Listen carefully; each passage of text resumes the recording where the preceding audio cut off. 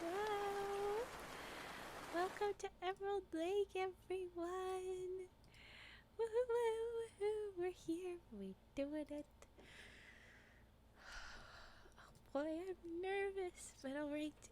I have my setup for getting ready for our origami ceremony. Ooh, I do want to see your meme cage. I do want to see that. A nice snipe there, Fett. You got the first. Oh my goodness, everybody! I'm so excited. I went and I did the work of setting up the mic arm in a new way so that it's maybe a little bit easier. Sorry for the wobbles. And I'm excited. Okay, so first up, what I'm gonna do is I'm gonna light this big old woodwick candle and I'm gonna move the mic closer to that. So that's the yeah, you even beat the stream element spot. It's true. Hi, Rose. I'm gonna light this candle, and we're gonna have the nice crackly sounds. There's been some weird sounds recently, ooh, so hopefully we don't hear much of that. But here, I want to see if we can hear this.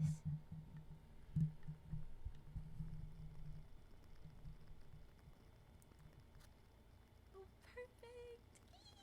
Okay.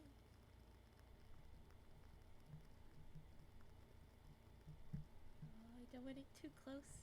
I want it safe. There we go.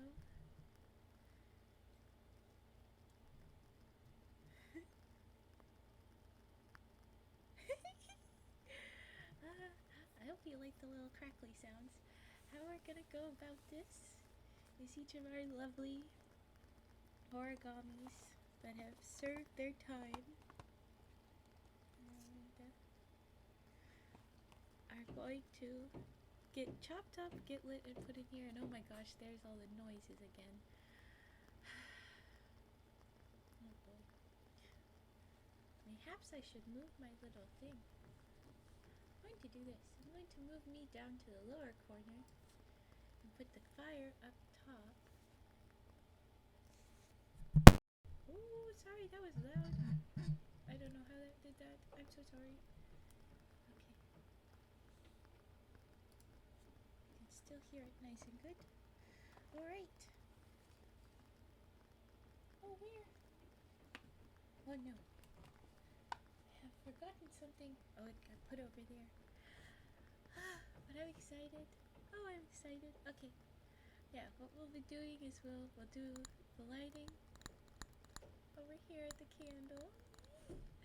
And then we'll let it burn away in the singing bowl because that's a little safe spot for it.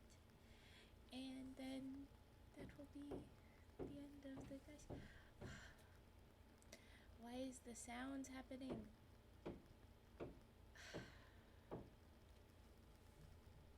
This is a great start, isn't it? Just so great. Okay, well anyway, I'm going to grab my scissors because if you redeem scissors, what we'll do is we'll snip up the next origami so that you get some snipping sounds before we burn it.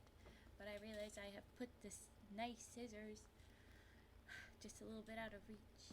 I'll be right back. Enjoy the crackly cracklies. And hopefully not the bonks.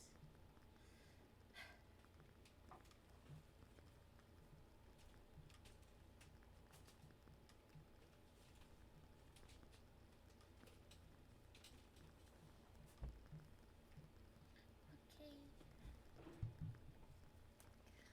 Let's go. Why does there have to be bonking from...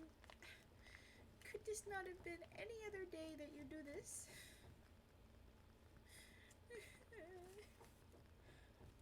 No, I'm not doing it. I'm not dealing with it. See the nice scissors. The nice scissors. Woohoo. They'll be out already. See who we're going to start with. Who should we start with? Well, the first one that wants to pop out is this big old crane. And I'm going to start with trying out the scissors. So I'm going to chop the crane into 3 pieces, and then we'll go. So 2 snips over here.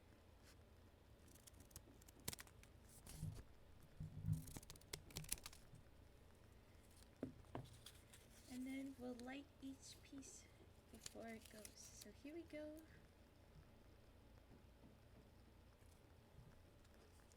There she'll burn. Ooh, look at it, it's so pretty because of all the colors. I have windows open, I have fan running, so I'm hoping this is not much smoke. Oh, but it is very smoky. It's already dying away. It's probably for the best.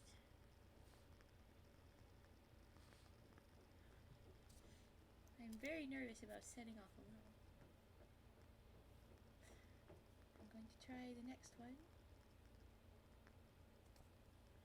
See if that catches the last one. Look at the pretty fires! Look at the pretty fires! Listen to the cracklings. Oh, goodness, look at it go. Like I said, I'm being safe with windows open and fan running. If there's extra sounds, I'm sorry folks, but safety is most important. So, yeah. Ooh.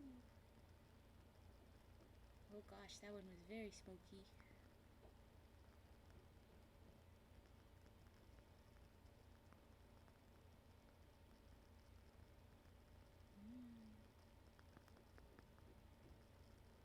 Look at it go. With the last piece of this crane, I say thank you very much for your service, crane. Or not crane, this is a swan. Last bit. Thank you for your service, swan. And away you go into Origami Afterlife. Please don't set up the smoke alarm. I very much agree.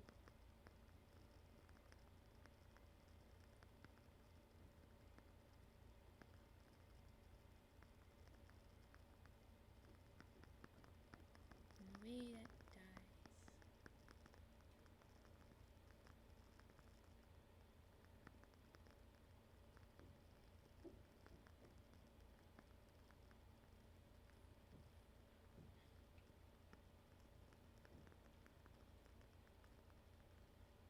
Oh, it's so pretty. Oh, it's so pretty. Okay. There's just a little ember there.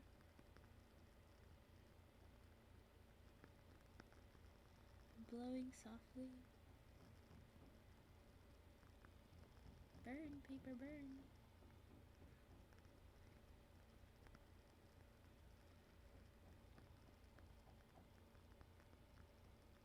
It's campfire time. Andy and Yevon, Andy, Ethan. Yes, little ritual. Saying thank you and goodbye to our origami that will crowd up everywhere. And sending it away before we make more origami soon. And I am so sorry for all the freaking loud. I'm blowing on it to try and get the little embers to keep moving. But I think it's dying away. I'll stoke it with the scissors. Check in. I think everything's dead. Yes. Oh no, wait. There's a little ember. Go, go, go. Sorry, I bonked it. Thank you, Pudgy. Thank you. I'm so excited about it all. This is so fun. Okay, I'm gonna make sure my other window is good and open because that was more smoke than I was expecting. Earthquake! Ah! But next up, well, the swans are easy to grab. There's a lot of swans. Let's try for a different one this time. Literally grabs 5 swans. Okay, one more time. Oh, who's gonna fall? Aha! We'll do a ninja star next. Shuriken. I'm gonna grab that window to make sure it's wide open. Supreme Frog eats people. Ooh. That'll give it a spin on everybody that wants to try and eat the frogs. I'll be right back. Getting that window.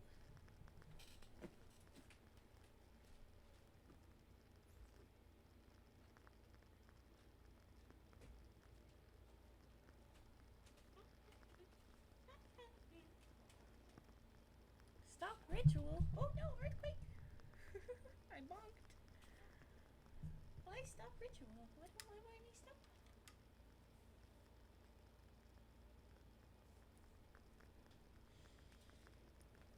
Going to think this little shuriken now. We're going to burn this little baby. So if anybody redeems the scissor snips while we're doing this, I'll be chopping up one of the little guys that we have before we burn them so that you can hear scissor slices. But otherwise I'm just going to be burning them each. So here we go with this guy. I'm going to try and let it catch onto the old one there so that they get all burnt up. Yeah, there we go. Ooh. Ooh, that was fun. That was very fun.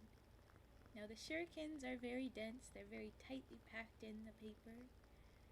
So it might take a little bit. Oh, I'm going to stoke it just a bit.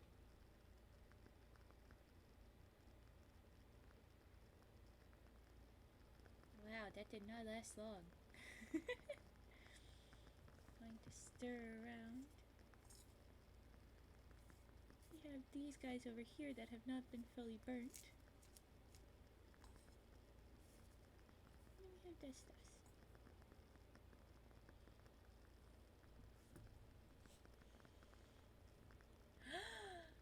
Hey! Oh my gosh. Oh, why is this not working? SUBATHON, the things is being dumb. But, thank you, Pudgy Tater! Thank you! Let's drop some money frogs! Money frog time! Money frog! Do a lot more, you gave lots. Money frogs, thank you so much for that! Wow! So does everybody subscribed? SUBATHON commence. Yes. I'm just going to quickly check. Why the heck is this not working? Thank yous. Oh, I'm excited. Scooby Bobby! Thank you for gifting that away. Let's give good little bunnies. Money frogs. Hi, bye. Welcome in. There's supposed to be a session count for the subs, and it should be doing its thing now, but it's not because it's being stupid. Thank you for sending that shout out for Vi. Stream Elements, what did you do? What did you do? Let's look at this. What the heck happened? Why is this not working? Why is this not working? I hope you like the crinkly little. I like it. This is why.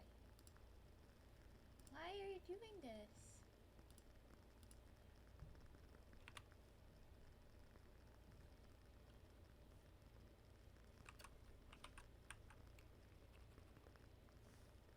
Okay, I need to just read up. This is not gonna go well. Why is Stream Elements being a meanie? I did all this prep. I did all I could. You should say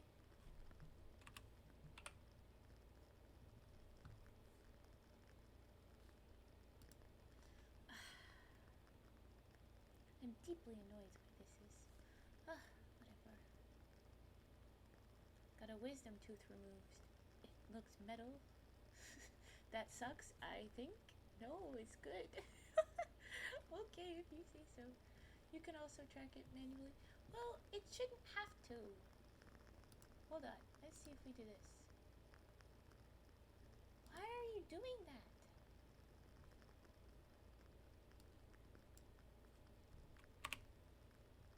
Now it's working.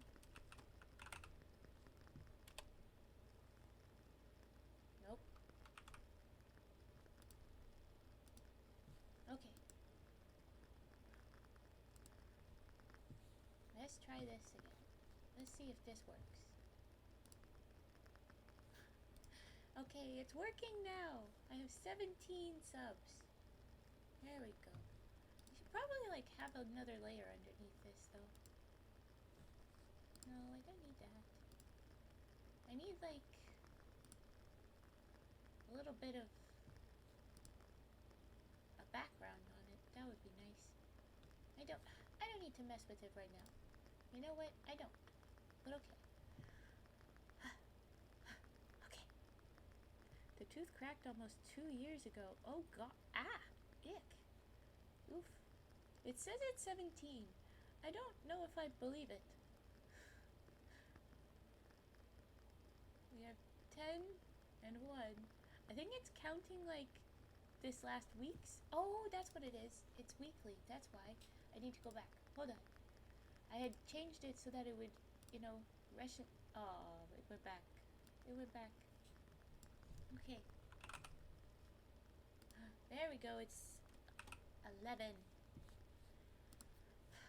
It's being so weird. It's so weird. Should be 11. Is very right. I was like, it's counting this week's because you forgot to change it, Raven. You dum-dums. It's okay. I resubbed too, but it didn't pop up, so it might be 12. Oh, Pidgey, Pudgy. I don't think it counted. I don't know why it didn't count. We'll consider it 12. We'll consider it 12 until it pops up. You have no... Oh, you now have dental insurance, so finally got it pulled. Well, frickin' finally. Jeez. Did they hit the share button on the resub? Ooh, thank you for the follow. Hakuhatsu. Welcome. Welcome in. Hakuhatsu. Very nice. Okay. So I fixed that, saved that, put it away, put it away. Where was? Okay, good. The chaos already began. Let's go put that there. And I will minimize that. But, hey, guess what? Oh, dang it. This was also supposed to be here. Let's see if it'll sit. That's not going to be very visible. It's not going to be very visible anyway. Oh no. Okay. Let's change this color. Maybe that will do. Good. Ah! Thanks for gifting. Oh, and there's Pudgy. Oh no, wait. Pudgy just gave another gift. You don't have to do that. Oh no, wait. 21. Oh no, my goodness, you guys. I can't keep up because I'm trying to make sure things are freaking visible. Okay, doing that. I'm going to select another color. Let's see how visible that is. That is not visible. That's not helpful. Dang it. That's not helpful neither. Ah! Let's keep with that one, okay? And then how do I? Okay, we'll do that. That was supposed to be up, but it wasn't for whatever reasons. Okay. Ah, thank you for that sub, Cage. Thank you, Pudgy Tater. Now it's 12, and then 13. I'm considering it 14 for you because you resubbed. I'll consider it one more than it should be. Let's drop my money frogs finally while I'm freaking paying attention. I have my milestones up now. So there you go. So the first one was to sing the songs I usually hum. So that's what we'll do. I'll be doing that. Now let's start another... I got another shuriken. I'm going to try... Actually, you know what? I'm going to fish out the old one and try and get it to relight. Because the little buddy... Well, let's try to use the scissors as a tweezers. I bonked it with my head. Oops. There we go. Because this guy didn't burn much. Let's try again. So that our new friends that have joined in get to see it. Look at it. It gets so colorful. Look at it. is so pretty. Okay. A little bit of air. Look at it. Ah, fat. Thank you. And it dies away again. Nice. Oh, you go. Ah, origami, that's an art. It is. And we have other streams where we properly do it, but I don't right now. Hello, Taha. Welcome in. Thank you for everything, guys. Oh, I'm just seeing the hydrates. Everything got so much. Hydrate. Ah, Mike. Oh gosh, that's bad noise. I have tea. I drank my tea. I do a good stretch and posture check. Good move, good move. Okay, I'm gonna try. It seems to be burning one corner of the shuriken at a time, and then it gets burnt out. Oh, it's still going. Never mind, but I'm still gonna light it right here. I'm using my little special fake tweezers there, so it will work. See if it'll light up the swan again. Yes, okay, look at that. It's green from the colors in the paper. I think it's so pretty. Look at it, so pretty. Cool. Are we burning stuff? Yes. Sorry. Explanation.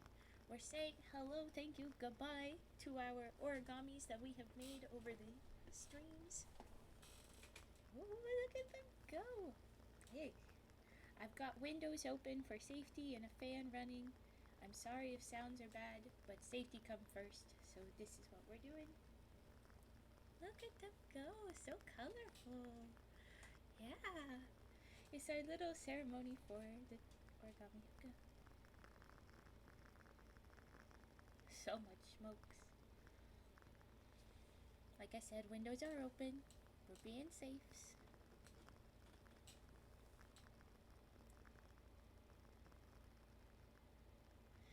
Once this little go is happy, I think it is, we are now going to do some of the songs. So I've got my songs that I usually sing on stream while I hum them, and we've had a few friends start yelling, hey, sing it, sing it. And so we're gonna do that. That's our first little milestone, so yay! Okay. Thank God you thought we were doing black magic. No magics. Just ceremony. Alright, it smells like a campfire in here and I love it. Okay. Alright, the first one doesn't have any words. The first one on my little list. This next week. Cage the ruin surprises. Just jokes. I will go ahead with the first one, but it's just per release, so it has no lyrics. Here we go.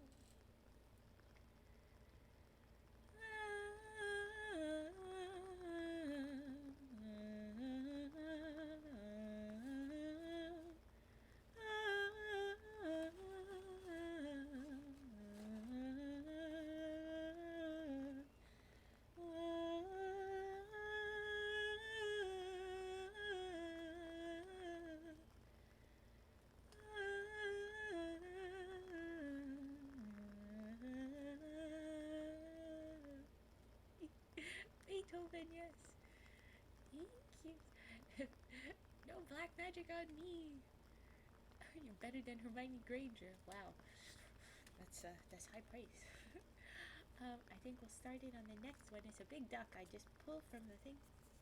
And remember, if you want me to start using the scissors, just use the scissor snips. Redeem, and we'll do that. Oh, the honk! Listen while you drive home.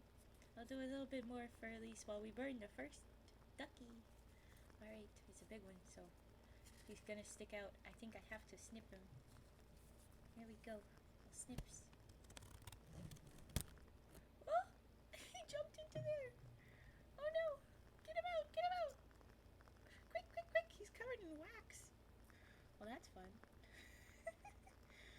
I chopped off his head and it jumped into the fire. I didn't even try. That was a suicidal duck a little bit.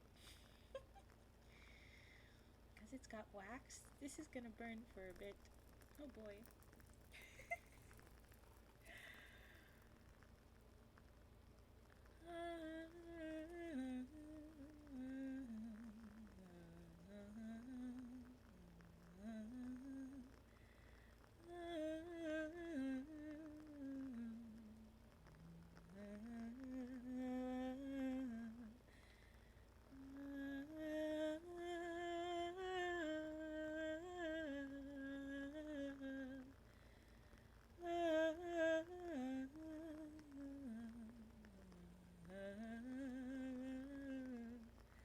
take it back. From what I've just seen, you'd be a terrible witch.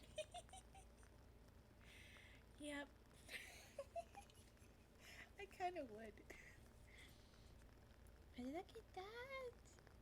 And then we just pull this little piece that never got burnt into there so that it properly burns. Yeah, there you go, there you go.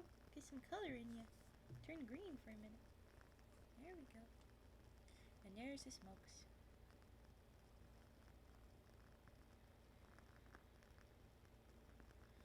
Okay, so the next song on the little list is Green Sleeves. Oh, I see a little hydrated bubble.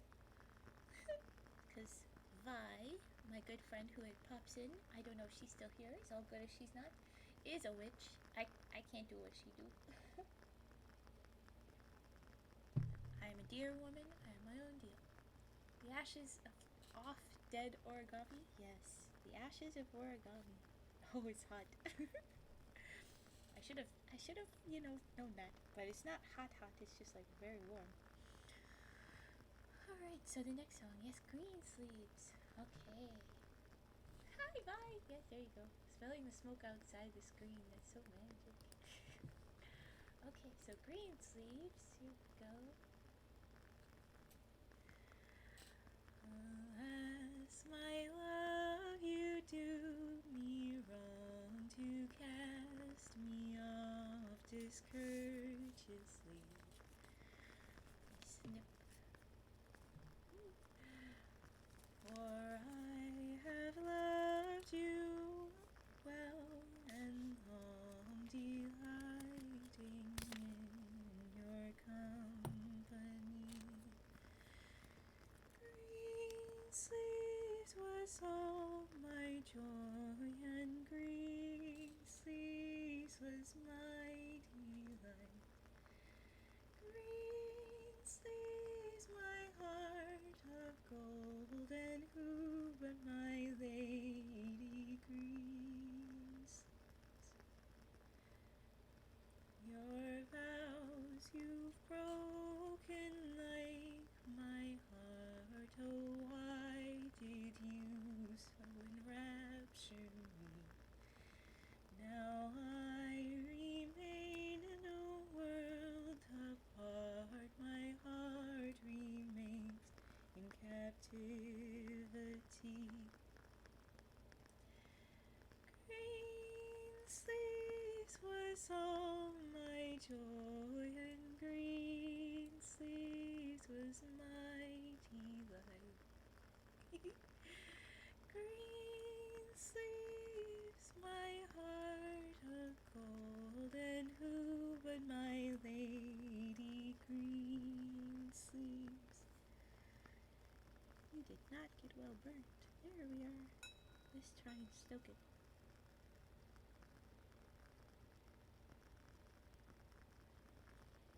Those embers are dying away. Okay.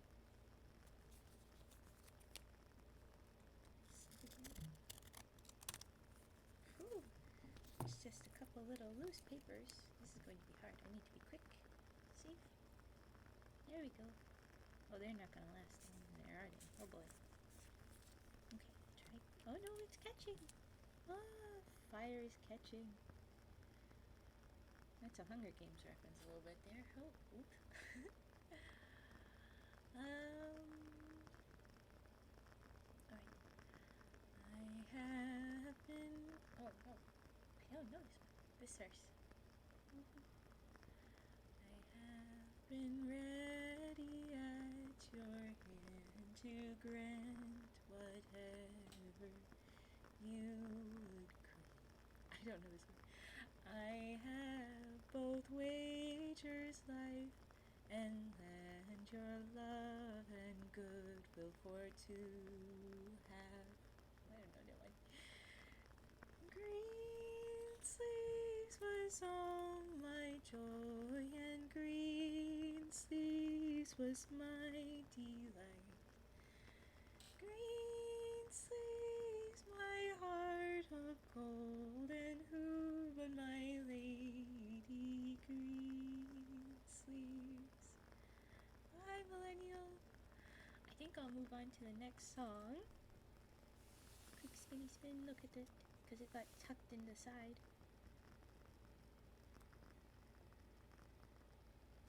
But the next song is one that's a very fast. I do too.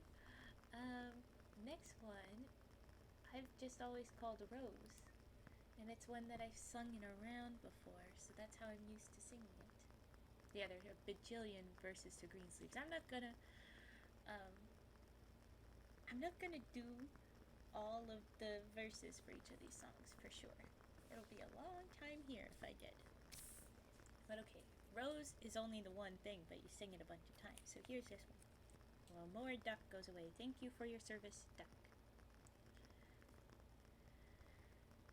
Rose, rose, rose, rose, will I ever see thee red?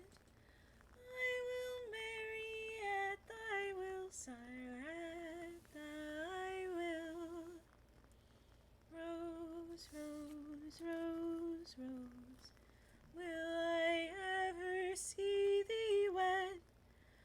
I will marry at my will, sire, at my will. So that's a fun little spin around. That's a fun little bit for that song is evening, Dunda, not the duck. Oh yeah, we already started the duck. You missed, Sir Duck. You will be missed. Oh, definitely. The green flames are so cool. I love them. Oh, sorry. Yes, I put the mic close for that, and then I was quiet. I'll try again. But the point with Rose, that song is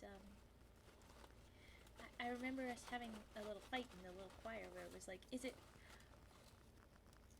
I will wed for like when you are ready, or for me? Because it's thy will or my will. Could be either one. So I'm gonna try again. Here's a lily. We're gonna say goodbye to this red lily. We haven't seen red yet in the fires. I'm very interested to how this will come. But I'll sing Rose again a little bit more. Rose, rose, rose, rose, will I ever see thee wed? I will marry at thy will, sire, at thy will. Rose, rose, rose, rose, will I ever see thee wed? I will marry at my will, sire, at my will. Rose, rose, rose, rose, will I ever see thee wed? I will marry at thy will, sire, at thy will. Rose, rose, rose, rose, will I ever see thee wed? I will marry at my will, sire, at my will. I think that's one of my favorites that we sing. This one and Beethoven. But there you go. That's Rose. Thank you guys. You're so nice. We need to convince Raven to do a singing stream. This is it. I put it at the very front for this stream so that you guys can have singing and fire ceremony. It would be all very pretty at the start. Look at our little ashes. It's hot, so I gotta be quick. I could also spin from the pillow like I'm supposed to, but I keep forgetting. I'll spin it around so that we can get better views, but yeah. Anyway, okay, so the next one is a little lotus. I'm just pulling kind of randomly, and I wanted to do each of the new ones. I have held off. I've saved quite a few in here, so they're not all going to go, because I still have some videos to make where I'm showing you guys how to make them. So like the hats, quite a few hats are sticking around. This guy, which we only did once. And sumos, keeping sumos. All the other sumos are tucked away along with the frogs. They're not getting burnt.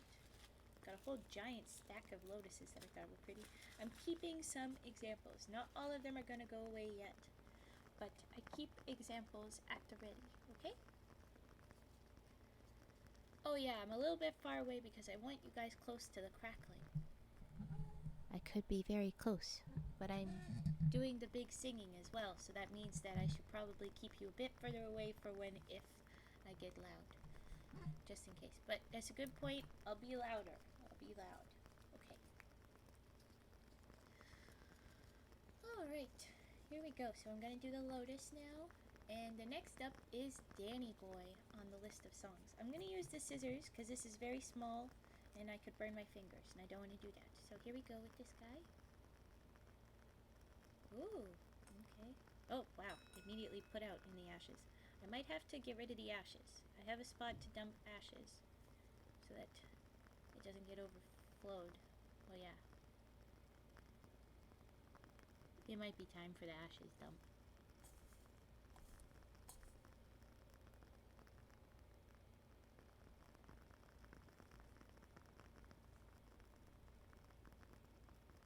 There we go.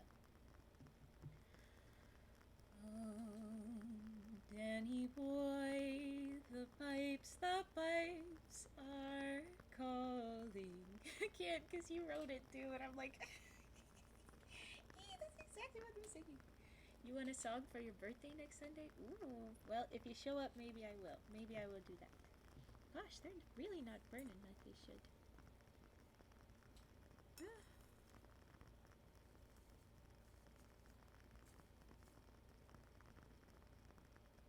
We need somebody to burn this. I'm gonna put somebody else in that's a good fire starter. One of the little swans. That'll do it. Okay. Gonna go for it. Goodbye, pink swan. Going to catch the fires. There we go. Make the others burn, friend. Okay. Danny boy, the pipes are calling. From glen to glen and down the mountainside. The summer's gone and all the roses falling. 'Tis you must go, and I must bide. But come ye back when summer's in the meadow, or when the valley's hushed and white with snow. For I'll be there in sunshine or in shadow. 'Tis you must go, and I must bide. Oh, sorry. What? Oh my gosh. My brain just goes. I mixed that up. Sunshine or in shadow. Oh, Danny boy, I love you so. But when he come and all the flowers are dying, if I am dead,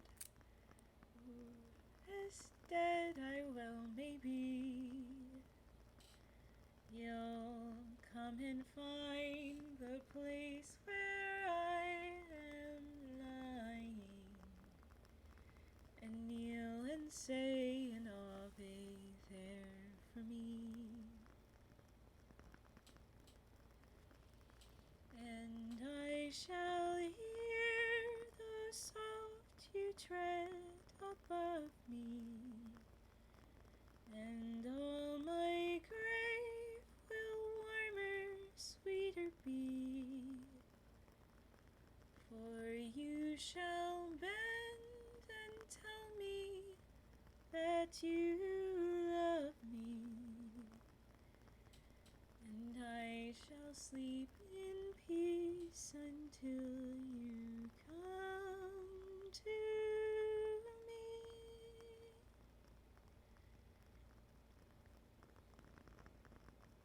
Bird, little swan. Thank you guys. guys, and welcome 113686. Thank you, follow. Thank you very much for joining us. Thank you for the follow. If I hear, the first thing I always hear is Jacksepticeye's crow screaming. Oh, the pipes. Ah, no, not that fun. I think I'm gonna finish this little swan up again. Let's see.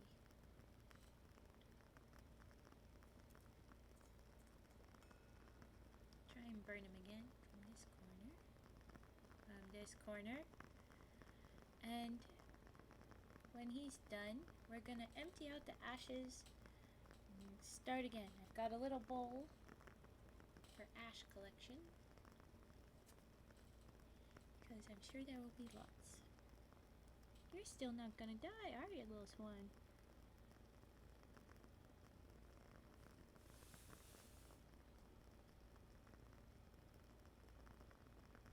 The next song is the weird one that sometimes gets people in, it gets in people's heads. Some folks do. It's a goofy old song. Ooh, ding. Let's try you one more time, swan.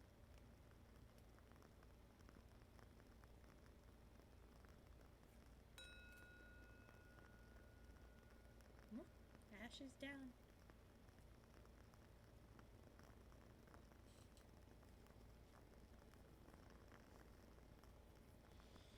But it's, some folks do Phoenix from its ass.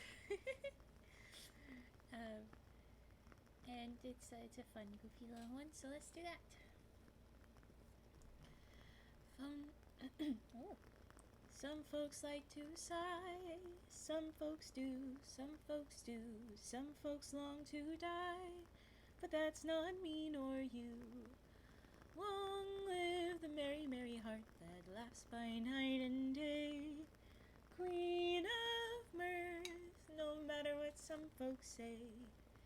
Some folks fear to smile, some folks do, some folks do. Others laugh through guile, but that's not me nor you. I knew you were, Cage. Long live the merry, merry heart that laughs by night and day, Queen of mirth, no matter what some folks say. Some folks fret and scold, some folks do, some folks do. But they'll soon be dead and cold, but that's not me nor you. Now, 'cause it's hot, while I tip this out, I'm gonna use this little cloth. Oh, I need 2 cloths. I don't have 2 cloths. I'll do it. Oh, I've got tissues, though. I can make tissues as long as I don't get them close to the fire. Okay. Yeah, I like that. Okay, go, go, go, go, ashes, go. Okay. There's the majority of our ashes.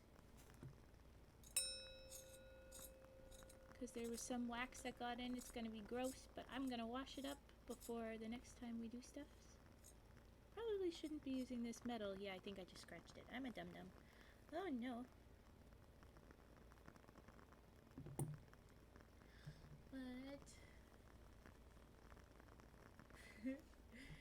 gets stuck in your head sometimes. It's a very old one. You're permanently banned from typing this channel. Ah! I don't think you have. I'm going to try and dump just a little bit more. There we go. Ah, no wait. There we go. I need to find a softer thing to scrape the bottom out with. Okay. Away you go, ashes. I'll do the last couple verses of Some Folks Do, because it's still going. And let's cut up another ducky. Here we go with cutting up a ducky. Some folks fret and scold, some folks do, some folks do, soon be dead and cold, but that's not me nor you. Long live the merry, merry heart that laughs by night and day, Queen of mirth, no matter what some folks say. Some folks get gray hairs, Some folks do. Oh wow, that was a lot of smoke for that guy. Oh boy. Okay. Some folks get gray hair. Some folks do. Some folks do. Brooding o'er their cares. But that's not me nor you. Long live the merry, merry heart that laughs by night and day. Queen of mirth, no matter what some folks say. Some folks toil and save, some folks do, to buy themselves a grave. But that's not me nor you. Long live the merry, merry heart that laughs by night and day. Queen of mirth, no matter what some folks say. Ooh, that one really came back to get me. Away you go. That was Some Folks Do. Whoop, whoop, whoop. It's a fun one. I enjoy doing. We're not cooking nothing. Unironically a bop. It really is. It's really fun. It's just it's an old boy. Smoky, smoky, smoky. Windows are open for safety. I'm sorry if there's noises because of said windows, but hey, safety first. I say that a few more times. Joke's on them. I will never get a gray hair. I'm already bald. Ha ha ha. Take that, song. Very good. I see we've got some sniffs that I've been ignoring. I'm halfway through my little song list, so I think I will go ahead with some sniffas. We'll do it. Ha ha ha. I'll go ahead and start setting it up. Oh, Dum just subscribed. Thanks, Cage, for gifting that. But you're not supposed to spend money. You've already done enough. You've already done enough monies. Stop with the monies. Protect your monies. Well, there you go for this sub, Dum-Dum. We're at 15. Woo, woo, woo, woo. Kind of 16, because I know that Pudgy redid their sub. It just didn't do the thing. I behaved, but I wanted to thank and praise for the singing. You don't have to give money for thanks. You don't have to give money for thank yous. Okay. I won't fight you. Alright, current trigger button up. Here we go. I'm gonna put up sniffs. Not snimiffs. Sniffs. Sniffers. So I'm gonna pull the mic away from our lovely candle burning. Do-do-do. Now we're gonna do sniffers. Ha ha ha. Okay. So let's send this guy, hopefully, to where they'll fit. Okay, here we go.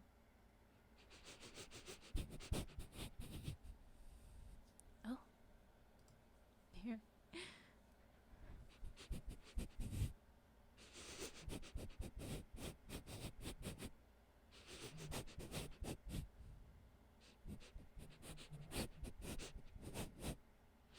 Smell like smoke?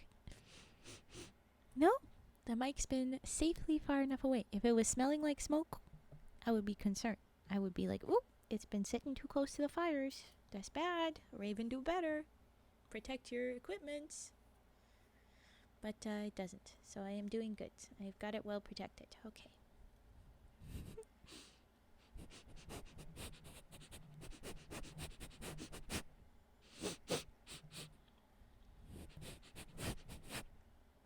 Yes. It's good. It smells good.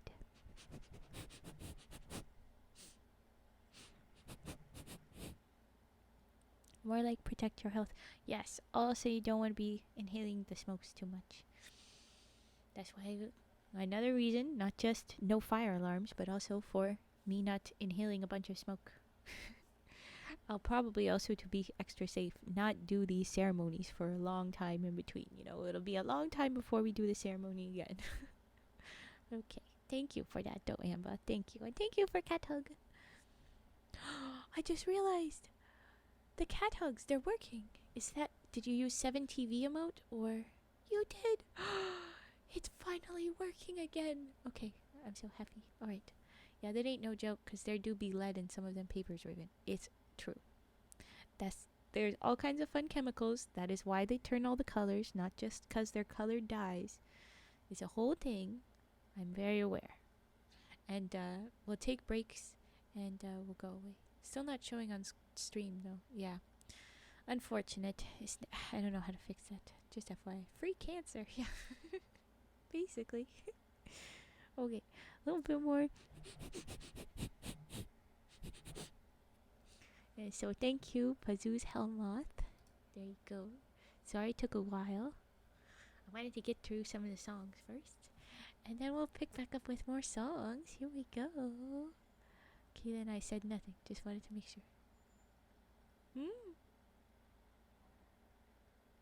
Oh, we got any sea shanties as well. Yes, buddy. We're just not there yet. You've heard me hum them. They're coming. Just had to take the break for the sniffers. I'll put them away. We'll do boop and a boop. So that they're tucked away. Yeah, we're just about there. You knew it was a lead in the paper. Oh. Well, I knew that there's different stuff, but I don't know lead specifically. Alright, we have Once Upon a Dream, which I don't always sing very well because it's very high, very nasally. So forgive me if I fail.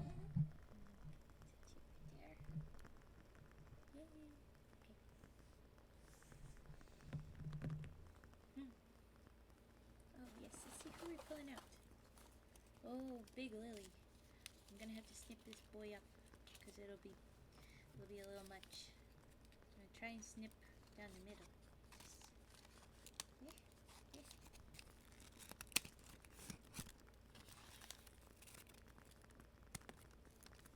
Okay, half a lily and then half a lily.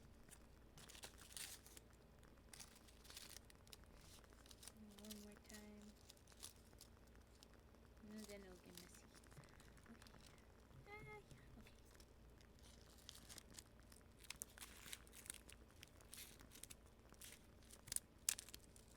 There we go. 4 pieces. Alright. Okay.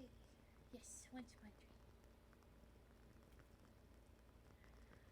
I know you, I walked with you once upon a dream.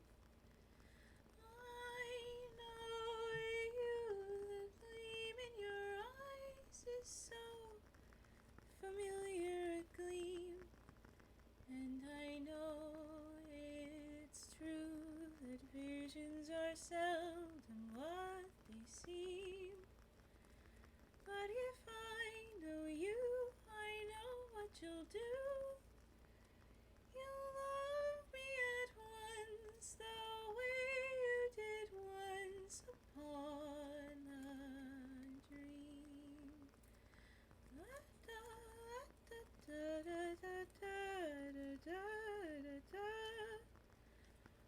But if I know you, I know what you'll do. You'll love me at once the way you did once upon a dream.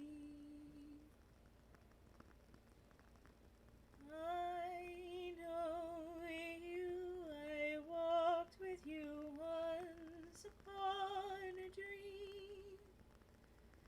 I know you, the gleam in your eyes is so familiar a gleam. And I know it's true that visions are seldom all they seem. But if I know you, I know what you'll do. You'll love me at once the way you did once upon a dream.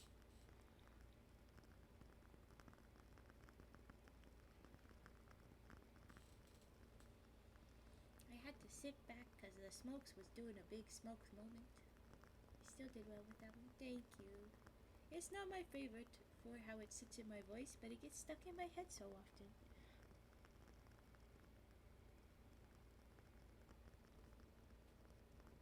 Didn't realize how high that got. go very high.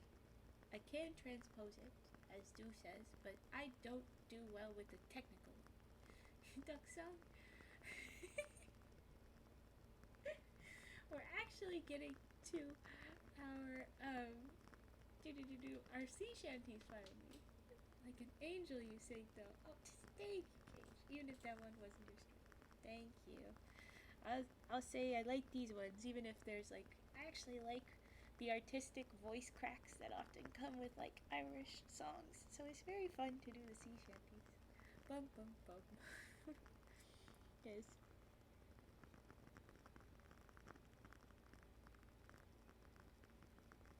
Go go go.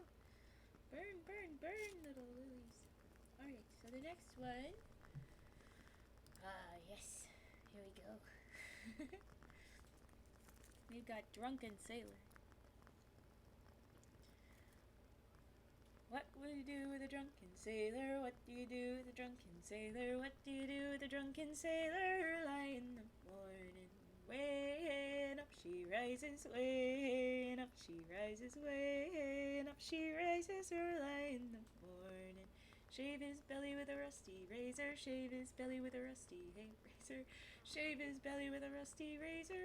Early in the morning, way up she rises, way up she rises, way up she rises. Early in the morning, put him in a longboat till he's sober, put him in a longboat till he's sober, put him in a longboat till he's sober. Early in the morning, way up she rises, way up she rises, way up she rises. Early in the morning. I realized I just kind of doused that when I lit it, and then I ran it where it had no oxygens very quickly. There we go. A little bit of green. Stick him in a scupper with a hosepipe bottom. Stick him in a scupper with a hosepipe bottom. Stick him in a scupper with a hosepipe bottom. Early in the morning, way up she rises, way up she rises, way up she rises. Early in the morning, put him in the brig with the captain's daughter. Put him in the brig with the captain's daughter. Put him in the brig with the captain's daughter. Early in the morning, way up she rises, way up she rises, way up she rises. Early in the morning. That's what you do with a drunken sailor. That's what you do with a drunken sailor. What? That's what you do with a drunken sailor. Early in the morning, way up she rises, way up she rises, way up she rises. Early in the morning. I went for all of them with the drunken sailor because it's just a classic one and I'm not putting in much effort on it. But there's our first samurai hat that's going, also very densely packed. Gonna do a slow burn. Alright. Love the sea shanties? Yes, they're good, they're good. Ooh, I have a rule here for myself. Because after one sea shanty, the next ones start to sound similar and my brain gets muddled. I'm gonna quickly double check the next one before I actually sing it.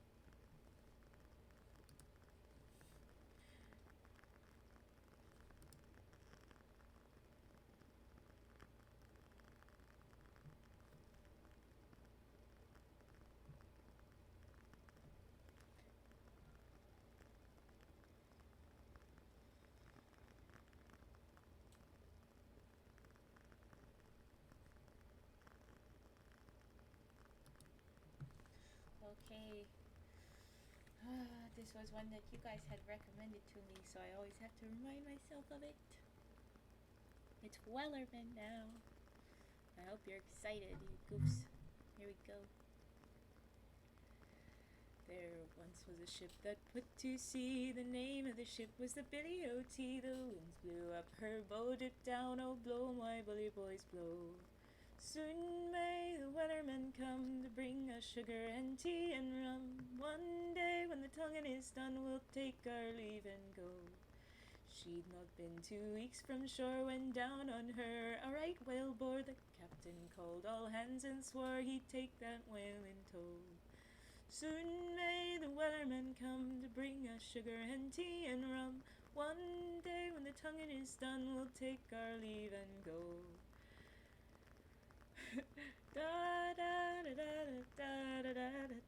And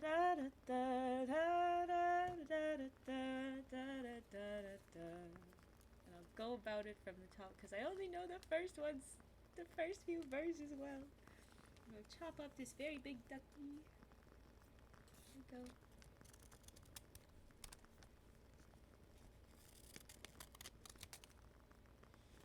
And then we'll start in on this duck burning.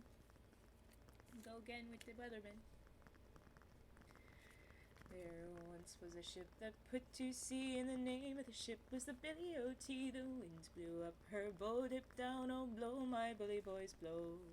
Soon may the weathermen come to bring us sugar and tea and rum. One day when the tonguing is done, we'll take our leave and go. She'd not been 2 weeks from shore when down on her a right whale bore. Captain called all hands and swore he'd take that whale in tow. Soon may the weathermen come to bring us sugar and tea and rum. One day when the tonguing is done, we'll take our leave and go. Da da da da da da da da da da da da. And there you go, with that being the weatherman. We've only got one more official song lined up. So I'm gonna listen to that one again too, because like I said, with the with these guys, when I don't really know them, because you guys recommended them to me, they get mixed up because they, you know, you get one thing in your head.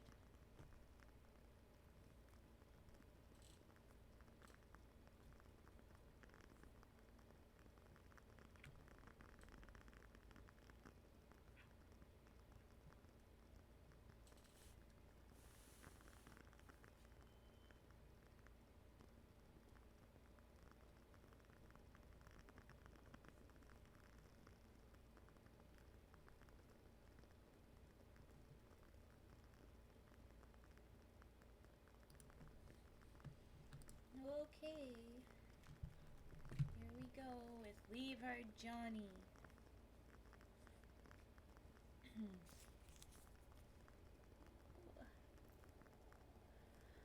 I thought I heard the old man say, leave her, Johnny, leave her. Tomorrow you will get your pay, and it's time for us to leave her. Leave her, Johnny, leave her. Oh, leave her, Johnny, leave her. For the voyage is long and the winds don't blow, and it's time for us to leave her. Oh, the wind was foul and the sea ran high. Leave her, Johnny, leave her. She shipped it green and none went by, and it's time for us to leave her. Leave her, Johnny, leave her. Oh, leave her, Johnny, leave her. For the voyage is long and the winds don't blow, and it's time for us to leave her. I hate to sail on this rotten tub. Leave her, Johnny, leave her. No grog allowed and rotten grub, and it's time for us to leave her. Leave her, Johnny, leave her. Oh, leave her, Johnny, leave her. For the voyage is long and the winds don't blow, and it's time for us to leave her. We swear by rote for want of more. Leave her, Johnny, leave her.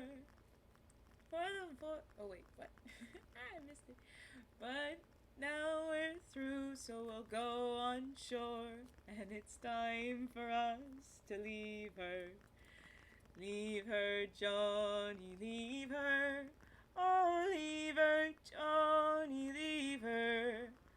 For the voyage is long and the winds don't blow, and it's time for us to leave her. There you go. You goof buckets. There's all your songs. I've done them all. Is there any we would like to get back? We want to do another round of any of them? You may only request one more sea shanty because, like I said, those ones get in my head and I get mixed up. Oh, thank you for the hydrate. It is very much time for hydrate and posture check and such. Thank you. I was shrimping. You caught me.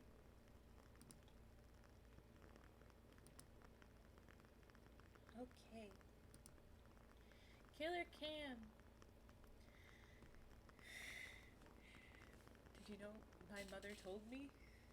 I don't think so.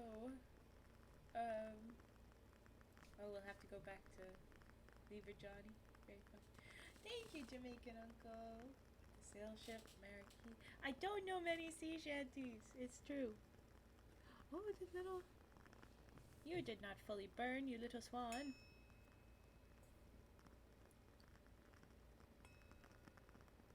Let's catch you on fire one more time. There we go. I was saying, Killer Cam, do you want me to snip up one of these, or do you want a separate scissor snips? Say origami or not origami scissors. And I will do whichever one you prefer. I was gonna gift you a sub, then I remembered Raven scolding. Yeah, so someone else gift Jamaican Uncle a sub. I'm joking, I'm not trying to force that. Origami. Okay, deal.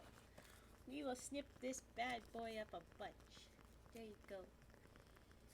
It's the name of the song my mother told me. Heard it from Viking series. Ooh. Sounds fun. Okay. Here is a bunch of snippings of the origamis. Here we go. Ah, he's in the freaking wax. I did it again. The head bounced right into the wax. He's not burning because of the wax. Well, there we go. Now he's really burning. Oh boy. I'm a mess. Let's wipe off this. Let's wipe off this goo. This sounds like a good idea. There's goo on the scissors. Get rid of the wax. Okay. Ah. Okay. We'll keep snipping. We'll keep snipping. Or the hammer and the anvil song. Galongus Johns. I don't know them. I'm sorry.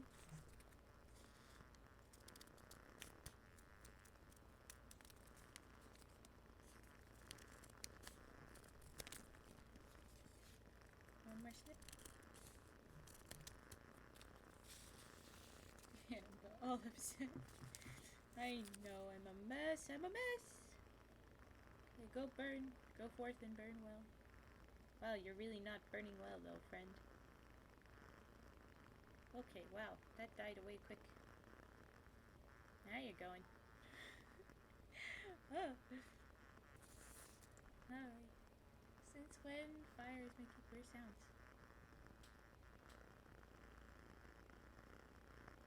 It is. I think it's cause it's got all that wax. It needs a break, but it's cause it's too wet, you know? It's be farty. How are you still not burning? Ding.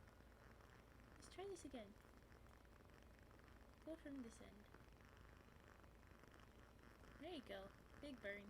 Big burn. Alright. It's never too late. Oh, goodness. Alright. Did we have any requests for any of the songs to happen again? You said to come back to Lever Johnny again at some point. Happy to sing along with the rest of this. If not, we can start our little chats. Okay, go. It'll be time for ashes dumping in soon. Keep hearing a train. But we're at though. Some folks do. You got it, my guy.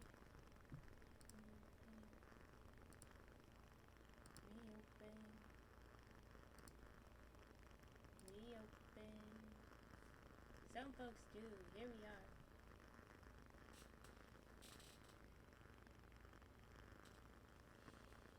Some folks like to sigh, some folks do, some folks do. Some folks long to die, but that's not me nor you.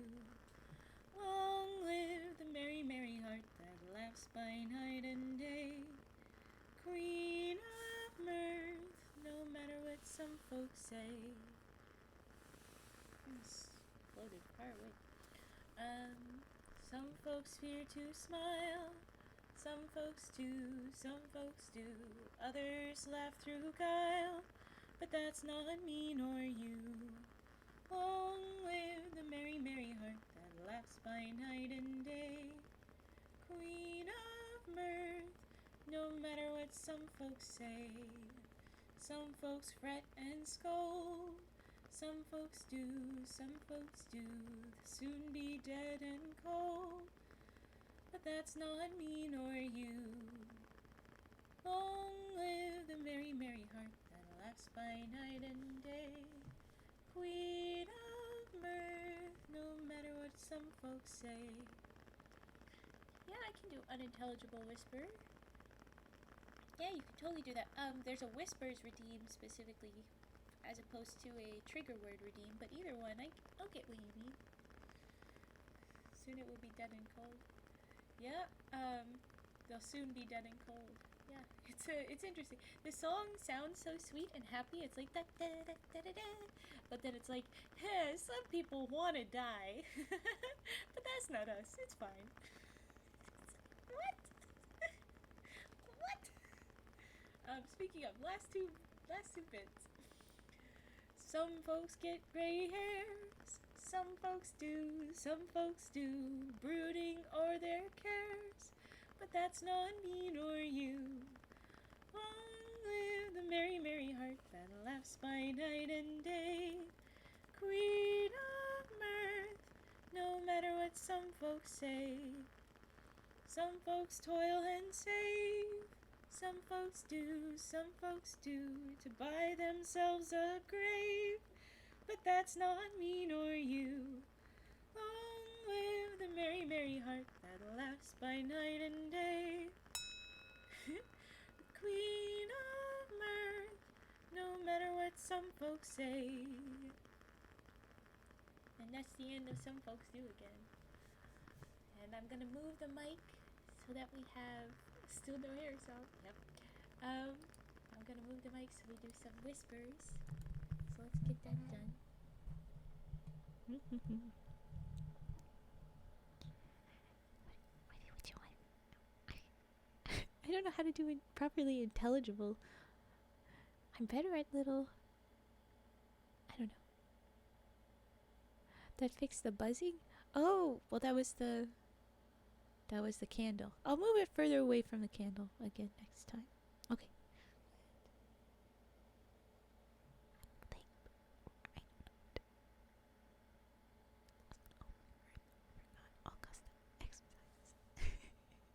I don't know what to say with the unintelligible because I'm so close you can definitely hear me.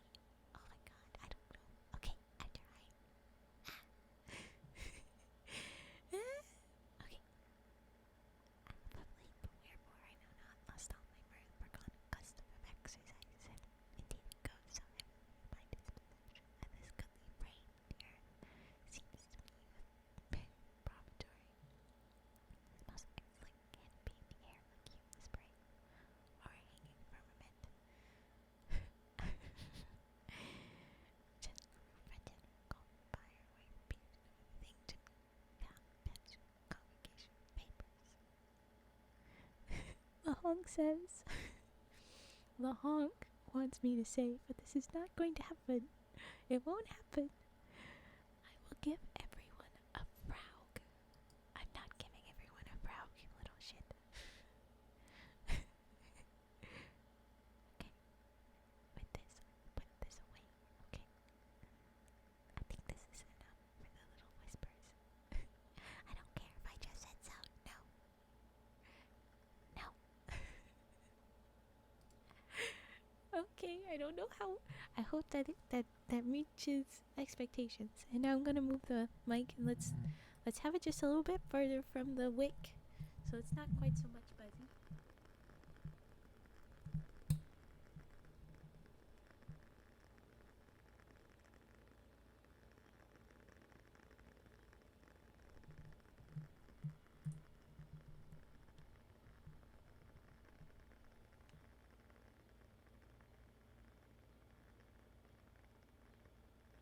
think that's a good sign. Is this a good spot?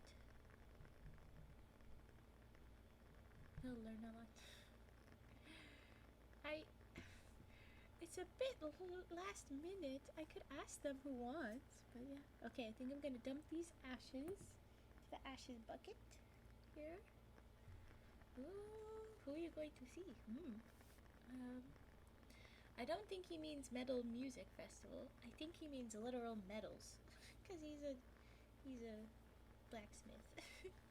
Okay, here we go. Come back here. You need the both hands.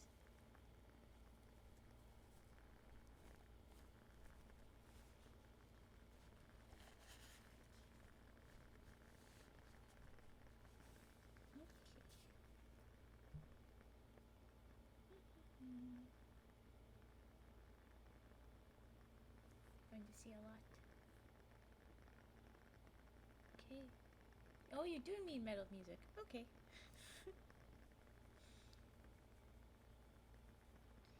Alright, ashes go away. Let me keep going. What do we have now? We have a couple of ducks, including the crumpled duck from very recent. Oh, I need to plug in my camera. Okay, there's gonna be an earthquake a little bit. Beep. Okay, better than it could have been. No, they're still quaking. Sorry. Okay, better. I mean, who better to work with metal than a metalhead, right? Yep. Okay, little duckies. They're still little duckies. They're so sad. I wondered if I should hang on to this guy, but I told you that he would not live long. But we're gonna get rid of him. Okay. Bye-bye, duckies. Okay, ducky one. Ooh. Started off very darky, purpley. Go, ducky duck.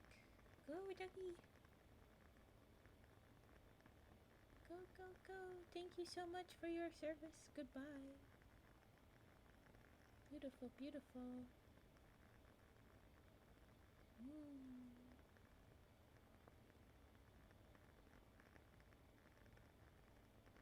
Wow.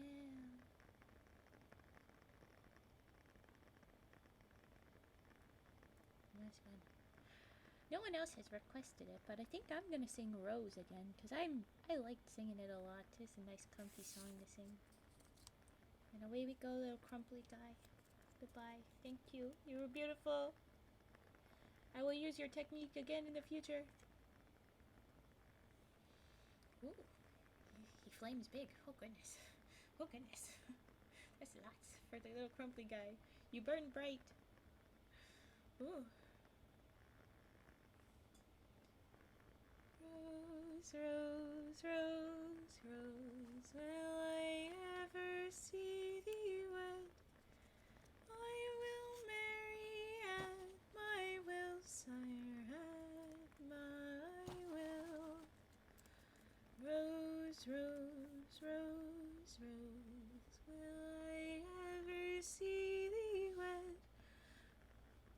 I will marry at thy will, sire, at thy will. Rose, rose, rose, rose, will I ever see thee wed? I will marry at my will, sire, at my will. Rose, rose, rose, rose, will I ever see thee wed? I will marry at my will, sire, at my will.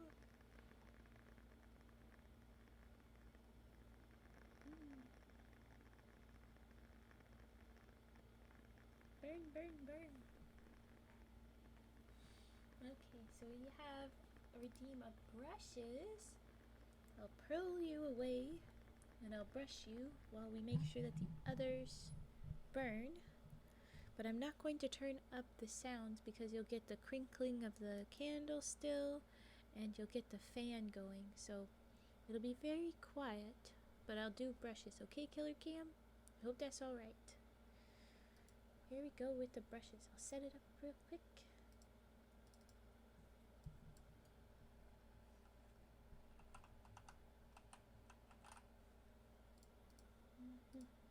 Oh. We're not going to be able to do the singing bowl, unfortunately. It's currently in action. And very hot, so that's not going to happen. Sorry, friend. We're going to have to redeem that one. I should have turned that one down. Like I turned it off, but I haven't yet. Okay, we'll do brushes, and I'll make sure I pick this guy up and relight him.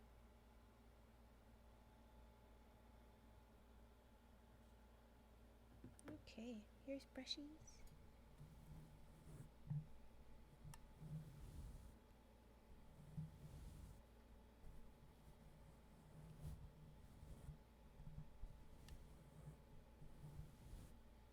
I wonder if it will be louder like this.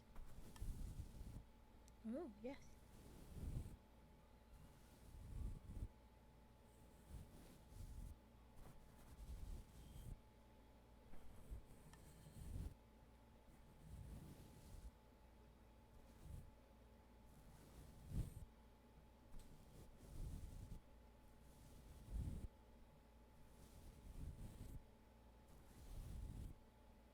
Hello, El Chiquitas. Hello, hello.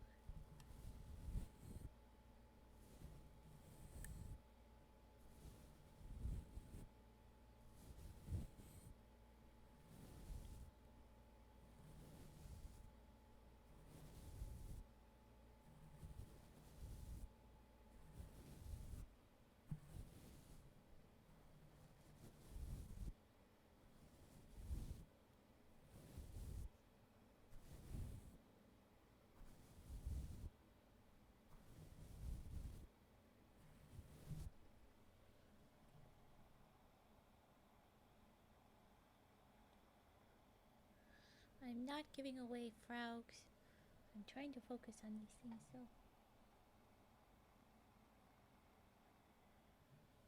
Alright, more brushies, more brushies. No, not really.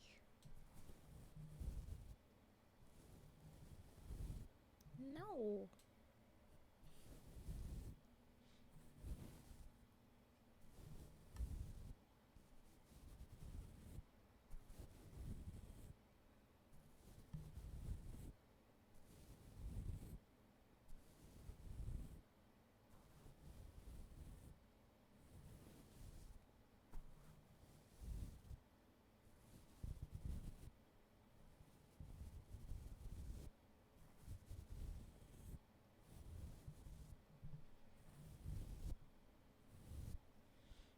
Okay, and there's our brushies. Hope that's all very good for you. I'll put that away. We'll get the next ones going. Okay. Ooh, look at him go.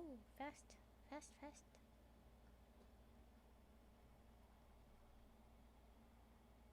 Oh no, I was trying to help it and I blew it out. My attempt backfire. Oh no, ashes are falling in. I have to go quick.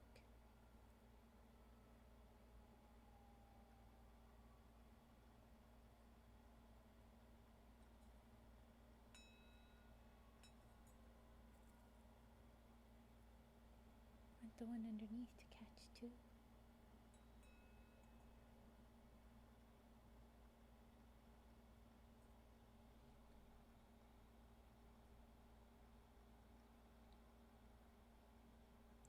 Unhelpful. Did not get this one.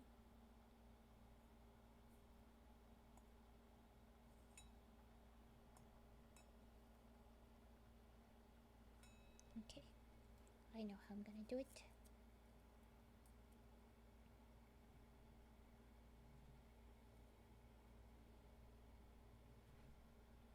That'll do it. Wow. Okay. Away they go. Burn, burn, burn.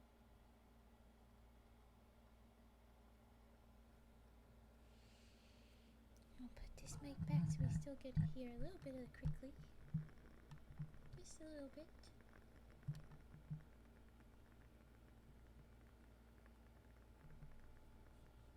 Go.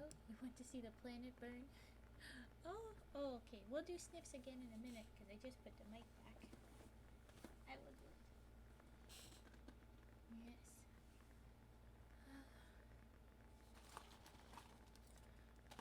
Sounds like it'll be fun. Yeah, you have to work there, but it sounds like it'll be lots of fun, Dunda. Let's get this green guy going after the blue guy's butt is done.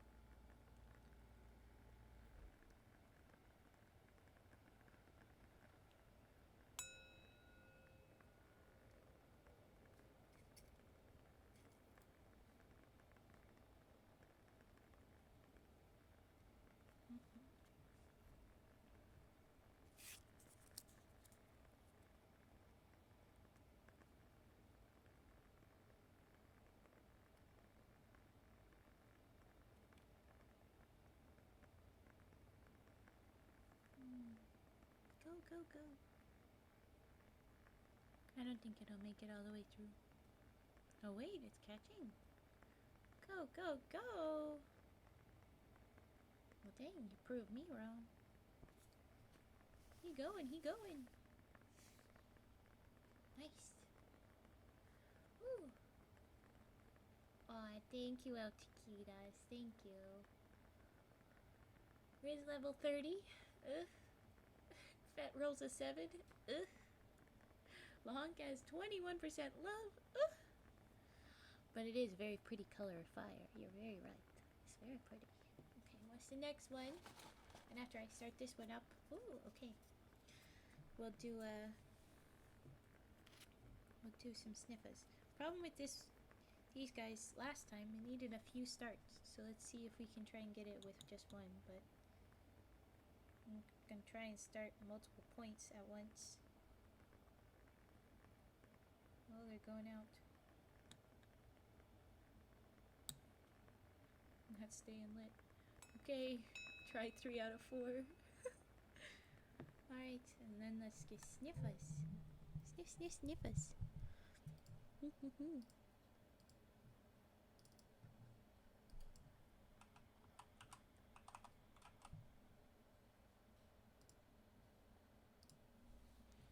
we're gonna have to try that again.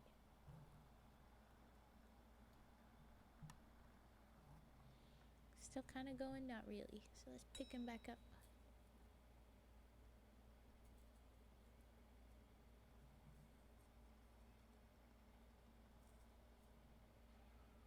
Okay, here we go.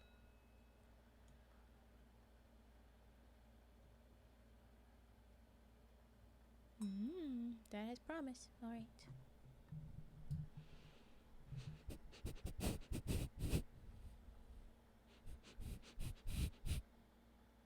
Oh, thank you for that, Petster. That's a perfect little message. Thank you. Okay.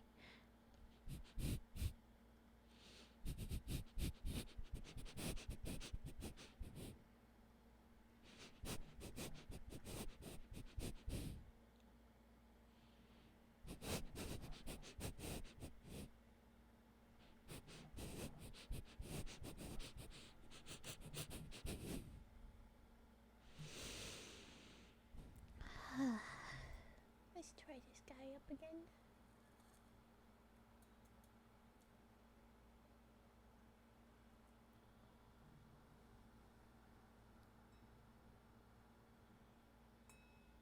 He just doesn't want to burn.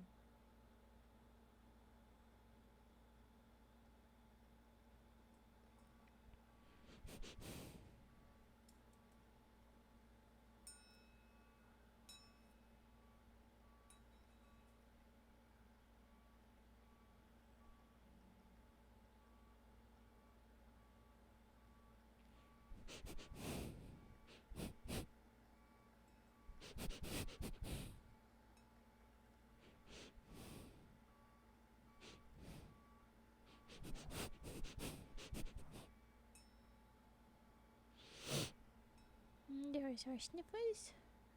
Going to try and give more attention to this little guy. Origami burns in hell. This is who I. No, he doesn't burn in hell. He's very gently burning, like incense for us. Hi, Shiro the Great.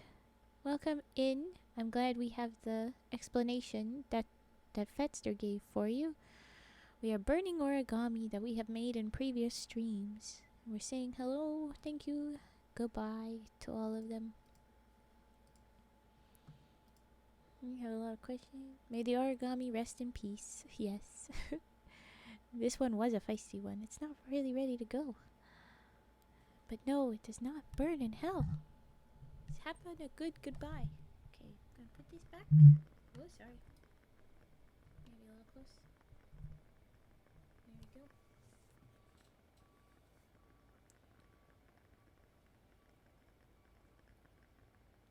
It looked like a little flower of burning. That's cool. Alright, then the next one. Here we go.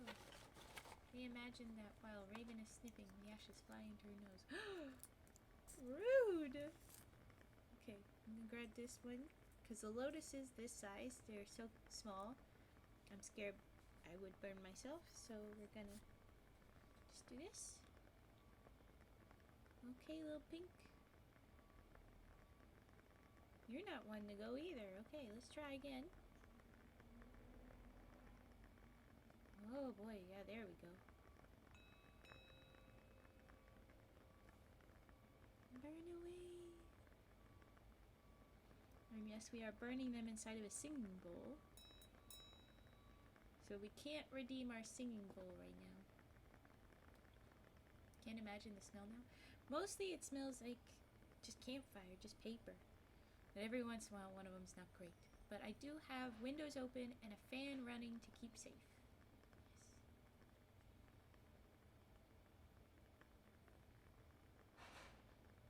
And that would be because of the open window. The little sound you probably heard there. It's for safety, so it's just what we have to do. If there's sounds, then too bad.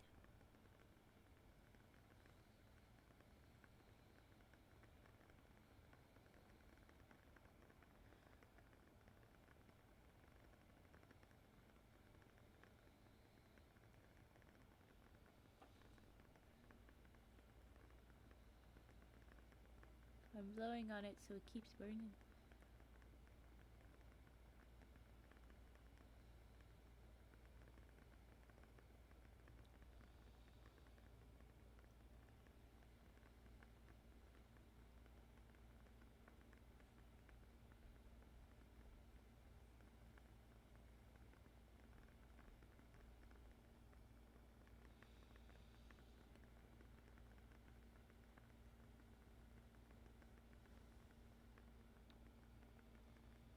There we go. Oh, we take a big breath away from the smokes though now. Until the skunk come back. Oh boy, yeah. Wee woo woo woo, coming through, water blasting the singing bowl. Yes, if need be, we will do that. I don't have water, is what I was gonna be careful with, just because there's some chemicals in it. I have fire extinguishing bowl to cover and eliminate air getting to it. And a plate for if that keeps going, because there's this guy and there's this mat here that we can like cover and then slip onto the plate if there was a problem. I'm on top of it. I'm fire safety. Fun fact, Raven has had a tiny bit of training with fire safety, firefighter stuffs. Obviously didn't stick around. Obviously couldn't stick around, but got to learn some things. Because I'm a deer woman, I couldn't really fit in. But I could try. Here we are with another one to go. Wait, guys, listen. Can you hear it?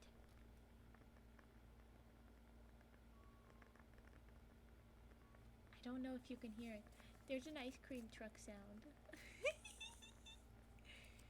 Getting your antlers on fire isn't worth it. No, it's not. As a forest denizen, it makes sense to know Yes, yes. Okay, take this. Take it.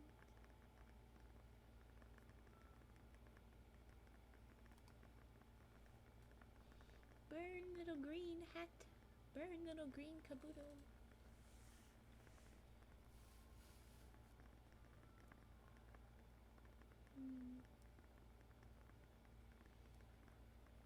The veg time has come. Alright, nighty night. Thanks so much for joining, Amba. It's good to see you. Sleep well. Take care. Let's give a little doo-doo-doo-doo.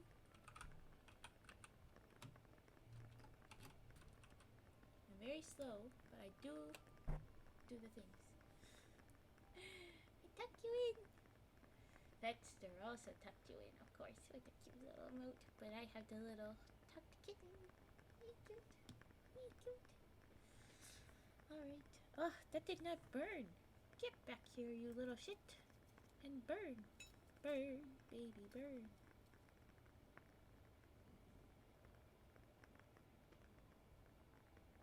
Wow, lots of smoke over there.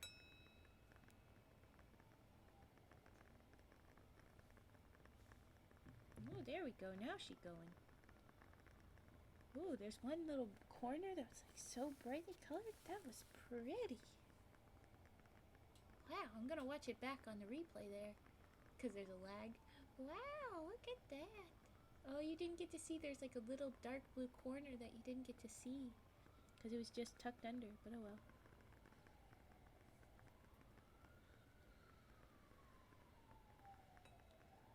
There's an ambulance. Oh no.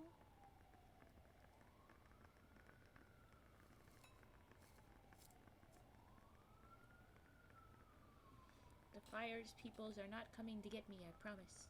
I'm being good and safe. Wee woo! And another green. Let's see if this one burns similar. I want to burn from the tip, I think. Go, go, go! Go, go, go! It's pretty.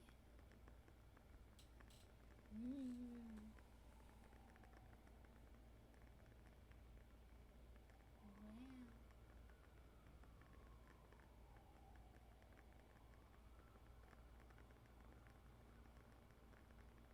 It's so pretty. See that this guy hasn't properly burned. I'm gonna try him again. Maybe we'll see his pretty color again. Nope, just straight to black and charcoal. Okay.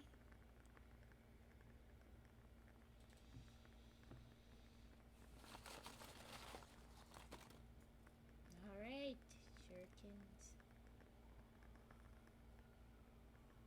I tend to both burn slow. Very, very slow. Oh, there's some color. You see the colors? Oh, I shouldn't move it. It's gonna die away. Oh, of course it did. Okay, try a second one. I should go like this. There we go. Oh, this bad boy is stinky.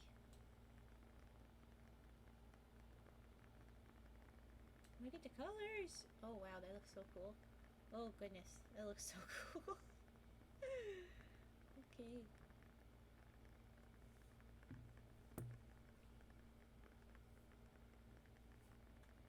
After this one, I'm gonna stand up and sniff right at the window, just because this one is a stinky, and I should be safe. And so we'll do a be right back, but we'll make sure that this guy burns before we do.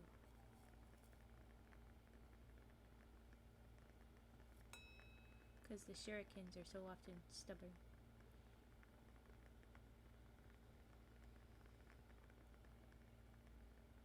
Okay.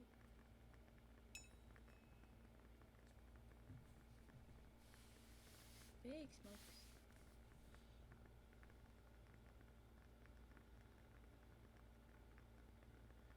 Brings to mind memories of an art camp. Wow, okay. Definitely chemical smells.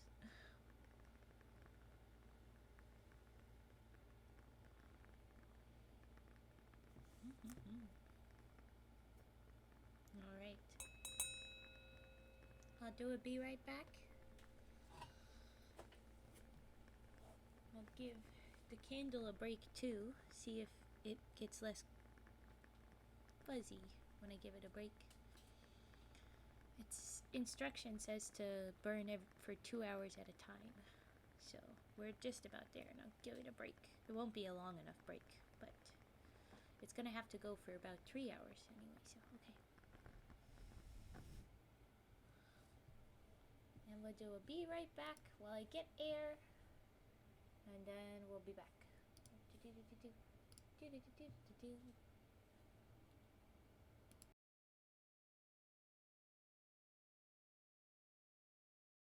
Wait a minute, a cage raid with 4 viewers.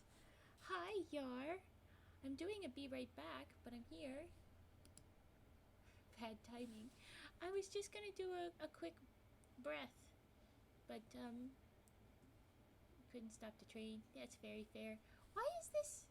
Why are you doing this? Be right back. Why are you not having the image? Why is it doing the blackout? It shouldn't be doing that. Why are you doing that? I know why. I understand. It's supposed to say loop. It's not looping. I'm gonna be here. I'm here. Frigid says his angers. Of course you do.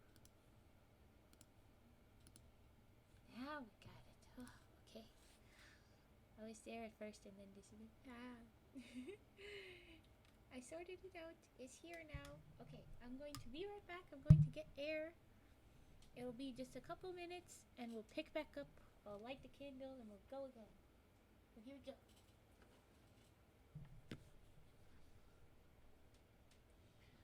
Oh, okay, Yar. We'll see you another time. Sounds good. See you another time. Thanks for coming by.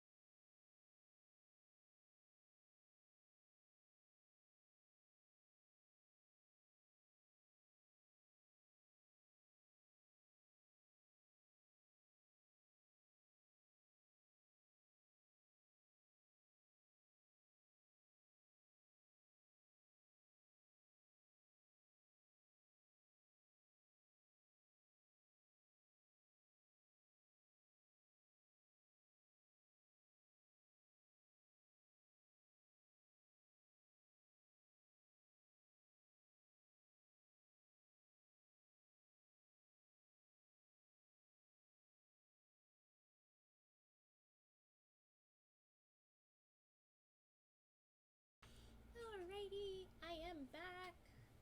Let's get this back to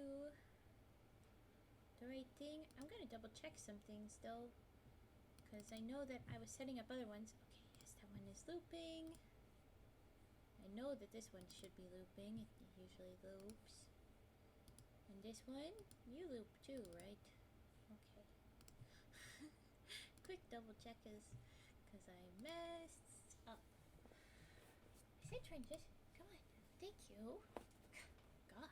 Jeez. Jeez. A little OBS, but okay.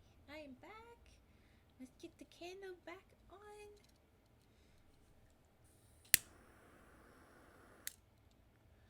Woohoo! You like the little... It's fun. Okay, that was loud. Fairly loud. I'm sorry. I was excited about the little... It's a fun lighter. Okay. Ah! We've got that all done. I'm gonna get rid of this guy. You can come back. Alright. Oh goodness, there's so many noises outside because windows, but safety is important. I don't care. I don't care. Well, everyone, is going good. I'm having fun. We've got the flame going. Getting cozy again. More thank yous, goodbyes to all of our... all our lovely origami friends. Well, not friends. They're not alive. Sorry, Frigid.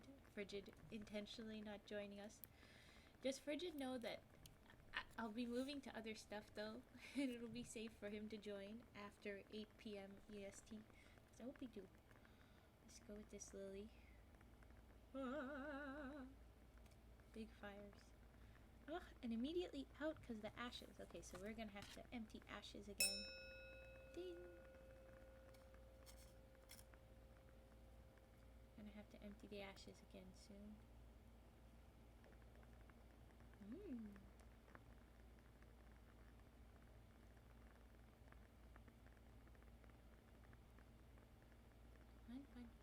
Okay. Yes, I told him. He's... Okay. Good.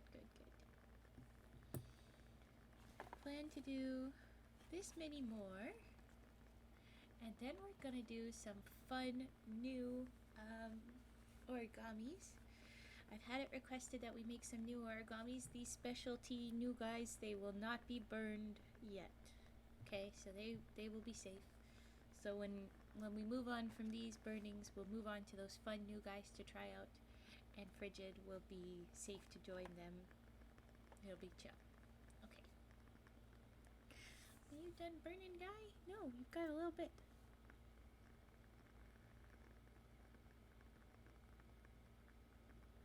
I love the way they look when I blow on them and they do the ember burning thing. So cool.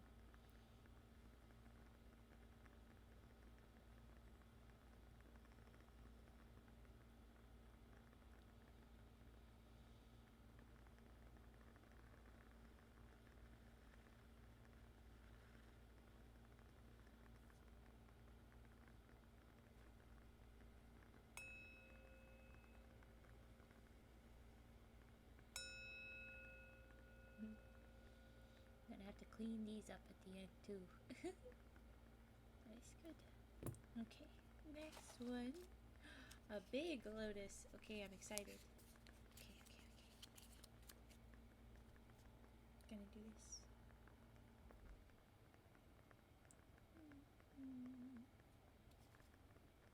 Burn away, friend. Oh, it's so pretty.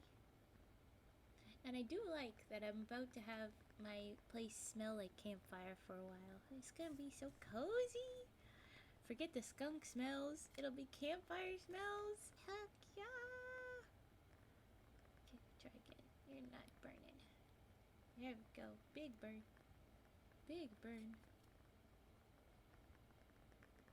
There we go. Wow.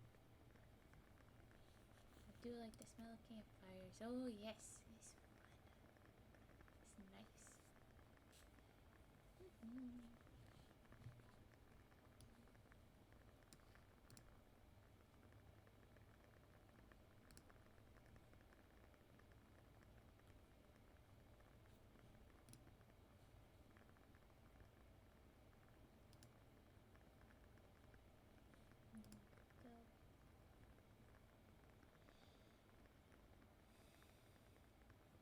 It's so pretty and cozy. I'm just having a good time. This is nice. This is a nice time. Hope you guys are enjoying yourselves. It's nice.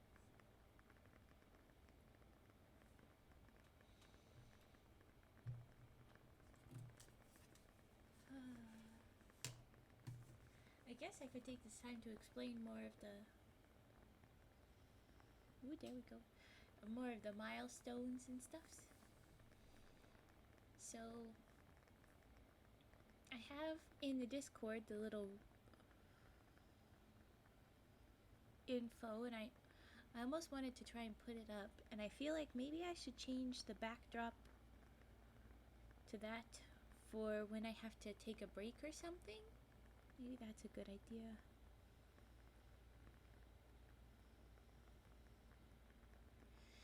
But I have the little milestones on the side here. So we've already hit 10, we're at 15, so I did my singing of my humming songs. At 25, I will be promising the Frog backstory. Learn all about the frogs.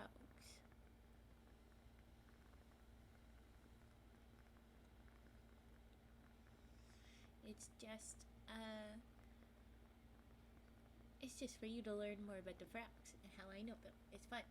It would be a fairy tale, but of the frogs. So it'll be a fun story time stream where we read about the frogs. At 50, I'll do another spicy stream attempt. So we've done that the one time, and this time, so what that means is we'll be reading fan fictions. I'll tell you guys to please not make clips of it, but we'll be reading fan fiction and giggling along to all of that. At 75, I'll do an accent for an hour of the stream. I've got a couple options, and I'll let you know when we're getting close to that what it would be. At 100, I thought it would be silly for us to jump into another hand cam, and you guys would paint my nails. I've got a bunch of nail polishes, so you can tell me what to draw or write on them and color them in with. At 125, I will play Among Us. I would play it in stream. I have it all lined up in case we get there. I will play Among Us for 125. I'm doubting I get that far, but it's there. And then in theory, other ones I do another Pop Tropica attempt. I do another accent for an hour, and then at the end it's a script reading. I'll do a different stream where I just read a silly script like B-movie or something, or Road to El Dorado, or Emperor's New Groove, or you know. So that would be fun. Oh, welcome back, Scooby Bobby. Good to see ya. Good to see ya. But that's the redeems. The reason Incenser, yeah, it's kind of like incense, but it's just paper. Hi, Noria Kia. I put the games that high up because my computer system currently is just not going to be very good for the games. It just won't go very fun. It'll be laggy, it'll be slow, my gaming won't be that great, but we can do it. And we have done it before. Yeah, there's not enough fire. Let's try and relight this little lotus. There you go. So I have it there, but I put it late because it would be better if we could try those things when I actually have a nice gaming setup. Which reminds me that if you'd like to go check out my throne and contribute to a new gaming laptop, that would be what gets us to being able to play games and run the stream and have it not be so real laggy. Not a requirement to ever throw in on my throne or do any financial stuffs here. Save your monies for yourselves. Look after you guys first. But I would appreciate it if you have the extra funds to help feed into this stream, make it more fun. Burn the lotus. Well, after the Origami Handcam ceremony that we're doing right now, Like I'll burn these, and then we'll try out some new origami folds. I have some fun things people have recommended I try and fold up, so we'll try those. After that, I'm planning a SCP section of the stream right after this. And after that, we will try a version of gaming. It'll just be Minesweeper, which is something that is so low that there is no lags and it's very chilled out. So we can do some Minesweeper games while we're just doing lots of chatting then. Those are the next few things that I have planned. But then after that, it depends on what we get done and how things are going, how long things get extended. We might do some fun other readings. We might do something like strictly ASMR, where I will not do origami or reading. I'll just do ASMR stuffs. That would be fun. Of course, by the time we get to that, I'll need to have taken a break to clean out this poor little bowl so we can have the bowl back on the docket. And other little fun things like that. But currently, we're at 15 subs, so that's 15 sections of 10 minutes. That's 150 minutes. That's a little over 2 hours that we've been extended. So I'm going to be here for at least the SCP Storytime so far. That's what we've got for our subathon. That's how far in I am. We're only going to be here till SCP if we don't get any more subs. And that is fine too. I'm not expecting this to be a big stream. I'm not expecting us to actually get all that extended. But I'm going to have fun while we're here. And so that's what the next stuff is. If that is interesting, if you're like, ooh, that's cool, that's what we're after. You're so bad at Minesweeper. I'm not great either. I used to be a little bit better, but I'm thinking, I'll get playing and maybe I'll get better at it as we go along.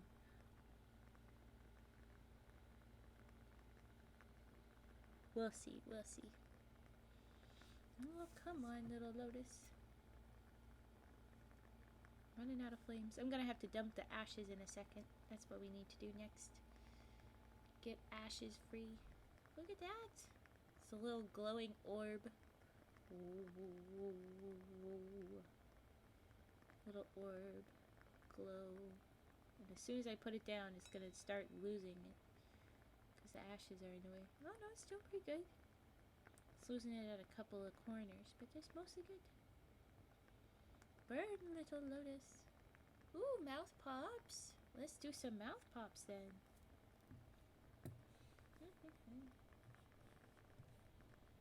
Mouth pops. Time for some mouth pops.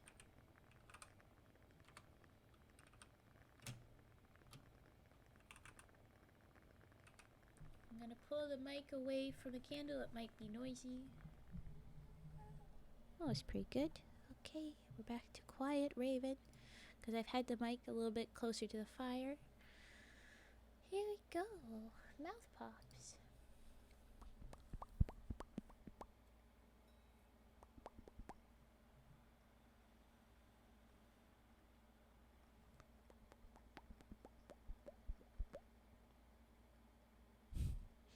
Trying to get it to go.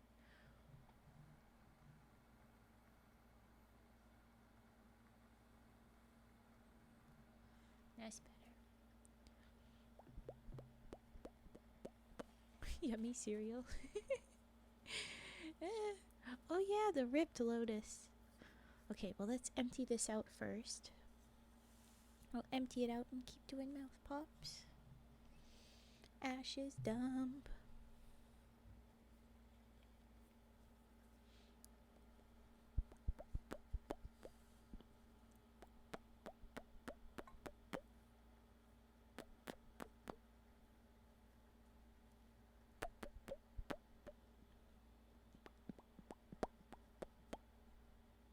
Oh, geez, yes, ads.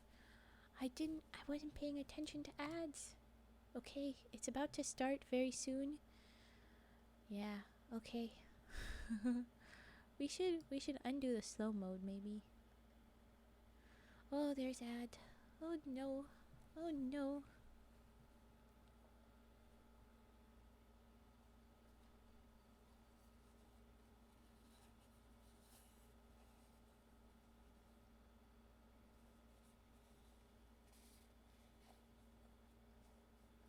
Oh, yeah. Oh well. I'm going to get rid of this Kleenex. Move to the other one. So that those two are the pickups. Okay, sorry about that ad, folks. We weren't paying attention very good and gave last second warning. But I hope it wasn't too bad. I'm gonna keep going with mouth pops. See, there's still some guys in here that didn't quite get burnt. I'll put you back in there. And you. That should be good.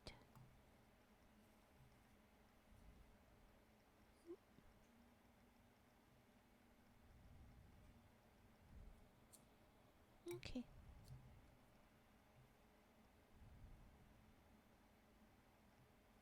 If it's devoid of color, it's dead enough. Oh no! Full on patterns.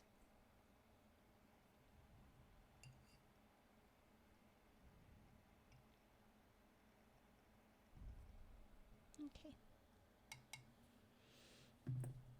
A little bit more mouth pop. Hi, I am Enro. It is unusual looking cereal. No, we're burning our origami. All right.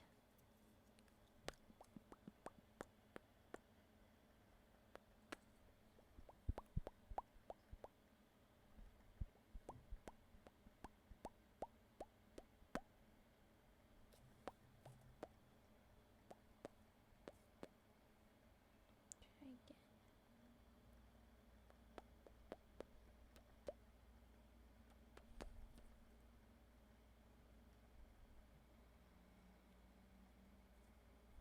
Wow, maybe there's just not getting enough oxygen in the little bowl.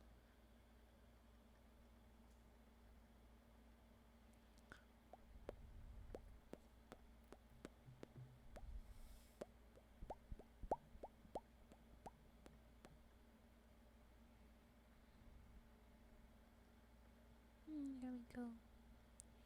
Ritual, ceremony, yeah, but it's just to say goodbye to these origami. That's about it.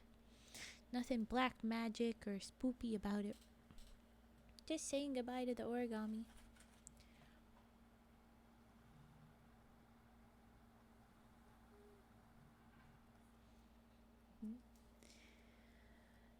Yes, salute the origamis away. We're done our mouth pops now.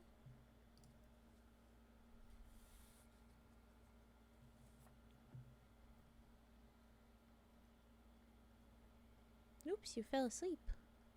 Ah. Oh wow, look at that. It's so green. Oh no.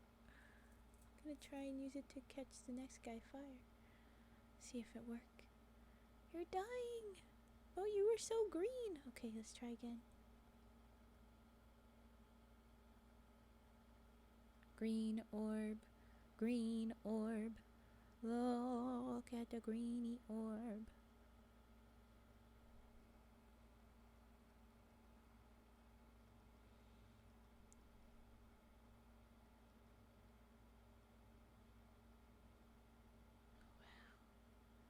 Still going. Little corner.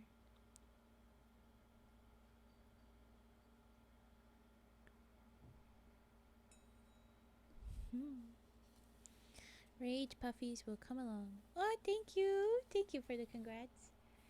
It's been so fun doing streams for you guys. I'm so excited. There we go. I can't really see it.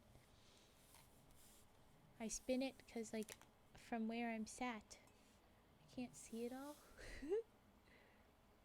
Okay. Rage puffin', I guess. Here we go. Rage. I am rage. I'm angry. I'm angry. Or maybe I can't because I immediately misspell stuffs. Okay. Okay. No! Stop being. Okay, there we go. Alright, rage. Rage.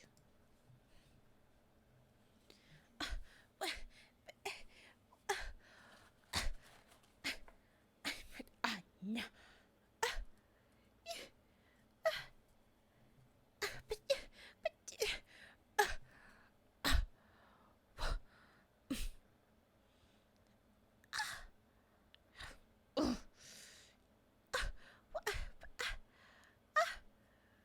Oh,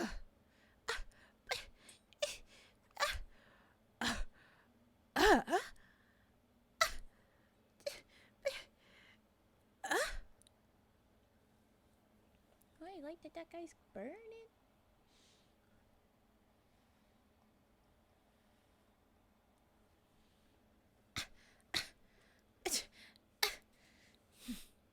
Oh, this is your first time experiencing the rage puffing? Or the burning? Because the burning is new. But the rage puffing... 10 sounds to fall asleep too. The rage puffing is from a misunderstanding ages ago. And we keep it. Everybody likes when I'm being a silly fake angry, so I do it. But yes, rage puffing. Oh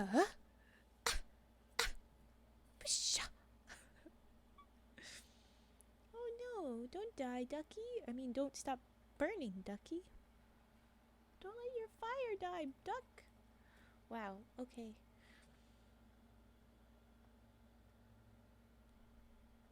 There we go. Oh my goodness. Oh wow, big fire. I mean,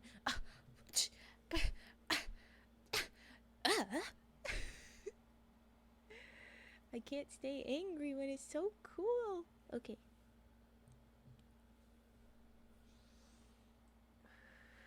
At the same time, the rage puffing, I'm doing a lot of big breath in and stuff.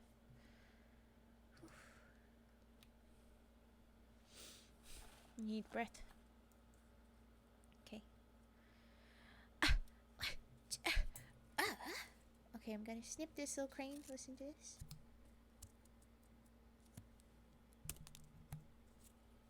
Snipped. Ah! A piece fell. Point is that this guy never burns fully alone. Oh! Oh, I should have had the scissors for that. Very green. Look at that. Very green. Why were you so green? Wow. Okay.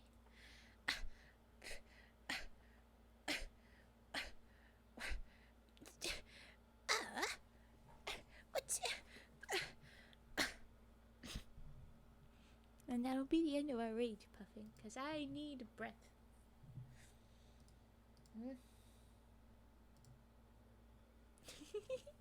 All the rages. Very fun. Burn, little green fire, burn.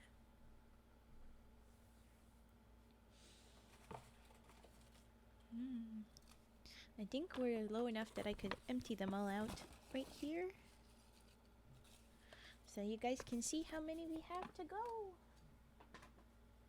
It's just these guys left. We can do it. We can burn them and we can start making the new fun guys. I'm excited. Okay. This is not done burning.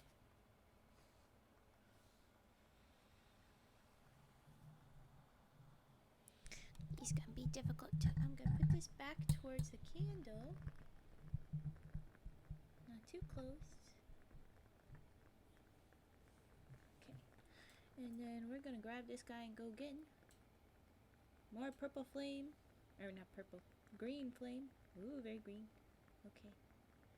Yes, there you go. And now a lotus. Let's see what pink looks like.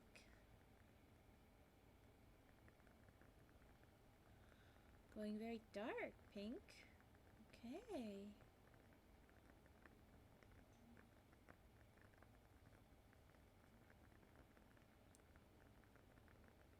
There we go. I thought that was gonna die, but it grew back. Good, good, good. Okay. Let's get another one.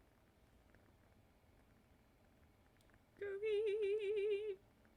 If it's blue, it comes out green. It's very fun. I'm excited. Yay!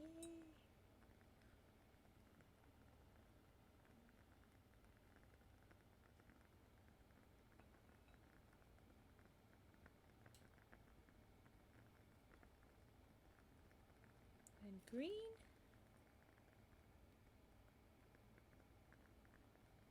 Come on, catch. Oh, that one did look kind of purple.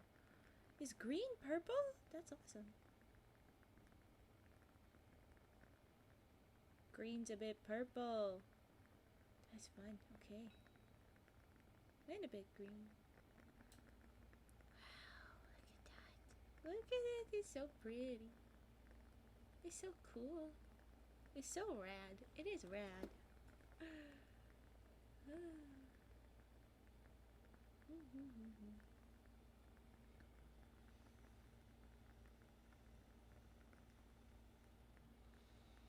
And again, I make the embers burn by blowing.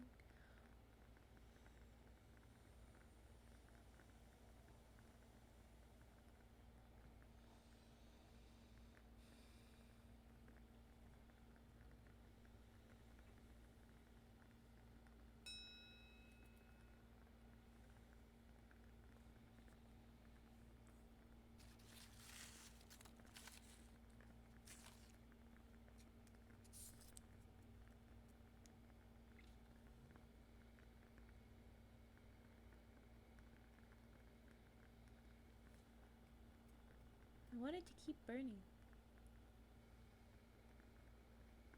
It's dying away.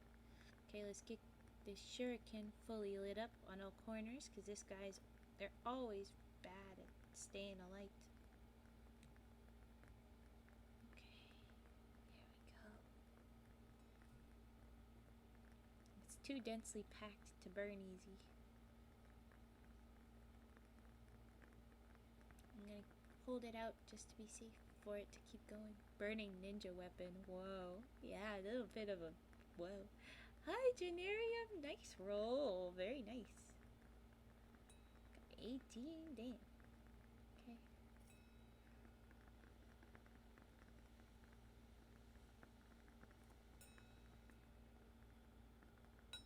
Cool. Okay. And another. Give me a shuriken. Trying to use it like little tweezers. Not the ducky. We'll save the ducky for near the end. Please. Okay, this should come out green. Oh, it's coming out green. Okay, it's green. Oh, that's so cool. Does this girl roll mean you can make an origami and burn it for me?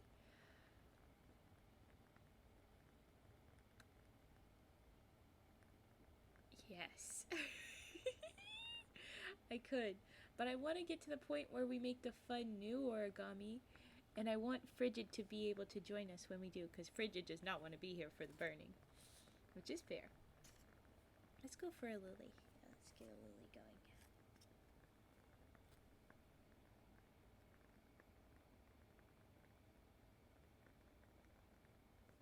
Whoa. Big old lily. I think I'm going to save this ducky for the end, just because the ducks burn quick, fast, fancy. 16. Actually, you know what I'll say? I'll say if someone rolls a nat 20 or a nat 1, I will make an origami and burn it for right now. And it could be anything. It could be anything if it's 20. It can be one of these guys. Oh my gosh, Scooby, how did you do that? Scooby! Okay, Scooby, what do you want? And do ask Generium for it. Because they suggested this. I feel like you should take their input. You guys should come up with it together. Let's burn this old white. First try. Easy. Yeah. Okay, come on. Ooh, a little pinkish. Little pink. Let's get it to the orange. It's very pale. There we go. The usual origamis. We've got lily, shuriken, duck, swan. I don't want to burn a crane. I want to keep the cranes if I can. So I'm going to say please don't request a crane, but the crane's one of them. Lotus, lily, duck, swan, shuriken, kabuto. Perhaps just an unfolded piece of paper? We could do that. We could do that. Or just a crumpled piece of paper. Yeah. A frog, which would be a bit blasphemous. A sumo fighter. Yeah. Kabuto, the helmet. Let's put one of these shurikens. Okay. Burn this bad boy. Burn the frog. You want to burn a frog? Okay. We're burning a frog, folks. Feels blasphemous. I'll make and burn a frog. Ah, spooky. Ah. Ah.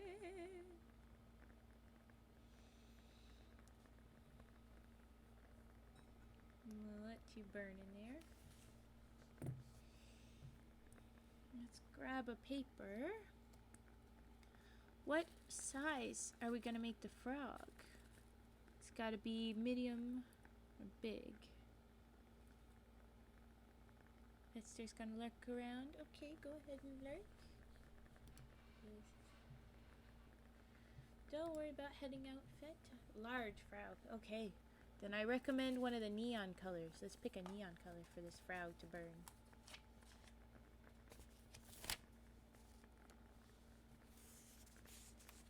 Or one of these. It could have been one of these either. I don't want it to be a tissue. Oh my gosh. Oh no. Oh no. It's sticking to the tissue. Okay. So it could be one of these or one of the neons. What do you think, Janarium? How about you pick color? Could be orange, light pink, dark pink from this. Or it could be the big blue, big dark orange, big light orange, or yellow.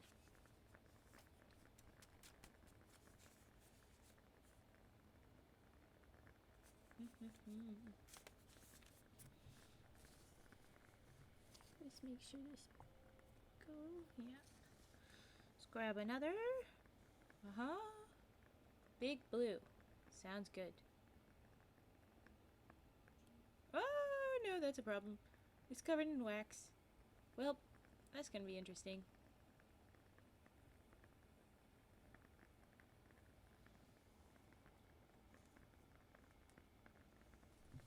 That might burn for a while. Which is good. Okay. It'll get us time to get this done. Okay, we make our frog time. Forgive me, you won't be able to see it all that well, maybe. So happy you got a good roll for once. And impeccably timed. Impeccably.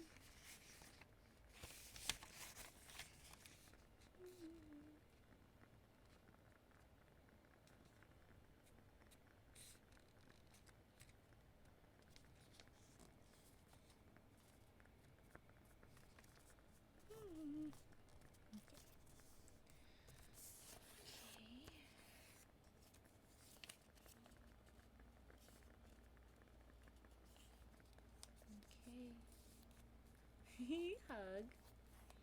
Okay. It's only your second hug, Scoopy?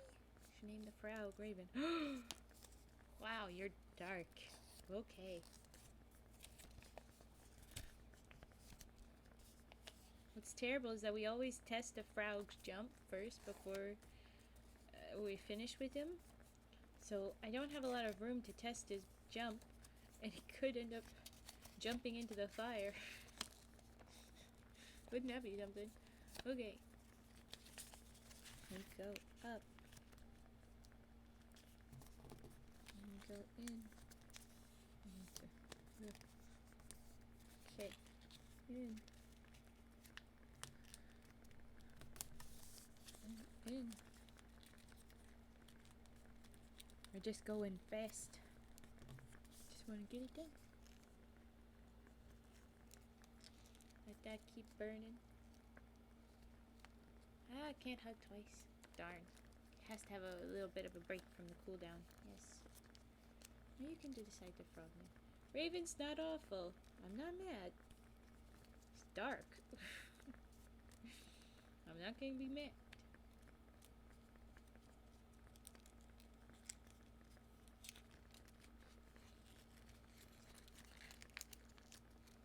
Put that in the legs. I realize I just did most of that off. I need to have it up front. Okay.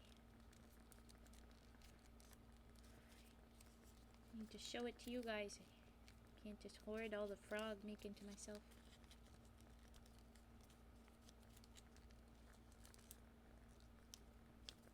Okay.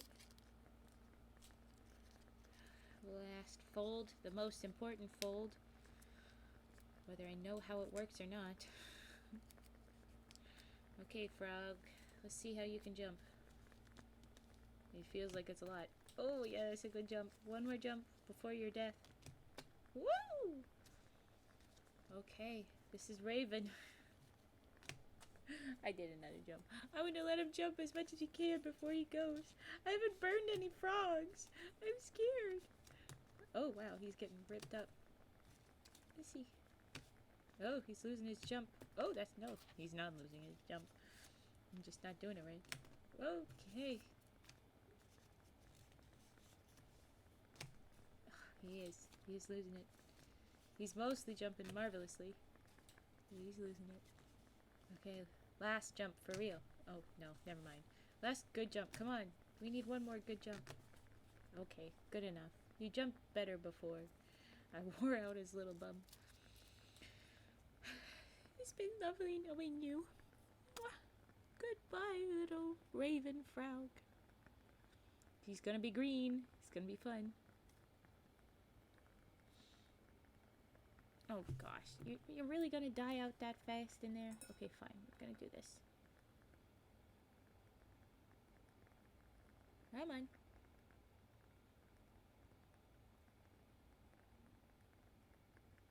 There we go. Okay. You burn. Green fire.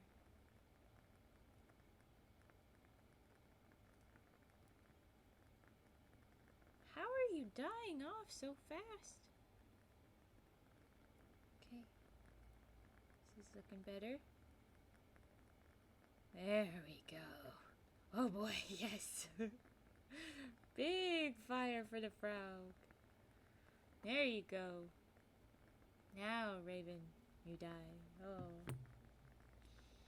Thank you, frog. Lived young, burned fast. Was stubborn to burn, but then yes. Finally went up good quick. Look at the green.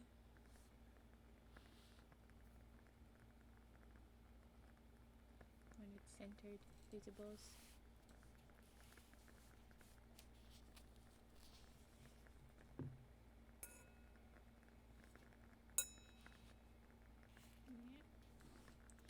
I see you. You're not burned yet all the way.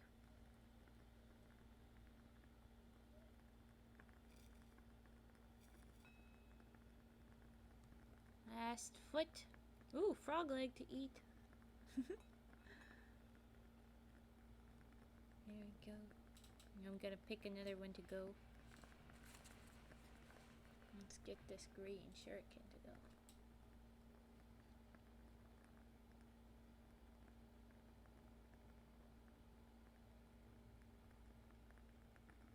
Yeah.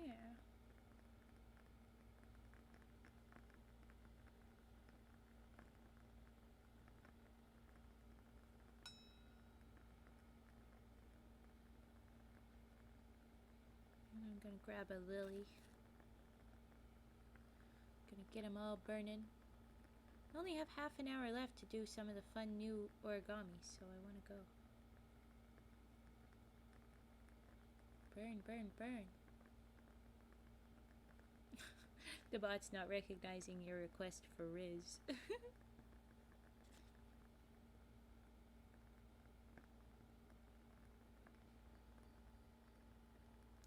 another lily to burn. Oh wow, smoke, smoke, smoky. Oh wow, the smoke's stuck inside. That's so cool. That was really cool for me. Oh wow. So fun to see the way they're burning. It's different almost every time. It's so neat.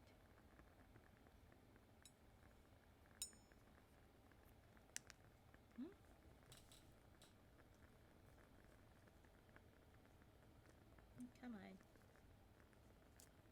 There. Right.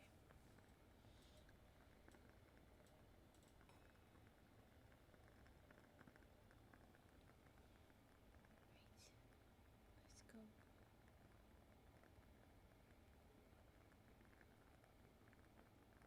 These guys always burn so dramatically, and then they end up stopping early. Ah! Oh gosh, I just tasted some smoke. I need to get some air, probably. Thank you for that, Scooby Bobby. What the heck? Keep the stream going. You got it. Thank you. There you go. You've got a sub, Tasha. There you go. Isn't that great? We have our tradition that when somebody gifts in some way or subscribes or anything, that we drop money frogs. So go ahead and drop them in. Woohoo, woohoo, woohoo. Woohoo.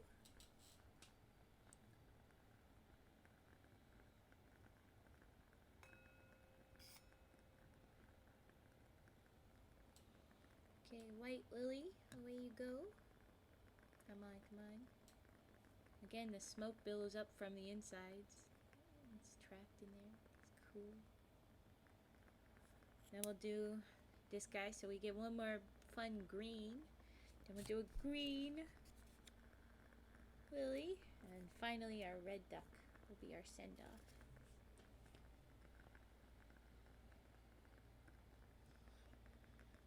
Thank you for that.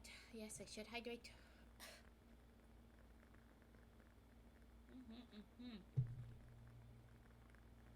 Thank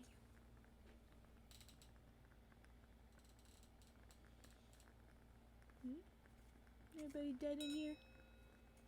It looks like they're all dead. Okay, green, green, green. Here we go, here we go. Get ready, get ready. Come on, fire. Come on, fire. Wow. Yummy cereal. No. Very much puke. Yes. Puke frog instead. Ugh. Ugh. And a green. It burns just a little bit purple.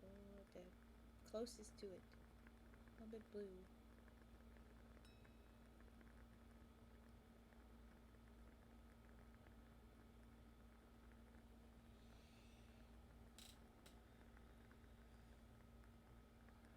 Last burning. Here we go, little duck.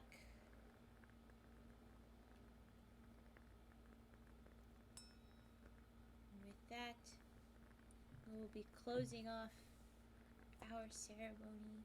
Thank you and goodbye to all my lovely origamis.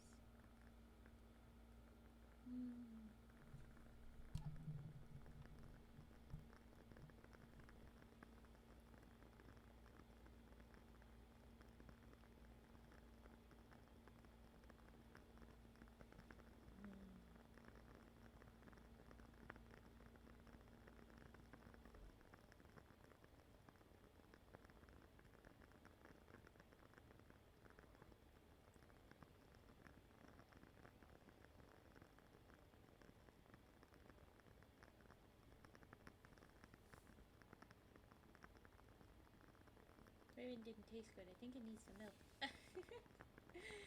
Ugh. Ugh. I can't imagine. I can't imagine eating it right now. Mostly because it's bugging my eyeballs, the smoke in my eyes. But, like, definitely don't add milk. Oh, no, no, no, no, no. Alright. There we go. And we've got a charred little scissors. Ash-filled singing bowl. Another ash-filled bowl. I'm gonna move the ash bowl away.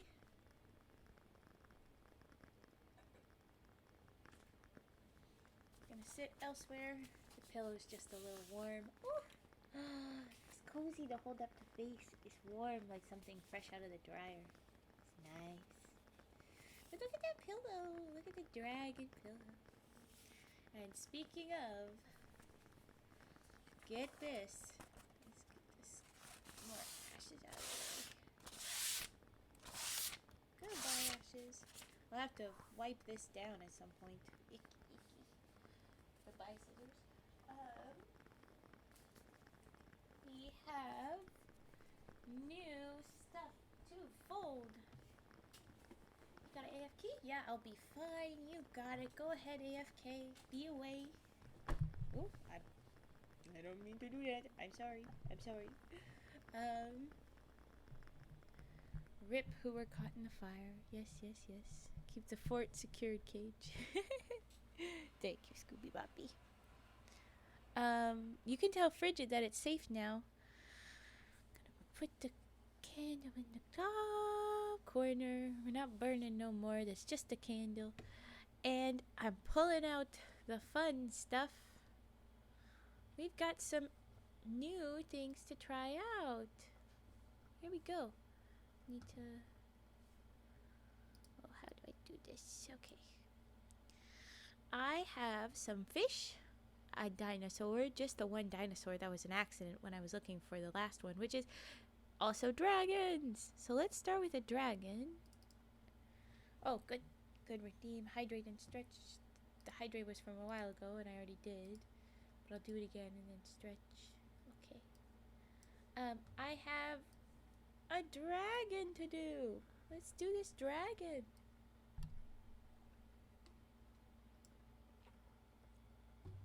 Hydrated. Okay. Now we stretch. Ugh.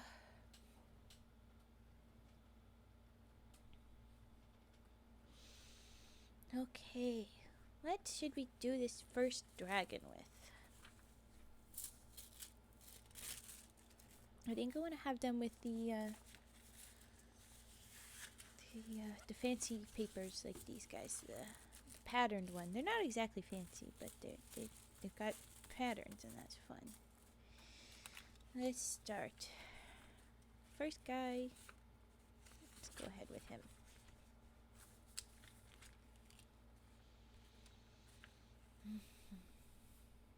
The dragon burned down my house. Oh no. Well, I'm very sorry. But okay. Step 1 is that we have some guiding lines. So I think I'll make a bunch of these.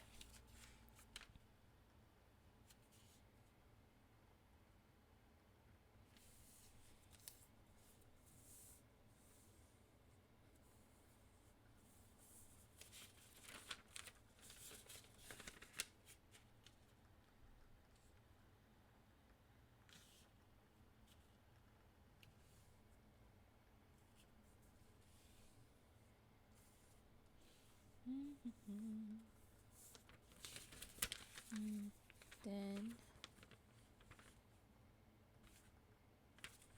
yes, I think this is the right way about. If it's supposed to be the other direction, like folded out that way instead of in this way, then oops, but I'll go back on that. It'll be okay. And one more guiding line that they seem to want me to do. Okay.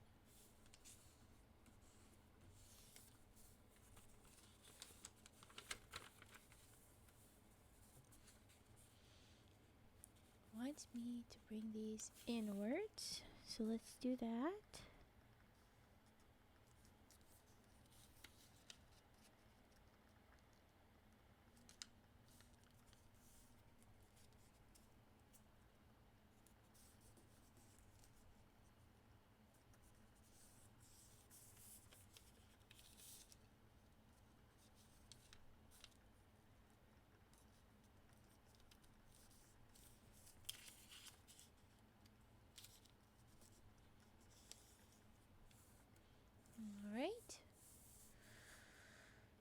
has some interesting instructions here where it wants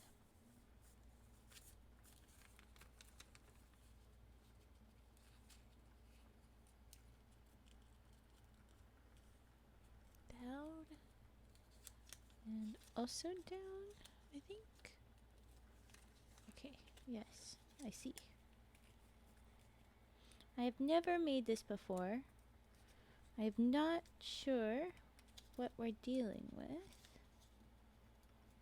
but I think this is what it wants me to do. Oh, not quite. Like this. Like that. Okay. Now I got it. I got it. Okay, I can do this. We can do this. We know this. We know this. I'm excited. New dragon drop. It's gonna be fun.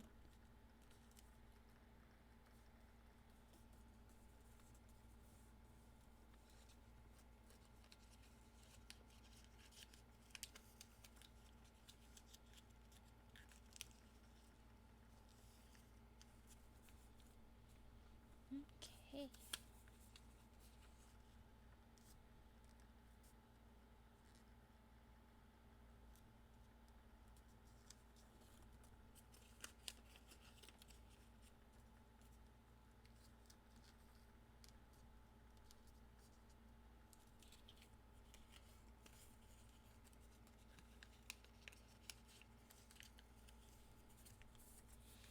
Last corner before we flip it over. That's the next thing. Oh, thank you for the follow, Adam Stako and Nebula Naya. Thank you, both of you. Welcome in. Thank you for the follows. Hi, hi, hi. Oh, and hello, Jensa Uwu. Hello. Hello, hello. Welcome in, everybody. There's a whole pack of you. Oh, and Stako. Hi. My name is Raven. Welcome in. Hello. I'm a deer woman. It's not just a deer slash woman. It's a whole thing. I'm kind of like a boogeyman. Nebula Naya, hi as well. Oh, you were a reader. Oh, hello. Oh, this looks fun. Oh, look at that. I guess you want. How does he want this to happen? Oh, I have to split my brain. Hold on. Oh, shout out for Nebula. Okay, well, thank you. I hadn't left yet, I admit. Yeah, I can see that cage. It's okay. It's okay. I'm a deer woman. That means I am a type of creature that, looks part deer and stuff. But I'm a whole thing. I'm a little bit of a shapeshifter. I can have my antlers. I can have no antlers. But I've got deer legs. And I'm a bit of a boogeyman. I take down bad people, but in a bad way myself. Anyway, okay. You'll be back in 1 minute, Aiden? Okay. Sounds good. What am I doing? To walk to a corner. Oh, okay. Okay. I don't think that this is what they wanted. They wanted something. It's a pedal fold, they say. Oh, no, that's the next. Collapse like a square base. I think they mean this. I got it. I did it. Well, I'm doing it. I'm doing it. When they say collapse the square base. This is what these lines are for. Oh, this is fun. Okay. I like discovering how this is supposed to look. I'm figuring it out. There we go. This looks like the instructions. Okay, and then it has pedal fold. And I don't know for sure what they mean by that. That's not it. This is what we've got. Gonna end up with little... That's not quite it either.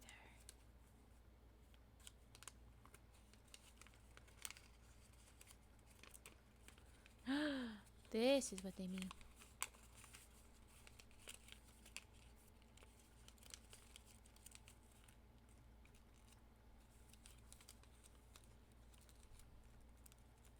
I'm guessing I'm supposed to do this to the other side too.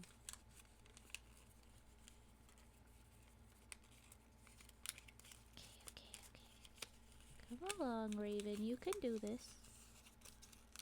Smooth corners, points. Oh, this is interesting. This is so interesting. Okay. Oh, you went to the corner to get shoes and such. Saw some first time chat, so I wanted to see what up. Yeah. Okay, be back quite quickly. The store is very close to my home. That sounds great. I'll see you when you see you. Alright.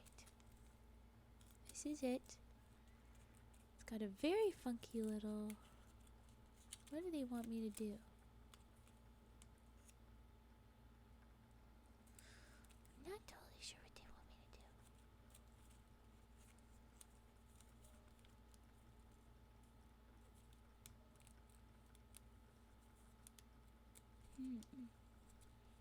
This is confusing. I don't know what to think of this. It's got a lot of lines and no words to help me.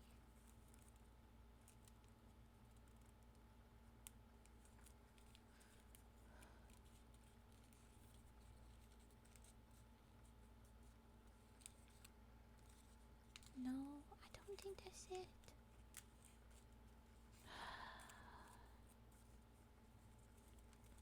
You know what? It's supposed to end up this. Okay, so whatever that weird thing, that's gonna end up being the legs. I think I can just...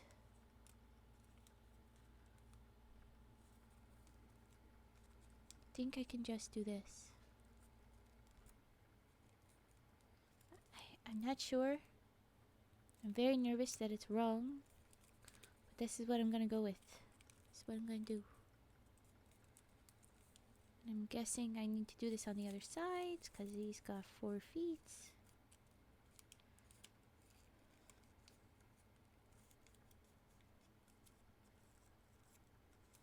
Okay. I'm gonna see how this goes. Okay, this one time I'm not say sorry for being late. Yes, Frigid. But hey, check out what we're doing. We're making a dragon. This is gonna be fun. Gonna pull him over. And you're back. Good to see you back. Okay. I'm gonna fold this in. And fold this in.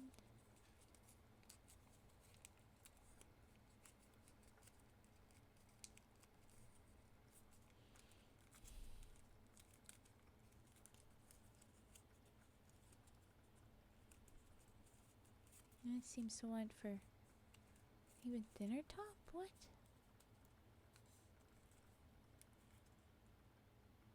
Oh, wait. I got skipped ahead. Never mind. Okay, pull this in.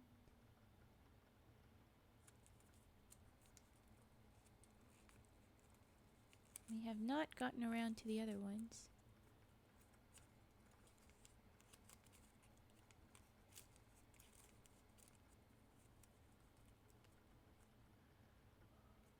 Oh, should I have done the whole side? No. No. What do you want from me?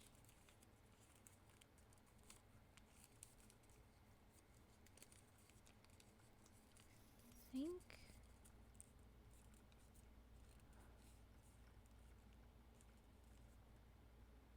Nope, I don't really know what I'm doing.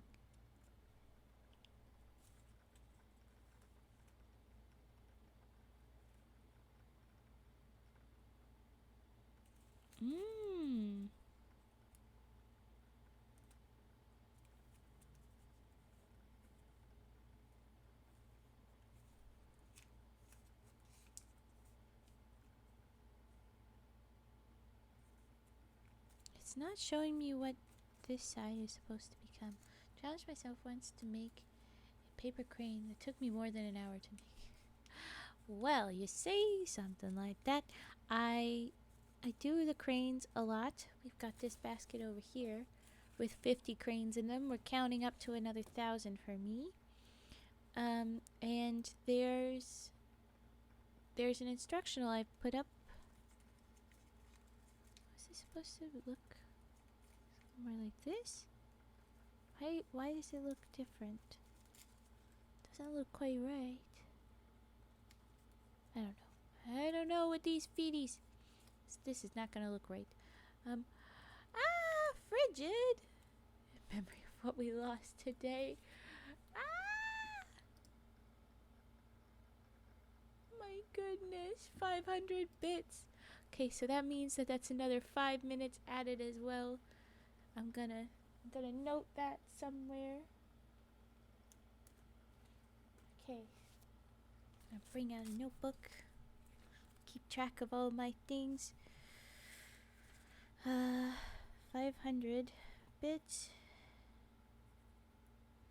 Keeping track. Oh, you redeemed a swan. Black swan. We only have a couple pieces of black paper left, so that's gonna be interesting. And we need to drop some money frowns for Frigid. Boop, boop, boop, boop. We have the subs count on the thing, and I tried to figure out a way where I could like add to the count there to make it show up as like a come on, slowpokes, let's see them frogs. Yeah, come on, money frogs. If you've got money frogs, you better drop some money frogs. Or, you know, if you have other money emotes, they're good. Because of the funkiness, I'm not sure how I'm gonna get this. I was trying to figure out a way to do the subs count and bit count so that it's like time extension, but I didn't figure that out yet. It's one of those things I'll have to look into later. Ooh, Aiden, nice one. I like that little money emote. That's cute. Frigid's angry. I'm gonna try and focus on this freaking dragon. I don't think I'm gonna figure this out. This is being funny. Oh, it takes me up. Okay, so I did this. I know to some degree this is right. The feet part, that's not quite right. I don't know what to do with the feet. There's something going on with the feet. Maybe if I go back. It's something like... Because it seemed to say that it was a pedal fold, but I don't know. That's not it. That's decidedly not the it. I don't know. This is my best guess, okay? Okay. And I know that, and then that looks almost right. But where does this go? You saying it's supposed to go over here? Saying this was supposed to all get tucked like that? Because that's not what it looks like either.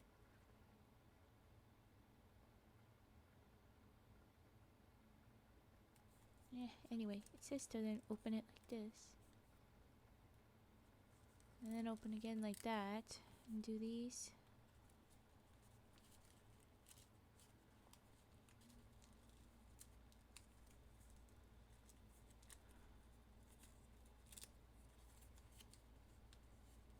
You're so happy you found a person that's very good at it. Well, thank you. You can go and watch on YouTube my how-tos is what I was kind of trying to say. I am missing something big. This guy. Yeah. There's some way that they are doubling up on these little things. I'm gonna say...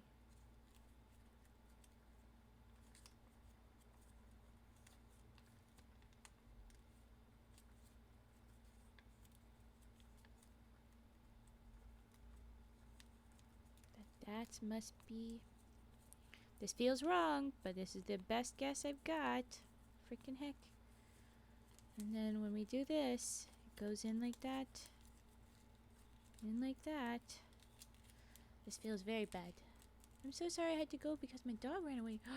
I hope you've got him back. I hope it's okay. I hope dog is good. Thank you so much. Oh, of course. Check out the YouTube. Hopefully it's helpful. I don't know if it will be. This is not going to look like a dragon, folks. This is where Raven fails at the dragon. Okay. You need better specifics on how you're doing these things. Okay.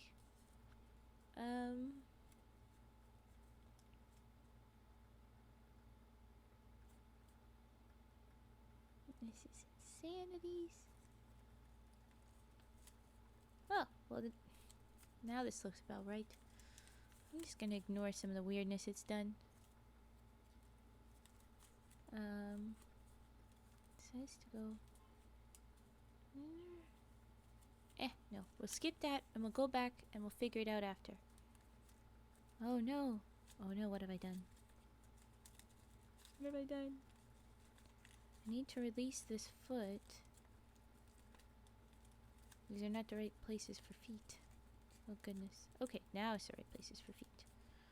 They're very uneven feet, but they're gonna be good. Okay. You're up. And now you're gonna be up. It was Milo. He's my escape artist. He knows how to open doors. Oh no. Hello Raven Chan. How are you doing? Well, since I know you don't stream on Thursdays, and have a great Independence Day for the Americans. Oh yeah.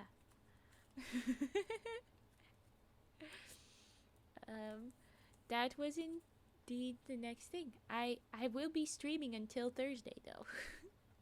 This will be my subathon where we go very long, so it will happen. Alright, so it's these wings that need to be thinner. You got folded up. Ooh, okay.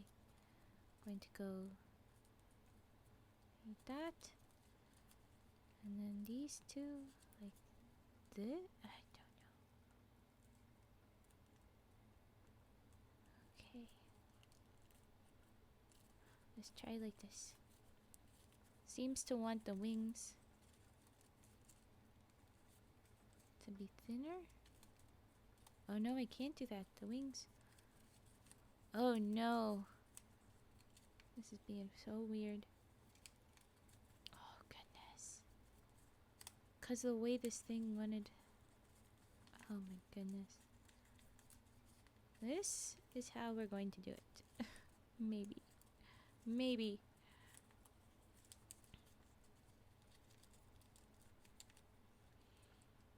I feel like they were trying to adapt off of a crane. But they did it a bit funny. Yes, origami, a calming hobby I do. I've made a total of 90 cubes. Oh, love needs a target sometimes. Why is that not going? Actually, it should be able to go straight to me. Why isn't love working for you? Sometimes the bot is a little bit annoying. But anyway, you know what? We're gonna go with it. How this guy is. We're not gonna fight him. Whatever confusing step I've missed, I'm gonna move on. Keep going. Love's not working for you? Yeah, I don't know why. Okay. And instead of this, we want it to fold back.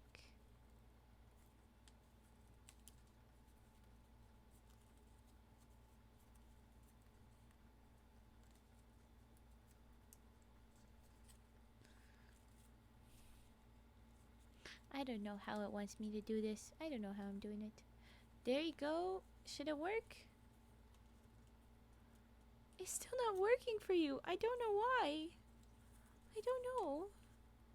Okay, we're gonna try this guy again. That was high end. And back.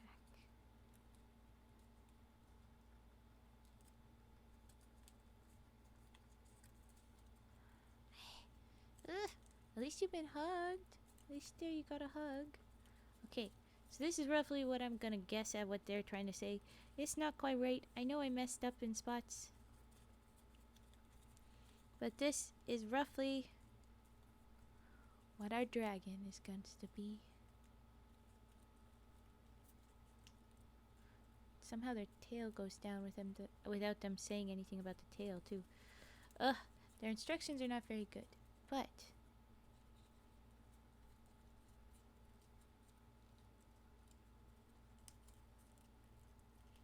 yes.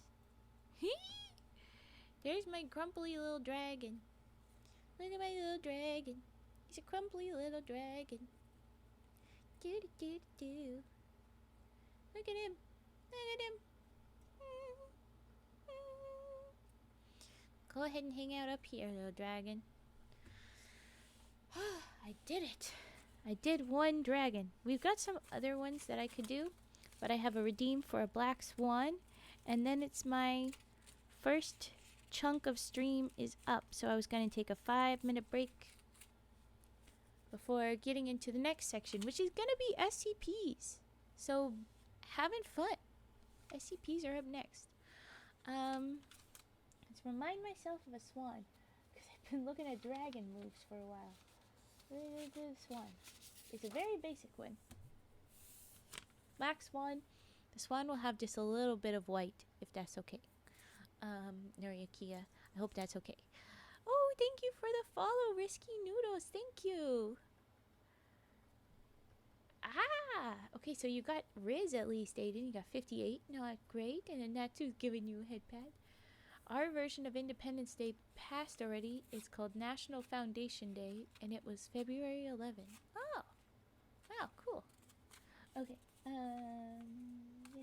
yes, I do this. Alright, we start off our little black swan. We may or may not have burned a little black swan today. I don't remember. I think I have made a little black swan before. I'm about to be out of that paper. That's something I need to add to my throne. Maybe I'll do that in the 5-minute break. Is new papers. I could order more colorful papers so that it's not just the pattern guys, which I have a fair deal of the pattern things. But I don't want only those guys. I like having the colors instead. I'm gonna have to go check that out in a bit. You return! Hello. What is SCP? SCP stands for Secure, Contain, Protect. And it's a thing online. There's lots of different, it's kind of like cryptid stories. It's just this a lot. Come on. But you read these different things. Basically, the idea that this scientific foundation, this governmental-ish group, are going around trying to capture, control, they say protect, these different cryptids, but more like they try to protect the world from the cryptids, and sometimes that's valid. Sometimes, you know, these were monsters that can do scary things, but a lot of the times they're just really imprisoning these beings and scientifically abusing them. It's a heck of a time. That's my adjustment on that. So they're superheroes? No. They're like Men in Black if Men in Black was more scientific and shitty. And by shitty, I mean shitting to them. Yeah. Well, they put them through scientific experiments, and they're not always very kind. You know, if you had a werewolf, and you're trying to test how werewolves work, you might test, what do werewolves eat? What are the different ways that you can kill a werewolf? That kind of stuff. There we go, Black Swan. Okay, I'll put you up there too. We've got an ad that wants to start, and I am going to take my break. So I'm going to run this ad. I'm going to change stuff over. We're going to do the whole big break. Before you think SCP is dark, look at my country's past. Yeah. As a foundation researcher, I can confirm that we are using everything we have to protect our Earth. Yes, and sometimes that's a lot. They get to be a lot. If you don't want to hang around for it, I understand. Okay, I'm going to run an ad. So here's your warning one more time. I'm running an ad, and then I'm going to change everything around. We're swapping over to SCP, and I'm taking about a 5-minute break. Okay, ad.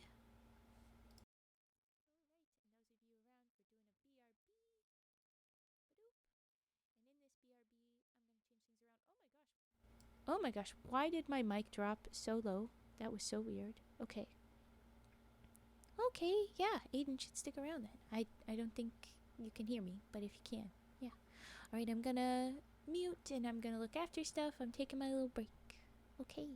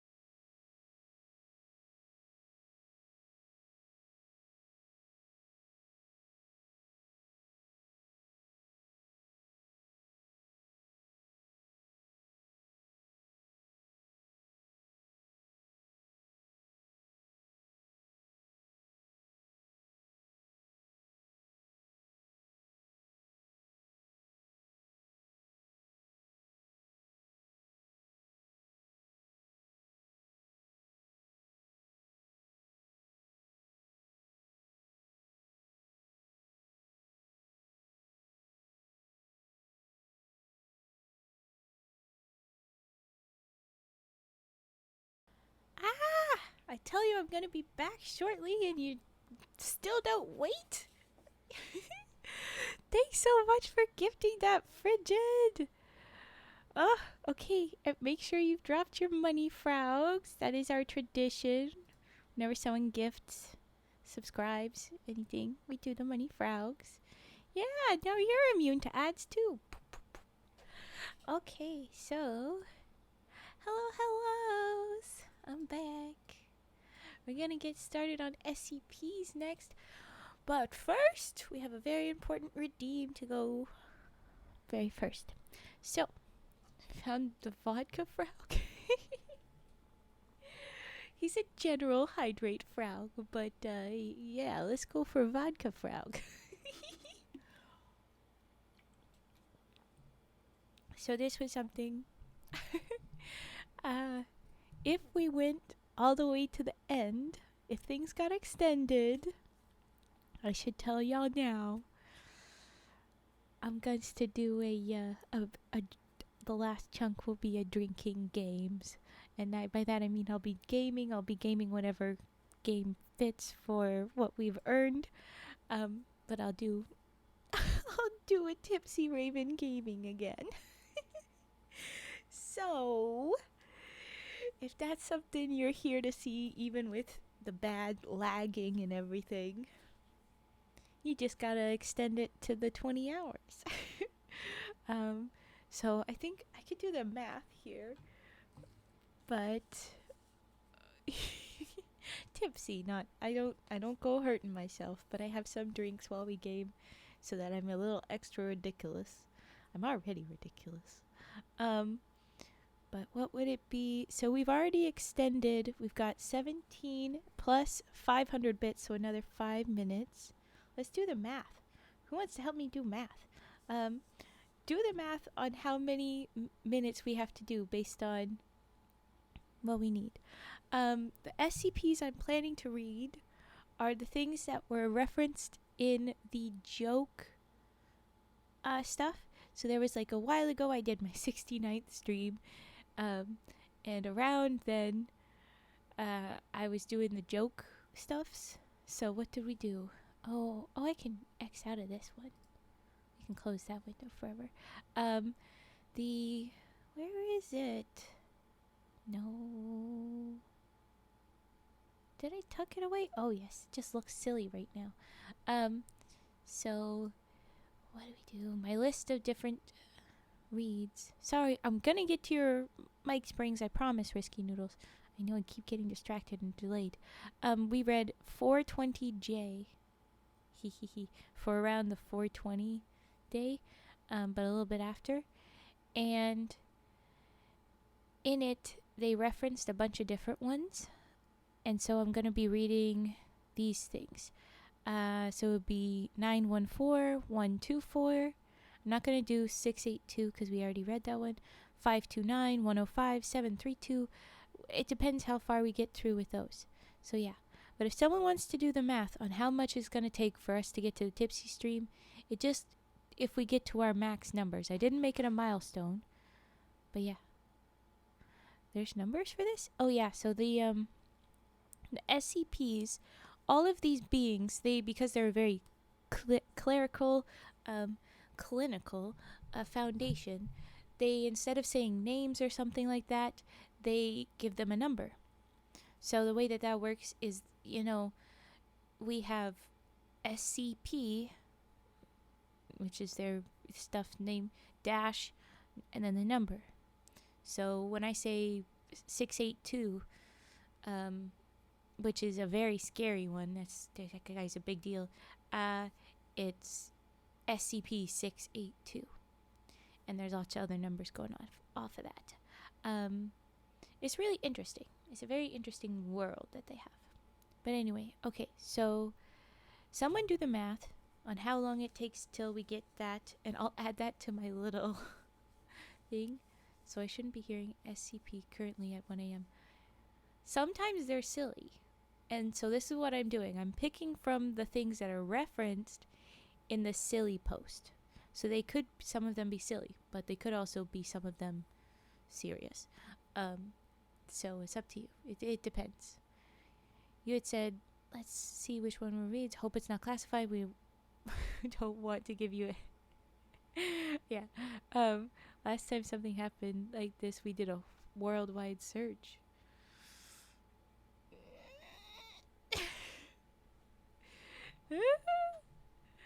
Oh yeah, would Natsu be a target? A dragon hunter?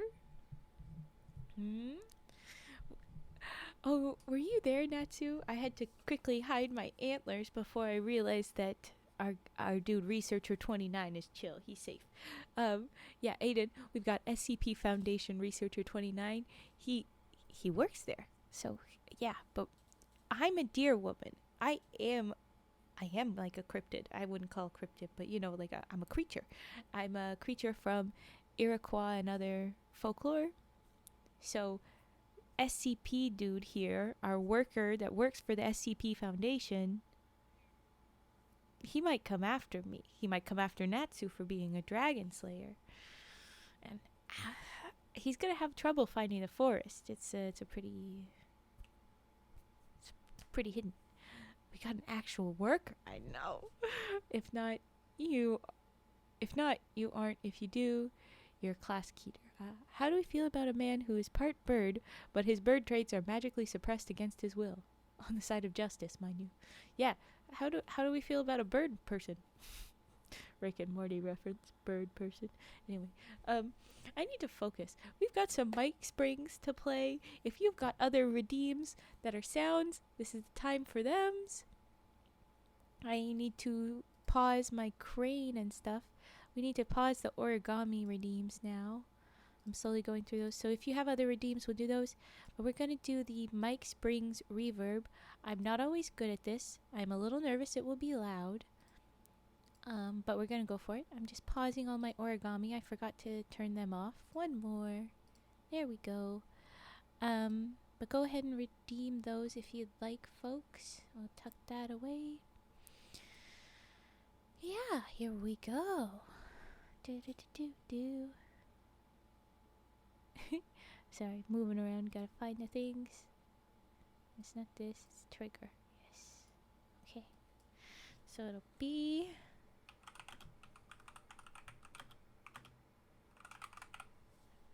It sounds like a reverby fun thing with the spring, so I hope you like this. Let's just spin things around. I'm gonna move the mic. Sometimes that's noisy. Yeah, it's a bit noisy. Not bad. Okay, here we go.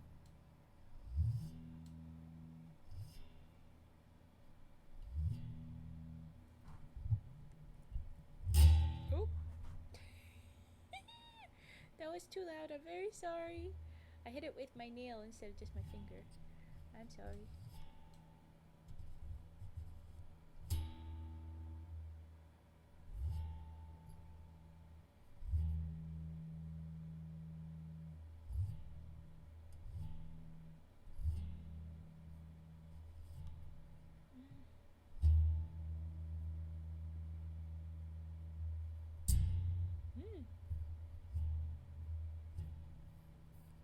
I practiced. Get that out of the way.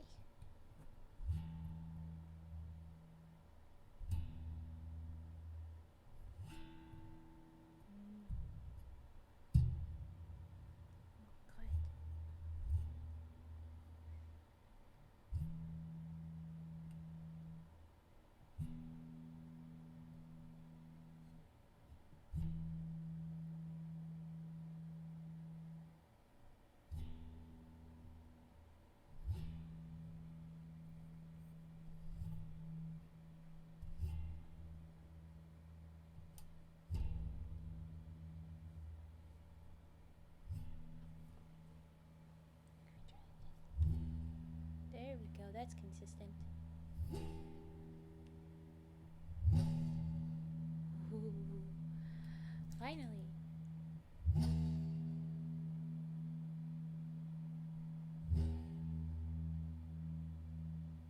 Aha!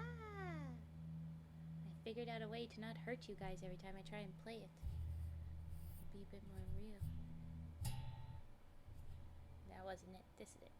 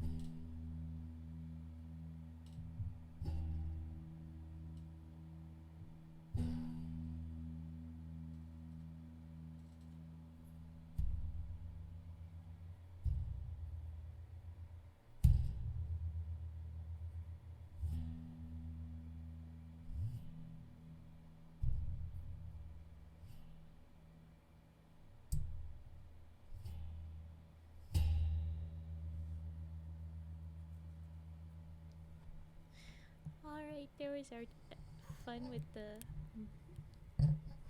reverbs. I'm gonna scoot the mic around. Oh, stiff, stiff, stiff. The way I made that happen this time, let's readjust the mic, is that I used my little eraser. It's a solid, but it's not a hard edge, so it didn't make the angry noises. And I'm gonna have to do that next time. Glad my brain finally got to that, because that's a consistent one. I don't have to be careful about it. Wait a minute. Oh my goodness, I just realized with the way that the subs... 50 sub points, guys. This is awesome. That's so awesome. Okay. If we get to 140 sub points, we're 90 away. What that means is that I can start adding extra emotes. And what I'm thinking is that whoever's the top gifter, currently Pudgy Tater, they get to pick whatever emote slots we have left. I'll tell them the ideas I had. If they had ideas, they get to tell me which emote we do. So that's going to be fun. If we have 3 slots, I'll pick the top 3. If we just have 1 slot, I'll just pick the top 1. That kind of a thing. But there you go. Sorry for that. I got into the zone trying to figure it out. But there you go. Let's get to some reading. That's what we're here for, right? Obsidian reeds. The reeds are murky, dark green, like obsidian. Anyway, okay. Hi, Rana La Frog. Hello, hello. And thank you, Risky Noodles, for that. I hope you enjoyed that. I got really into it. I don't know. I was not paying attention to time. I have no idea how long I did that. Oh, geez. I did it for a long time, didn't I? Oh, goodness. But, okay. And I just want to say, Aiden Stako, or however pronounced name, that read you guys have superpowers? It read so much like the meme from We Are the Millers. You guys are getting paid? Because it's like, I can do this. Well, that would mean this. And I do this. I mean, I wasn't saying it, but I'm something. I'm a thing. So I got abilities. And and then Cage has abilities. So it's me and Natsu and Cage. And then you're like, you guys have powers? It's so cute. I want to make that meme format out of our like profile photos on Twitch. If we could do that, I would so do that. It would be so cute. Cage, if you want to make that meme, I would love it in the Discord. It would be so adorable. I love it. Okay. Here we go. So many anomalous beings here in the chat. Yes, you have no idea. I mean, that's a talking frog right there. Rana. Okay. Natsu will be easy because I know the character he's named for. I can do that. And you could just do the profile photos if you want. But of course, permissions, if you guys are happy with it. Aiden, if you're good. It would just drop into our little Discord. And because it's tickling my brain, right? You say, yep. Oh, okay. Reminding in case you forget. I'll probably forget too. But I think it would be cute. All right. Oh, welcome back, Fet. Little moo cow. Okay, so we're going to do the SCPs that are references from the 420J thing, which is... If it has a -J, by the way, Aiden, that means that it's a joke. It's not a serious one. So it's going to be fun. So yeah, I'm excited. We're going to start with SCP-914. Eldon. Oh! Oh, no, wait. No, I don't know. Adden. Is it Adden, then? Adden Stako? Which is the way I first read it, and then I moved it. So Natsu Yumi, who said, Adden Stako said, you guys have superpowers? You got superpowers? Specific. Or no, wait, it was you guys have superpowers first. You guys have superpowers? Adan. Is it Adon? It's hard to know. It's like, send me a voice message kind of thing. I don't know that. Adon. Okay. Adon Stako. Oh, in the foundation we have a keyboard for pronouncing things.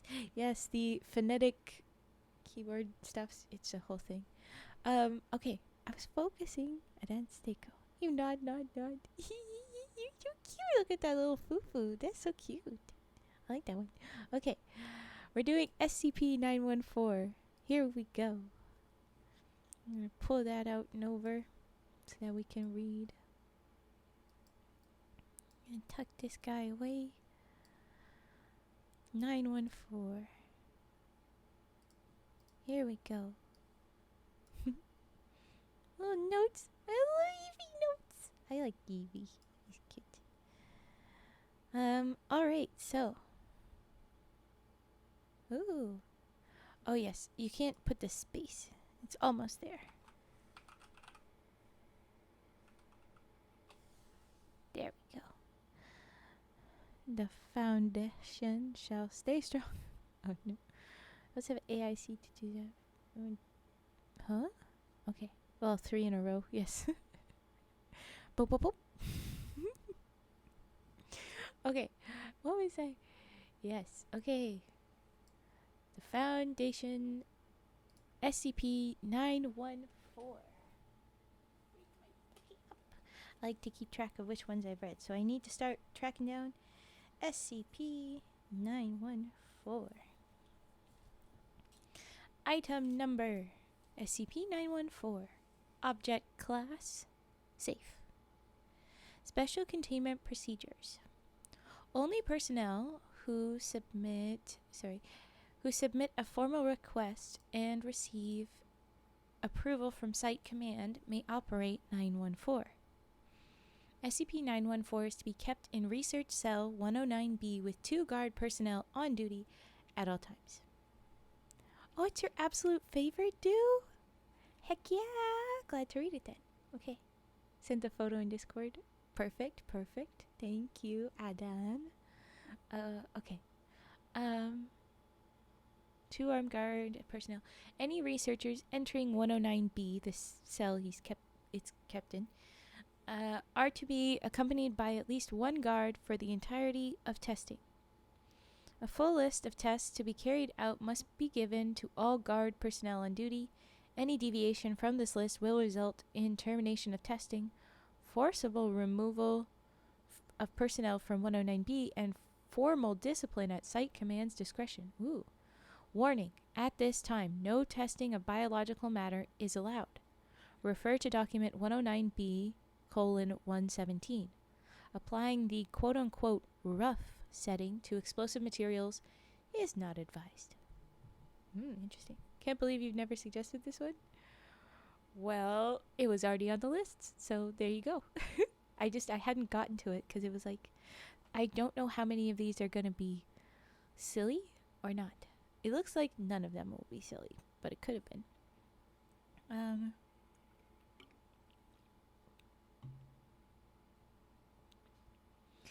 That sounds so concerning, Researcher 29. I don't like it. So this is like a weird school trip? No. You can consider me reading this kind of like a weird bit of info, but it's interesting. I don't know. How about SCP Foundation Researcher 29 give a description of what it is to read the SCPs? Because yeah. But okay. So 914. I've given the warning. There's a little picture, and it's just like some cogs, the wheels, the cogs. And it says, one of the least complex sections of SCP-914 in a non-active state is what that photo is captioned. There we go. I was like, what is the word? Captioned. There you go, Raven. All right. Description.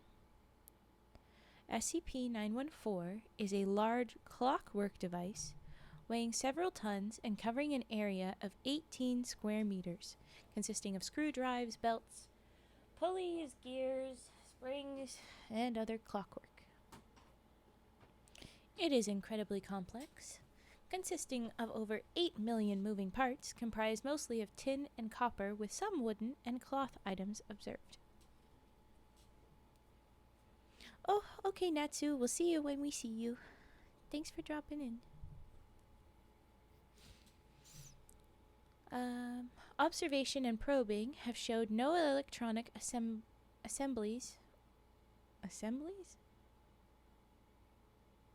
Is that supposed to be that word? Anyway, no electronic assemblies or any form of power other than the quote-unquote main spring under the quote-unquote selection panel. 2 large booths, 3 meters by 2.1 meters by 2.1 meters, or it's got in brackets here, 10 feet by 7 feet by 7 feet, are connected via copper tubes to the main body of SCP-914, labeled intake and output. Between them is a copper panel with a large knob with a small arrow attached.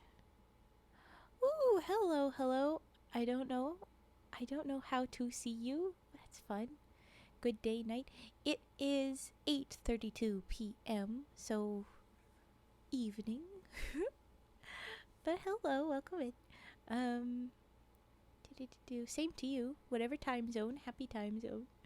Small arrow attached. The words rough, coarse, 1:1, fine, and very fine are positioned at points around the knob. Below the knob is a large quote-unquote key that winds the quote-unquote mainspring. 1:30 a.m. Good after morning. Okay. When an object is placed in the intake booth, a door slides shut and a small bell sounds. If the knob is turned to any position and the key wound up, SCP-914 will quote-unquote refine the object in the booth. No energy is lost in the process, and the object appears to be in stasis until the output booth door is opened.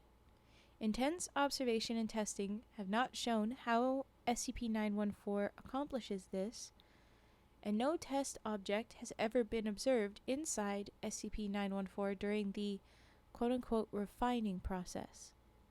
The process takes between 5 and 10 minutes, depending on the size of the object being refined. Currently in Florida time zone. I'm from Switzerland, though. It's night over there. Sorry for not following, but Twitch is not letting me. Oh! I don't know why it wouldn't let you follow. That's a bit odd. I'm gonna do a quick refresh. But, ooh, interesting, in roughly Florida time zone. That's just a little bit past me, I think. It would just be a little bit past me, my time. So it's just evening for you, and you said it's night over there. Oh, you're writing down my name though. Oh, I thank you. And then Switzerland, love Dr. Redacted and Dr. Redacted and I are great friends. 8:35 now. Yes. Hey, so same time zone. 20:35, 8:35. Cool. I'm just writing down your name is good. That'll work. Switzerland time zone. That's got to be close to dawn. So. Yeah, you're in my time zone, but you're usually in another one. I hope you're not too sleepy. But okay, we're going to keep reading. After that little description and stuff, we have an addendum. It says Addendum 514, 5 out of 14, I don't know. Dr. Redacted Test Log. Input: 1 kilogram of steel. Setting: rough. Output: pile of steel chunks of various sizes, appearing to be cut by laser. Input: 1 kilogram of steel. Setting: 1:1. Output: 1 kilogram of steel screws.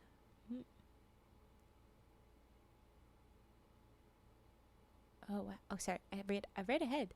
Okay, so input: 1 kilogram of steel, setting fine. Output 1 kilogram of steel carpet tacks. Steel carpet tacks, you know. So they set it to rough. I see they didn't put it to coarse. What was the coarse? Anyway. But then they do get to that eventually. Sorry. They get it out of order. Tax the carpet. Not quite. Tax like pins, but cute. Yeah, I think you knew. I think you guessed. Yeah, you're cheesing me. Okay. Input 1 kilogram of steel, setting very fine.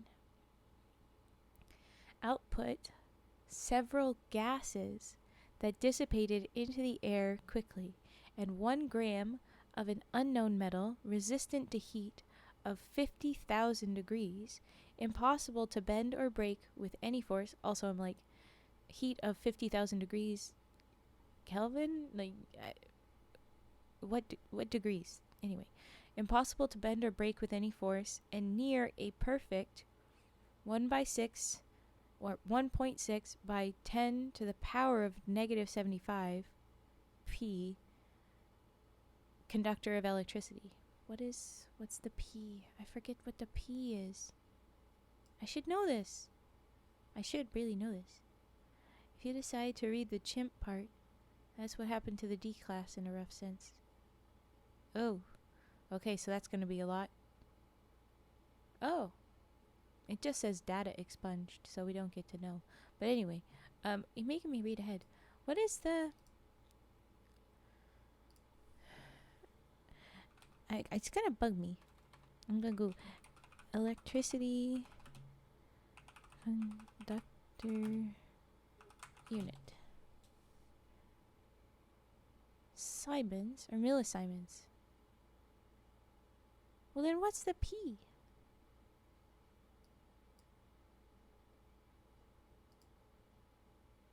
What does the E stand for?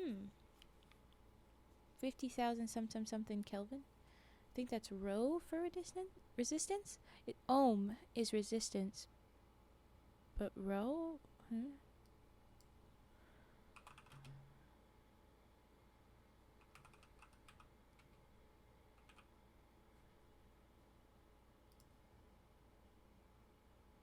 Ohm is the... Oh, yep. No, you're right. It's rho.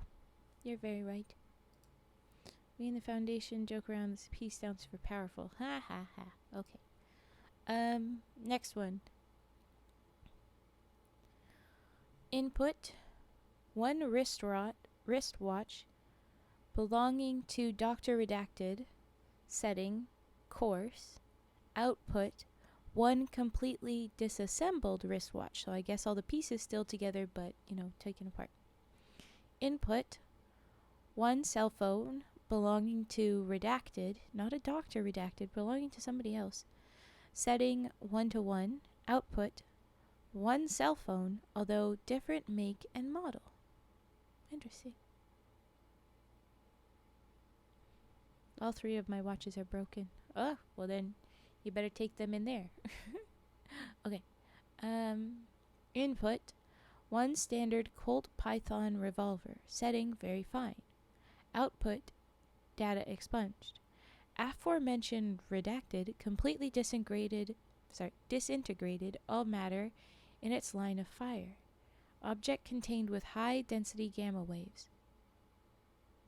So they took the revolver and made it a much more condensed power. That's pretty cool.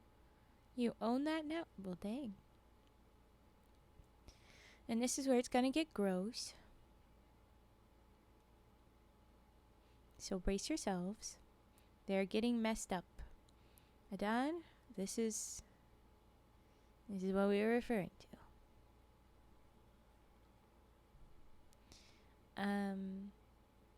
Where was... Oh, yes. Input 1 white mouse, setting 1 to 1. Output 1 brown mouse. Interesting.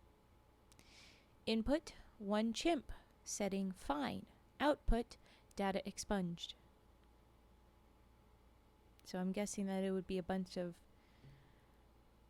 stuffs. What did you grab? Oh, they're so cute. That is insanely cute. Oh my goodness. Oh my god, I love that. That is an adorable freaking emote. Okay. Next, input 1 chimp. Setting, rough. Output, badly mutilated corpse showing signs of crushing and cutting with high heat. So that's fun. Next, we have a document number 109B:117. So this is the document, that's what they said. So that's what happened to the D class. Why would you do that? Why would you choose to do that? It's messed up. Okay. Here we go. Document 109B:117. Dr. Redacted and Dr. Longer redaction name test log. They have input subject D186. That's a D class person. Adon, basically D class is people that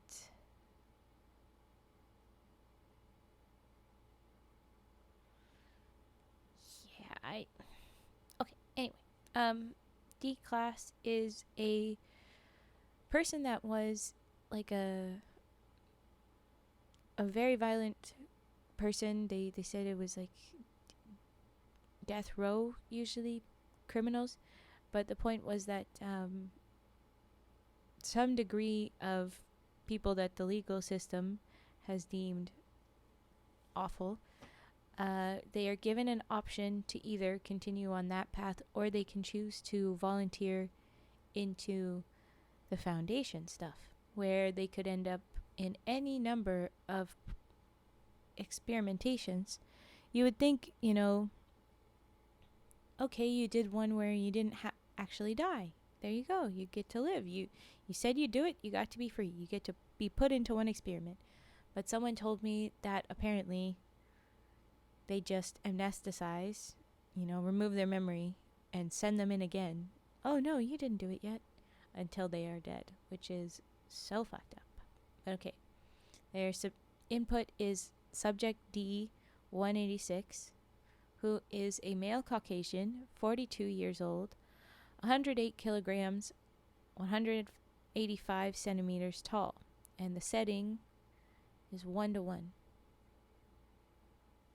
Output, male Hispanic, 42 years old, 100 kilograms, 188 centimeters tall. Subject was very confused and agitated. Subject attacked security personnel. Subject terminated. Why did you have to kill him? Oh my god. So they just got out a random other man of the same age, roughly same physical area that he took up. He was less weight, but taller. Yeah. Okay. Insane. Okay. Input, subject D187. Male Caucasian, 28 years old, 63 kilograms, 173 centimeters tall. And the setting was very fine. Output, data expunged, and then subject escaped from test chamber, killing 8 guards as well as Dr. Redacted and other Dr. Redacted. Lockdown initiated. So we don't know what exactly came out, but whatever this subject that came out was excessively violent. We have a few D class that are dog and cats. We even have ones that are deer. It's just messed up that that's a thing. That's terrible. No, stop. God damn it. This is why I don't like the Foundation. Oh dear. Ha ha ha ha. Okay. Subject causes containment failure of 3 SCP areas in continued escape attempt. So this subject is going out, causing mayhem. You didn't mean the puns? It's good. I like puns. You gotta respond to them with an awful laugh, because that's the only way that they really do well. Okay. Special response team engages subject. resulting in severe wounding of subject, partial memory loss in special response team members, and corrosive damage to plumbing. Okay. Subject expired several hours later, dissolving into blue ash and blinding nearby research team. Biological testing with SCP-914 discontinued. So no more biological testings. Illegal. Don't do that ever again. And then under this, there's a note. It says, because of the nature of this SCP, a wide range of test data would be helpful. Dr. Gears has ordered that any researcher can have access for non-biological testing if they themselves are or they are supervised by a level 3 researcher. Biological testing was discontinued. Did you miss that memo? Guys, that's a good thing? They messed up people. What the hell? Okay, whatever. All testing is to be recorded in file 914E, experiment log 914. And it's got a link, I guess, to see the rest of this. Let's click it. Yeah. So this is the full list of the experiments that they've done, I guess, over here. And I'm going to add that to my special little list. I at least made sure the D class went on 1-to-1.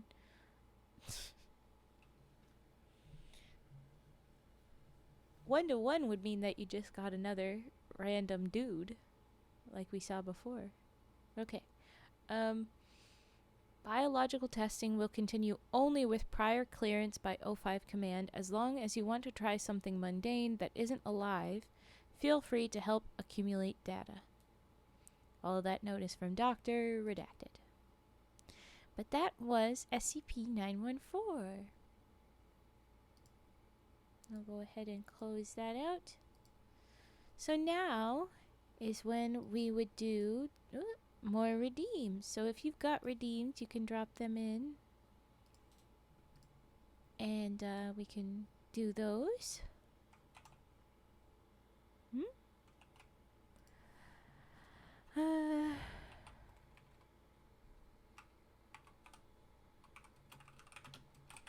Boop. I'll apply that. We're do singing frog and typing. Okay. Oh, I need to pause.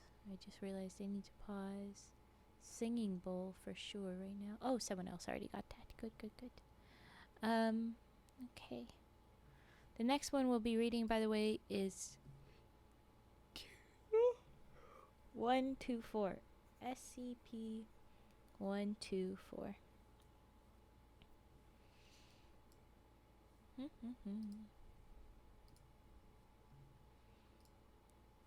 I will just put that up away. Well, that was scary. Yeah. It's a spooky time. And now I'll do some triggers. Oh my gosh, did I never get 914 up on the... Oh gosh, I messed that up. Well, I'll worry about it next time. But okay. Singing frog. I never showed off Singing Frog for El Chiquitas in the Handcam. Damn it. I didn't do it. Oh, scuff happens. Yeah. It happens. It happens. Oh well. Okay. We'll do... To be fair, I haven't gone that much longer than normal. I've done a 5-hour stream before, and I'm only at almost 4 right now. But oh well. Okay. That's one water bottle done. Next water bottle up. Heh, you eepy. No. Have I yawned? I don't know. Yeah, but it's still not the norm. Yeah, you're right. You're right. Take the excuse, girl. Not a girl. If you know that reference, it's a very fun reference. But it's just like whenever someone says it, I hear the character in my head, so it's fun. What was brain? Yeah, singing frog time. Right. Okay.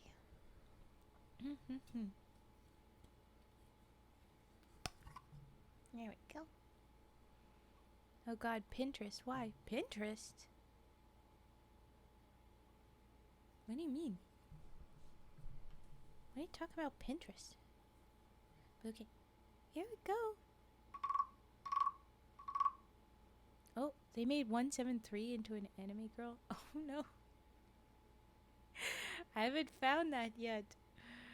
If you want to drop a recommendation, by the way, I feel like you have plenty. Put them in the Discord, please, with trigger warnings as necessary. Sending MTF to site redacted this instant. Sounds good. Okay, singing frog. Come on, focus, Rape.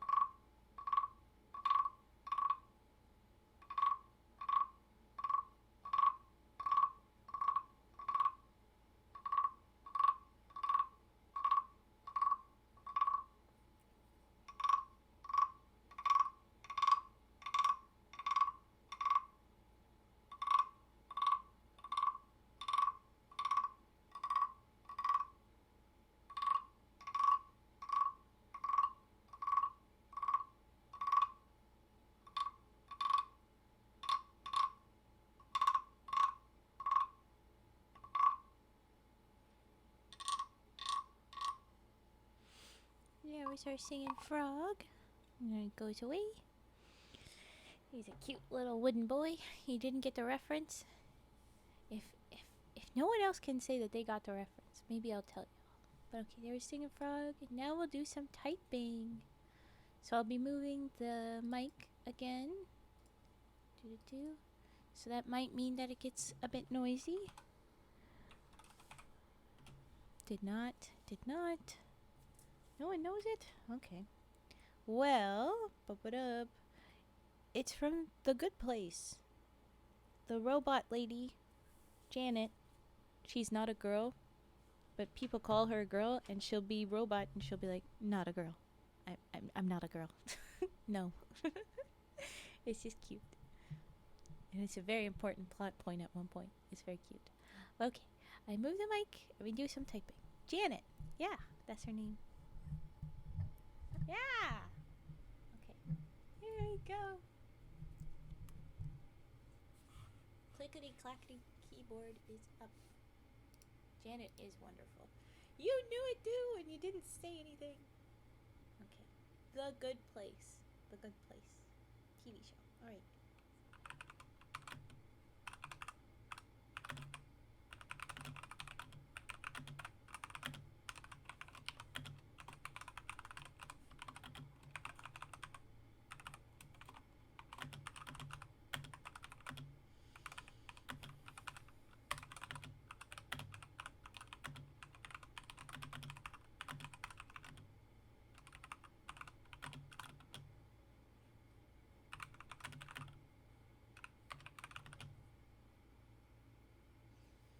It's also on. It's not just like NBC. It's on shows or streaming platforms, so it's not just like cable stuff. People will have found it from other places. Only use your TV for Twitch or games. Fair. Okay.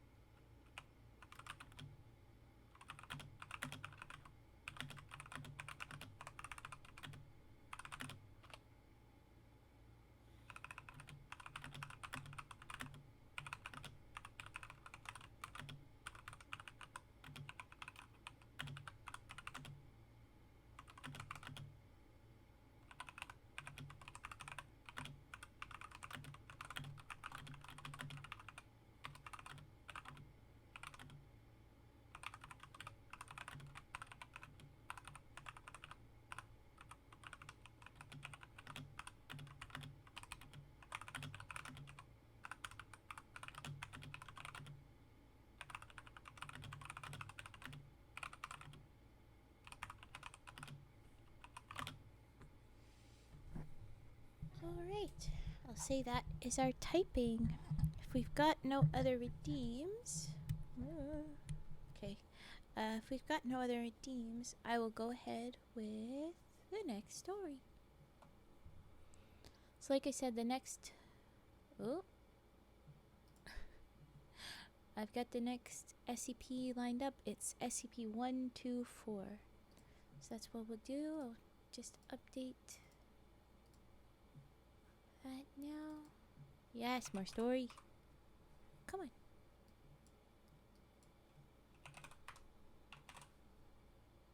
Nope. There we go. Alright.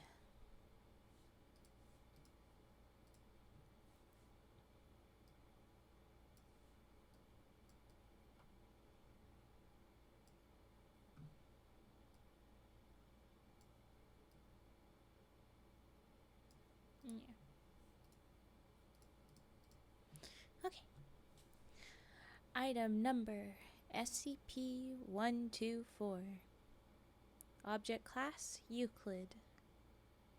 Special containment procedures. SCP-124 is to be kept in a 4.2 meter by 2.1 meter stone pit in its containment cell.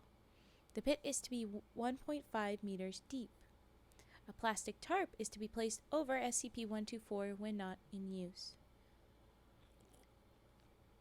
Absolutely no biological matter is allowed within 1 meter of SCP-124 when not in use. Oh no, wait. Sorry. When not being studied. There we go. An armed guard is to be stationed outside SCP-124's cell at all times. Description. SCP-124 is a plot of soil approximately 9 meters squared in area and 14 meters cubed in size.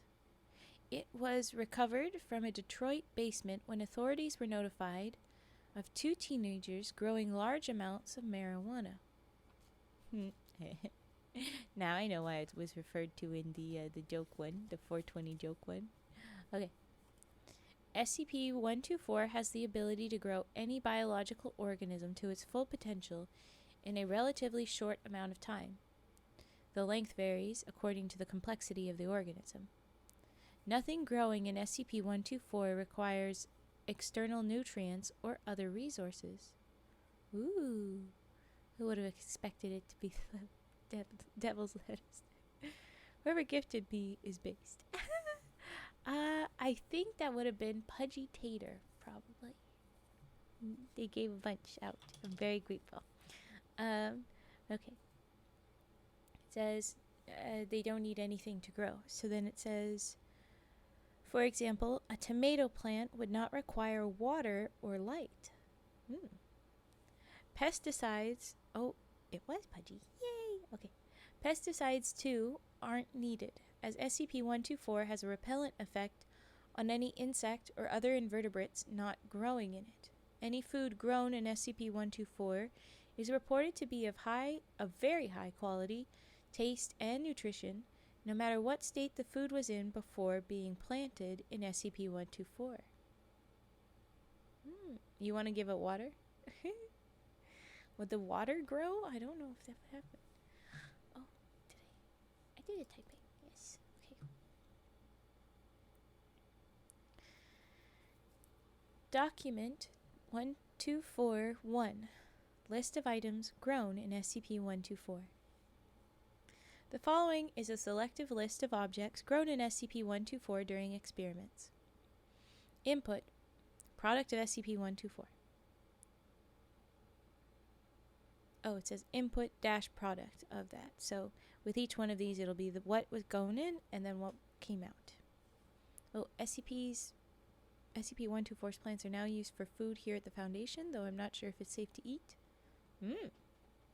Interesting.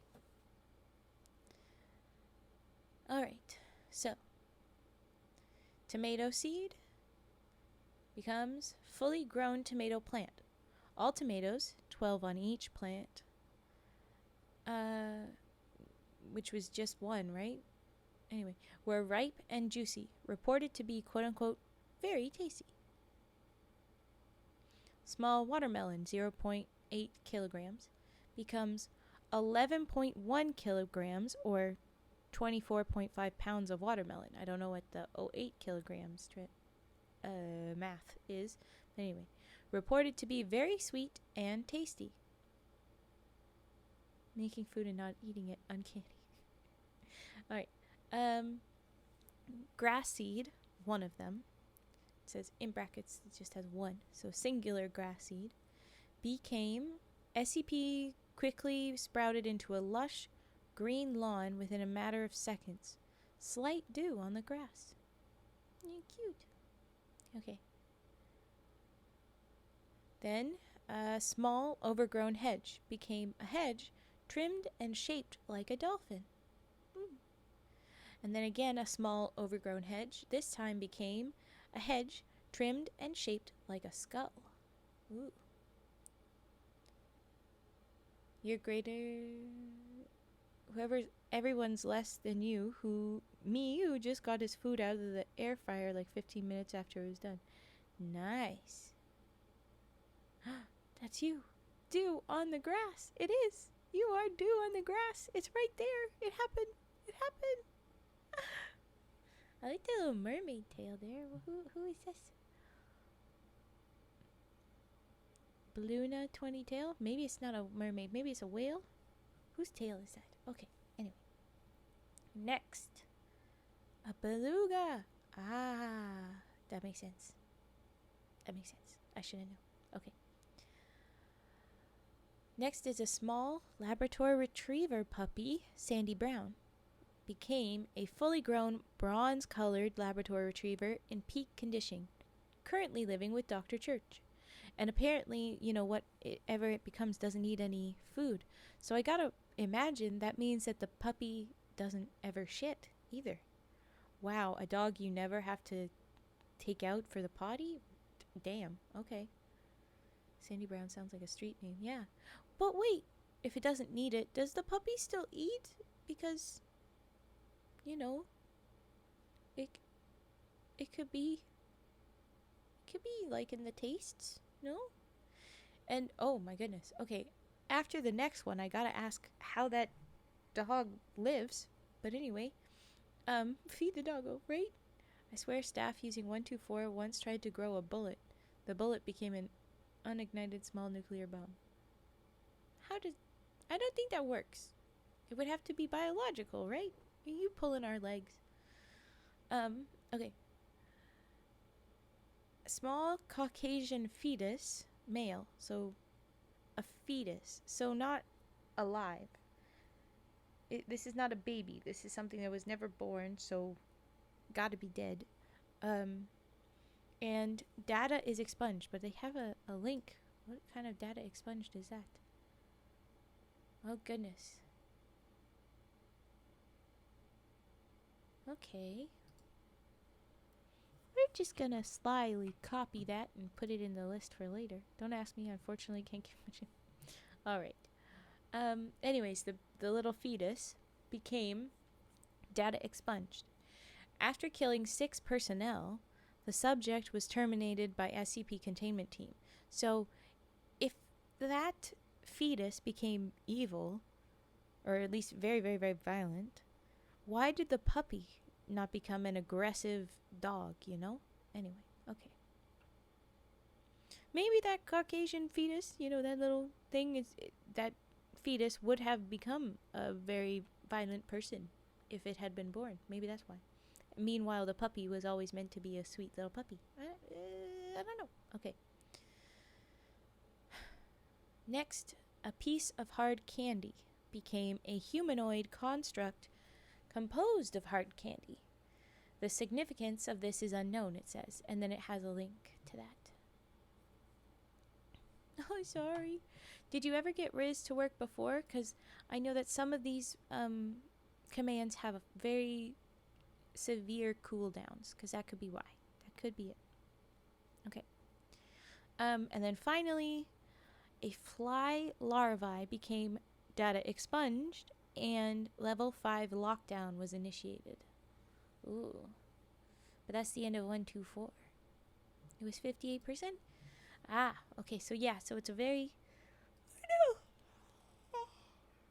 Eek, maybe I am EP. It became a very bad...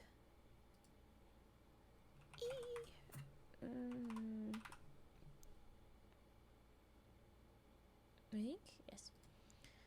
Ah, what just happened? Very bad thing happened at the end. Oh no, we've got to introduce her to the little misters eventually. What does that mean?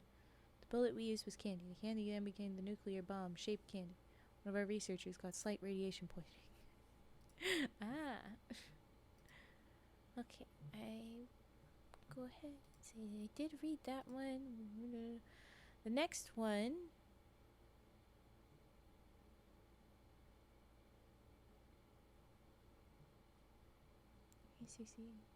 Okay. Is 529. So this last one was very quick. This one might be silly and fun. This one is very short, and I think it is silly and cute. So we're gonna just go run straight into it. SCP 529. 529. It's adorable. It's adorable. Okay. Here's 529. We're going for it. And I'm going to pull up the next one too, just so that I have it prepped. I'll put you over there and then minimize you. Okay. SCP 529. 529. Josie? Is that what the name is? Or are you going to find out? Okay. So guys, this one looks so cute. Alright. Item number SCP 529. Aww. Okay. Object class safe. Special containment procedures. She lives cheese. She likes cheese. No special precautions have yet proven necessary. She loves cheese. Aha, yes. So no precautions really are necessary. Quote-unquote Josie is quite affectionate and at this stage is free to move about the lower levels of the facility. Staff are not permitted to feed cheese to her. She will become distressed if not given sufficient cheese. So she's like, oh, there's cheese? I need more cheese. Yes. Stop stealing the skips. Yes, stop taking home skips. Okay, but then we have a photo, and it's adorable. It's just a cute little kitty. But, sorry, yawns. But there's something special, and I'm sure the description will describe it. So here we go. SCP-529 is a small house cat, Felis catus, with gray tabby markings. Parts of the animal to the rear of the end of the rib cage appear to be missing. The body terminates sharply as if sliced in two. In spite of this, the animal has no health problems and moves about as if its hindquarters were still in place. For example, walking takes place as usual, and sometime after feeding, the animal makes motions as if to void itself of waste matter. The cross-section does not display the interior of the animal, but appears pure black to the eye, and absorbs all non-visible wavelengths of light. It is slightly yielding to the touch. Gentle stroking of this area sometimes yields a positive reaction, purring and so on, but more usually leads to the creature turning on the agent, claws at the ready. Because when you try and pet the belly of a kitty, that's what happens. Anyway. Those scratched have experienced no abnormalities. The hind regions do not appear to be invisible. A cursory examination will show that there are no hindquarters. DNA testing has shown the animal to be female. Little Josie. Adorable little kitty. Sweet, sweet, sweet. Alright, the next SCP is 105. If this was another really short one, I'll just read it. I know it's a bit longer. Okay. So if you have redeems you want to do now, you can drop those in. It's a good time for those. And I'm just going to double check. Is there any things that come up? 076. Okay, so there's a few things. 105. It is not a very short one, yeah. Okay. Let's see what the spin-offs. If you have redeems, drop them in. Drop them in. If you don't, I'll be picking up as soon as I've looked at these little things. I'm just doing quick collection of this. You don't need to do redeems at all. I just want to do a little prep. I like to keep track of all the ones that are referenced as well in them. So that's what I do.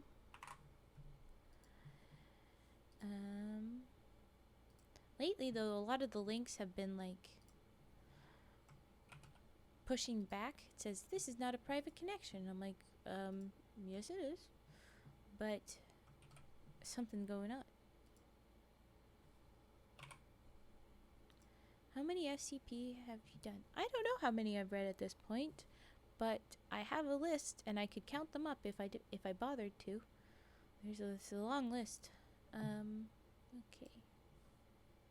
And these guys. Resurrection, that's an interesting title.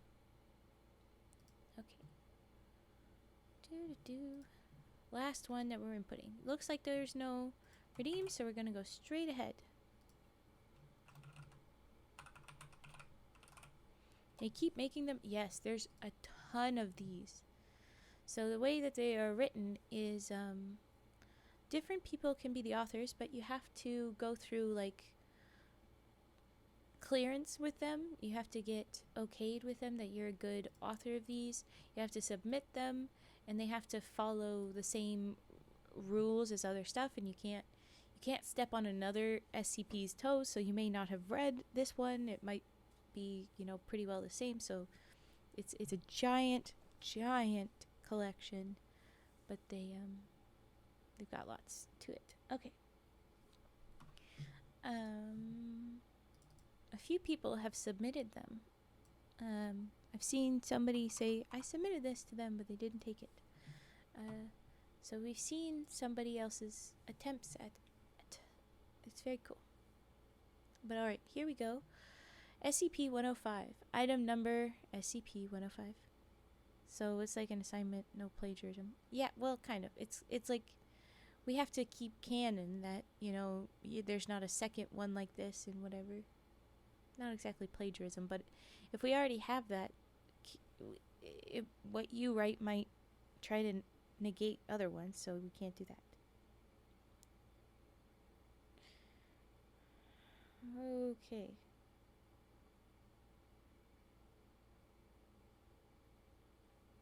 Oh goodness, that's a lot going on there. I am slightly distracted. I need a minute, maybe a couple minutes. So I'll do a be right back, and when I'm back, we'll be picking up at SCP-105. So sorry.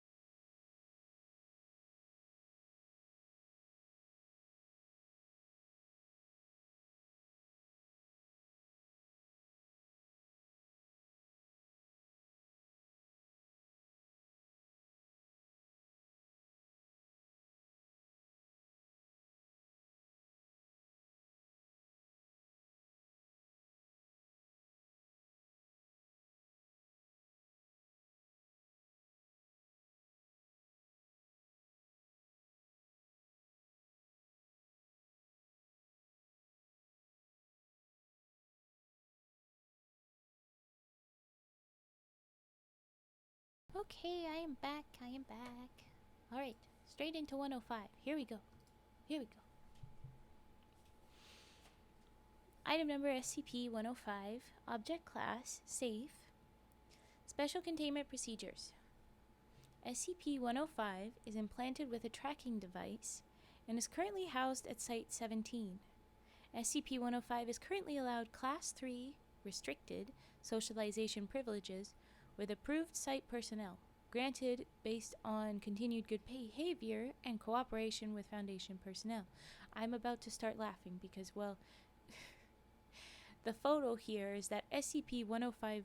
Oh, no, wait. It says SCP-105-B. It's this little older camera, Polaroid camera. I thought it was SCP-105 is the camera, and I'm like, oh, he's allowed to go out. The little camera can go bounce around and enjoy, explore. But it's just 105B, which means that it's like a item of someone else's. So, anyway, okay. SCP-105's personal camera, designated SCP-105B, is contained in a locked safe deposit box at Site-19's high-value items storage facility. Interesting. Standard positive action defensives, explosive, chemical, biological, and mimetic, are to be in place at all times while SCP-105-B is within containment. SCP-105 and SCP-105-B or any other camera are only to be allowed to come into contact with approval of the current managing researcher. Interesting. Very interesting. Okay. Description. SCP-105, formerly known as Iris Thompson, is a female human of European descent. Records indicate that SCP-105 was born in redacted, looks like a year, making her redacted years old. And it looks like it's a 2-digit number. She's not very young. But anyway, making her redacted years old at the time of acquisition. She has blonde hair and blue eyes, and at the time of this article is 1.54 meters in height and 50 kilograms in weight. She does not appear to have any out-of-the-ordinary physical characteristics and appears to be, for all intents and purposes, a normal human being in good health. SCP-105-B is a Polaroid one-step express camera, manufactured in 1982. SCP-105-B does not appear to have any out-of-the-ordinary physical characteristics and appears to be, for all intents and purposes, a normal Polaroid camera operating normally for all persons aside from SCP-105. When SCP-105 holds a photograph taken by SCP-105-B, the photograph changes from a still image to that of a real-time image of the location in question. SCP-105 is also able to reach through the photograph and manipulate objects within reach of the original point at the photograph was taken. Persons witnessing this manipulation report seeing a disembodied female hand, determined to be that of SCP-105, reaching out from an invisible portal and carrying out the actions indicated. Whoa, okay. SCP-105-B and the photographs taken by said camera have no unusual properties when used by any other person.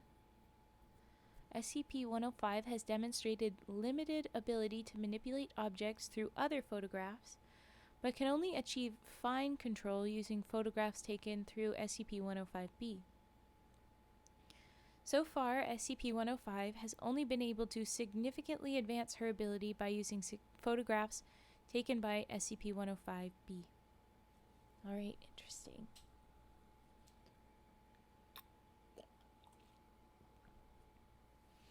Appendix 1, Circumstances of Acquisition. SCP-105 was brought to the Foundation's attention shortly after the murder of her boyfriend. Oh, shit. Okay. Alright. SCP-105 claimed to have been on the phone with the victim at the time of his murder, prompting her to hurry to his side. However, telephone records did not correspond to her story, making her suspect in the murder. SCP-105 informed her lawyer that she had in fact witnessed the murder through a photograph she had taken with her boyfriend several days prior. Oh, okay. The attorney in question disregarded the story and recommended that the subject plead guilty. You're just going to ignore that? You're not going to offer a plea of insanity? Like, I feel like you should do that. My client apparently saw the murder happening in a photo, so I think we should probably get her some help. That's usually what they say, but okay, fine. Subject refused to do so and subsequently told her story in court, offering to demonstrate her ability. This led to Foundation contact. Makes sense. Subject was immediately contained by the Foundation. Foundation personnel retrieved SCP-105-B from SCP-105's home, replacing it with an identical model, and returned it to her. Okay. SCP-105's parents were informed that she was killed during the botched escape of another patient while both were in custody of the redacted psychiatric care facility. Okay, so they're lying to the family, saying, okay, you lost your child. Sorry about that. Goodbye. But in actuality, she was never taken to a psychiatric care facility. She was taken by the Foundation. And they've given her a fake camera. It's a real camera, but it's not her camera. To try and mitigate the dangers, I guess. But alright. Now Appendix 2. Excerpt from Interview Log 105084426, dated redacted date. Begin log. Dr. Redacted saying, please give a brief personal introduction, including date and place of birth, and your name. SCP-105 says, and I'm going to call her Iris from here on out. She says, okay, my name is Iris Thompson. I was born in Phoenix, Arizona on May 12th, redacted year. The doctor says, good. First question, when did you become aware of your abilities? Iris, I'm not sure, but I think I was either 10 or 11. I remember because I was looking at a picture of the ocean and I noticed that the waves began moving. Doctor, how did your parents respond when you told them? Iris, they just said that I had an overactive imagination. Doctor, when did you discover that you were able to manipulate objects through a photograph? Iris, it first happened when I was 11, 12 maybe. My family took a trip to the Grand Canyon. I looked through the photo album after we got home and brushed my hand up against one by accident. When I did, I pushed a rock over the edge, falling into the canyon. I could actually hear it clatter on the way down. Doctor, go on. Iris, I became fascinated with photography after that. Most of the time, it didn't work with photographs I took, but my parents got me a Polaroid one-step express camera. Ooh, thank you for the follow, Roxy the Pirate Pog. Thank you. Welcome in. Thank you. Okay. But they got the camera. I'd been begging for them to get it since Christmas. And then it has SCP-105 start smiling. They don't usually include that. That's cool. After I got the camera, the photos got easier to interact with. Doctor, this is the camera we refer to as 105B, your personal camera? Iris, yes, sir. Doctor, how many photos can you focus on at one time?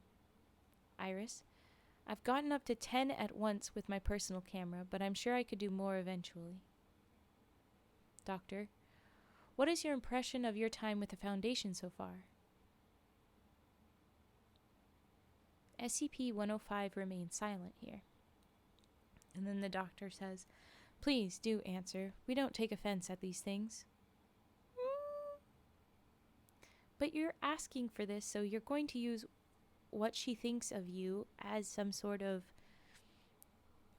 metric for how much you need to be on a problem with her, so she better say something nice. Like, yeah, you don't take offense to it.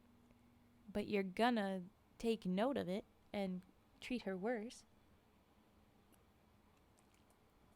Anyway, okay. Iris says, it's sort of like new prison, new warden, but I know it's better than what could have happened to me. I don't know. If you had gone to a psychiatric facility and then just eventually figured out to lie to them, you probably would have had a better life, but whatever. Or maybe you think that you could have been killed. I don't know. Oh, look at you guys, little popcorn. Oh, that reminds me. I need snacks. I'm gonna start eating snacks soon. Okay. Doctor says, you've been very cooperative during your time here. Iris says, I'm a pretty well-behaved sort of person. I also like doing the experiments. Some of those things with photographs I would never thought of. Doctor says, do you know why I'm asking you these questions, Iris? Iris says, no, sir. Doctor says, we've been setting up a special program. If it goes through, you'll be occasionally allowed to leave the site and move about in the outside world. All we ask of you in return are a few favors. Are you interested? End log. That reads so like Suicide Squad proposal kind of thing. Oh, cute popcorn. So I'm just admiring my popcorn work. I know the arm looks, detached and kind of stupid that way, but it's so smooth. He does his little munch munch, munch munch, munch munch.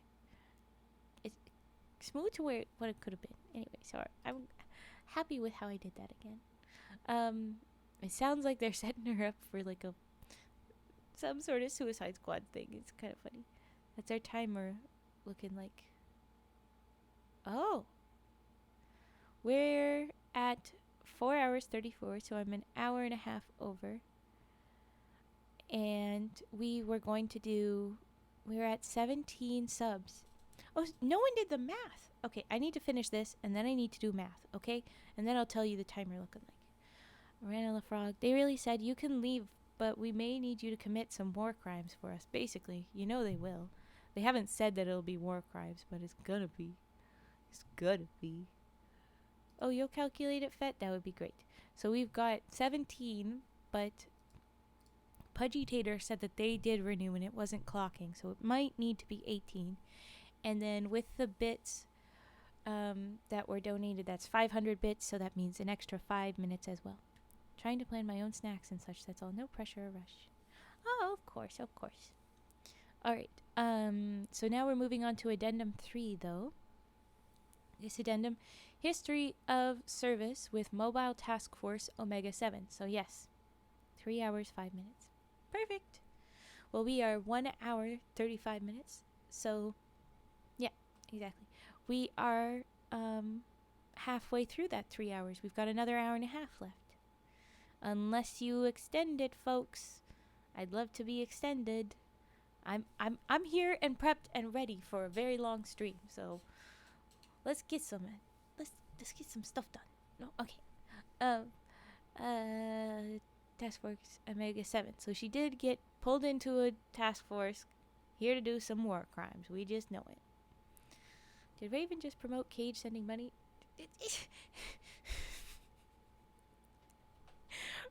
How about you let somebody else do it instead? I would prefer if you don't waste a bunch of money. And I say waste. I shouldn't say waste. But don't spend money when you're trying to save. I know that you are trying to save. That's the only reason. Paradox initiated. Oh, no. Thank you for the follow. Oni Love Donuts. That's cute. That's a cute name. Welcome in. Thank you for the follow. I'm going to focus. I'm going to read this addendum. Addendum 3, History of Service with Mobile Task Force Omega 7. Here we go. SCP-105 was the second humanoid SCP recruited to Mobile Task Force Omega 7. So Omega 7 is clearly their suicide squad, their SCP squad. Oh, okay. Rolling eyes majorly. But anyway. Second Omega 7 under Pandora's Box Initiative. Unlike quote-unquote Team Able, which is associated with SCP-0762, don't know what that is, but it was a link. I've got it listed. We'll check that out eventually. Anyway. Unlike that team, which was assigned to strike and capture operation, to strike and capture operations, Team Iris, quote unquote, had the primary mission of reconnaissance and intelligence gathering. Team Iris carried out over 20 missions in cooperation with the Bow Commission.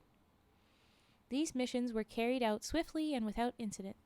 So she's mostly doing just intelligence gathering. Probably, essentially, she shows up, yoinks files or something. Who knows? Okay.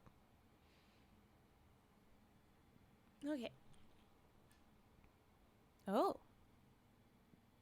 Never mind, something happened. Okay. The first disciplinary incident involving SCP-105 involved the escalation of Team Iris missions from reconnaissance to wet work. Ah, yes, this adds up. Okay, you could see this coming. SCP-105 violently opposed to the use of her abilities to carry out assassinations, even after members of the Commission repeatedly attempted to secure her cooperation. See interview log 105216543. So there's interview logs where they're repeatedly trying to secure her cooperation, trick her, blackmail her, whatever, I don't know. But anyway, different ways that they've tried. During these events, SCP-105 became emotionally distressed and attempted to deceive Foundation personnel into believing that her anomalous traits had disappeared. I mean, that's a good way to try and convince them. Good on her for trying, but Dr. D, and the rest of their name is redacted, Dr. D submitted a report recommending that SCP-105 be reclassified as neutralized, undergo amnestic treatment, and be released to the public with regular monitoring. This recommendation was denied. Damn it. Okay, so that doctor tried to say that she's been killed, give her mimetic treatment, or amnestic treatment, erase her memory of all of this, and send her back into life, which would have been so much better, but yeah, of course the Foundation, somebody higher up, denied that. But here we go. Okay, so Dr. D's chill. Dr. D's cool. Following this, Dr. D, redacted rest of name, I'm just going to call them Dr. D, aided SCP-105 in a containment breach, aiming to escape Foundation custody. Hey, go for it. Do it. But the breach was unsuccessful, and SCP-105 was recontained. See Incident X45, Site 17. Investigation afterwards determined that Dr. D had intentionally encouraged SCP-105 to claim loss of anomalous abilities. So they tried to convince that. Ooh. Only love donuts. Nice. Yes, popcorn. Ooh.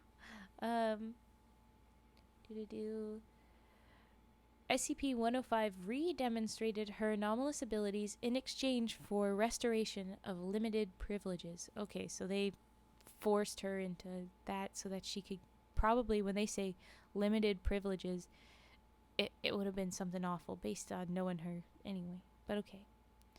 Following the end of Pandora's Box initiative, all Mobile Task Force Omega-7 teams were disbanded, and SCP-105 was returned to Site 17. Hey, good. Because of the security risk she represents and lack of current utility, SCP-105 is presently not allowed to access SCP-105-B. All further information regarding Mobile Task Force Omega-7 is sealed by the Order of Records and Information Security Administration. Director, name redacted here, Records and Information Security Administration. So that person said all of that. That whole addendum was from them. And then Addendum 4, Special Notice, Current Containment Status. Following Incident R1300, Site 17, many formal and informal reports have been made regarding SCP-105 and a supposed connection to Mobile Task Force Alpha 9. Curious, okay. These reports constitute a serious breach of security. All information regarding Mobile Task Force Alpha 9 is restricted. 4 hours. Ooh. Yeah, almost 5 hours now. We're going. But hi, Rose. Let's hope we get more. More subs. I'll stay longer.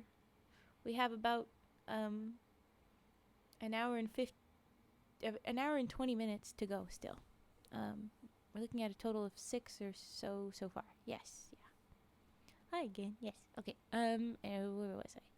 All information regarding current research on anomalous characteristics of SCP-105 is restricted, same as with Alpha 9 is restricted. All reports of rumors regarding Cage. No, but this one makes sense. This one makes many senses.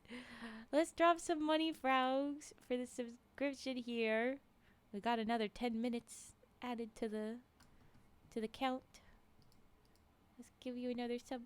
Ooh, money, frogs! Thank you, Cage. You should be saving your money, but thank you, Cage. Yay! There you go, Rose. Got the sub. Yay, yay, yay, yay, yay, yay, yay. Where was I? Oh, the little parties. Yeah, you guys. Okay. I will from here. Tonight away. You will from here tonight anyway. You will what from here? Oh, you mean save your money. Okay. I'm like, the grammar is not grammaring. And then I'm also laughing at, like, I thought at first that you were saying, I will from here. Like, we'll go from here. I will from here. Tonight, away. But I was very wrong. Dumb Raven brain is okay. It's okay. Alright, I just got like a paragraph left of this SCP. Let's focus, Raven. Oh, you're about to fall asleep? I just wanted to let you know you're amazing person. Thank you, Rana. Thank you very much. That's very nice. Bread. Yeah, that was a very bread moment. Instead of brain, I had bread. Thank you very much, Rana. I hope you eat well, and we'll see you again soon. Alright,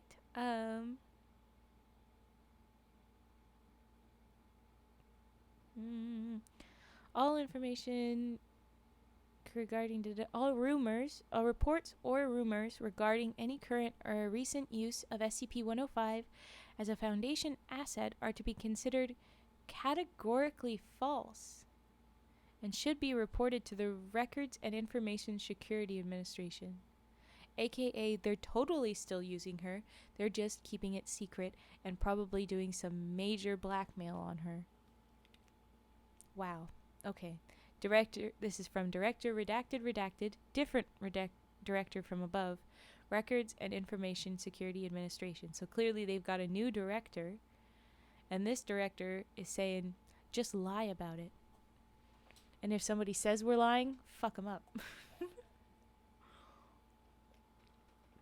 So, wow.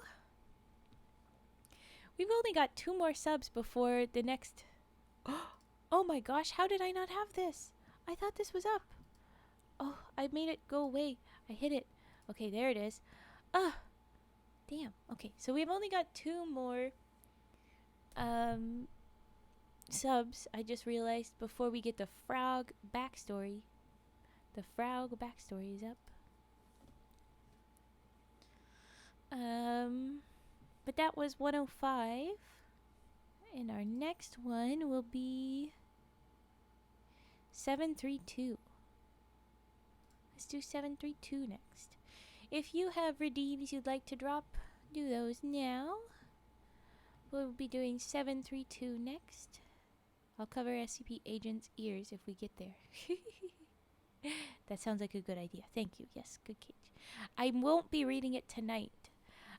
It would be for another stream, but I have it at the ready. That's how that's gonna go. This is interesting.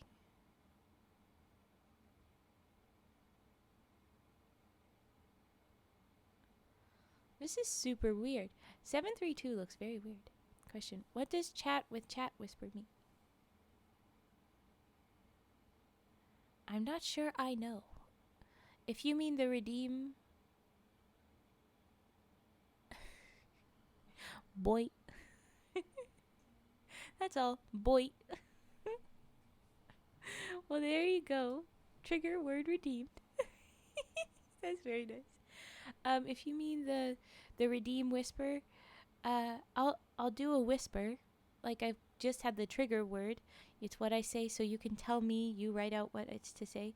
If you mean chat with chat in a whisper, it's like you're redeeming me to just whisper for a little while instead of talking like I'm talking.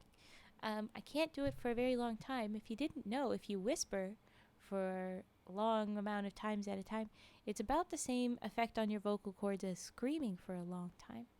So it could make my voice very hoarse.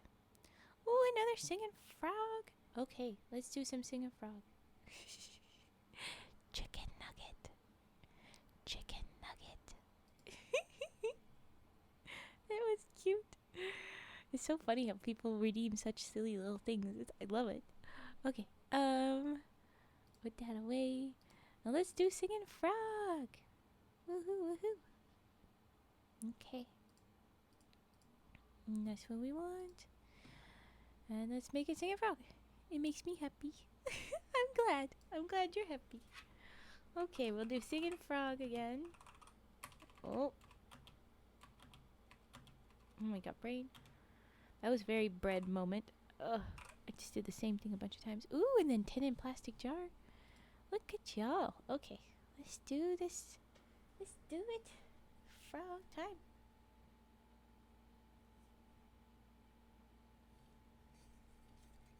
Okay, here we go.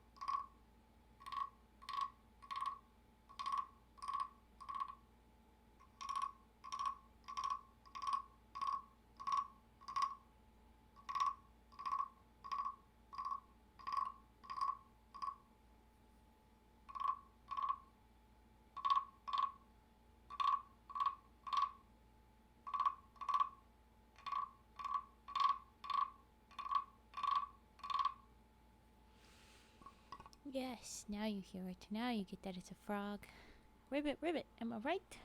You are right. Okay. And then we get the tin in the plastic jar. Hold on. That's roughly what that'll sound like. Let's set that up now.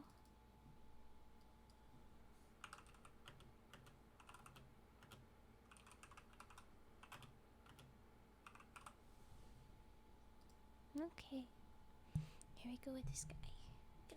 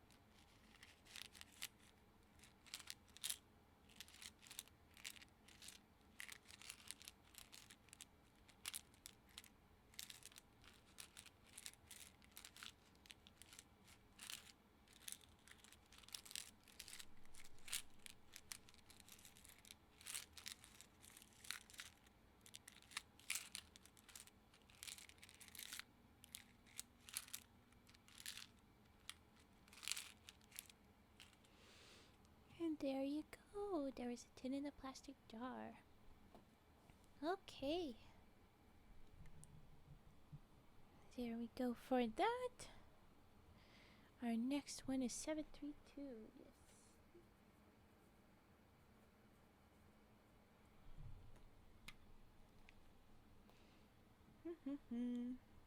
Just gonna little. Just hold on.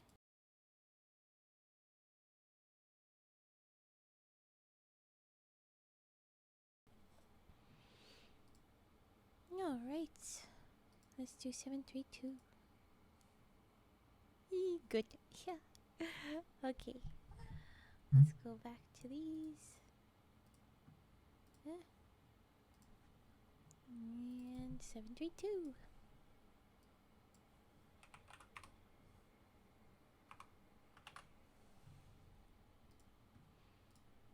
This is a very short one, so I'll probably do the next one right after it. But here we go.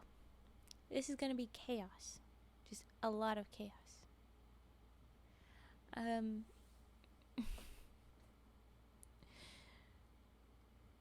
Item number SCP-7 up arrow @ $$ hashtag OVAR 9000 4 exclamation points 1 2 more exclamation points asterisk right bracket hashtag $.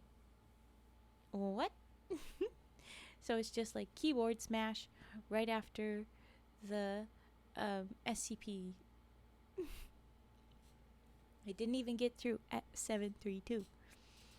This is how that's gonna look. It's gonna keep interacting with this stuff. It's very weird, but okay. Object class key @ hashtag %up surprise keter exclamation points. It says like surprise and then a 1337 keter ton of exclamation points 1 exclamation points 1 exclamation point 111 exclamation points hashtag $% arrow. Special containment procedures. SCP-732 is currently uncontrolled, or I don't know, at exclamation hashtag %$ you, just the letter, can't, no apostrophe, but and all caps. All these, whenever the letters have been there, when it's like suddenly keyboard smash, it's all caps. Okay.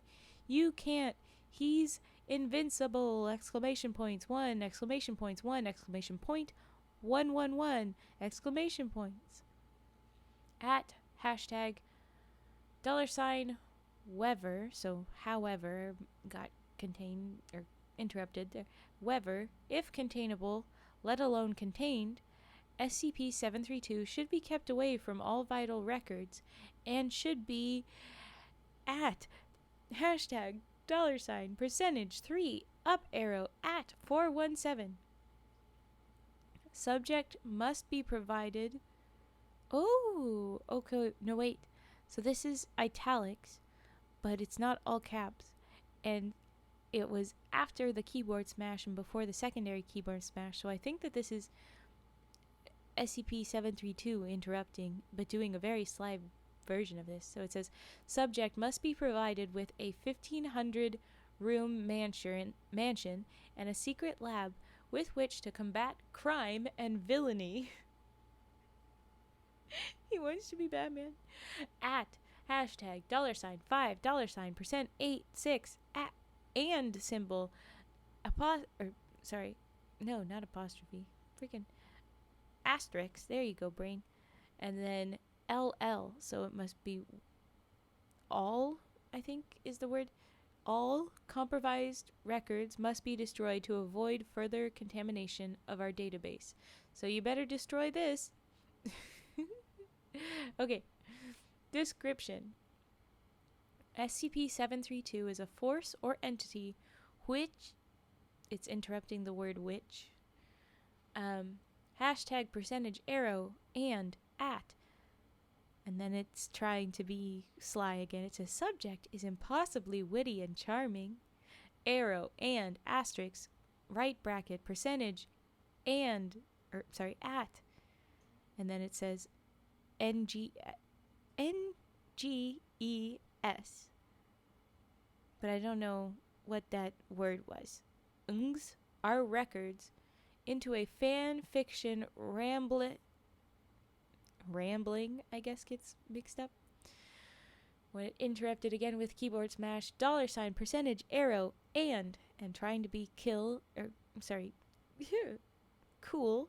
Again, it says, subject has psychic is spelt wrong, psychic powers, and can blow people up with T-E-H, blink of an eye. Keyboard smash again, hashtag, percentage, arrow, bouts. So I'm guessing whereabouts here, as it says, bouts are currently unknown, and again interrupted. At hashtag, percentage, all caps now. He's with all the Kewl, Kewl, Kewl SCPs, and at hashtag, percentage, at $. Oh no, oh no.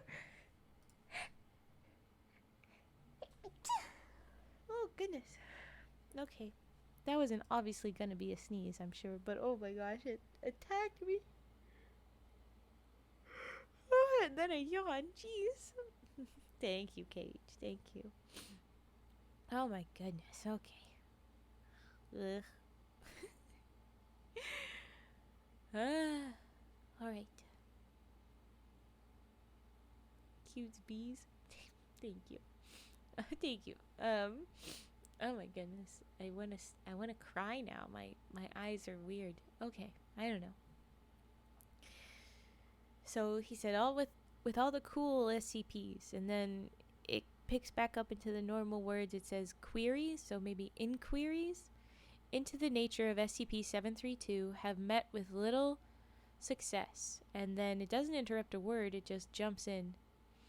Hashtag, percentage, T-E-H, all caps here again. Horror, again spelling horror wrong, H-O-R-O-R. Bunch of exclamations interrupted with ones. Again, not the Eldrick, horror, but again it's wrong.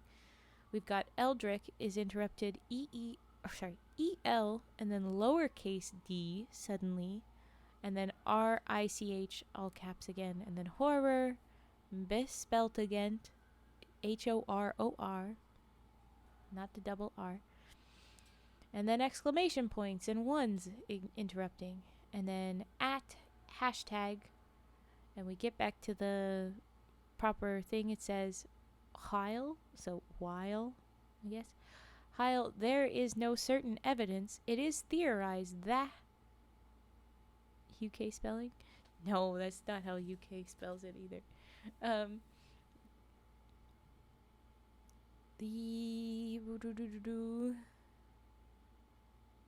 Where? It's theorized that hashtag, percentage, arrow, $, and he's trying to be, slick again. Subject likes cult classics. And percentage, arrow, and asterisk, percentage, back to normal, of our records have been compromised by SCP-732. I don't know how much of their records they think have been compromised, but yes. It says Addendum 73201, a recent breach in SCP- and it interrupts with a giant no spaces here.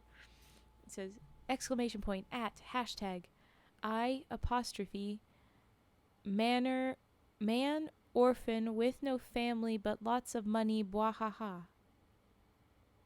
Man orphan with no family but lots of money bwahaha. He really is trying to be Batman. Exclamation point at apostrophe S. So they've got SCP whatever's finally apostrophe S hit his containment, which should have warranted the simple and safe procedure of data expunged, somehow led to the deployment of Mobile Task Force Omega-7. Ooh, that's 105, isn't it? Says that's how it's spelled. H-O-R-O-R? No, H-O-R-R-O-R, yes. There you go. Alright, found an anomaly on Twitch. Huh? Not me! I don't know what you're talking about! Definitely not me! I have no antlers. I don't know what you're saying. Do. Doctor researcher signing up for duty. Bye. Okay. Goodbye. We'll see you another time. Definitely not in person. Thanks for dropping by. Have a good night. Okay, is he gone? Is he gone? When he said that, I'm like, since when is he not chill? Ugh, it makes me. I hope it's somebody else. Okay. Anyway. All right. All right. So they're saying that containment should have been a very simple and safe procedure of some sort of data expunged thing. I don't know. But instead, the Mobile Task Force Omega 7, which we just read about, that's Iris, the. Oh, sorry. The lady with a camera. I guess they got pulled in. So then it says SCP-076, and then we've got the thing popped in. It's spelled horror. I can't find your spelling. No, that's how it's supposed to be spelled. That's consistent. I was saying that in this, for whatever reason, he's misspelling things, like when he says te instead of the, and he's spelling horror without the second R. Oh, no worries. Yes. 3 a.m. brain, for sure. I get it. We all get bread brain eventually. But okay. So it says SCP-076 and then it interrupts and it says percentage up arrow, kicked Abel's ass, and now it's like in italics, so it's definitely our SCP talking. Kicked Abel's ass, and now he's my best friend ever. He used the apostrophe S this time in Abel's and he's, but he didn't capitalize Abel. So Abel, that Abel, he's didn't capitalize that name. And then he said bestest friend, friend. He misspelled it, and it's all one word. It's a mess. And then Evar, EVAR, misspelled. And then apostrophe at hashtag. Back to normal. It says. So I guess maybe SCP-076 was quite displeased when he found that the elfin death god, in quotes, he was sent to contain was not a death god of any sort at all. Quite, and then we've got a interruption, $$ on a date with SCP-105, exclamation percentage arrow. So I guess he interrupted to say, I'm on a date with 105. Okay, fine. Quite displeased is what it seems picked up. For the sake of our remaining budget, it is strongly advised that more effective methods be found for countering SCP-732's disruption, or 732's corruption. And at the very end, there's just arrow percentage $FGSFDS exclamation point at hashtag period. And at the bottom of the addendum, it says Doctor Redacted. The end for SCP-732. Very chaos. Took a while to read because it was just so interrupt, you know. Okay. There we go with SCP-732.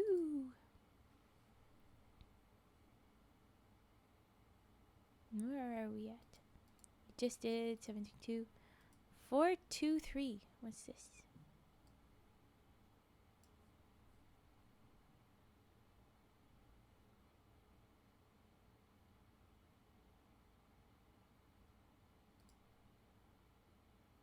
Okay. Let me look at this. We're at 5:06. So we have an hour and 10 minutes left planned. If I'm doing mental stuffs correct. We're doing an hour and 10 minutes left. Boop, boop, boop, boop. And I'm going to be on this. I was going to do SCPs till 11, so we still have almost an hour left of this. But then I am going to do Minesweeper and Chatting for the last little bit. So that's what we've earned our time into with that extra 10 minutes. Oh, wait. Yeah, 11:15 p.m. my time. I will be doing that. So that's where we're at so far. I thought I would double check and check in on that for you guys. We've got enough time to finish our SCPs till 11. We'll be doing that for a little while. And we'll be just getting into Minesweeper for a little bit before we wrap up this stream. Unless we get more subs. And that would be nice. I'm just saying. Little thumbs up from Oni Love. Thank you. Okay. Where's Brain? Fetch is so cozy. Yay, comfy. But the next one is SCP-423. It's not exactly short, but it's not exactly long, so I'm just going to jump into it after that last one, unless you have a redeem that's going to interrupt before I'm done typing it out. 423. It's that fast. Okay, I'm going to take a drink. Let's get some waters. All right. Here we go. Item number in blankie. Oh, good. Yes, get comfy. Item number SCP-423. Oh, that's very comfy. That's so fluffy. Oh my god. Okay. Item number SCP-423. Object class safe. Special containment procedures. 423 is contained in a 5x5 meter room containing three 2x3 meter bookshelves. An incinerator is located adjacent. All personnel entering or leaving the room are to be searched for written material. So there could be stuff in there. Any written material must be checked for any trace of SCP-423 and then if found clean, incinerated. Wait, what?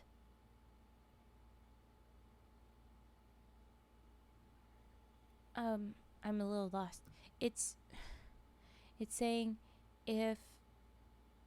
Oh, there's an ad that's gonna pop up. Okay.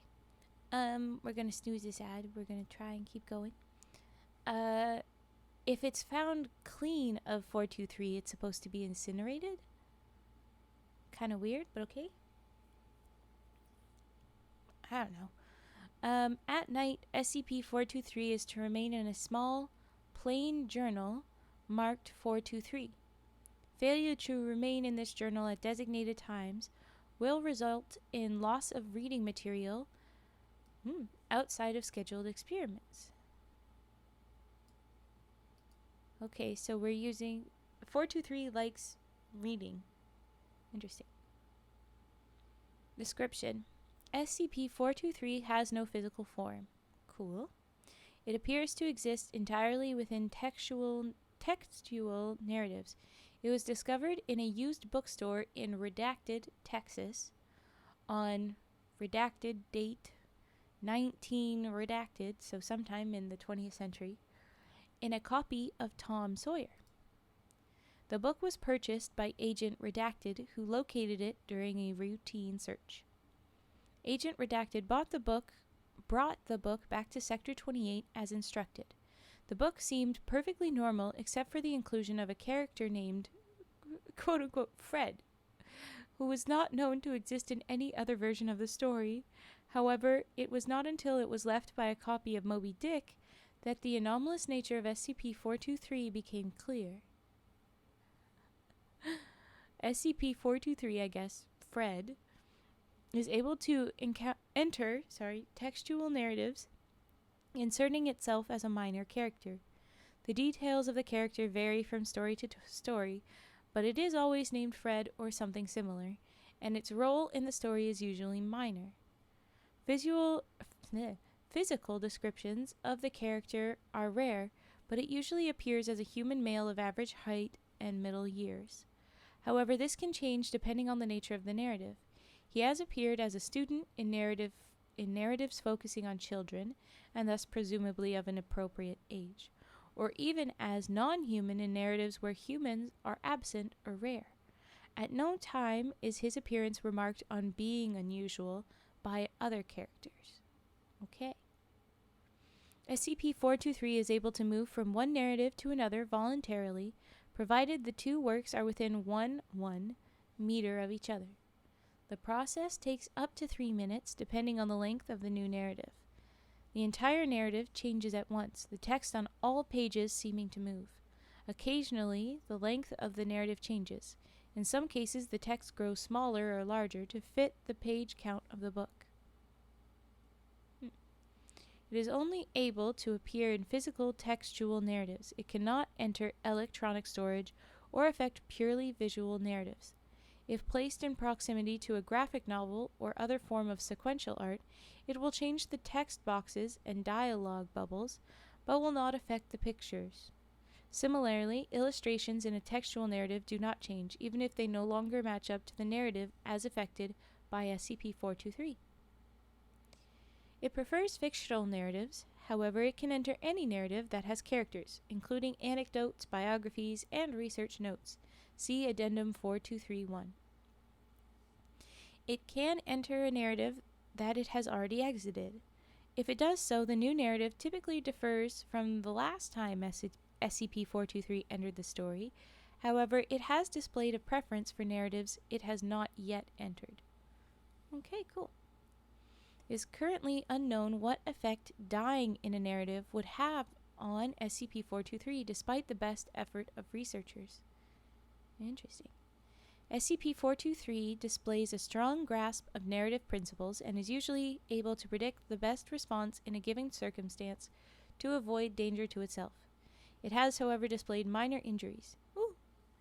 However, these seem to vanish when it enters a new narrative. Okay. I already love Fred. I love Fred. Yes, I'm on board. SCP-423 can be communicated with by coaxing it into a journal. It responds to questions when written within, with SCP-423's responses appearing underneath the questions. When it transfers to another narrative, its responses disappear from the journal. Okay, cool.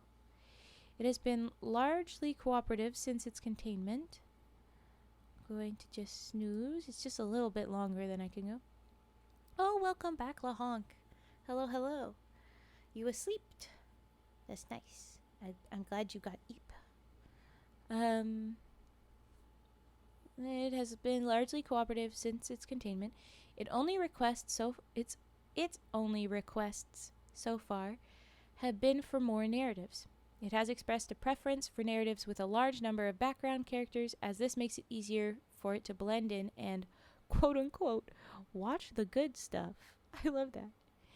It has been recommended that, should it become uncooperative, it be contained to the journal until it becomes more amenable to staff requests. Researchers who desire more information on SCP-423 should read Experiment Log 423-A. The good stuff.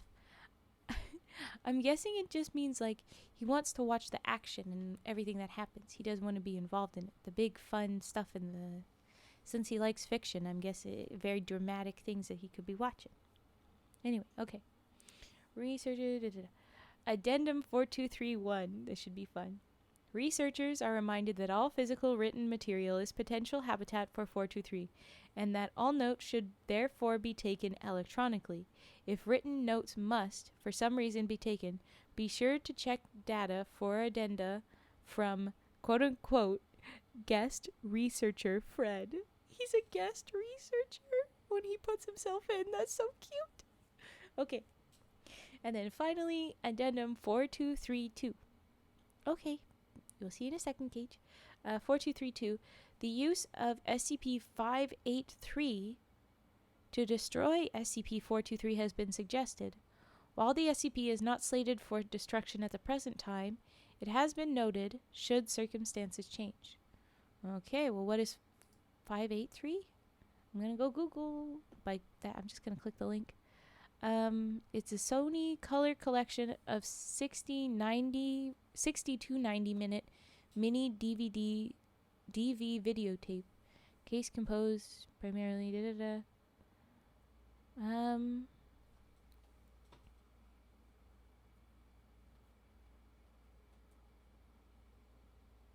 Okay, subjects who watch the recording suffer from a unique perception disorder after seeing it die of asphyxiation. Subjects witness the similar death of every character, fictional or not, that they see on TV or in a movie. This condition appears to be permanent, ending only with the death of the subject.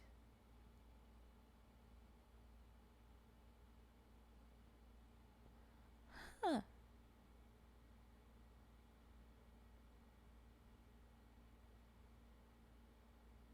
Okay.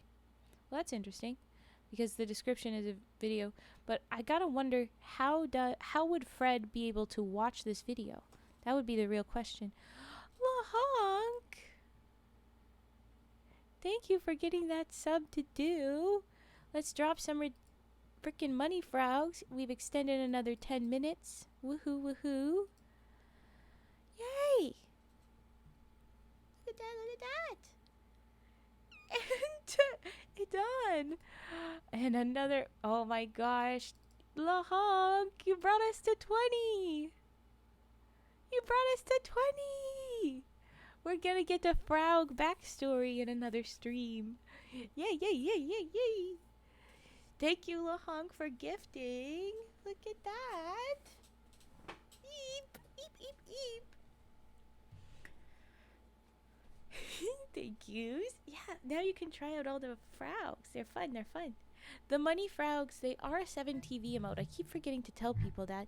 So you can drop them even if you don't have a sub. But I always forget that. I got scared for a second. I heard a noise. Oh no. I hope all is well. But okay, so that was 583. That's fun. That's who that's referring to. But I wonder, I don't know if it would actually work on 423, who we just read, the Fred guy, because he'd have to watch. But he only does the written stuff, so I don't know how that would work. But okay, there's an ad that's gonna come up, and I'm gonna just update the little list again. So we're gonna take a minute. You're not home yet, so I cannot hear, but I hope stream has gone well. We're back soon, y'all. Yes, it goes well. There we go. Okay, so I'm gonna run another ad. We're gonna go ahead and drop another minute-long ad, and I'm just gonna be updating the little lists for my SCP stuffs. That's all. But here we go. Boop. So I'm just writing SCP 423 or 432. Sorry, in there. Lahonk, another 95 bits. Oh, that's just under a full minute extension. So I guess that'll be just under a minute extension. That's so funny. But we'll say it's a minute extension. And let's drop some money frogs for Lahonk.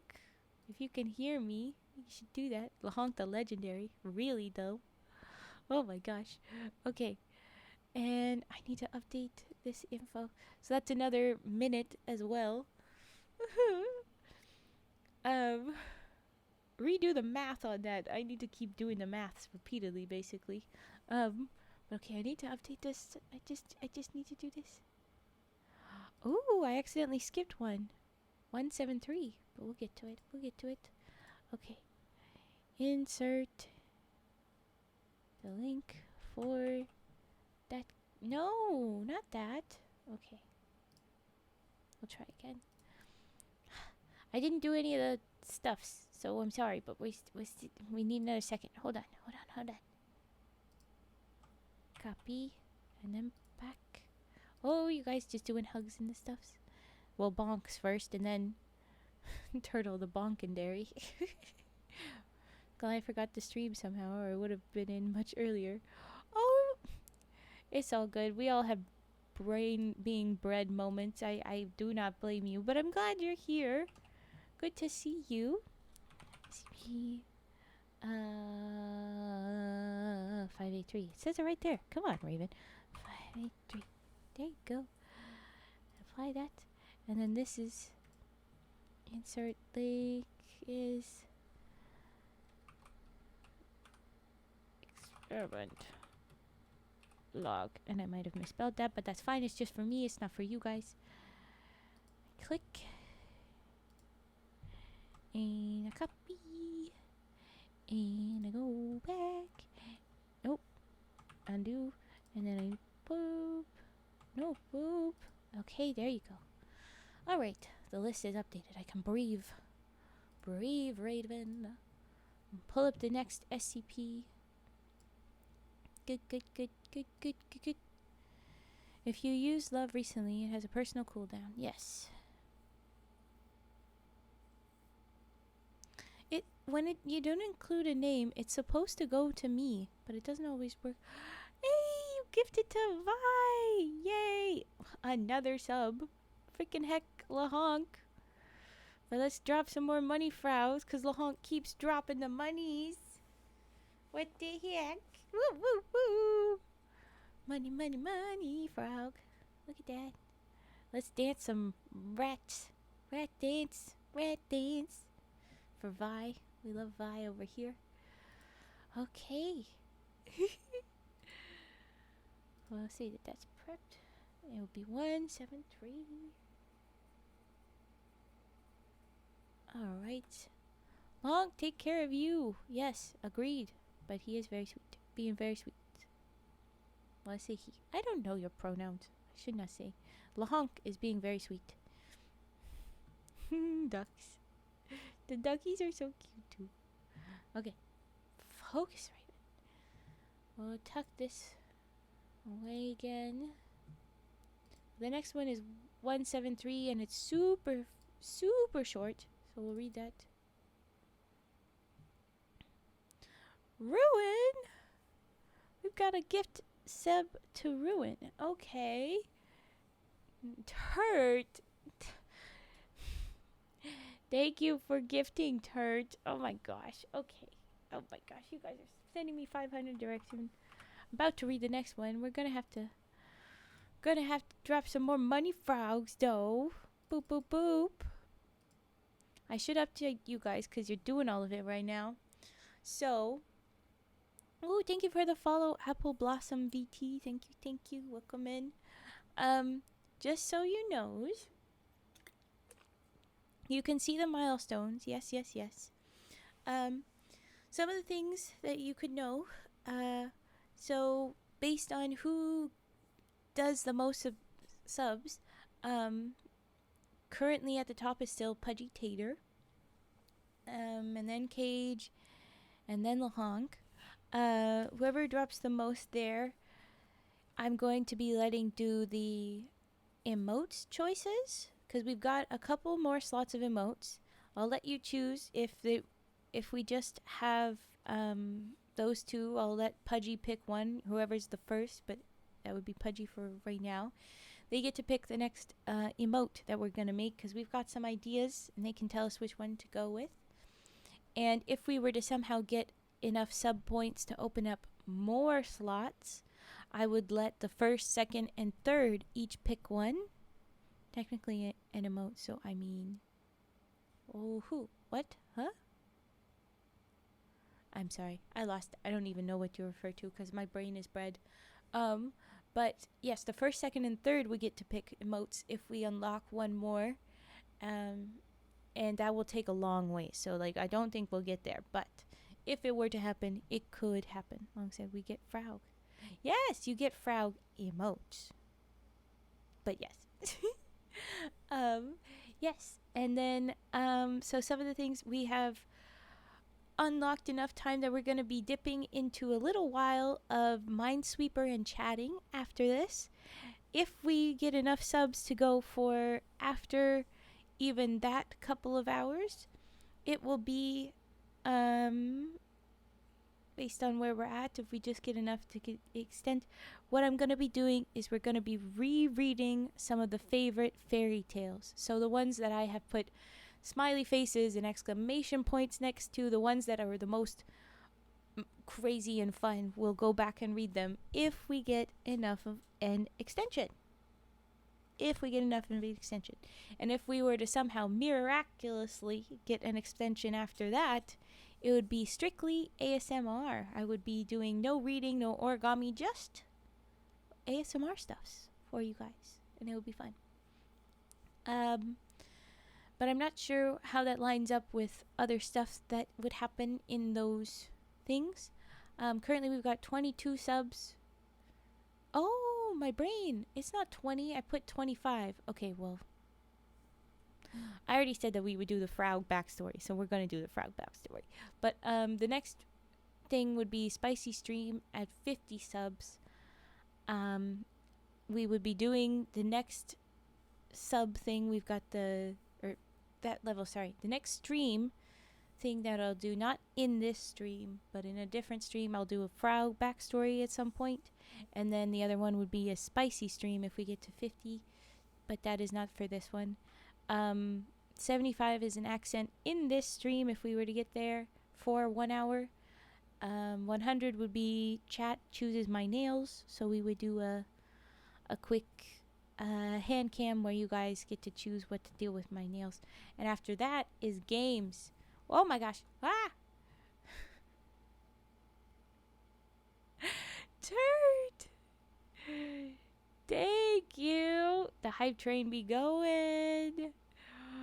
Thank you, Turd. You dropped the last one so that we got to 25. Now, Frog Story. Now, I don't have it ready for you. I wanted to make it real pretty and tidy so that it's like a thing, but it's nearly ready. It will be very soon. It will be the next fairy tale. What in the secure, contain, protect? I just returned and oh my gosh. Yes.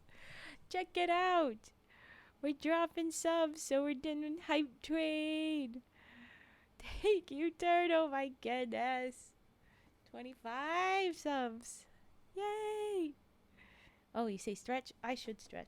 I'm just telling you guys different things that we'll do with the thing. I should read this really quick SCP, so I'll do a quick stretch. Oh, the honk. Get the antlers. I didn't even see what you were running away from. How dare you? So, Vanesti, yes, aren't these sweeties? They're so sweet, giving out these gift subs. Oh, I stretch.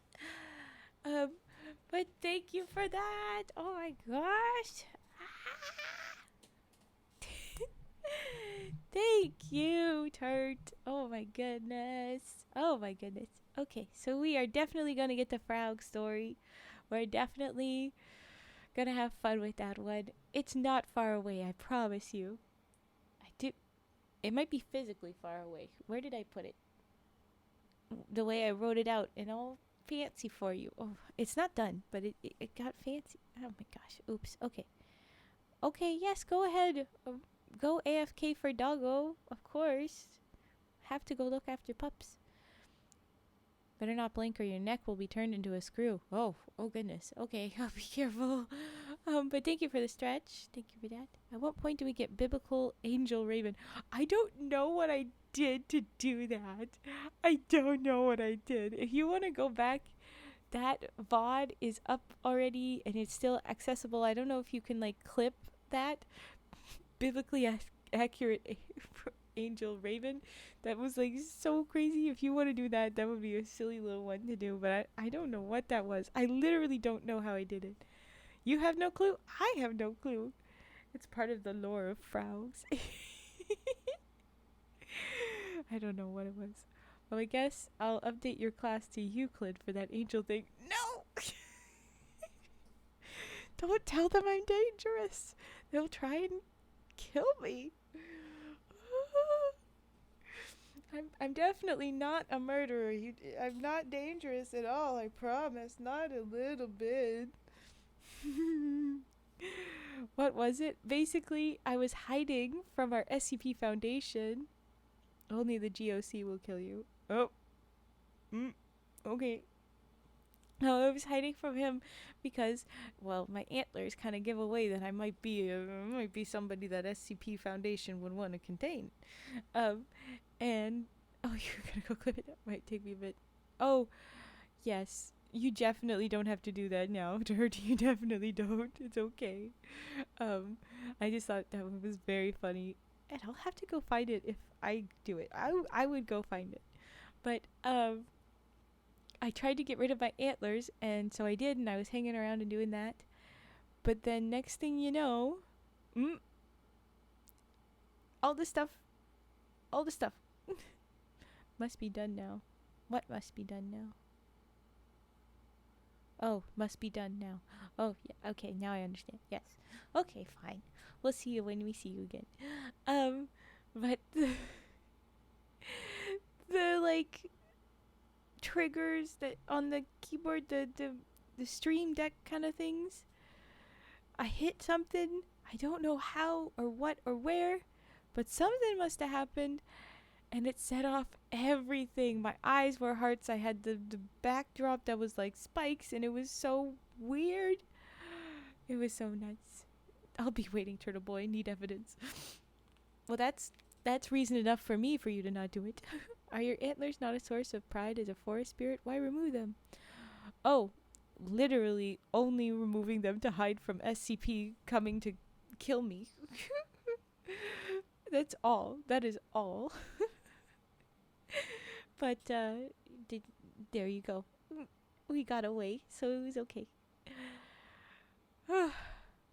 5 subs, 95 bits. That was a great hydrate. Thank you, guys. That was so cute. Go ahead and get your emotes. Cute little emotes. I wonder what I got. Like I said, we won't kill you unless you're a threat to Earth as a whole.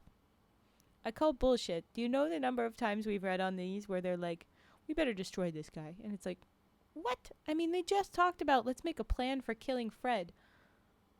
All Fred does is hang out in books. There's zero threat at all. So, yeah. That's what you got, the little eat. The munch. That's cool. But okay. I need to read 173. Here we go. I'm reading. I'm doing it. Okay? Alright. Item number.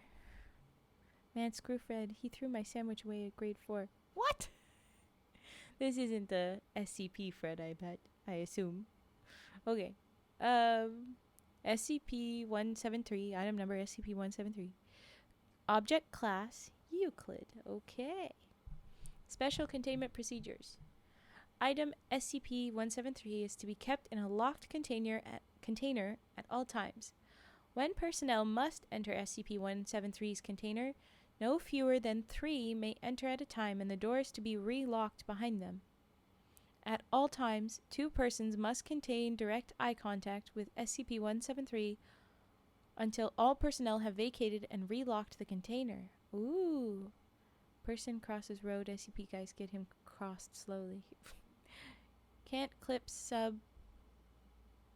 Only Twitch VODs. You said it is already on the YT.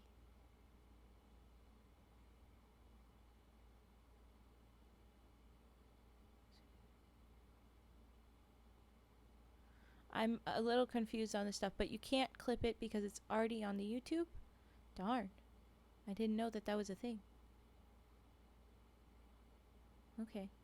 Well, maybe we'll just take a screenshot of it. that sounds good. Can clip because the VOD is sub only. Oh.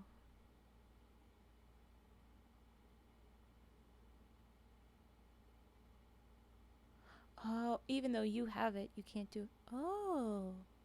So I'd have to open. I didn't know that was a thing. I didn't know that was a even set. Darn. Okay. I'll go in and change that. That's what I'll do. I'll go in and change that after I read this. Okay.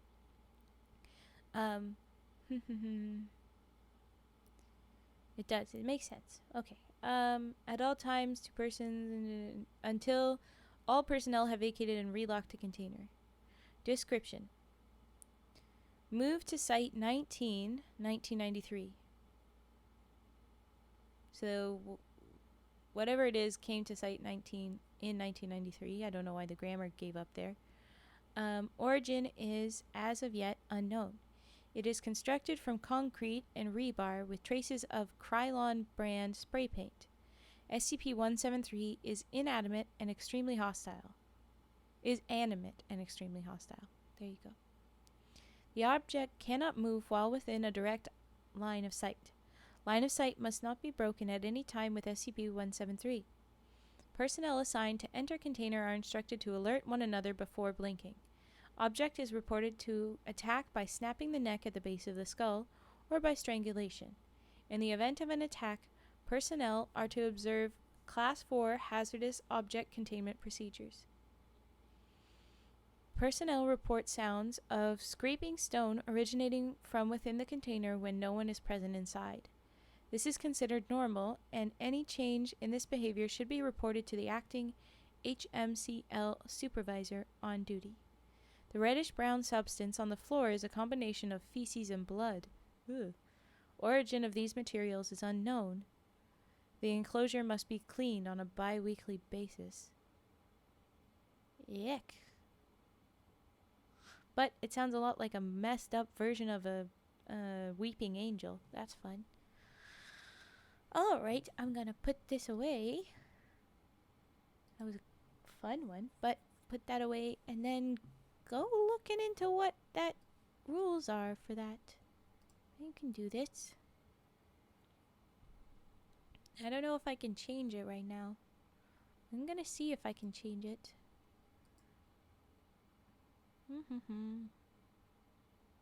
It's going to be very slow. Of course it will, because too much is going on.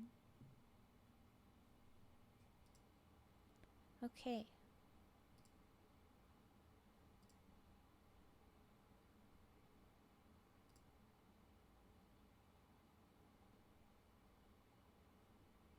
I don't know how to do this. I don't think I can change. I don't know. I'd have to look it up later. Oh well. Okay, well I've tried. Big yawns. Oh no. What was I doing? I don't know what I was doing. Well, that was 173. I guess we should pull up another one, but I'm looking at the Discord now because I thought I would. References for your OC. Those are cool. I like that. I like it. Let me like it. There you go. Okay. We have another recommendation.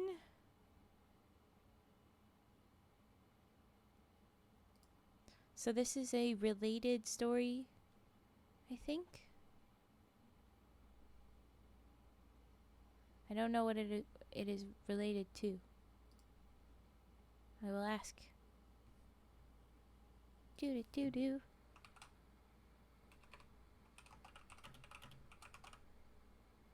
Okay, why is that all caps?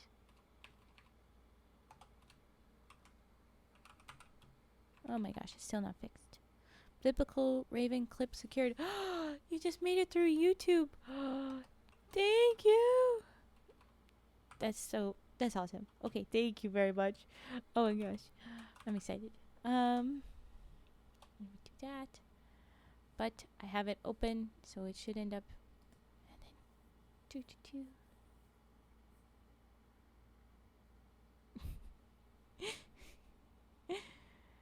Oh. Alright. Good to see you guys enjoying chat. And there's the biblical Raven clip. I'm excited. I will watch it soon. Alright. Alright. We need the next SCP. Saw it sent it to Foundation scientists for further research. Empty avant-garde. Damn it! Look what you've done. Ooh. We've moved into the extended 420J test log to read. That's what we've unlocked. Let's go read the... It took you so long to notice, Lamel. I have nearly the whole thing in the clip. Awesome. I'm so excited. Okay. Took me so long to notice. That's awful. I was just too into the reading. I was just strictly reading, and then I'd look at chat, and I wasn't looking up at me ever. Okay. So, you know the 420J, basically just them having some fun um, with some devil's lettuce. And so they are back on that. This is extended SCP-420J experiment log. I'll copy paste the full title here for the folks. But there we go. Yeah, here we go. When I write it out, it's gonna be wow. But SCP-420J experiment log.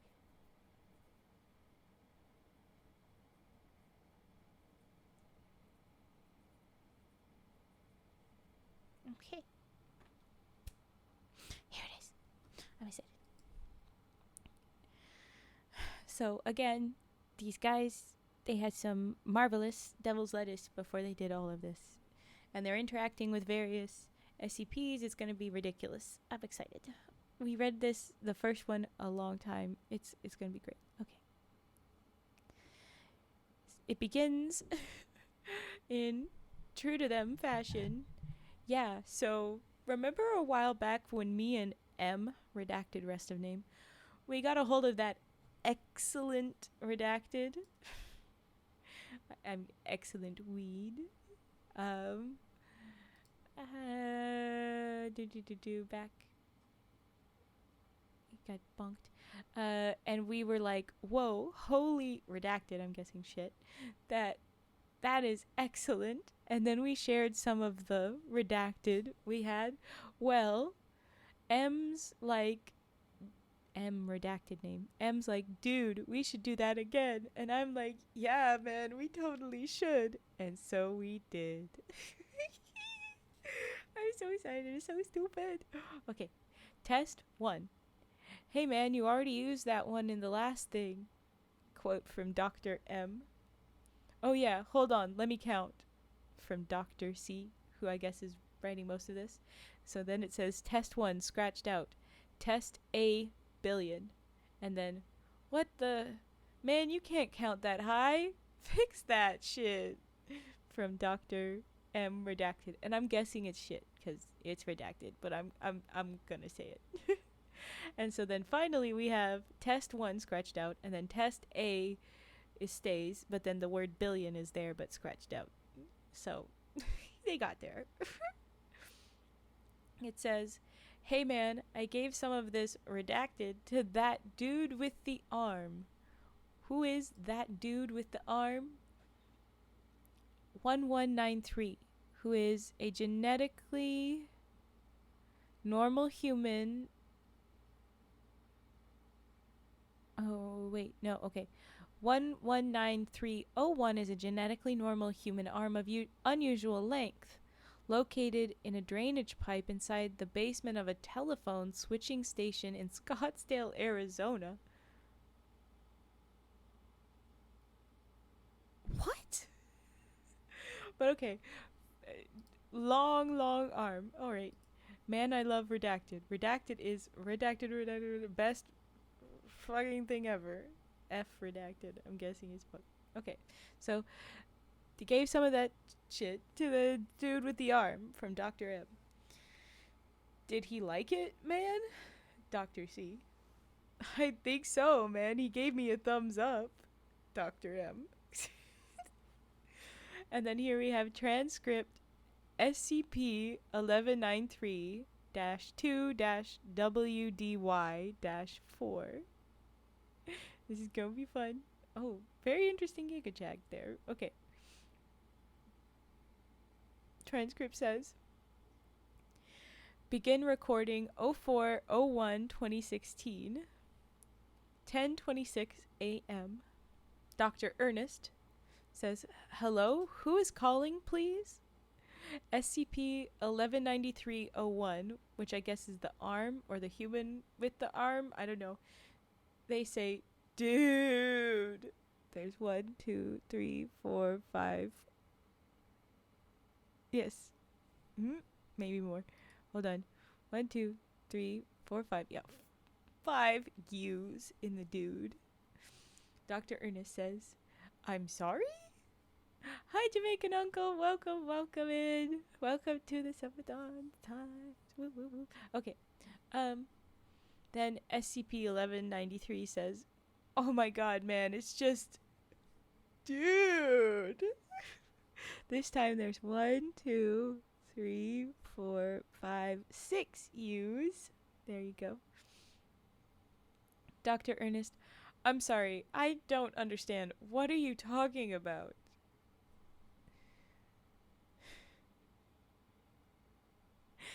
(1193) says, dude, this redacted is excellent, man. Dr. Ernest, what's, this redacted you're talking about? 1193 says, oh, redacted. Sorry, man, gotta go. Dave's here. Call terminated. End recording. I'm guessing he said, this shit is excellent.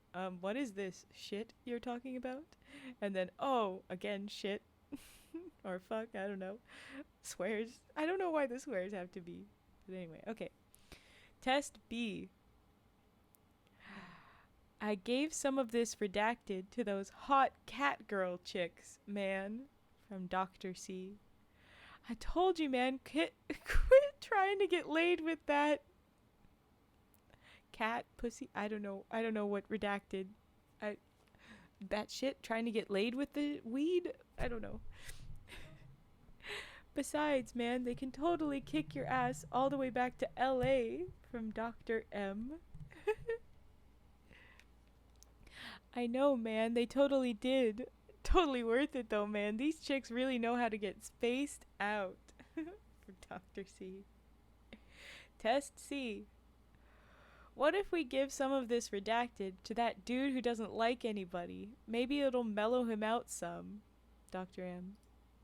Wait, I just got here. This is so sad. I'm so sorry, Nuriakia. And the dude that doesn't like anybody is apparently 1171. 1171 is a 2-story house in Queensland, Australia. It's a house? What? Ah! A gift from LaHonk again. Let's drop some money frogs one more time. LaHonk! Boop, boop, boop, boop. Thank you, LaHonk. Drop your money, frogs. Drop your money, frogs. Okay. They said they're gonna give some of this shit to the dude who doesn't like anybody. Maybe it'll mellow it out some. From Dr. M. And then it says, in all caps here, go away, monkey man. You don't deserve this. Redacted. From SCP-1171-1. So they gave it to him, I guess, or maybe they said they would. I don't know. And then it says, dude, that redacted worked. From Dr. C. I don't know. I don't know if that is 1171 less grumpy or not, but anyway. Okay. Oh my god. I need to do the math of how much time I bought now again. Okay. I'm sure I can do it in a minute. Okay. Test D. Hey man, what happened when you gave that shit, redacted, to that basketball game? Dr. M. Oh wow, man, it turned into a dead show. Like, I'm guessing they're talking about the band. It turned into a dead show. From Dr. C. Oh, redacted, yeah. Man, was Jerry there? From Dr. M. Yeah, man, he looked pretty good too for, being dead and all. Oh wait, no, are they actually dead? I don't know. Okay. Test E. Hey man, let's give some of this redacted to that weird clown guy. Dr. C. I don't know, man. Clowns are some scary redacted. Dr. M. Don't worry, man. It'll be cool. Dr. C. And then we have an incident here. Oh no. This is gonna be fun. Okay. Incident CN0993-Q on 040816, a new episode of Bobble the Clown was intercepted. Episode name: Bobble Gets Baked. Episode description: the episode begins with Bobble the Clown sitting on a couch smoking a comically oversized marijuana cigarette. Instead of the typical clown outfit, Bobble is wearing a Bob Marley t-shirt, a gray hoodie, and pajama bottoms decorated with marijuana leaves. The rest of Bobble's costume, hat, wig, makeup, nose, gloves, and shoes, are as typical. Little clown. The episode is divided into 3 segments: how to roll the perfect doobie, how to take a bong out of found materials, and how to take over the regional black market drug trade with ruthless efficiency.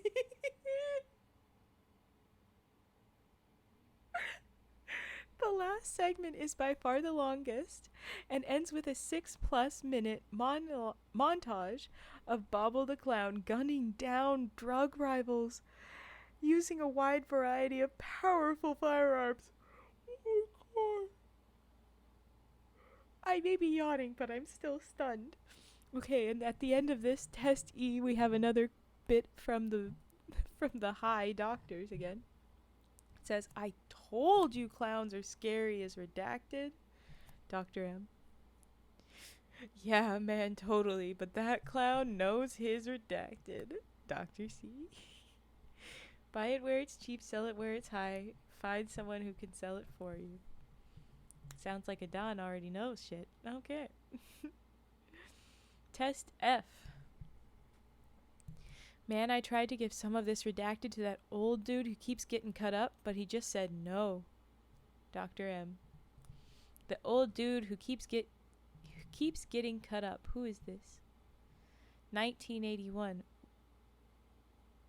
The photo here is Ronald Reagan cut up while talking.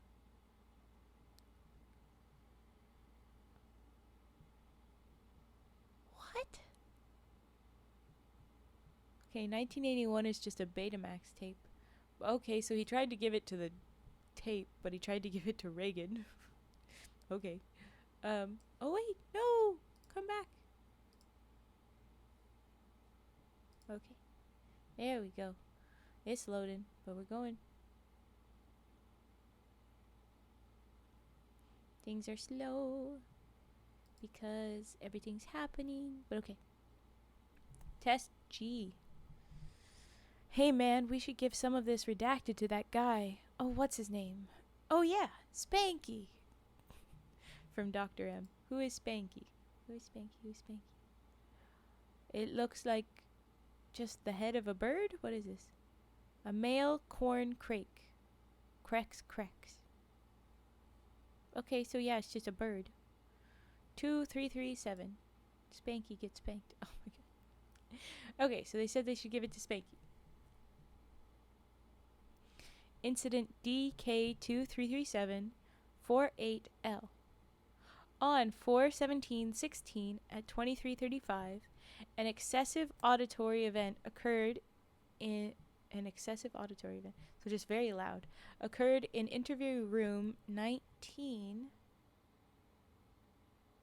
Oh gosh. That's a hell of a SCP. Oh my gosh. Okay. Interview room 19 at site 17. Very loud, very loud. Okay. Sound pressure measurements estimate loudness in excess of 120 decibels within 10 meters of interview room 19, setting off seismic detectors around the site. Witnesses describe the sound as like a hacking cough, except cacking. So it's a very loud bird just coughing from that. Okay. And then we have the notes from the high doctors again. Dude, cack, man. Just cack. Dr. M. Whoa, that's some deep redacted, man. Dr. C. Alright, here's the last one. Test H of this whole debacle. Image captured. Oh, sorry. No, wait.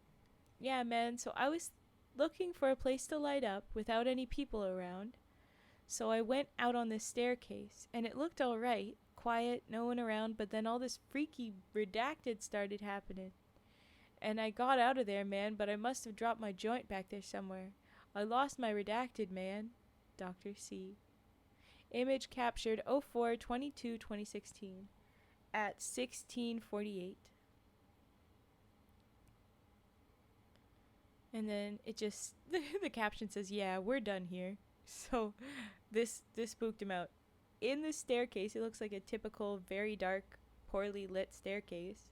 In the shadow of this staircase, there's the face of the Scream from the painting, the Scream, the guy that goes screaming. It's just his little face I see in the popping out of the shadows.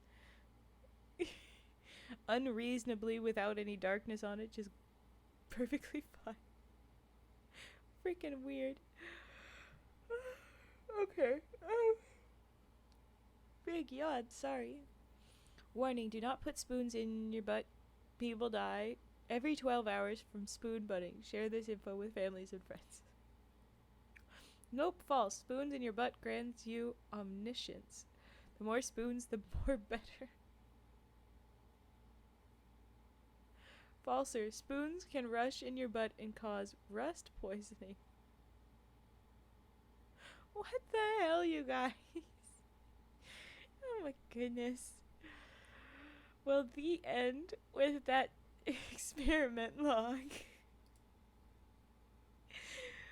That has been read. Lovely. And I already cataloged all the references in it, so that'll be fine.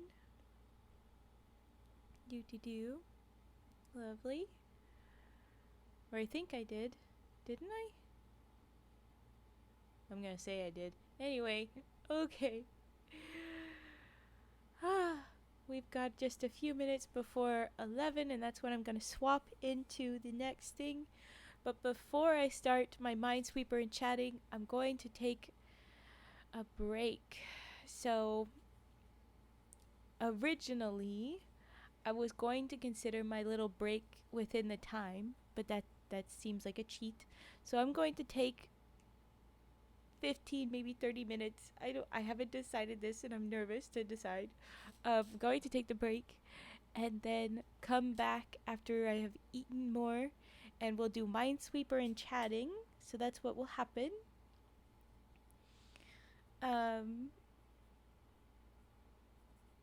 Just writing it down. So that's what's gonna come next. Oh wait, no, I need to change that. I just said, okay.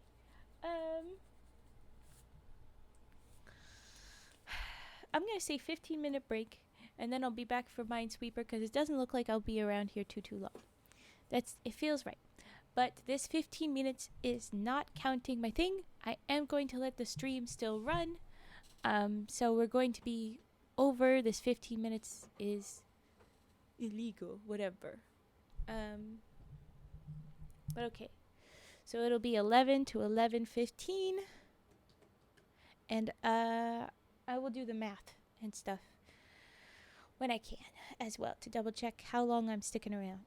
But yeah, I'll find out in a minute. But thank you so much for everybody that's being here. I will be back. Let's prep my. I've made this. I made this up, so I'm excited to show you it. It should be cool. Back at 11:15. No, not 0:15. 11:15 EST. Check it out. Check it out. It looks so pretty. Break time. Back at 11:15 EST. Is that cute? Alright. Yes, I'll see you guys very soon. I'm gonna eat. You can enjoy the rain. I'll see you soon. Okay, bye.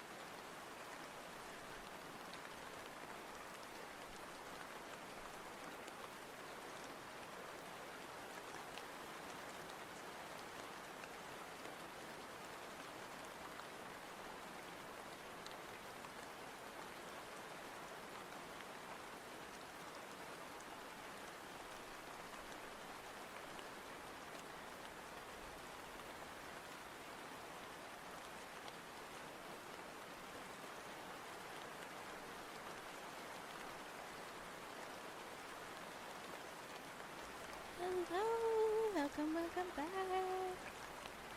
I have had snacks, but I have more to snack upon because I'm hungry. And we have Minesweeper to play, so we'll just be chatting and doing that for a while. We can rest of Prime 105 cancel numbers I have not. Oh, yay! Okay, tell us now. Yeah. The plan here, I should not have to look at anything besides you guys and Minesweeper. But I keep everything up just in case because I'm nervous. So boom. But okay. Oh my gosh, did I not transition? Oh, there we go. Well, we will. Hi! Aggressively bright white now, I know, but here we are. Tell us the leaders. Tell us. Okay. Here we go. I'm just gonna jump into the game. We're just gonna kind of try and play, but we're probably not gonna do all that great. And just hang out. Oh, okay. Alrighty. Off to the races. Tell us who it is. Oh, Oni love donuts. And yeah, I'm gonna be slow because I'm gonna be checking you guys a lot. I'm not gonna be paying strict attention to the game. That's good. Gee, is that Minecraft? No, not Minesweeper. Here we go. Old. Fun stuff. Brain. Turtle boy. What is this? Flashbang? Yes, it's very bright. I'm sorry. Change your brightnesses quickly. I should have warned you. I'm sorry. It's Minesweeper's fault. Their game is just so bright. Like they set it up to be this bright.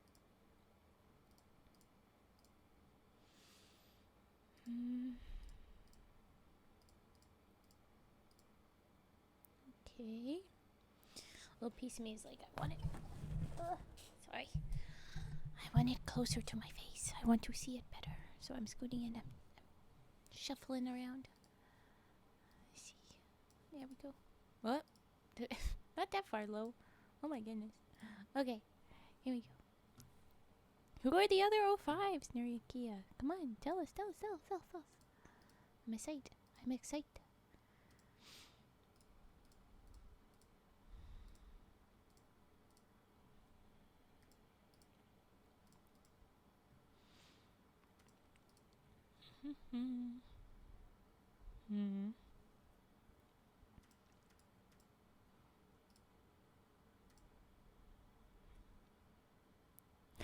Mahonk also flashbang. I'm sorry.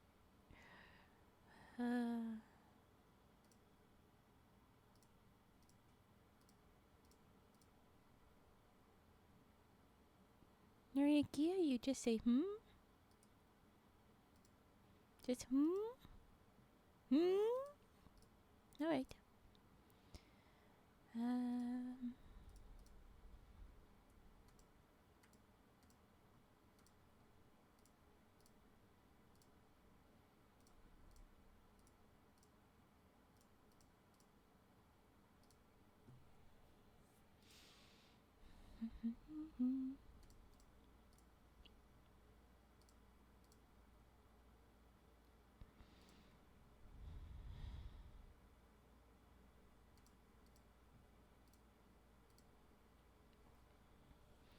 Sometimes with Minesweeper, my brain just needs a reset.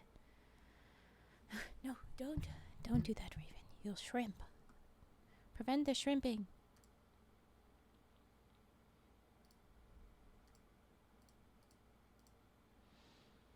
Even though I want it to be closer to my face so I can seize and not strain. Just little bitty letters and stuffs.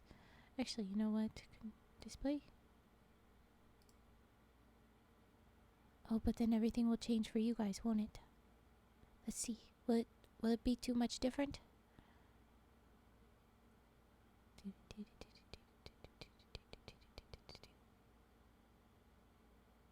Yeah.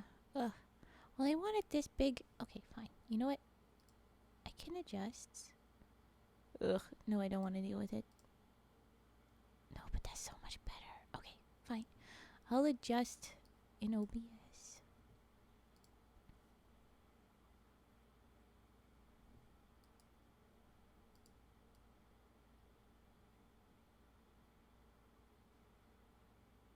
Hmm.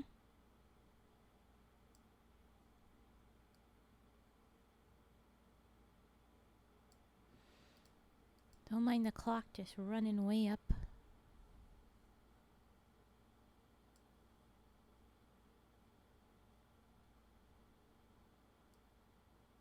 I'd done so much work to figure out what to do. Anyway. Oh, you know what? Actually,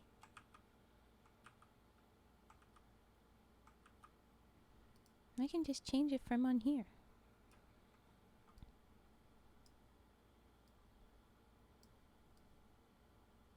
Mm-hmm. I can make it be what I want it to be. Haha.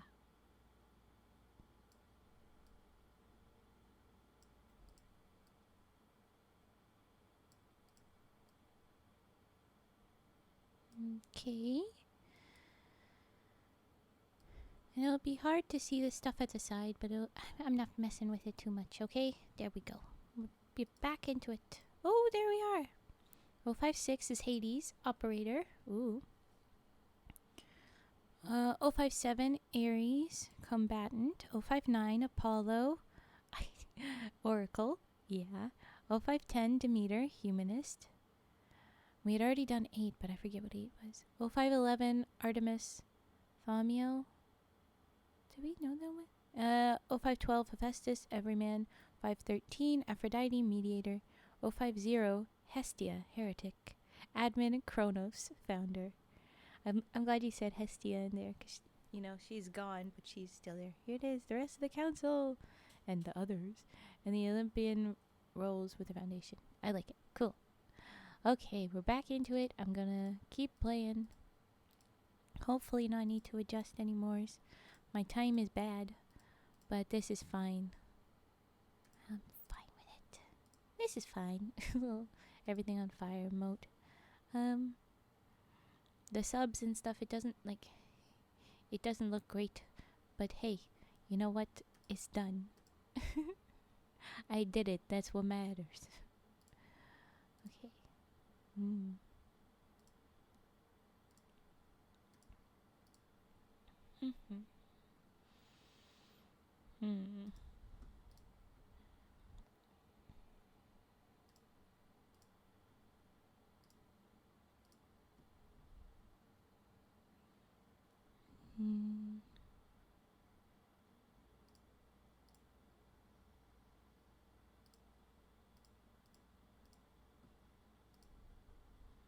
Okay, that opened that all up. I appreciate that a lot.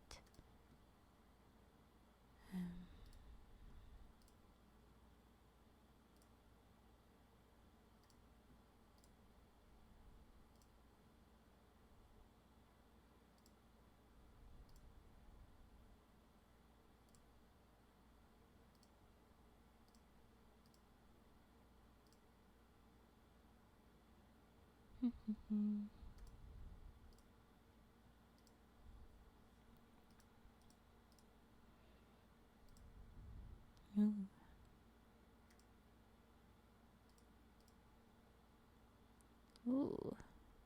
Among Us from Lahonk. Well, we've got quite a ways before we would earn Among Us. We're at 26. That's like 100 away. But it is in the list. Personally love the 0511, though other scientists here in the Foundation might disagree. Artemis?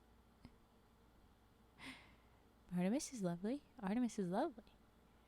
Where was I?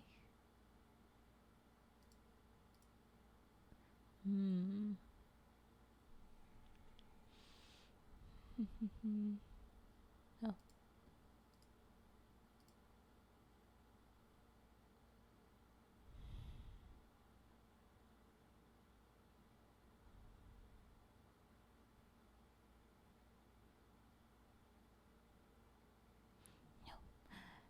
Sometimes you have to take your brain away from one area to be able to focus, and so that's why I'm like bouncing around all over the board. But then I'm like stuck. I need to refresh, but I don't get enough to refresh. As if now the Foundation's doing an experiment on Twitch that's classified. Oh. That sounds suspicious. It sounds very suspicious. Don't be suspicious. Don't be suspicious. Well, you are. You're very suspicious. Okay. And this is the part of the night where Raven picks a random box and probably ruins it. Oh. And again. And again. Until I get more to work with, I'm a boop. Oh. That's almost something to work with. Oh, that's so close. Ugh, I wish I had hit here instead. 50-50 shot right there. Okay. Ah, 6. Damn. Okay, so we're not touching anywhere near there for a minute. No. We're going around various channels to see any anomalies near the streamers. Not the streamers themselves. We have found 10 this week. Ooh. Well, I flopped. I'm going to have some snacks and some drink.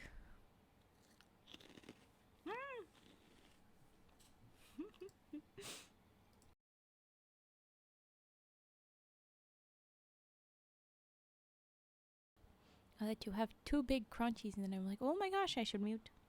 I'm sorry. I'm being quick to remind you that time you stream this very early in the morning. What time? I remember that. That was an interesting time. You could do it again if we keep this train going. The one stream Cage missed. Yes, because I gave no notice and just went for it. Very much my energy. Now you take your leave. Okay, GR. Well, eat well. Take care. We'll see you another time. I begin a new game. Alright, here we go.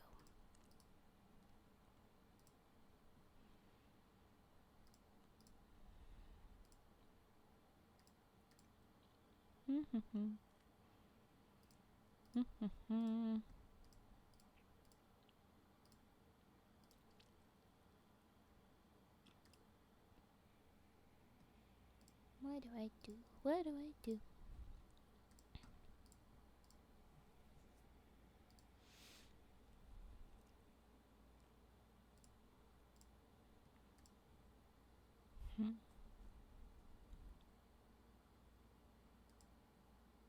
One of those is something. But anyway, okay.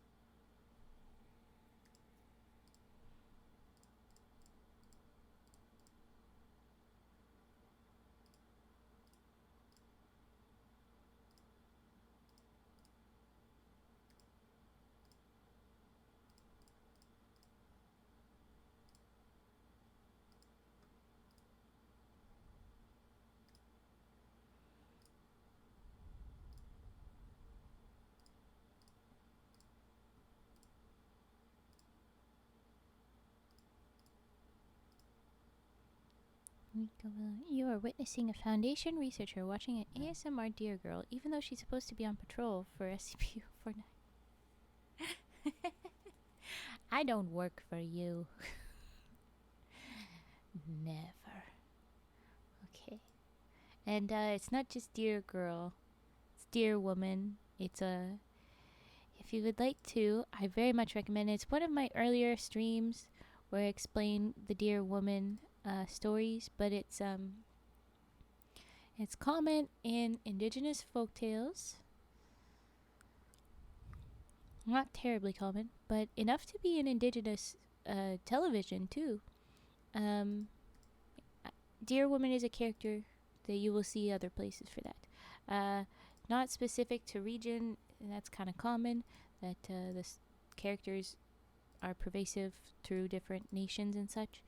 But I feel like I can't tell you.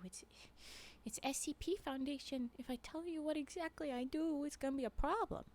But not just a lady entity or alright, yes. It's gonna be hard to pock in there. Like, I'll have to do that at the end if I do it at all. Alright. Yup.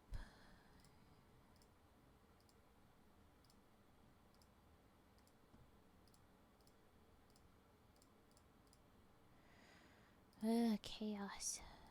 Okay.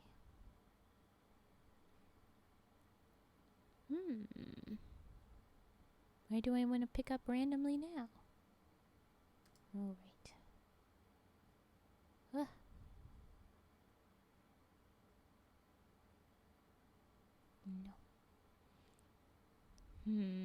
Okay, fine. I do know this. I don't know why I didn't do that.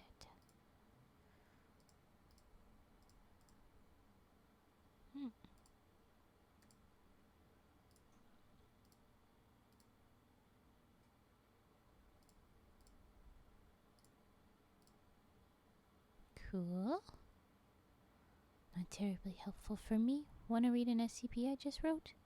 I mean, I won't read it right now, but yeah. We're doing Minesweeper and just chilling out chatting for right now, but yeah, I'll read that.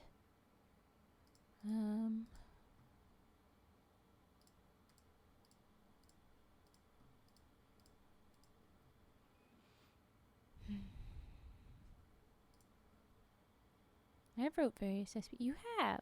You would, Foundation Researcher. Happy to read those for you guys. I love that. I love when the people show me the stuff that they submitted. Some dumb, some scary. Hells yeah. I'm here for it. I am so here for it.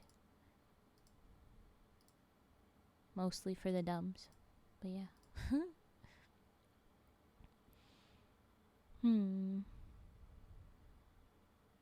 have 46 left to identify.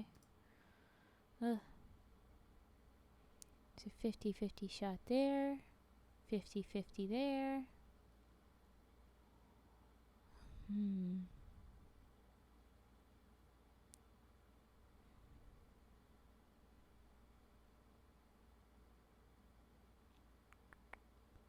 Don't like it when it could be multiple. So you'll need to be brave writing mine someday, and brave submitting it. Yeah. Hey, you'll get there, everybody. You'll get there. SCP-42069. Oh no. A psychopathic deer woman who comes off as sweet and innocent but gets her jollies at burning innocent origami live stream and is very strict on attendance, often scolding people for like, I literally never do. I always tell you not to. Is it weird that I, a Foundation researcher, follow multiple femboy streamers? No, I see no problem with that. Damn, the translation, sorry. Yes, it's... I don't know what that is, but anyway. Good job, you're now an SCP. If my number really was 42069, why? It's excessive. But fun, okay. You're still here. Yes, I am. And we'll be here for about an hour more. That's how much time we've earned, and then I took a 15-minute break that I didn't count. So yeah, we'll be here for an hour. Unless some people get some more subs in. Subscribe. And then I can stick around. Oh, what is my brain doing? Of course that's that. How did I misunderstood that one. I'm a dum-dum. I'm a dum-dum. Only sometimes my bread is brain.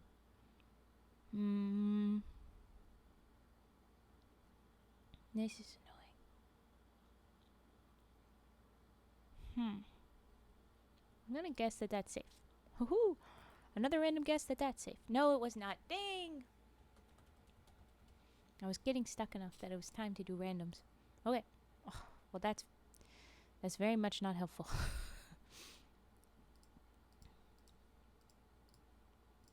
Polka dotting. Ah, yep. Okay, there we go.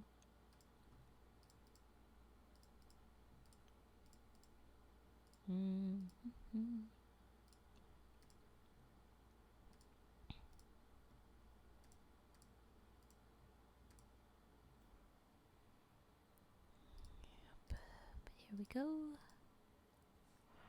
This should be plenty to work with for a while. You bonked Cage? Why did you bonk Cage for that?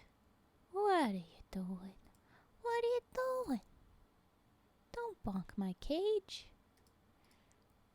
My mods have lots of work to do. You just say, see? See? I say, no. No, don't bonk. My Brian got too comfy and isn't responding anymore? You're Brian? You have a Brian, I have bread? Is that what our brains are? I think that's fun. And that's very fun.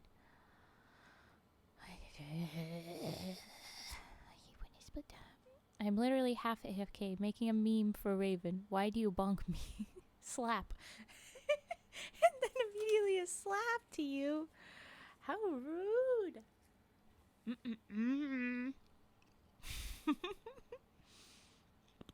He's just a meanie. Okay. Hello, Gus. I can do this. I can do this.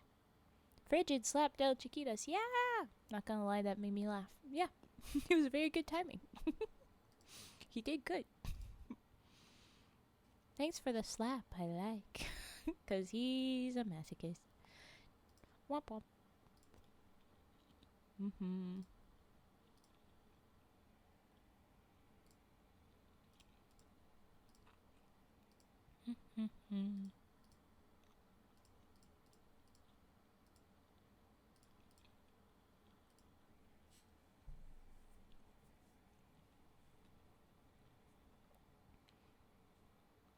If it annoys you to have the eating sounds, I'm sorry. Tell me and I'll stop. But I want to keep snacking while I'm in here. And this will probably be the way that I do that.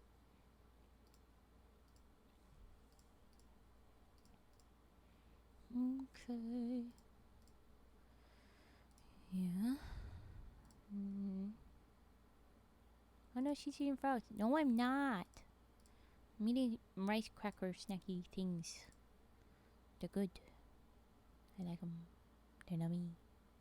I munch, munch, munch. I munch, munch, munch. What am I doing? I forget where I am. Who else here thinks that we humans are anomalies? Ooh.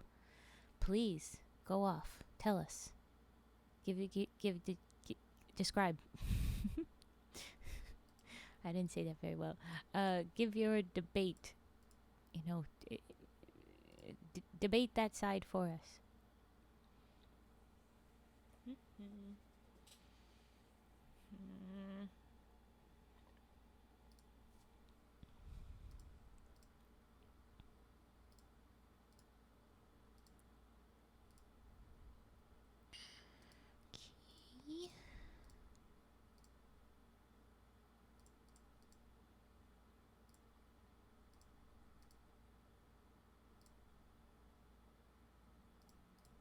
So that goes. Frogs are friends, not food. No. Frogs. Oh yeah, you did good. Wait, I expected you to say that. Whoa. Oh yeah, my brain exploded. Yeah, you got me too. Frogs are friends, not food. Thank you. I like thighs, but not frog thighs. Well, I just think us eating other living beings is anomalous. Tell that to the a bajillion carnivores and omnivores that exist, but okay. Okay. If you say. Yep.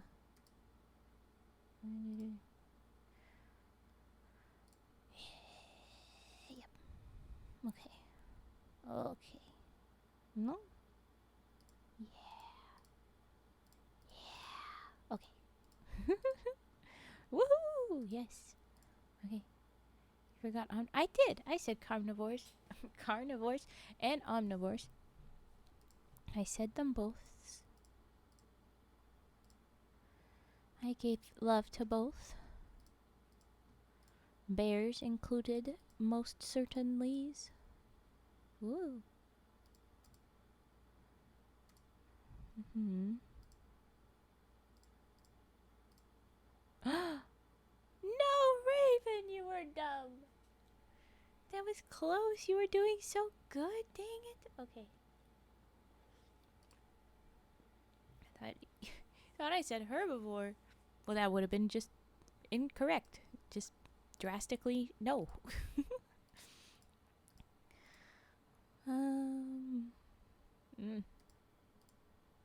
Eyeballs. Come on, eyeballs. And then bread. Operate. Bread EXE. Be working, please. Rage puffing. Oh, I should disable a bunch of the... I should disable, like, all of the non-verbal redeems. Rage puffing is good, but all the non-verbal ones I should remove. Plants not existing. You deserve to let off some steam. And they have reproductive organs, too. Yes, they do. They are living, but they are not... What?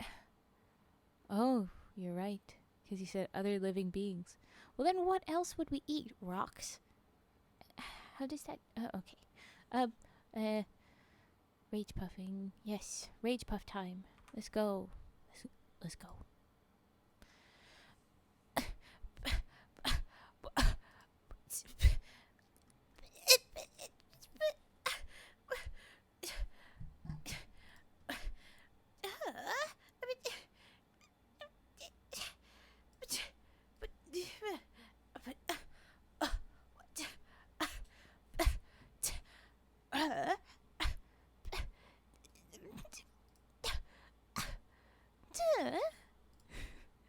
You're not late, Mask. I don't take attendance.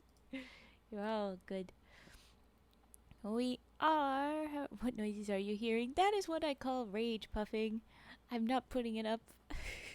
Beatbox. It's just one of the things that I do. Oh my gosh. Frigid.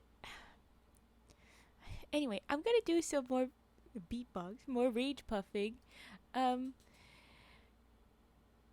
If I could get a mod to make the redeem requests all paused except for the ones that are verbal. If not, I'll wait until I die. I'm sure that I will lose again soon. It won't be that long. But okay. I'm not sure if anyone remembers, but I am proud to be the accidental inventor of Rage Puffs. It was you, Flynn! I get mixed up who it is sometimes, so thank you for telling me. Bro, I unironically love Minesweeper. Hell yeah! And Rage Puff creator is Flynn08? Then I guess we need to do a bunch more Rage Puffing for you.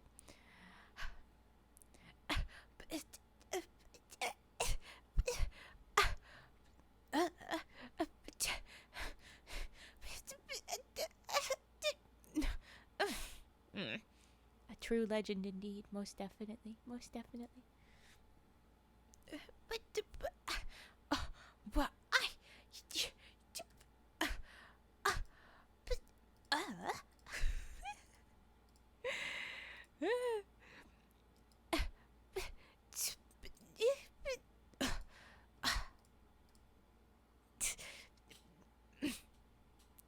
I do not know how to do that one yet. Yeah, that's very fair, Mask.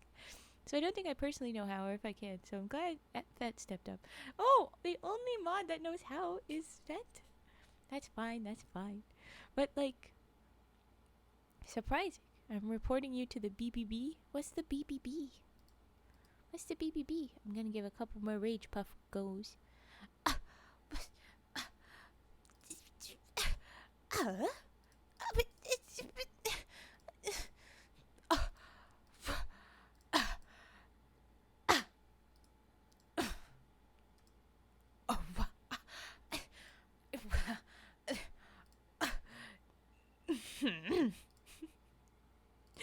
Okay, that's it. That's it. That's done with the rage pups. I'll read your message, Frigid. But you're so rude. This is not what I think. It's not what I think, but it's what you're gonna make me say. Big bonks babies. Better Business Bureau. Incorrect BBB only. Tell us. Okay, here we go. I don't know. I not speak English. You did great, El Chiquitas. Wonderful, thank you. Well, thank you, Flynn, our marvelous Rage Puff creator, Flynn. No, wait. I have to note that so I never forget. Flynn. Oh. 8. Oh no, wait, it's Flinno. 8. Rage Puffer. I love it, I love it, I love it. Okay, I focus. Okay. I am a wiener for burning origami, and Frigid is cool. I'll agree, Frigid is cool. Frigid is cool. But I'm not a wiener. I'm not a wiener. Okay. No! I blame you, Frigid. You made me mess up. I blame you.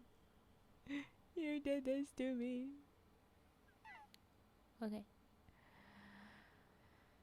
I'm gonna get some more waters.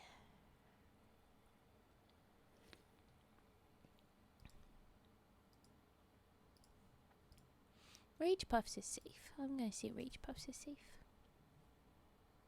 Okay.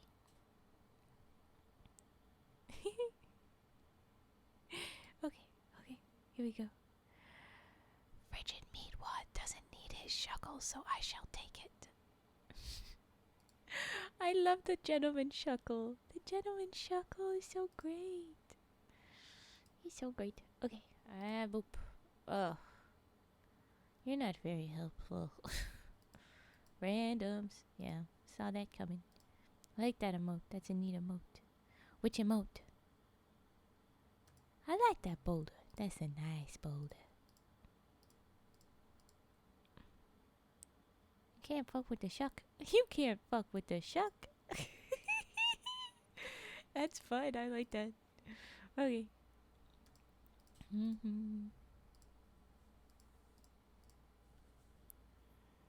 Hi, LaBonk. Autism creature is my favorite. Is my spirit animal. Oh god. You like the Doros? Is that who you're after? Ice, maybe. I just see the ice, maybe. I am an autism creature. Oh, the sillies. Okay. No, loves. Okay, where am I going? Where am I going? Yes.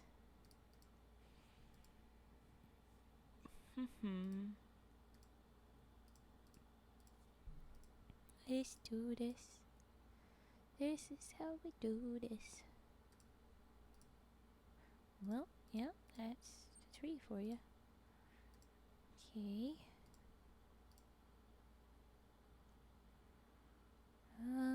Okay. I think, yeah. Okay. Right? Alright. Looking good so far, looking safe. I'm so nervous I'm gonna get this wrong again. Okay. Woo! Okay, pick back up. Could you play Snake? I play Mermaid, and it's very similar. I could try Snake. So why are you angry? Who's angry? Hey, Taco de Pollo. Your English is so fire. Your English is so fire right there. Tacos de Rena. I'm planning Minesweeper to just lost halfway. Feels bad. Oh, playing, not planning. Yeah, there you go. Afraid I might break something if I touch one of the new buttons. Oh, Mask Fair. Remember the Darth Vader quote from the first movie? The Force is strong with this one. I know a guy with autism who had a poster who made it. The autism is strong with this one. That's fun. I didn't know they were calling autism creature Doro these days. Okay. Guys, ridiculous. I love it. But okay, I focus.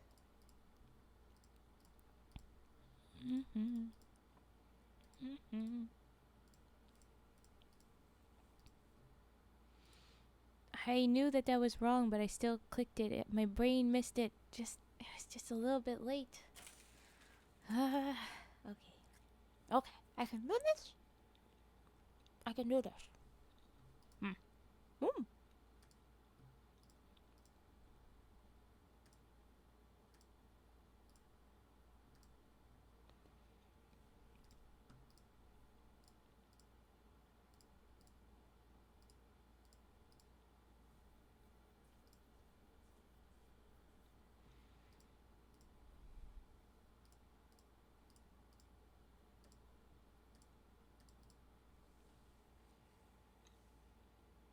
The door is a new thing that the base of which started with the autism creature. It actually started in the Korean fandom for the mobile game Nikki of all days. Ooh, interesting to learn. I would not have known.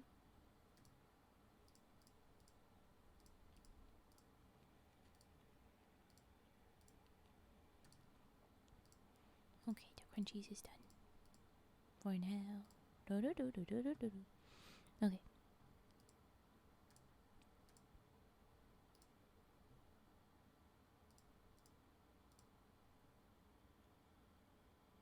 Raven try hard? She focus? I kind of focus, yes. Oh my gosh, I forgot that I'm angry. That's what you meant. I'm angry. I see now. I'm so sorry. I didn't realize. Eep. I'm not angry. It was just from the rage puffs. They made a little autism creature, form of a character named Dorothy, hence Doro, and then it spun off from there and went viral. It's true. It went everywhere. Okay. No. Yes. That was close. Okay. Raven angry. No, Raven no longer angry. Raven no longer angry. He's all safe. All safe. It was misunderstanding from Rage Puff times. Oh.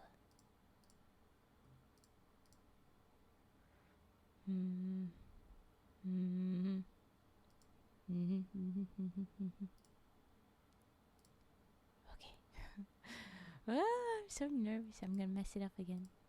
I don't want to. I want to be able to finish a game.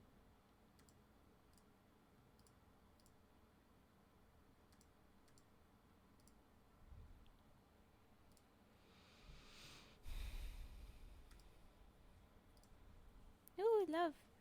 54. That's nice. This is fine. Everything is fine with the fires. Glad you found that one.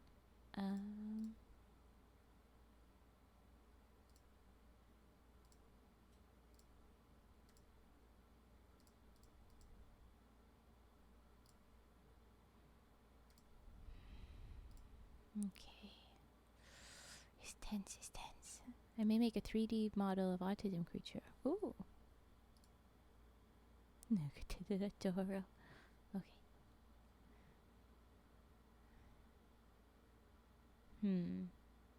I'm scared of this corner right now.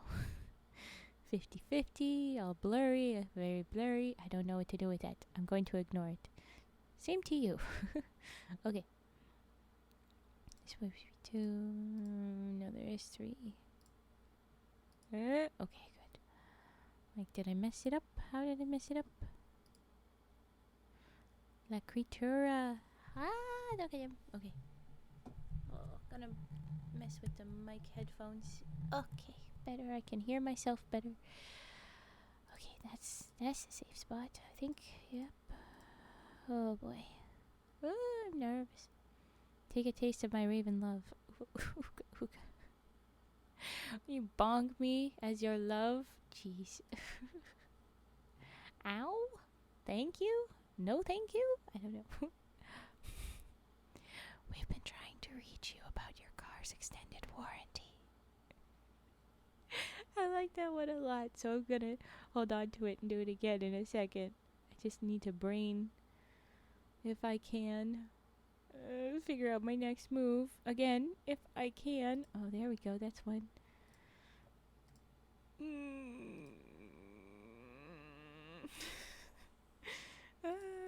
Oh yes, okay. We've been trying to reach you about your car's extended warranty. Again. Raven meme made. Not perfect, but I didn't want to spend too long on it. Good, don't do it. Took about an hour or so. Posted it in memes. That is so much. It was page ruffling. Yes, I misread it as rage puffing. Yes, that's how that happened. What happened? Ow. Yo, you got bonked. You bonked yourself, sir. Chiquita slapped me? This is because I love you so much. Jesus. You're so aggressive. Okay. 1, 2, 4.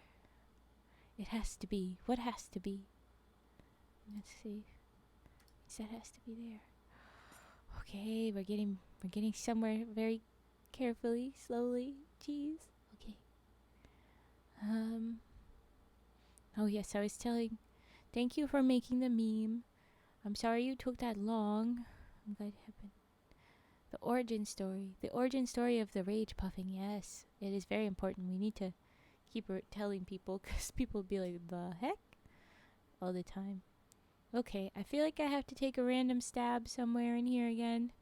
I'm very nervous. But okay. Hey, that went well. That went very well. I don't know if that could have gone better. Honestly. Okay.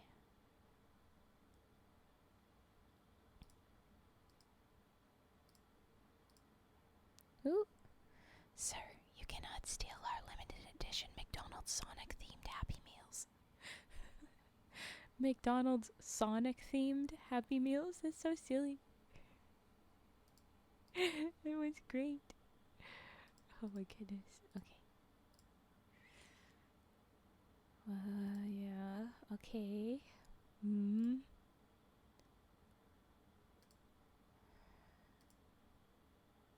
right? Yeah. Ooh, okay. Alright.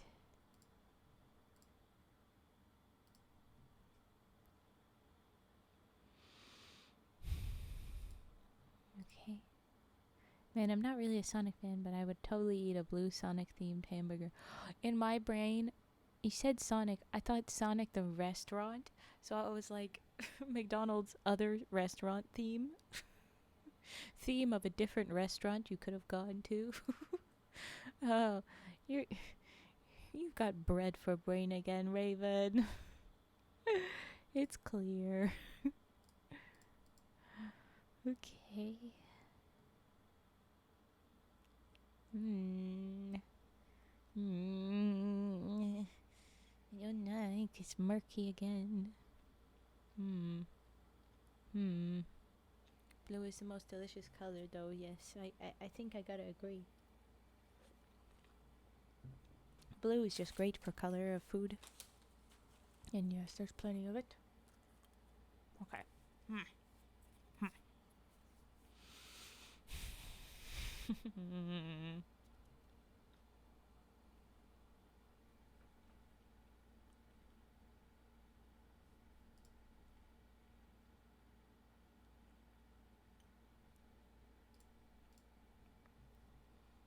I'm not sure what to do. 50-50. 2 out of 3. W Art Cage. Ooh, was Cage's art very good? I need to go check it out. Oh, goodness.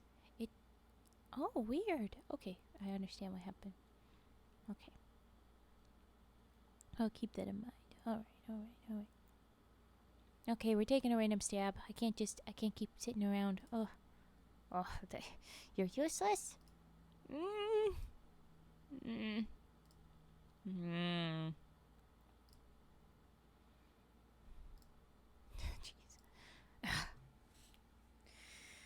I like that meme where it's like, babe, what's up? You've barely touched your limited edition blue Sonic curry. Oh, God. More based cage art? Probably. Cage's art is great.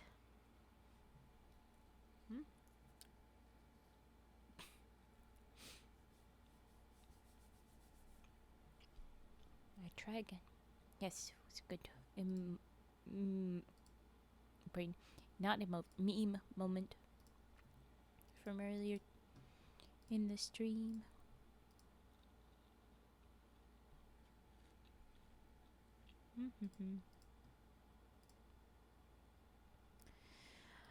Alright. Ooh, okay, so we have about 40 minutes left in the stream. Unless people extend things along. Just letting y'all know. We got 40 minutes of Minesweeper, and it's pretty good, pretty chill. I like that. I like that for us. It'll be a good time. Ignis, welcome in! I don't have root beer and bunches of Pringles, barbecue flavored Pringles, but I have barbecue flavored rice snackies things. So, I hope that's good enough. Right. Okay. Oh! Oh, what? Oh, what?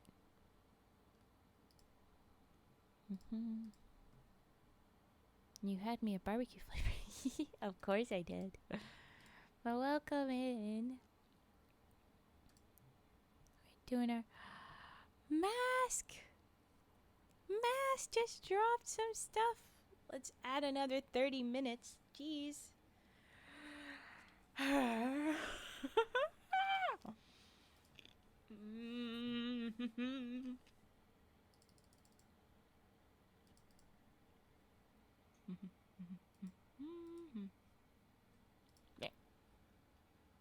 9. 9 little monies. Thank you, Mask. 29 subs. Whoa. Flynn got hit by a stray. Yeah. In that case, I'm gonna lurk and enjoy every second of your gentle little voice. Thank you.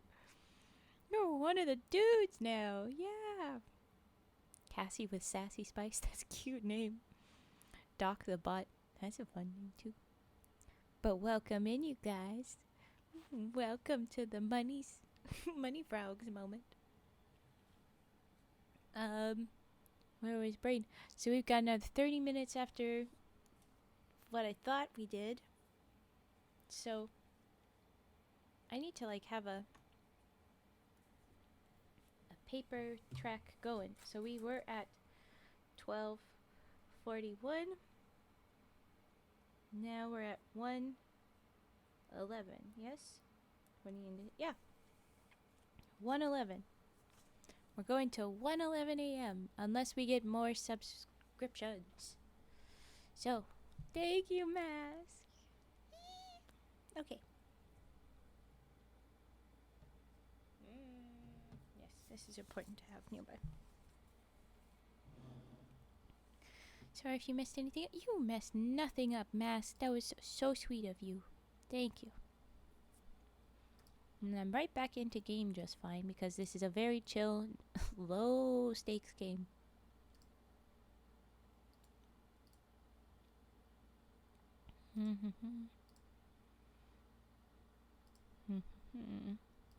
That is good. Okay, just one of those. Those are safe. Ha ha ha ha. Raven's learning. She's learning, folks. She's gonna be unstoppable. If there's only one here, then that was also there. Oh my goodness, I'm learning. Ha ha ha ha ha ha. One of those.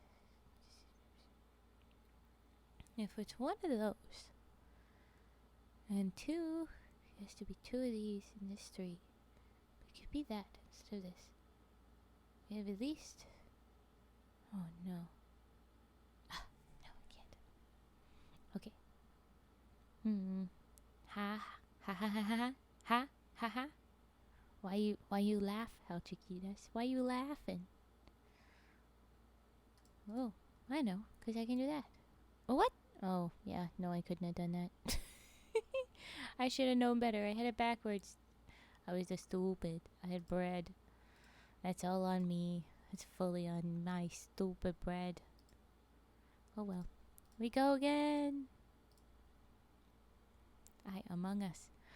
Well, you'd have to get about 90 something more subscriptions for us to play Among Us.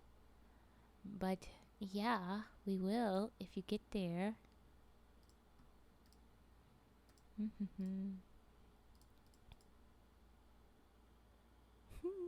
No. That's the only way we're doing it, bud.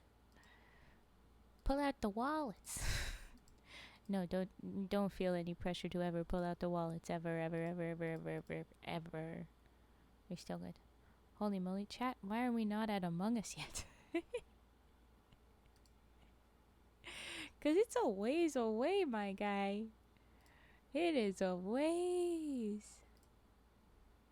But it would be fun. It would be fun. I'm just nervous about any attempting to play any games with my current gaming setup, which is the same computer that's not doing too good at all of the stuffs it's gotta do. So it's like, maybe not. We got the gaming computer. Gaming laptop is on throne if you guys want to pitch in there. That would be easier to play those games. Oop, got to grab food. Yes, go get food. Go get food. Important step. Grab food. Thank you, Cage. I often feel bad about shouting that out, but I'm like, I can shout that particular thing out for sure, because guess what? It will mean that we get to do gaming things, and if you guys like that, then, well, you know exactly what I need. It's right there. That's exactly all we need. It's very straightforward.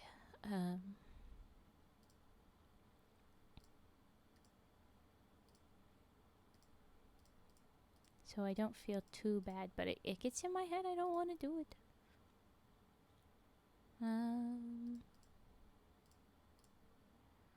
Okay. Well, okay. I can do this.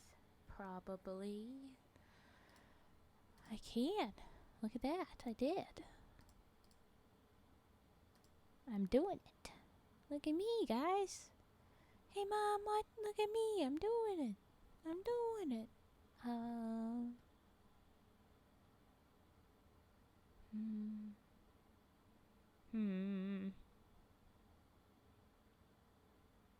No. I said it just as I saw El Chiquita says no. Same.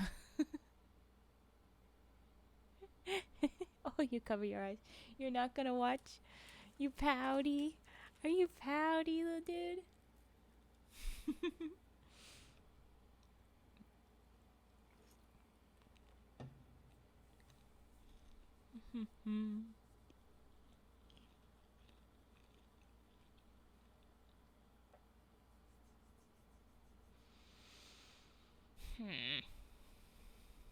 I'm nervous about just going for it with some of these. I don't want to do random stab, but it feels like I should. Ooh, that was a good call. Oh my gosh. Villager Raven? What do you mean? What's Villager Raven supposed to mean? If it's a game, mayhaps I could try. If had gaming. Minecraft reference? Oh. Okay. Yeah, I don't really do Minecraft. Could try. I could try. The little noise made you like a Minecraft villager. Oh. I will have to figure that out, because I like to know when I make silly noises that are accidentally a reference. That would be fun. Yeah.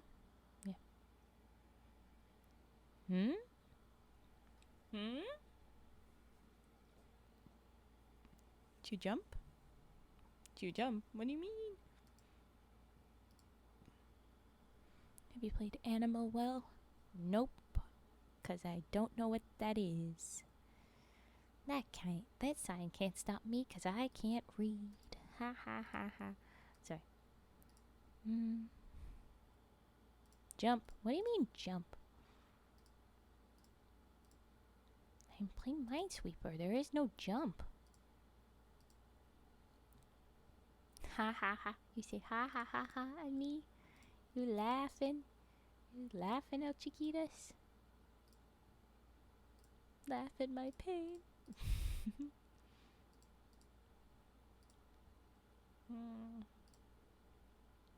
See? Yeah, you laughing at my pain.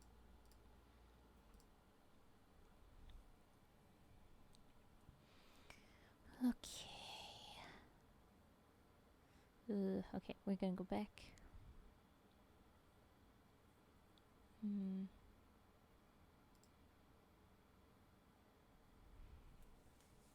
This is not much help. It's a neat little puzzle platformer that's kind of cozy and has lots of secrets and gets real meta. Ooh, that sounds very fun. Raven Spanish. Okay. Okay. Raven Spanish? Okay. Tacos? Why do you want me to say tacos? Hey, guess what? Taco is octopus in Japanese. Oops. That's one thing I remember. Brain. Gee, Raven Mexican is real. See, senor, see? It has otters in it at one point, and they're real neat otters. Yay! I bet they're neat. Okay. Taco hype. Yes, taco. So is Raven Mexican or is Raven Japanese? Senor, por favor. Mister, please, what? What are we asking the mister to do? They make little silly noises. I like them. Aww. Okay, I need to see game. I need to see that game. It's official. You said it's... what is it? Animal well? Animal well. Yeah, Raven is Mexican. Could be Mexican, could be Japanese.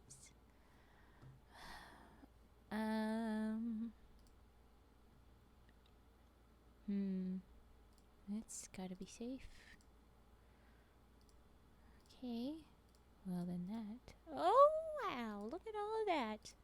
All free, no more to be scared about. Ha ha ha. Raven's kicking this game's ass. Just a little bit, not really. Not even a little, not at all. But trying. Anyway. Okay. Gotta snooze the ad. We're gonna have an ad in a little while. If I die, I'll run the ad. If I don't die, I don't know. I guess this isn't that important if you see whether I win with this or not. Like, everything's very slow. So it's not that depressing, I guess. But, I didn't want anybody to miss out on it. I'm back with food. Yay, yay, yay. Whoa, you have Japanese characters. Be careful because you may come across some pretty big spoilers. Oh, okay. I should know. Okay. What does this say in Japanese? What does this say? Wows. Wows. Wows. What? Okay, we're going for some random stabs, folks. We've got all the way to 27 remaining. That's doing pretty good. Okay. Remember, guys, translations, please, where you can. If you have that, translate, please. But anyway, oh yes, one of these two. So that's got to be safe. And that's not. And then these are. Look, never mind, random. I found a loophole. I found something. I did it. I found some stuffs. And that's good. We're doing something. Oh my gosh.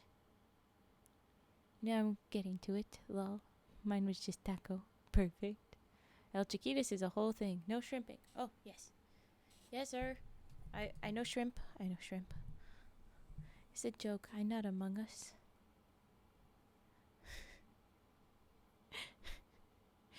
What? Okay, you go ahead and lurk. Try the lurk. Raven, I love you so much. Aw, that's sweet. His first one was Japanese. Oh, I should have known. Flynn, you should try out the lurk command. There's a lurk command. You've got a lurk emote too with me now too. Because you got that now. Yeah, Mihiho. Hiho is correct. Mihiho. Yay, look. See, he little lurker frog. He hide, he lurk. I worked very hard to make a jumpy version of that little guy and then Fed tidied him up for me. It's very good, very nice. Okay, we're down to 21 bombs remaining. And they're all somewhere in here.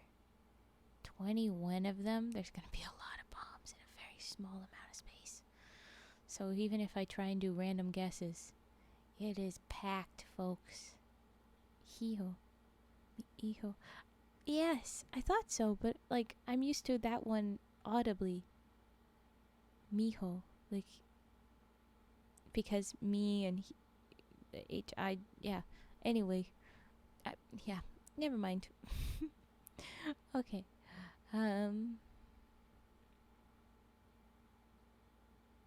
Spanish is common to call for anyone to call you son. Yeah, that happens in English to a degree too. Sometimes it's considered like a little bit of a dig. Not much, but anyway. Late game Minesweeper is incredibly tense. It is. It is. Okay. So there's 1 in those 3. There's 3 in these 4. 1 in these 2. 1 in these 3. 2 in these 3. 1 in these 3. So I can pretty well bet that that is one of the bombs. We're going. Unlocked my deeply buried Minesweeper craving. I'm glad. Okay, 1 and 2. 1 and 5. 2 and 5. 1 and 2. Oh my gosh. 2 and 3.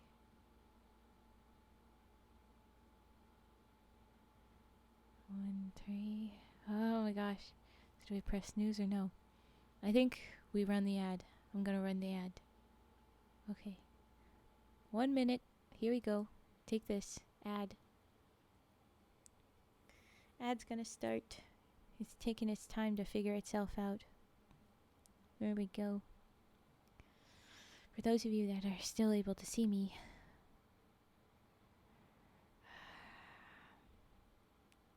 because this is when it's tense. This is where I shouldn't do anything, but I'm not going to make any move. I'm just going to be planning. I don't know where I'm going to go with this. I'm so nervous. Oh my gosh. How many spaces do we have? We have 1, 2, 3, 4. 1, 2, 3, 4, 5, 6, 7.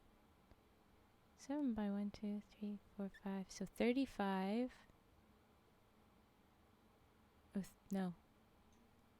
35. 6.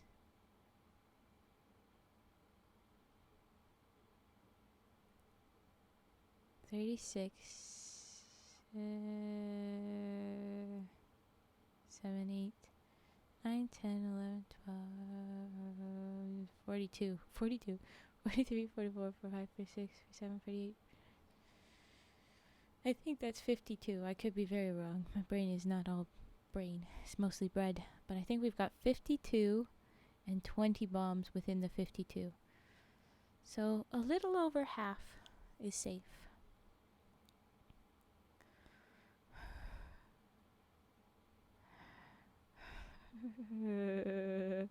I want to guess that this is a safe one. I'm just gonna go for it. I'm nervous.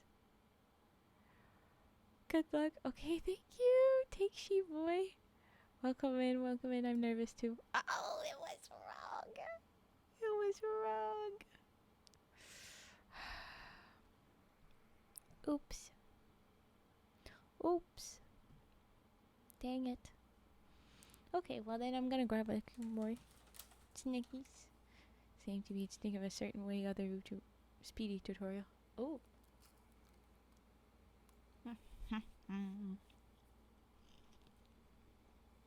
I'm going to boop.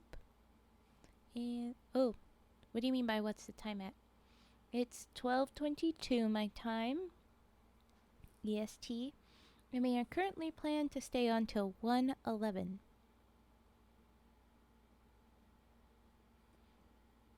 So we've got almost an hour, a little under 40 minutes, something like that. So good at Minesweeper, they explained how to play it while speeding through it flawlessly. Jeez. Unfair. Because, like, half of this is luck in my eyes. I guess I just don't know. Anyway.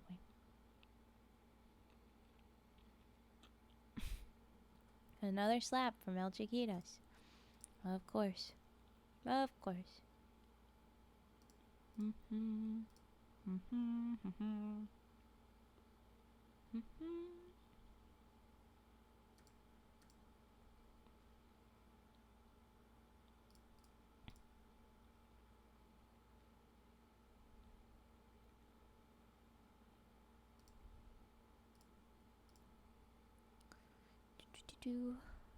His love, if you say so. Cage slapped you right back, so there you go. Love right back at you.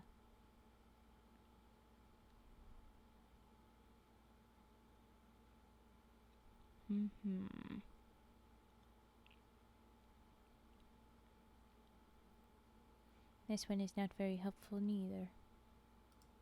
Random. The patience is leaving the raven. Yep. There we go.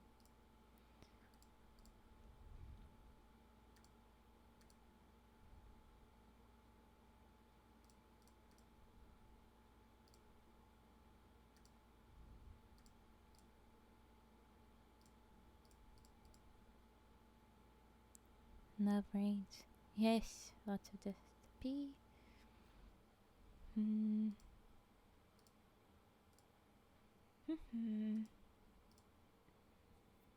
You got bonked me? Why you gotta bonk me? I'm just trying to play Minesweeper. Oh, you know who should be here? Hold on. There we go. That's better. Ha ha ha. Ha ha ha. The frogs are back in. Okay.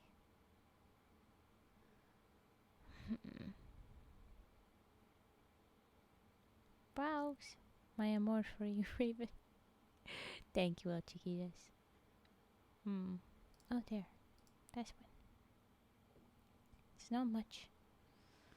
Ugh. There's so little to go off of with this.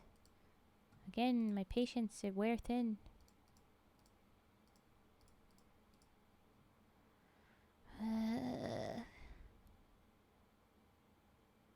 Jovi or DM? What do you mean? Oh, this is a person you're talking about. One of the people that are really good. Hi, Team Worm. Though, do you play Worm game? Wormate? Is that why you're Team Worm? I lose patience. Oh wow. Well, that that worked well. Not all the I lose patient bops go well. Yeah.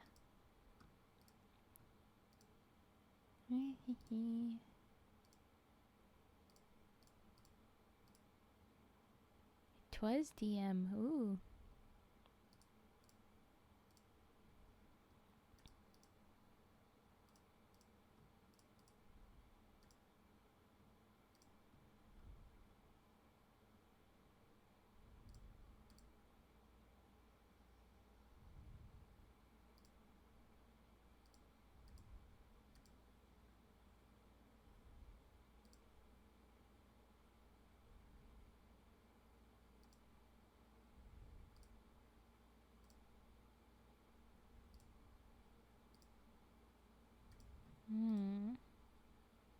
This might be okay, this game. It might go well.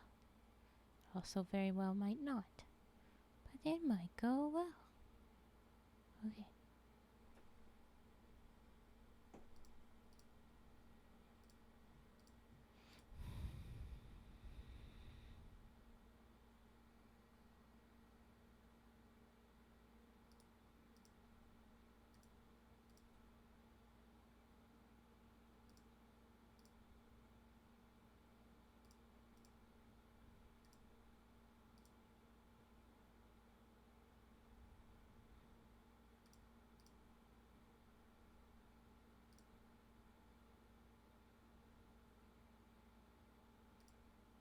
Right.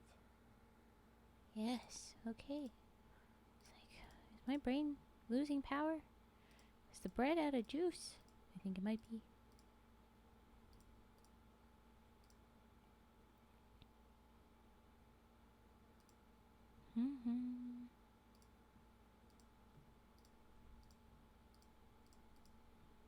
You guys are just bonking each other instead of chatting to me. Now I'm getting sad. Gonna make me sad? Really? Really? I joke. It's because I need to like not have tunnel vision. When you're playing this game, especially with how bright white it is, you can end up with tunnel vision and your eyes just lose their freaking sense of reality. Goes all over the place. It's ridiculous. And you just bonk me. Well, great. You sillies. We can bonk you too. Yeah, I see that. What if you talk to me instead? What if we don't bonk, we talk? It's okay. Yeah.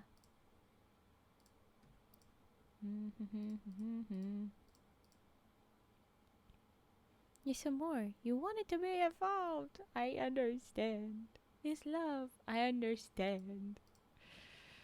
Okay.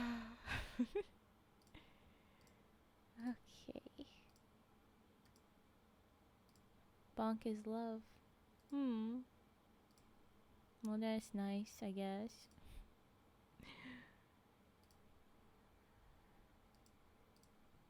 When you said bonk is love, the song came into my head. What is love? Baby, don't hurt me. Don't hurt me no more. So then it's like, bonk is love. And then someone else would reply, baby, don't hurt me. Don't hurt me no more. Stop bonking. The love does not have to hurt. Please. What would you like to talk about, Raven? Favorite cookie flavor? You know what? That's a heckin' good choice. Snickerdoodles. I am a sucker for anything that's the cinnamon sugar. So same thing for like donuts. Any of the cinnamon sugar donuts. Now, chiquitas, I freaking love churros.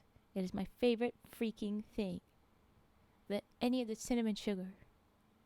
And so it's a weakness. And ooh, I know someone. If we want to talk about stuff that we're not gonna pull back out at Raven, we're gonna leave Raven alone about it and not poke at it.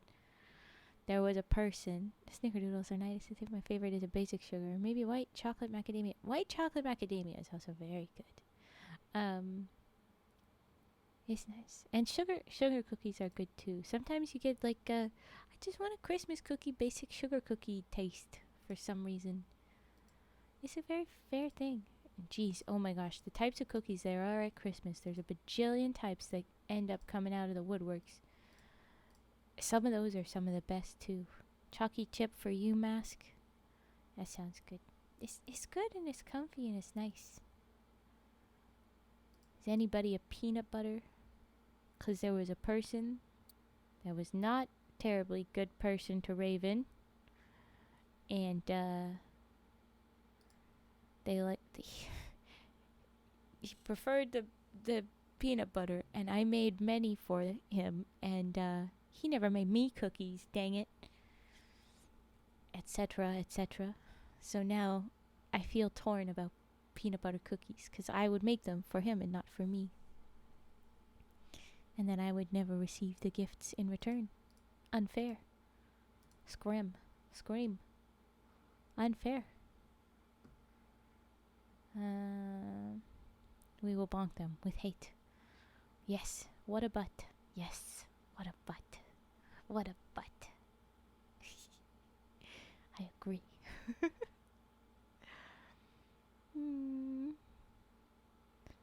Where is the stuffs? Where is the stuffs that I should tap? Come on, brain.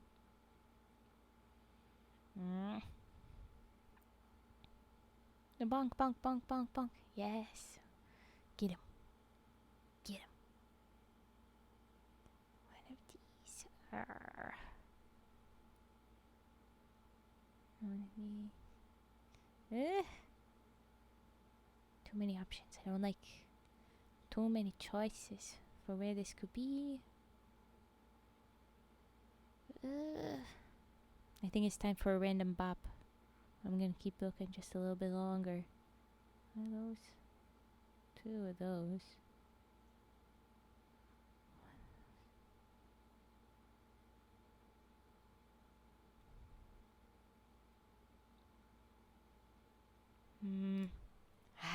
I took a calculated guess. Okay, and that sets us off for a lot more to get done. Peanut butter? Yeah, peanut butter cookies. They're very yummy. But the person I knew that really liked them, and I made them for him, he was never giving me cookies. Rude. Never gave them to me. No gifts for Raven.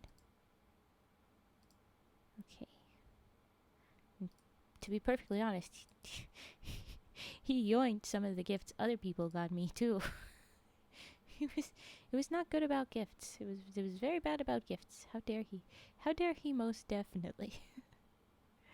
The first few I'ma yoink that from you I thought were cute, but no, it was not cute. Okay. Yeah. Yeah. Yeah. Oh, there's a whole saga that I will never tell you guys. Because that's what he did. Oh. Whole thing.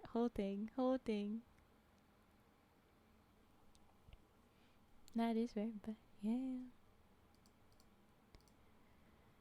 I like to keep my stuff, thank you very much. Especially when it's a gift. Especially when it's a gift from someone else. It's like, what the heck? The what? Huh?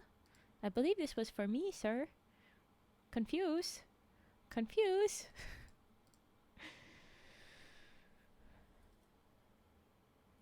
interesting. Well, it's a good things are better now, and the jerk is no longer here. It's true. Nope. Well, I got a little wheel of death for a second. You guys can't see my cursor, can you? I should probably do something about that. Violence? Yes, violence. yes, El Chiquitas. But no, not actually. It's all sorted now. The bonk. You know what we must do. Go bonkin'. It's bonkin' time. Okay, where am I? Yes, little murder guy. Little murder geese. So cute. Okay, where was? Oh, yes. I get such a rush from being able to tell where is a safe spot when I'm not at all actually sure about if it's a safe spot. It's the whole time. Oh boy, I got one. Ooh. Okay. Oh wait, I know what I can do there. How did I not realize that before? How was I so stupid? How? And then one of these. Is that one safe? Oh my goodness. It coming together from Raven over there. Jeez. And then I'm gonna just random guess that that's it. Yep. Oh, I probably... No, I didn't know that one was safe. Okay. Minesweeper does. Yeah. Oh, okay. Yeah. Yeah. Question mark. And then this has got to be here and here. I mean, doesn't it? No, it could be there and there.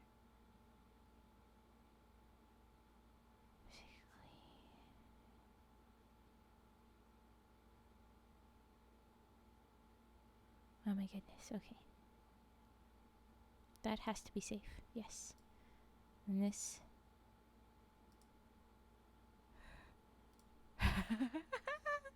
Look at Raven doing good. We're back down to 21. We're doing good. We're getting near the end again. Oh my gosh. Oh my gosh. Okay. Nervous as all heck. We know that one of these two is one of them's. And depending on whether one of them's, this could be one. Could be that one. There could be some here. Oh my gosh. Okay, we're gonna scoot down. One of them's. But there's only one, so that's definitely safe. Ooh, yes! Look at this. Another slap to me. You love me? Okay, you love me. I get it. I get it. I'm getting all kind of beat up over here. In the name of love. Love hurts. Okay. Alright.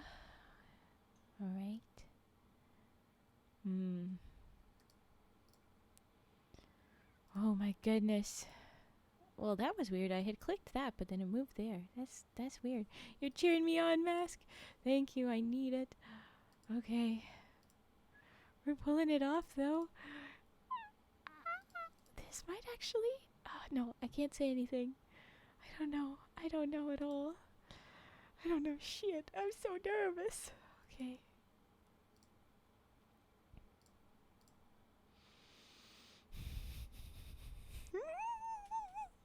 You bonked the bonk? Ah, you bonked a bonk. That's cool. But not really. Usually pain is not a sign of... Yeah, I would say if you think that it's a sign of love, that's a problem. Bye, Raven. I love you. Oh, good night, El Chiquitas. I'm going to tuck in El Chiquitas. We're not trying to worry about the timer at this point. There you go. Hey, tuck. Go eeps. Eep well. Sleep well. Oh, goodness. Okay, so that one's safe. I think this is... Yes, okay. The nerves, they're getting to you. Okay, we can do this. Oh my gosh, only 4 bombs left. Timer hit 999. It might. Oh my gosh. Okay. We've only got 4 bombs left. There's 2 that need to be here. There's 1 that needs to be here.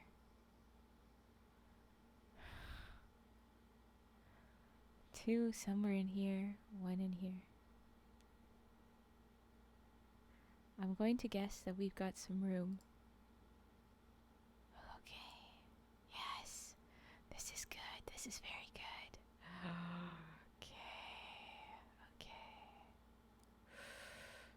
Okay, so 2 in here. 1. One of them's gonna be up there. 1, 2, 3, 4. This is fully just a guess now. Oh my gosh, guys, I'm so nervous. Oh, I really don't want to mess it up this late. Oh, I just know I am, though. Okay, if anybody knows how to fix so that it definitely wins, I would appreciate it. 1, 2. Okay. No, wait. Okay, I can go from... Only one of them is this, so one of them... Okay, so this is definitely one of them. And then that is not, and then that is... Okay. And that completes that 3, this one. Oh my gosh. It's that. Guys, I've got it! I fully wanted to like actually scream there.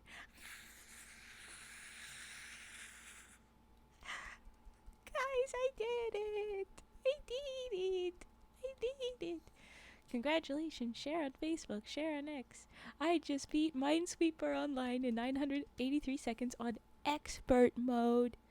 If you didn't realize, I play on expert.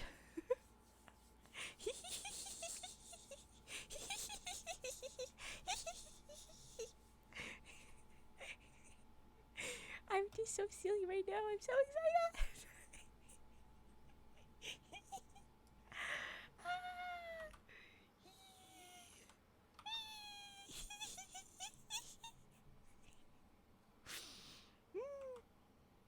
I'm so happy. Oh my goodness. I did it. I did it. Look at me.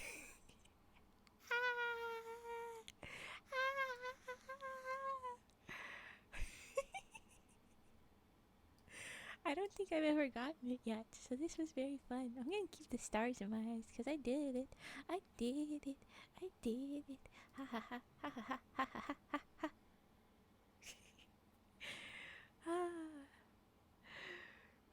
We have 30 minutes left of stream until we get more subscribers, so I'm just gonna wallow in that win for a minute. We got very near the timer going in.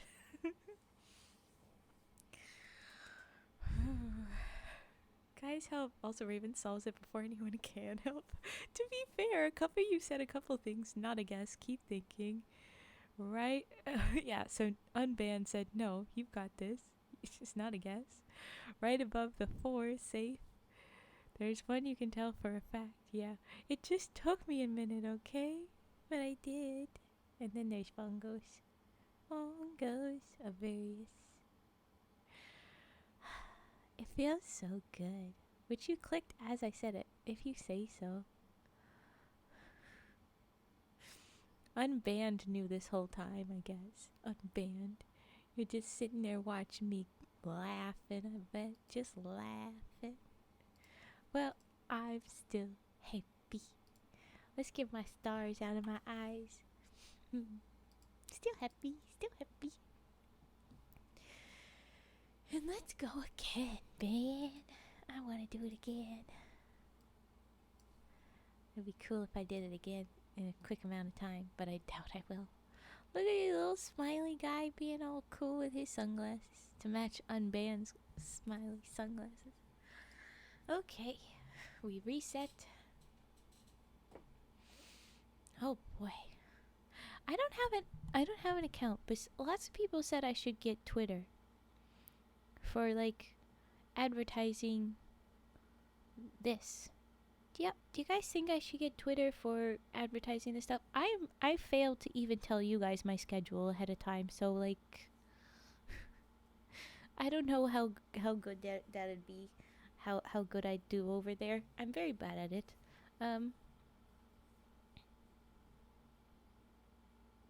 I've never had a Twitter. You do not know? Then I'm gonna say I should do not know. If none of you have said yes in this time, meh. Gone this long without it, I'd say don't. Yeah. I should hold on to that achievement. Well, okay. Alright. Here we go. We begin again. 99 bombs to find. It begins.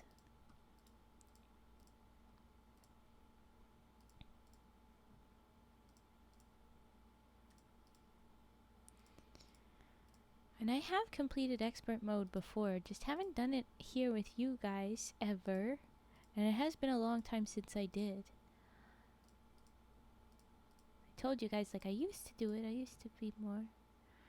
But yeah, it was not at all, like, common that I would beat it. But it would happen. I have not much input. My relationship with Twitter is similar to the one people have with League. If you say so. I love it. It's my favorite. Never start. Ah, okay. If you say so. Um.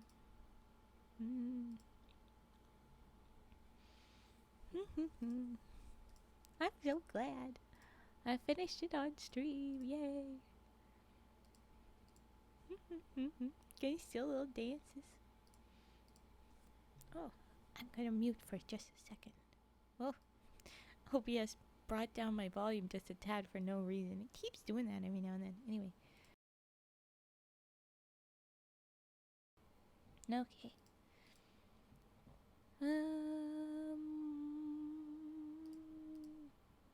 Yep.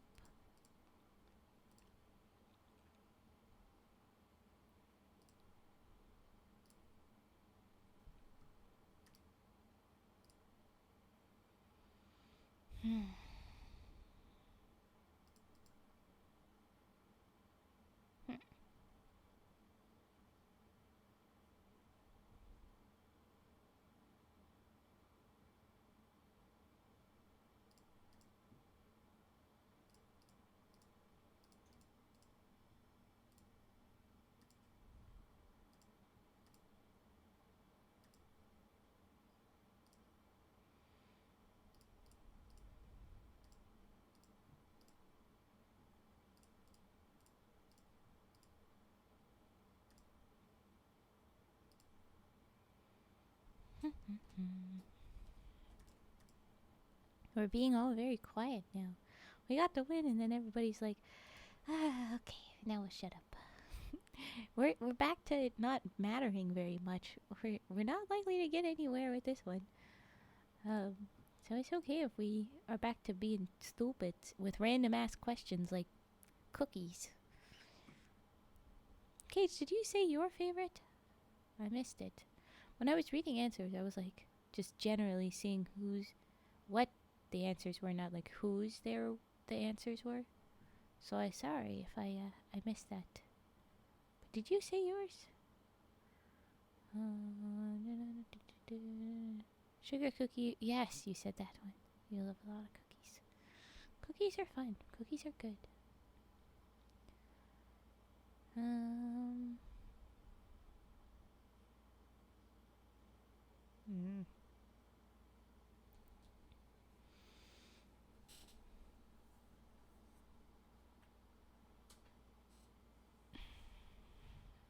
Okay.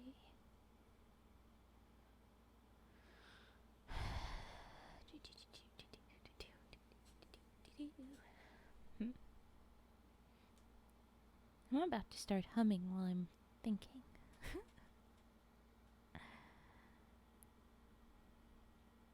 Random guess. Well, that was safe. It shouldn't have been safe. I'm trying to sabotage. Come on, game. Oh, I needed to stretch it out. Favorite movie you love to hate? A movie I love to hate. Butter cookies? Ooh, butter cookies, yes. A movie I love to hate. What do I love to hate?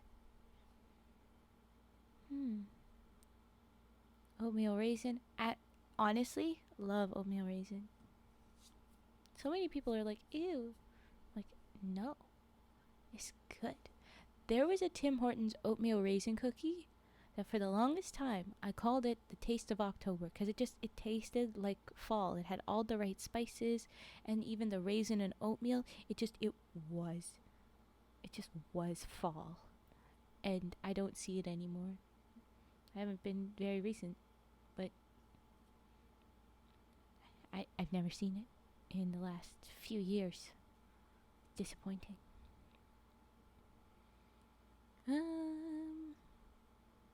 Yeah, randoms. Kill me game. Oh, actually, I can do something. Oh no, Raven is a pumpkin spice BB. Hey, I told you I like cinnamon. What do you expect? What do you expect? But, not pumpkin spice latte. I don't drink coffee. But, the other spices that go into that kind of stuff, like pumpkin pie itself, frickin' gold. Praying. Sweet potatoes with the marshmallows and those spices. Beautiful. Um, those are very good and yummy. I don't know. You can make fun of me for it, but those are gold. I'ma love it.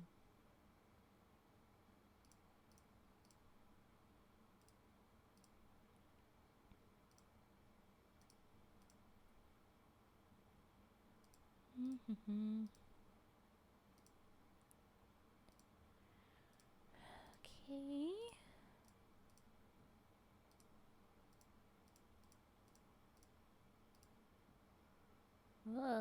Eyeballs. They need to be opened. Operating. Just a little bit of tunnel vision. You need to talk to me more. More. If you don't, I'm just gonna start humming and getting distracted. What if I started playing with the lag? That would be unhelpful, but it would be a way to get my eyes to look somewhere else. But I still haven't answered the favorite movie you love to hate. Right, that. Sorry, you're EP? No, that's very, very fair. And if you are headed out because of Eeps, guys, that's very fair. We're only here for another 10 something minutes. I was never a big fan of oatmeal raisin, but I always thought oatmeal chocolate chip would be cool. But then I finally got to try it, and I was like, just eh. Yeah, because oatmeal raisin is the way, like, those tastes go well together. You might not think that they're good because it's like, oh, well, it's not chocolate, it's not the best, sweetest and stuff, but, like, it's what goes together.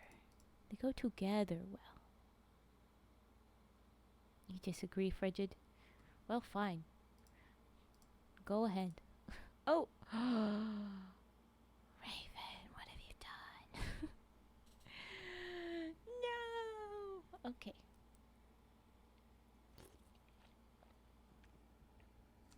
Alright. Oh. Boop. Movie I love to hate.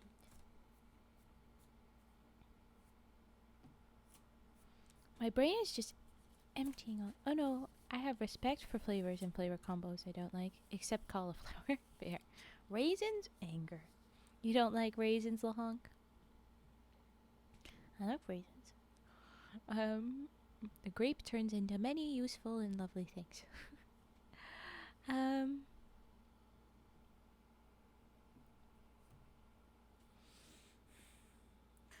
I really don't know a movie I love to hate. I really don't. Oh, you say, Cage? Oh.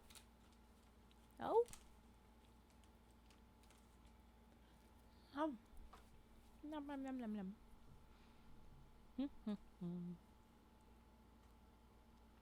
Cauliflower is nasty. If you say so. I like it. I don't love it. But I have enough. I had a younger coworker that when I taught him that grapes turned into raisins, it apparently ruined grapes for him because he hated raisins so much. That's so ridiculous. Oh my gosh. That's funny. That's like... That's just nonsense. I enjoy me a greasy grape. A juicy grape, but raisins can die. Oh, wow. Okay.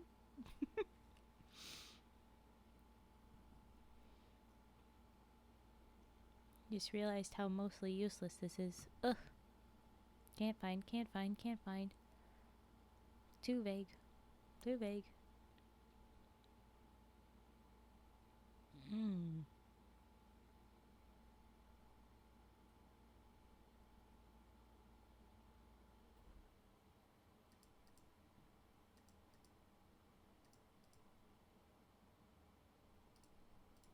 Must be.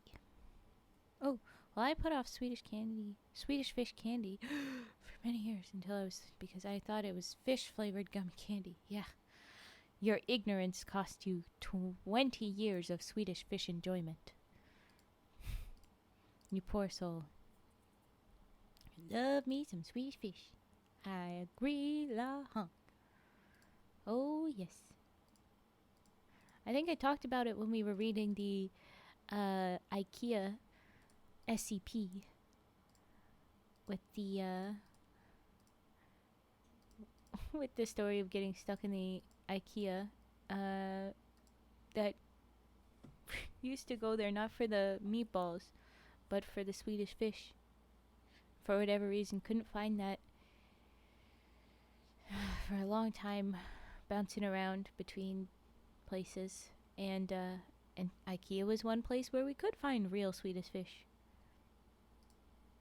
And it's the final reliable one. Oh, I'll give you a hug. You look at you, Swedish fish comrades. Me too. Can we have a three-way hug? Let me in. Okay.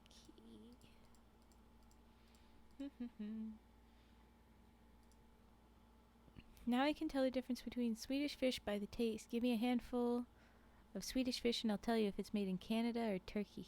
Ooh, okay. Now you're included. Thank you, Cage.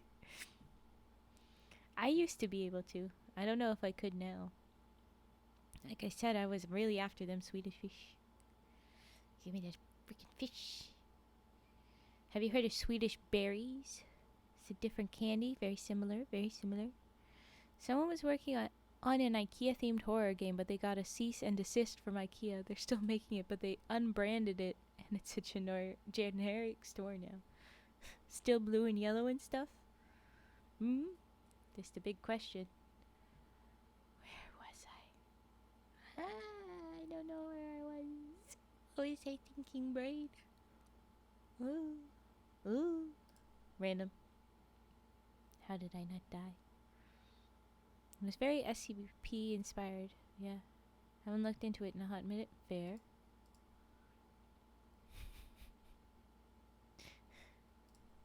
Hey! Okay, well that says that. I fully just gambled there. That was fun. Okay.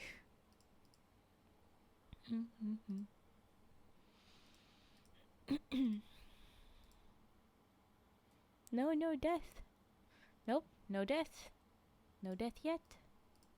Somehow no death. Should have been death. Wasn't death. Heyo, are we still going? Yes, we're still going. I know. But we're only going to be here another 11 minutes. Unless we get more subscriptions. So, not much longer. But we're here. Hi, Vi. Welcome in. Hello. I hope you're doing good. We're just vibing. I completed one of these. It was very surprising. It was down to the last bit, and I was so nervous. 4 is to Japan as 13, or 666 is to the west. Oh, so when I saw 4 4s, I went, oh, where's 4 4s? What is 4 4s? 4 4 4 4. What? Huh? I just saw Inside Out 2 at the drive-in, and then I ate way too much soup. I want to watch that too. You went to the drive-in for it? Nice. Middle left of your board. Oh, this one right there. Yes, right. It was a death corner, it's true. And yet I survived it? I don't know. I don't know. It is good. I teared up. Oh, well then maybe I might have to make an adventure and go see it. I think it would be a good idea. I don't know. Okay, yeah, you gotta be that. Oh, goodies. Thank you. LeBlanc, get your own soup. Soup? Soup? Haven't gone to a theater in forever. It's been a minute. It has. Not too long. Not a forever.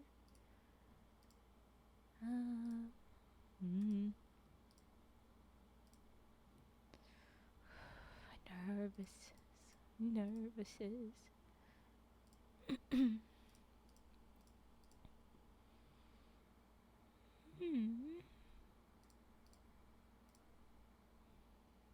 Need some waters. Yes, 4 and death are identical. Yes. I knew that, but I don't know how much of chat knew that. I didn't bother saying it. I was just like, yeah, that's it.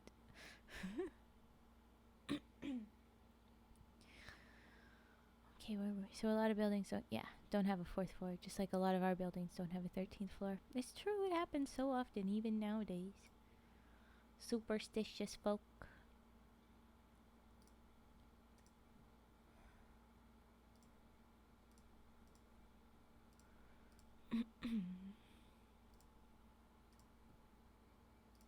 There we go. My mother's hospital, in fact, does not have a 13th floor.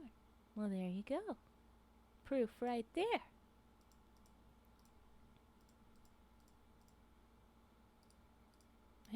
I wasn't paying attention that should be that one, but yeah, okay. Booped that too.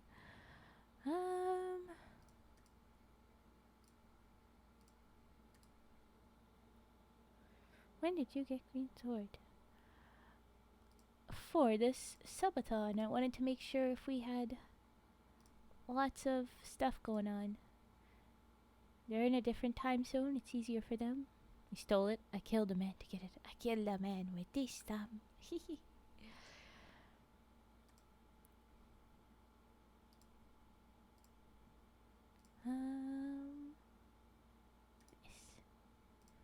Okay.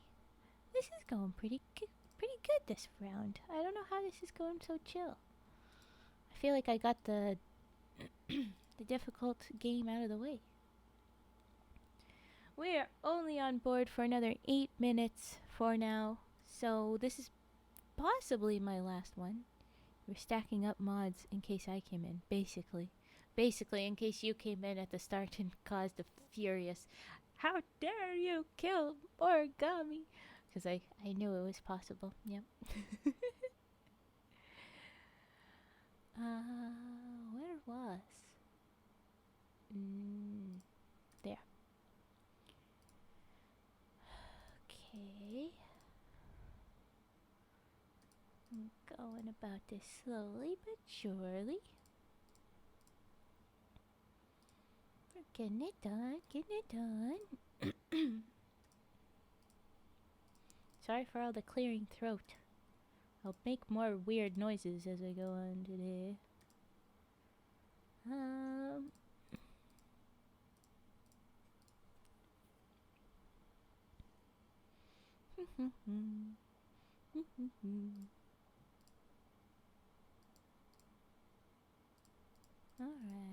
Alright. It's going good. Oh no! Just as I was saying, it's going good. No, it's not. You didn't think about that corner. You saw this one. I was dumb. I thought this counted in the 3 because I was just moving quick. I should have slowed down. Okay, I'm gonna guess this might be our last game. It could be our last game before the end of the stream. Because we are currently set to get sword from killing. No, you don't get the mod from killing. It's the exact opposite. Jeez, murderous little dude. What was I saying? We're on track to be finishing this subathon. I know, say it. In 6 minutes. So unless we get more stuffs, we're gonna be wrapping up. Woo! Weekly challenge on Phasmo done. That was such a chill one, so it was very easy to multitask and keep my brain active. That's good. There can only be one.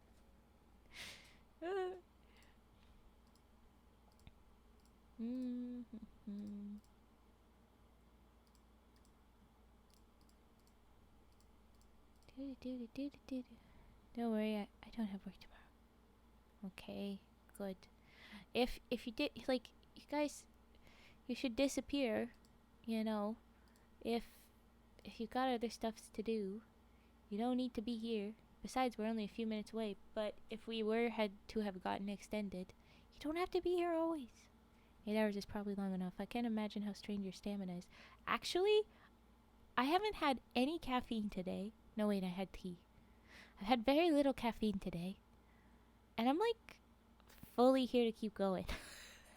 Just in a chill, not much to do state. I don't know what to tell you. I don't battle. I assassination. Holy boat. Yeah, I don't know. Sometimes my brain is like, let's stay up 40 hours straight. Not that much. That's an exaggeration. But then other times it's like, I cannot get through 10 hours of awakeness. We are done already. So it's so weird. So folks, I do push myself for streams I enjoy and or mod for. But I do have a point where if I get tired, I do not push myself and retire. That is good. So go bed in very soon. But don't worry, I'm sure you will. There's no reason to think we're gonna get extended any further than we are. But I am weirdly awake in here for streaming another at least 2 hours.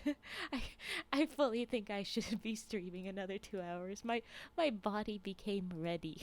I was doing all of the planning and my body is ready for a long stream. The longest you've done by far is 6. Well, dang.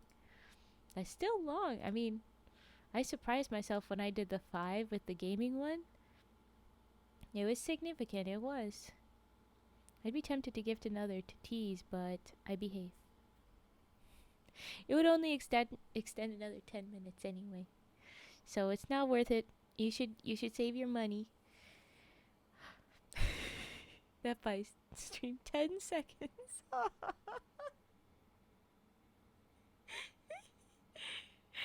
Thanks, Bridget.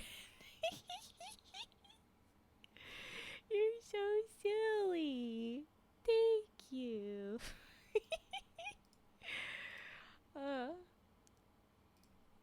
Really though, like I'm I'm confused why I'm so chill. My body is like, yeah, this is what we're doing this week. We're gonna stream for forever. It's gonna be fine. Even though I was just streaming last night for regular streaming. Someone tells me after, normally people take a break before they do a subathon. Oh, really? Dang, okay. Not me. Couldn't be me. Because I'm a dumbass. I messed up. We have 2 minutes. 6 hours, gang. Nice. You're high from genocide. No, it was not genocide. I thought subathons were a multi-day thing. For your first subathon, people were telling me to not expect to go too long, and so 20 hours was a good cap out. But some people are a multi-day thing. Thank you very much. I didn't give you guys any warning, and so of course you can't spend monies. It's very reasonable, and then I don't have a giant group anyway. The Light Chibi Phasmo fan art. Ooh. I am debating just trying to go as long as I can go anyway. I am debating it. And just like take down the whole extended by a certain hour. Because like I kind of just want to hang out. But I'm undetermined. I have 1 minute to decide if I want to do that. Oh, okay. Cage or Fet or somebody, make a vote. Make everybody vote. Everybody vote. You do whatever you want. Okay, well, should I stay on and just vibe? Or should I go bed and end the stream? Let it be done. If I stayed on, the next things I'd be doing, fairy tale rereads, which would be fun, but not very many of you would be around for. And after that would be strictly ASMR, which not all that many of you would be around for, because... yeah. Okay. It's 1:11. The time has come. I need to get out or fully freaking commit. I really want to finish this right here now, mood. Very fair. Very fair.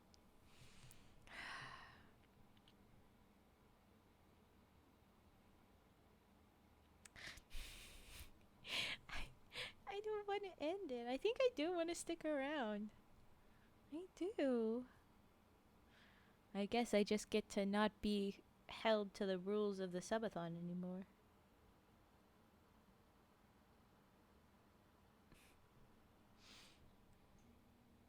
Okay. I think I'm gonna go for it. I'm gonna stick around. I'm already 1 minute over. So bam. It happened. Alright.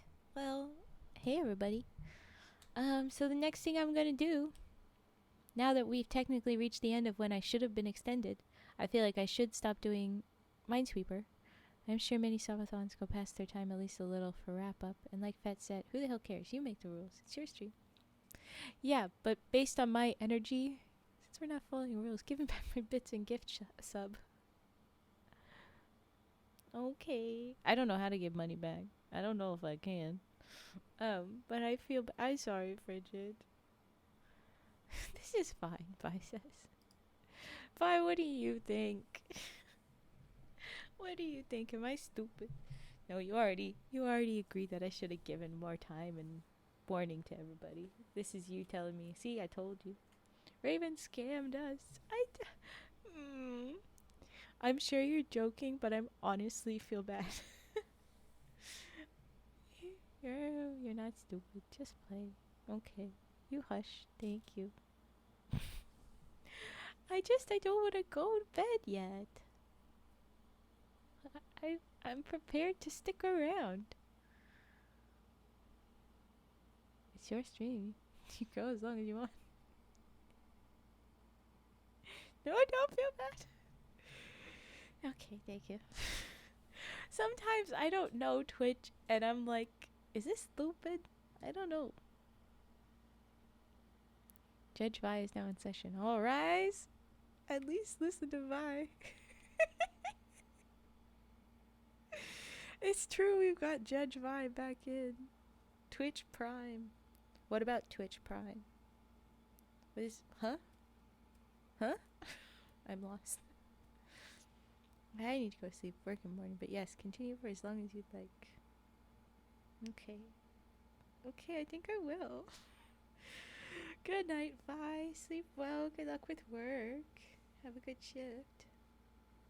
Good eep. Yes. Okay. We're gonna reread some of our favorite fairy tales. That's what this is. That's what this time is for. We're gonna do that. I'm gonna put away Minesweeper and we're gonna do reading. I'm gonna pull away the extra stuff so we don't need a spooky warning. And this should go down. Where do I put it? My frog is in the way. Okay. Okay. Here we go.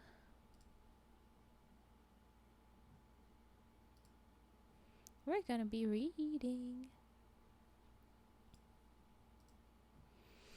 Good night, Vi. Sleep well. Should totally check out the meme, not just because I'm being self-indulgent and want a live reaction to it.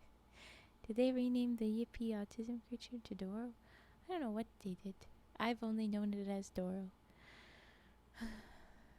I'm gonna rename this subathon Stuffs 100th stream subathon. And now we're on to back to Fairytales.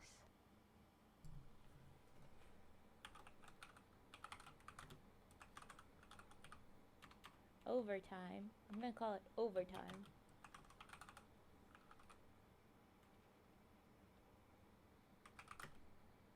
Fave Fairytales. If I can spell. Yeah, okay. And now Minesweeper. There's some more. More chatty. We're gonna bring in the our team soon too.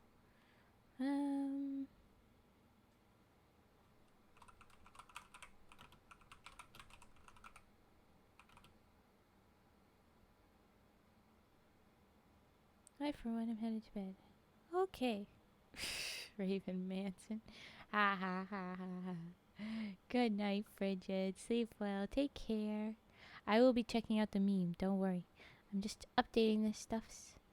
Reading real loud.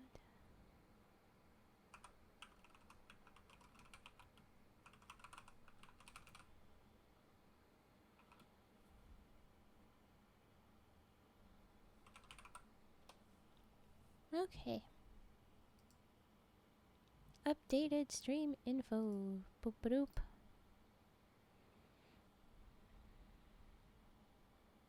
Yeah, you're being a little shit. You're being a little shit. There you go. Tucked you into bed. Have good eeps. Let's look at the meme though. Let's go, let's go, let's go.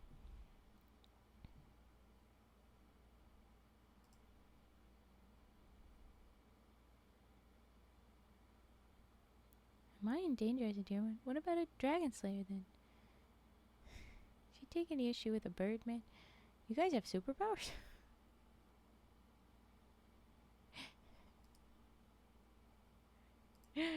I love it. See, what I would have done is I just would have taken the photos directly. You know, I wouldn't have drawn them back out. I would have just been like, paste, copy, paste. I would have been cheating, but you know. I love it so much.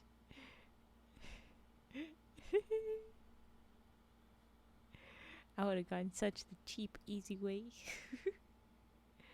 Use messages by do, I suppose. Oh, okay. Yeah. Seeing that now. Checking out the rest of Discord while I take the second. Turbo. What do you mean you've been streaming for 8 hours? Tarova, it's my subathon. Welcome in. Technically, I should have been done just a bit ago. The art is so great. I just would have done something cheap and quick. And so Cage going for it and doing that. It's so great. I was gonna do similar, but Natsu's was legit the SCP logo, and that makes no sense in the oh, true. Yes. Oh, thank you for the hydrate. Thank you.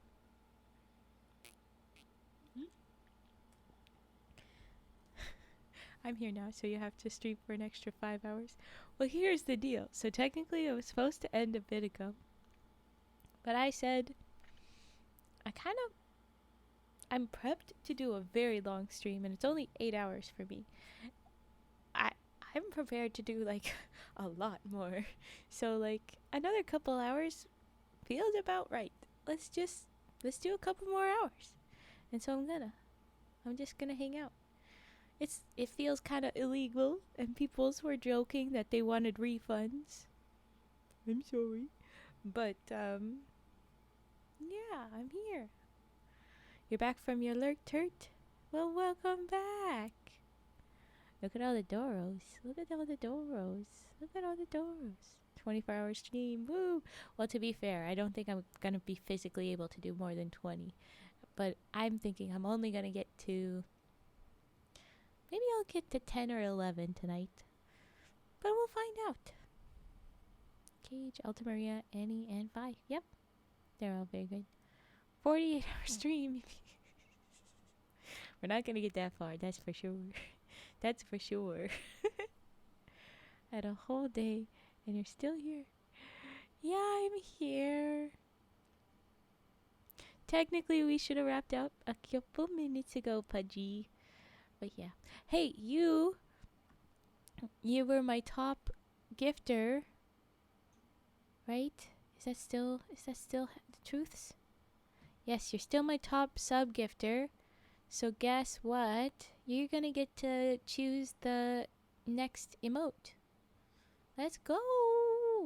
Unless somehow someone shows up, I feel like you'd get to pick one and they'd get to pick a different one. If someone showed up and dropped a bunch when I technically should have been done my subathon, yeah, you're the winner of that. So you get to pick which one of the emotes we put first forward. There's 2 animated emote slots left, so it's gonna be an animated one. And yeah, quick get Bass freaking here. I mean, if someone wants to come in and drop a bunch of monies, I'm not mad, as long as they're financially safe to do so. But No, let's let Pudgy win. Let's let Pudgy keep the win. Yeah. So we did actually get the Frog backstory, so we'll definitely do that. We have no promises of anything else, but I'm gonna hang around. So if we did somehow get more subs, those things are still a possibility. He's on a hiatus of big spending right now anyway. There were a huge roller and vice stream for a while before said hiatus. Oh yes. So much responsibility at my fingertips. Well, you don't have to worry about it, but you're in the Discord, right? I think you are. Pretty sure you are. If you're not, that's where I would like to bug you. I'll bug you on Discord about it. We believe in you, Tater. We do. We do. And so you will go ahead and have which emote to choose. Yeah, there you go, Discord. We'll bug you there to pick which one. I'll make sure you are. yeah. And you'll get to pick one of those. And then there would be one more slot that me and team can decide on. But yeah. Okay. Well, this section, now that I've set it up, is gonna be the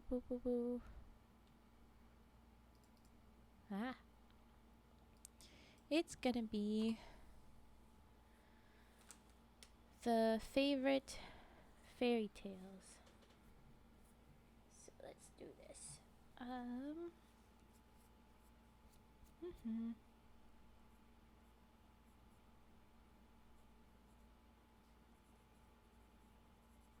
I'm just updating my little log of tonight. 15 onward was Minesweeper.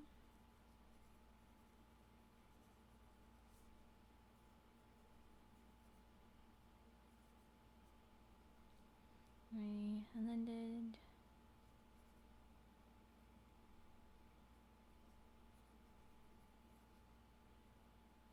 And then it became Fave, Fairytales.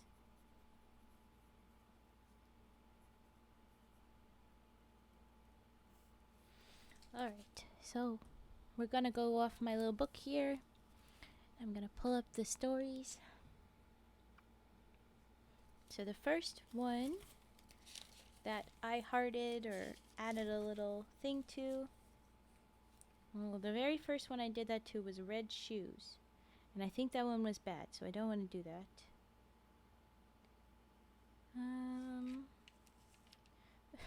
The very first one has a very long title and it's not gonna fit. I've got so much going on.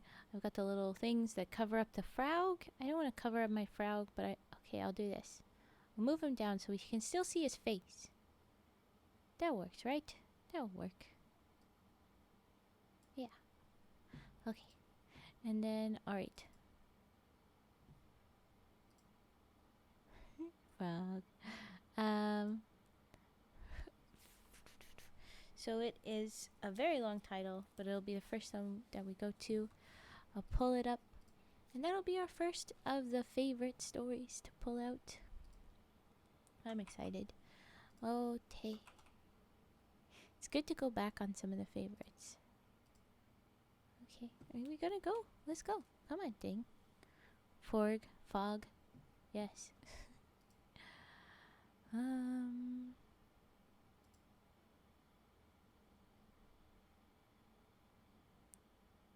believe we started in with this one.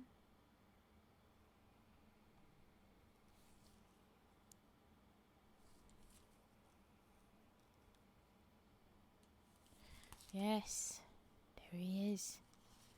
The Tale of a Youth. I have it listed as the story of the youth, so that's funky. I messed up. But okay, here he is, man of the hour. Very long title. Too long, don't read the title. Tale of the youth who went forth to learn what fear was. Set out to learn what fear was. Let's see it. There. Ta-da! Okay. And I need to make sure that I keep track too. The tale of the youth. Jeez, this is gonna take a month. Of a youth. A youth. Oh, jeez. Set out to learn what fear was. Okay. It's gonna be a dumb one. Prepare yourself. It feels very 60s. They left a mansion, but you have to live there for a day so that you could claim the bequeathal of that building.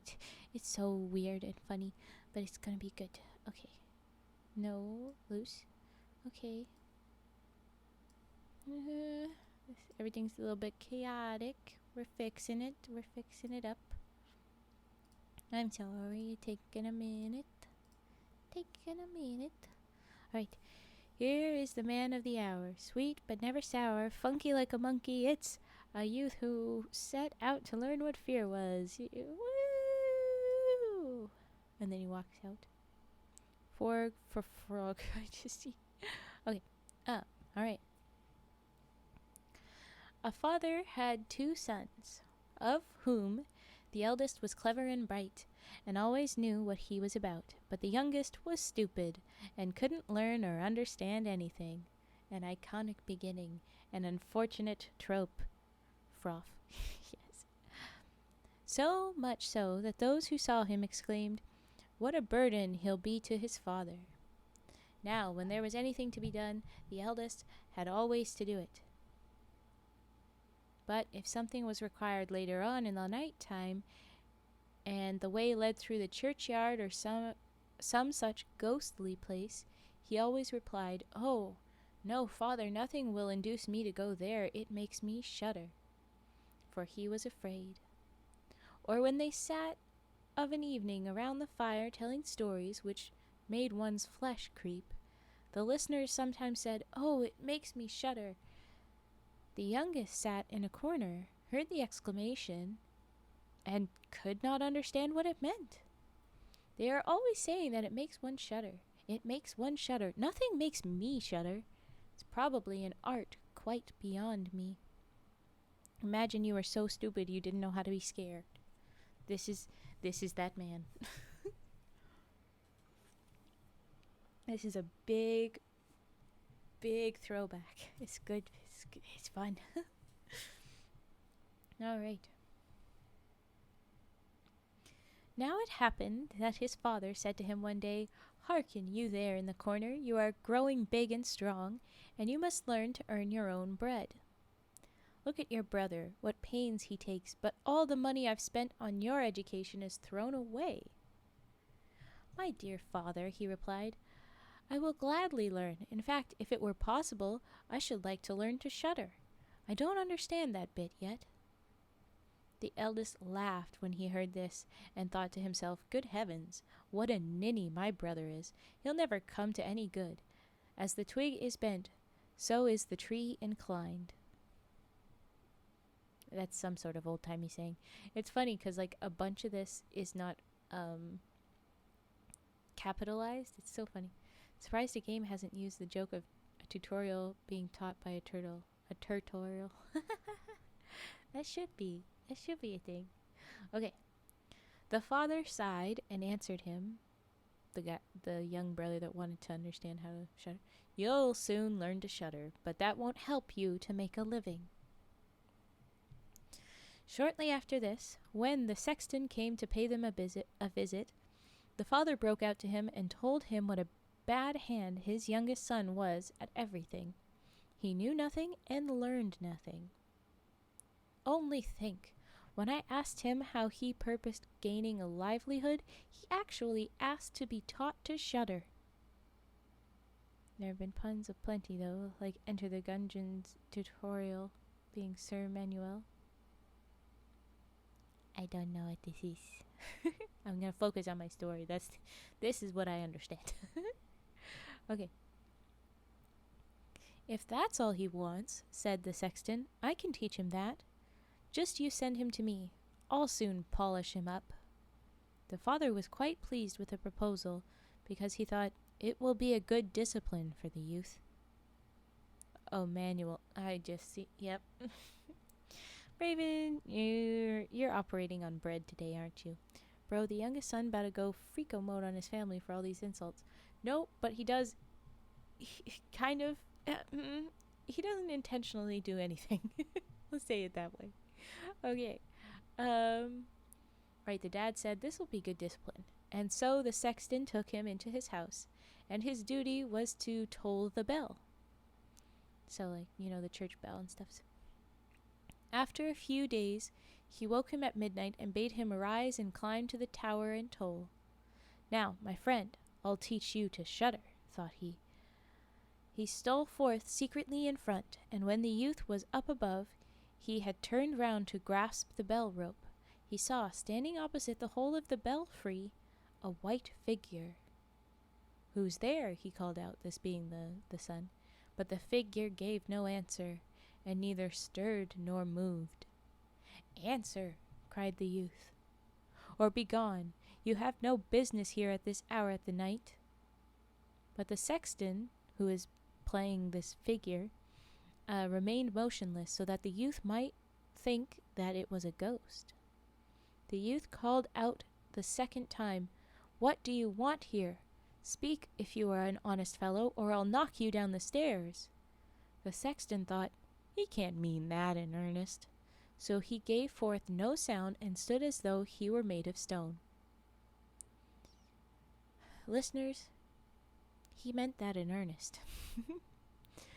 Then the youth shouted out to him the third time, and as that too had no effect, he made a dash at the spectre and knocked it down the stairs, so that it fell about 10 steps and remained lying in a corner.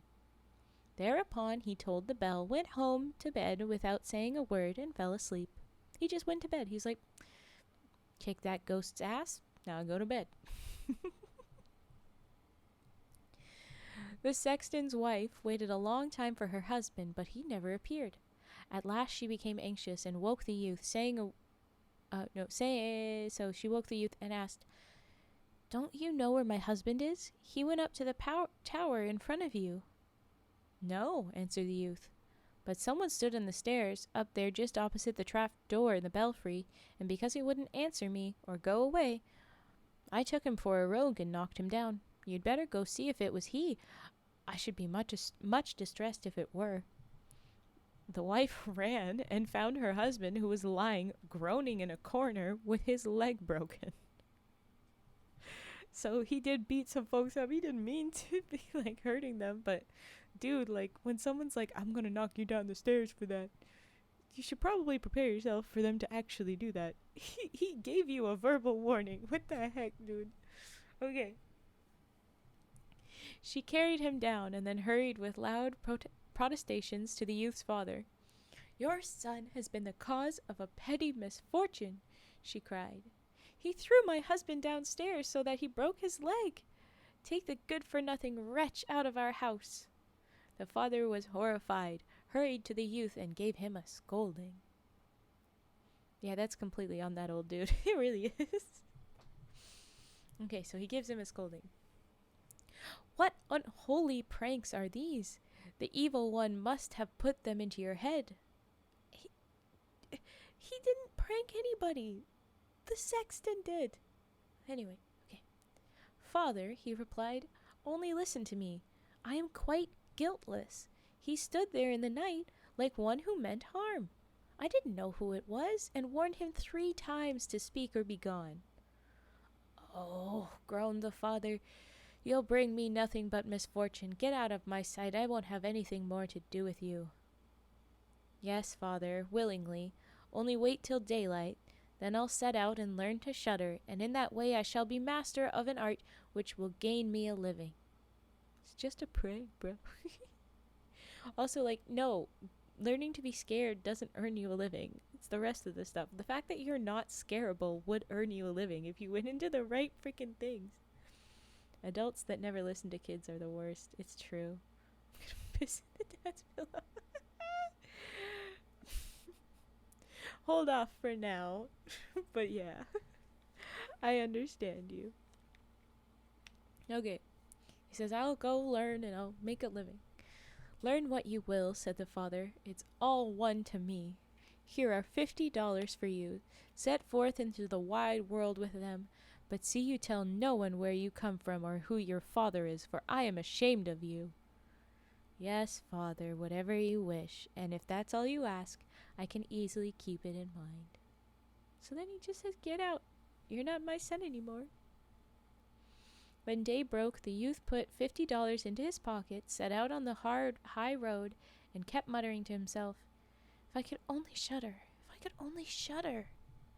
Just at this moment a man came by who heard the youth speaking to himself, and when they had gone on a bit and were in sight of the gallows, the man said to him, Look, there is the tree where 7 people have been hanged, and are now learning to fly.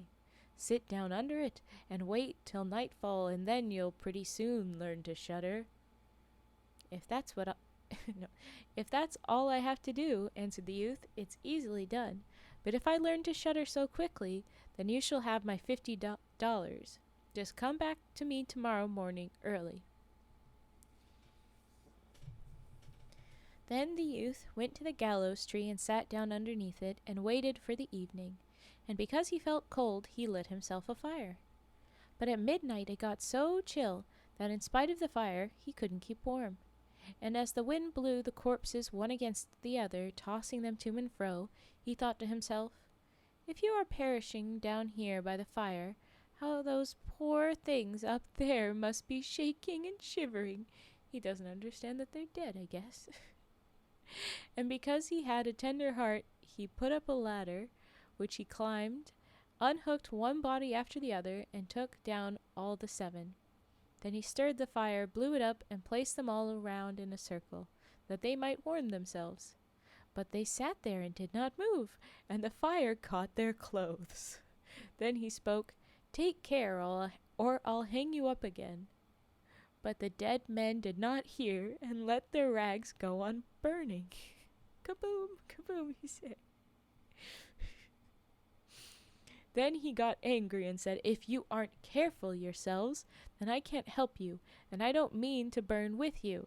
And he hung them up again in a row. Then he sat down at his fire and fell asleep. On the following morning, the man came to him and, wishing to get his $50, said, Now you know what it is to shudder? No, he answered. How should I? Those fellows up there never opened their mouths and were so stupid that they let those few old tatters they have on their old bodies burn. Then the man saw he wouldn't get his $50 that day and went off saying, Well, I'm blessed if I ever met such a person in my life before. Like, that's so rare. How could this even exist, let alone I met them? Jesus. Which, yeah, this kid is something. Believe me. Okay. The youth went too on his way and began to murmur to himself, Oh, if I could only shudder. Oh, if I could only shudder. A carrier who was walking behind him heard these words and asked him, Who are you? I don't know, said the youth. Where do you hail from? I don't know. Who's your father? I mayn't say. What are you constantly muttering to yourself? Oh, said the youth, I would give worlds to shudder, but no one can teach me. Stuff and nonsense, spoke the carrier. Come along with me, and I'll soon put that right. The youth went off to the carrier, and in the evening they reached an inn, where they were to spend the night. Just then, as he was entering the room, he again, quite aloud, Oh, if I could only shudder! If I could only shudder! The landlord, who heard this, laughed and said, If that's what you're sighing for, you shall be given every opportunity here. Oh, hold your tongue, said the landlord's wife. So many people have paid for their curiosity with their lives. It were 1,000 pities if those beautiful eyes were never again to behold daylight. But the youth said, No matter how difficult, I insist on learning it. Why, that's what I've set out to do. He left the landlord no peace till he told him that in the neighborhood stood a haunted castle, where one could easily learn to shudder if one only kept watch in it for 3 nights. The king had promised the man who dared to do this thing his daughter as a wife, because of course women are prizes. Lovely. And she was the most beautiful maiden under the sun, because of course. There was also much treasure hid in this castle, guarded by evil spirits, which would then be free, and was sufficient to make a poor man more than rich. Many had already gone in, but so far none had ever come out again, so the youth went to the king and spoke, "If I were allowed, I should much like to watch for 3 nights in the castle." The king looked at him, and because he pleased him, he said, "You can ask for 3 things, none of them living, and those you may take with you into the castle." Then he answered, "Well, I shall beg for a fire, a turning lathe, and a carving bench with a knife attached." Okay. On the following day, the king had everything put into the castle, and when night drew on, the youth took up his position there, lit a bright fire in one of the rooms, placed the carving bench with a knife close to it, and sat himself down on the turning lathe. "Oh, if I could only shudder," he said, "but I shan't learn it in here either." Toward midnight he wanted to make up the fire, and as he was blowing up a blaze, he heard a shriek from a corner. "Oh, meow!" It's O-U, comma, M-I-O-U. "Oh, meow! How cold we are!" "You fools," he cried, "why do you scream? If you are cold, come and sit at the fire and warm yourselves."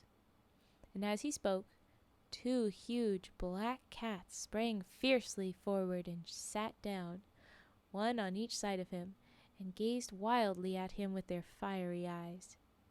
After a time, when they had warmed themselves, they said, "Friend, shall we play a little game of cards?"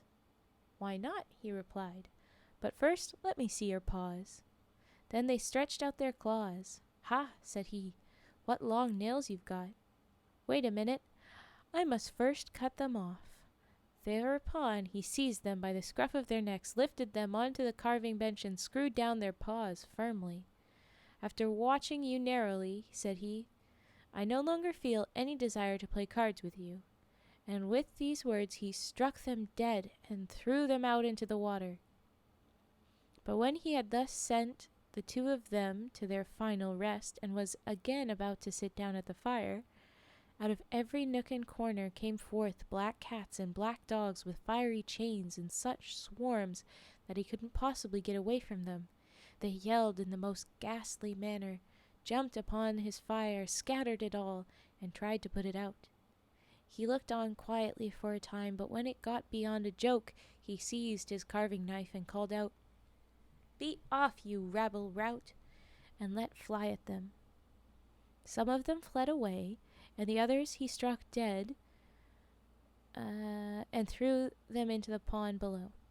When he returned, he blew up the sparks of the fire once more and warmed himself, and as he sat thus, his eyes refused to keep open any longer, and a desire to sleep stole over him.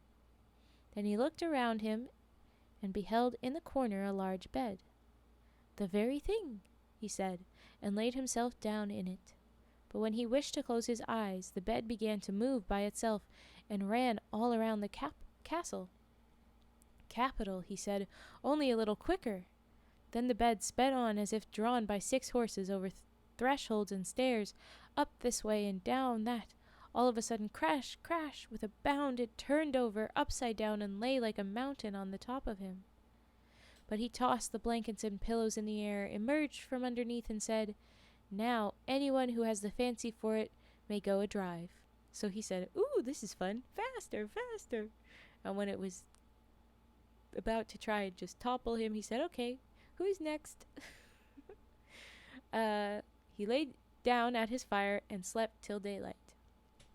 In the morning the king came, and when he beheld him lying on the ground, he imagined the ghosts had been too much for him, and that he was dead. Then he said, "What a pity, and such a fine fellow he was." The youth heard this, got up, and said, "It's not come to that yet. I'm still here." Then the king was astonished but very glad, and asked how it had fared with him. First rate, he answered, and now I've survived the one night, I shall get through the other two also. The landlord, when he went to him, opened his eyes wide and said, Well, I never thought to see you alive again. Have you learned now what shuddering is? No, he replied. It's quite hopeless. If someone could only tell me how to. A second night he went up again to the old castle, sat down at the fire, and began his old refrain, If I could only shudder. As midnight approached, a noise and din broke out, at first gentle but gradually increasing. Then all was quiet for a minute, and at length, with a loud scream, half of a man dropped down the chimney and fell before him. Just half a man. Hi up there, shouted he. There's another half wanted down here. That's not enough. Then the din commenced once more. There was a shrieking and a yelling, and then the other half fell down. Shitty Santa. Just half of Santa. And the guy was like, hey, shouting back up, hey, where's the other half of this dude? You're missing some. And so then the other half popped down.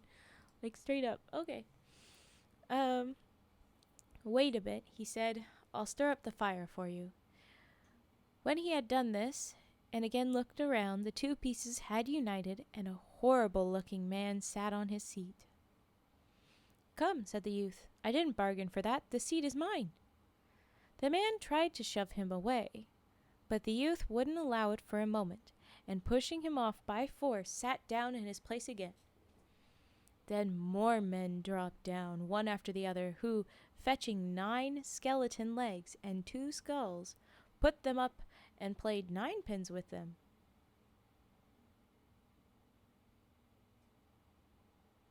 So, we're playing skeleton bowling, if you didn't realize. Something spooky happens. Hey, knock that off. Basically, this kid really just is not, he's not getting it. But that's him. So now they're playing bowling. The youth thought the balls weren't, the youth thought he would like to play too and said, Look here, do you mind joining the game? No, not if you have any money. I've money enough, he replied, but your balls aren't round enough. Then he took the skulls, placed them on his lathe, and turned them till they were round. Now they'll roll along better, said he. And hoopla, now the fun begins. He played with them and lost some of his money, but when 12 struck everything... So he played with them, lost some of his money, but then once 12 struck, everything vanished before his eyes. Once it was midnight, he's gone. He's so stupid, I love him. I know, isn't he so fun? Okay, there's a reason this is a favorite, my guys. Okay, so everything disappears now. He lay down and slept peacefully. The next morning the king came, anxious for news. How have you got on this time? He asked. I played 9 pins, he answered, and lost a few pence. Didn't you shudder then? No such luck, said he. I'd made myself merry. Oh, if I only knew what it was to shudder. On the 3rd night, he sat down again on his bench and said in the most desponding way, If I could only shudder. When it got late, 6 big men came in carrying a coffin. Then he cried, Ha ha! That's most likely my little cousin who only died a few days ago. I don't know when he found that out, but anyway. And beckoning with his finger, he called out, Come, my small cousin, come. They placed the coffin on the ground, and he approached it and took off the cover. In it lay a dead man. He felt his face, and it was cold as ice. Wait, he said, I'll heat you up a bit. Went to the fire, warmed his hand, and laid it on the man's face. But the dead remained cold, because they're fucking dead, you dumbass. But anyway. Then he lifted him out, sat down at the fire, laid him on his knee, and rubbed his arms that the blood should circulate again. When that, too, had no effect, it occurred to him that if 2 people lay together in bed, they warmed each other. So he put him into the bed, covered him up, and lay down beside him. He's just He's just hanging out with a dead man. That's not how that works. No, but he doesn't know because he's stupid. Anyway, okay. Lay down beside him. After a time, the corpse became warm and began to move. Then the youth said, "Now, my little cousin, what would have happened if I hadn't warmed you?" But the dead man rose up and cried out, "Now I will strangle you." "What?" said he. "Is that all the thanks I get? You should be put straight back into your coffin." Lifted him up, threw him in, and closed the lid. Sweet Home Alabama, but it's spooky. a little bit. Okay, so he's thrown the guy that he's confusing for his cousin back into the coffin. I don't know if it really is his cousin or not, but anyway. Then the 6 men came and carried him out again. "I simply can't shudder," he said, "and it's clear I shan't learn it in a lifetime here." LMAO, this kid. I mean, really, like, it's not even a joke. Then a man entered, of more than ordinary size, and of a very fearful appearance, but he was old and had a white beard. "Oh, you miserable creature! Now you will soon know what it is to shudder," he cried, "for you must die." "Not so quickly," answered the youth. "If I am to die, you must catch me first." "I shall soon lay hold of you," spoke the monster. "Gently, gently, don't boast too much. I'm as strong as you and stronger too." "We'll soon see," said the old man. "If you are stronger than I, then I'll let you off. Come, let's have a try." Then he led him through some dark passages to a forge, and grasping an axe, he drove one of the anvils with a blow into the earth. "I can do better than that," cried the youth, and he went to the other anvil. The old man drew near him in order to watch closely, and his white beard hung right down. The youth seized the axe, cleft the anvil open, and jammed it into the old man's beard. "Now I have you," said the youth. "This time it's your turn to die." Then he seized an iron rod and belabored the old man till he, whimpering, begged him to leave off, and he would give him great riches. The youth drew out the axe and let him go. The old man led him back to the castle and showed him in a cellar 3 chests of gold. "One of these," says he, "belongs to the poor, one to the king, and the third is yours." At that moment 12 struck, and the spirit vanished, leaving the youth alone in the dark. "Ah, I just noticed that you got bonked. Oops, you're dead. Oops. You take sword now?" This kid is ruthless. Yes. Okay, so struck 12. Spirit struck, leaving the youth alone in the dark. "I'll surely be able to find a way out," said he, and groping about at length found his way back to the room and fell asleep at his fire. The next morning the king came and said, "Well, now you've surely learned to shudder." "No," he answered. "What can it be? My dead cousin was here, and an old bearded man came, who showed me heaps of money down below there. But what shuddering is, no one has told me." Then the king spoke. "You have freed the castle from its curse, and you shall marry my daughter." "That's all charming," he said, "but I still don't know what it is to shudder." And so he's like, "Great, okay, now I've got a wife, I guess. I still don't know how to shudder." "It's not yours. It's not either of yours. It's masks. It's masks." Okay. Finally, the last paragraph of this story. Just get ready. Just get ready. How do you think it's gonna end? Consider this like a long-winded joke now, okay? You've had it all be spooky and he's failing, and I want to see it. It's so stupid. It's so fun. But how does the joke end? This guy can't figure out how to shudder. What do you think it's gonna be? Here we go. Then the gold was brought up, and the wedding was celebrated. But the young king, though he loved his wife dearly, and though he was very happy, still kept on saying, "If I could only shudder! If I could only shudder!" At last he reduced her to despair. Then her maid said, "I'll help you. We'll soon make him shudder." So she went out to the stream that flowed through the garden and had a pail full of little gudgeons brought to her. At night, when the young king was asleep, his wife had to pull the clothes off him and pour the pail full of little gudgeons over him, so that the little fish swam all about him. Then he awoke and cried out, "Oh, how I shudder! How I shudder! Dear wife! Yes! Now I know what shuddering is!" It is something super simple. They did a sensory shudder instead of a scare shudder. Literally, they made him cold and have fish run over him so that he was like, ugh. And he did it! Yay! I also love that, like, all these men are like, this is the way to do it. And some of them die when they try and get him to do this or break their legs. Meanwhile, you get 2 women and they're like, oh, we got this. Just the 2 ladies. They got it. I love it. I love it. Isn't that silly? I love it. Okay. That was it. That was the tale of a youth who set out to learn what fear was. Oh, thank you for the stretch. I do need to do that. I do need to stretch and posture check and hydrate. I wasn't shrimping, but I was slowly sinking into my chair, disappearing. No shrimping. Yes, I understand. I wasn't shrimp, but I was turning into a...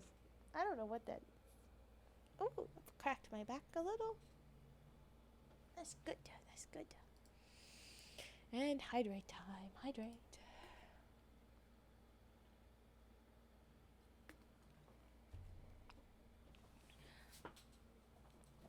Nine hours. I did it for 9 hours. I'm here.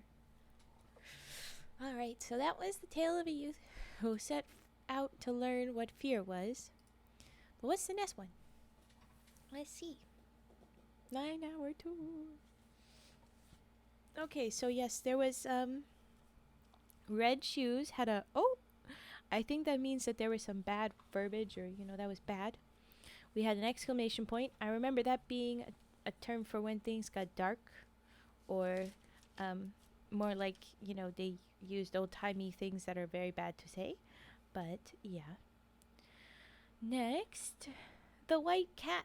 That's the next hearted one. Yeah. The white cat. I also have here that there was one that was Reddit and it was Fetster. I don't know what these little notes are. Early days. Early days. Oh, there was Raquette with the tuft. That one was interesting too. I don't think that was like a super we love, but it was a something. Okay, the white cat is up next for us tonight. We prep that guy. Okay. Do we have redeems? Do we want to have a little break? Gato? Sí. Es blanco gato, or gato blanco? Gato blanco.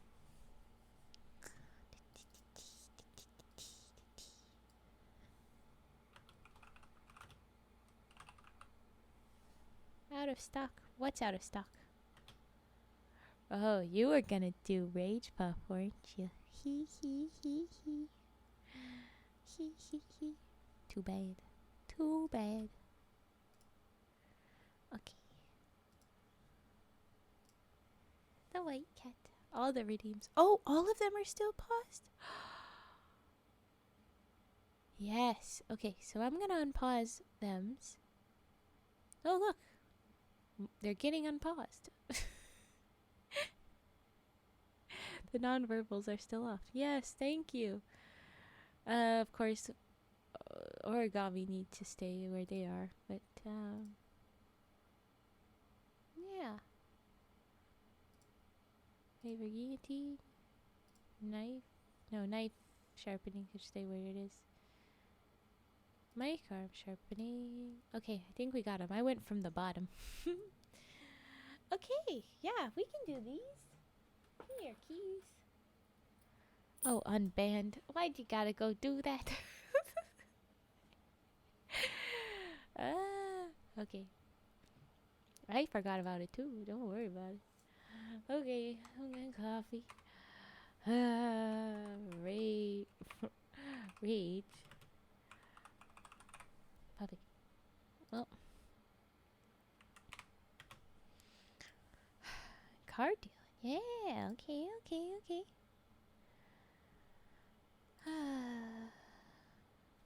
And Turt said keys. We'll do keys too, even though you didn't redeem. Let's start with some raging, I guess. Let's get angry. There's know what angry looks like, model. Come on. This is the only way you know how to be angry. It's more like a pout, more like a sad. Anyway, okay. Look at those frog butts. Big old frog butts. Wiggle, wiggle, wiggle. Okay. Focus, Raven. Anger. Rage puffing.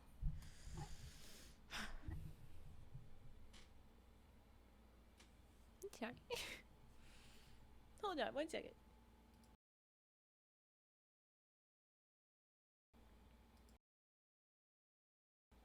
Okay.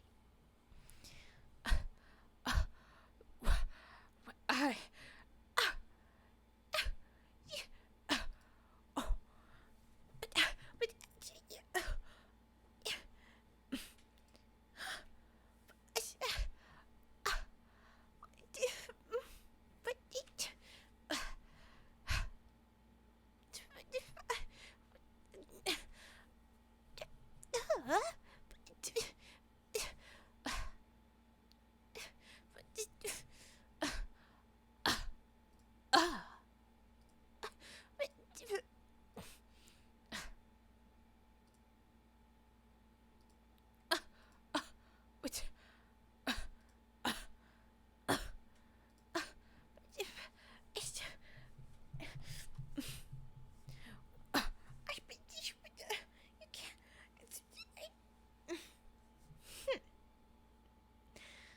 This was a very different energy to the rage puff.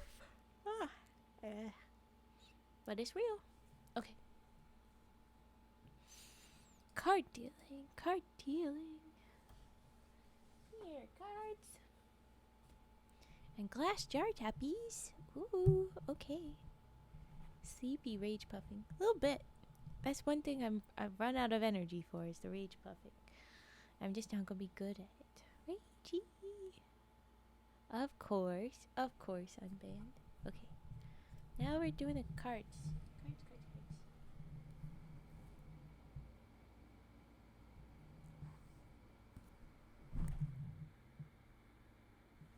I like their weird sound. Anyway, okay.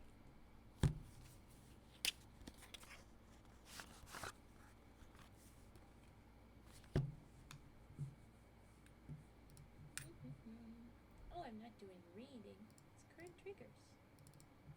And this is card deal.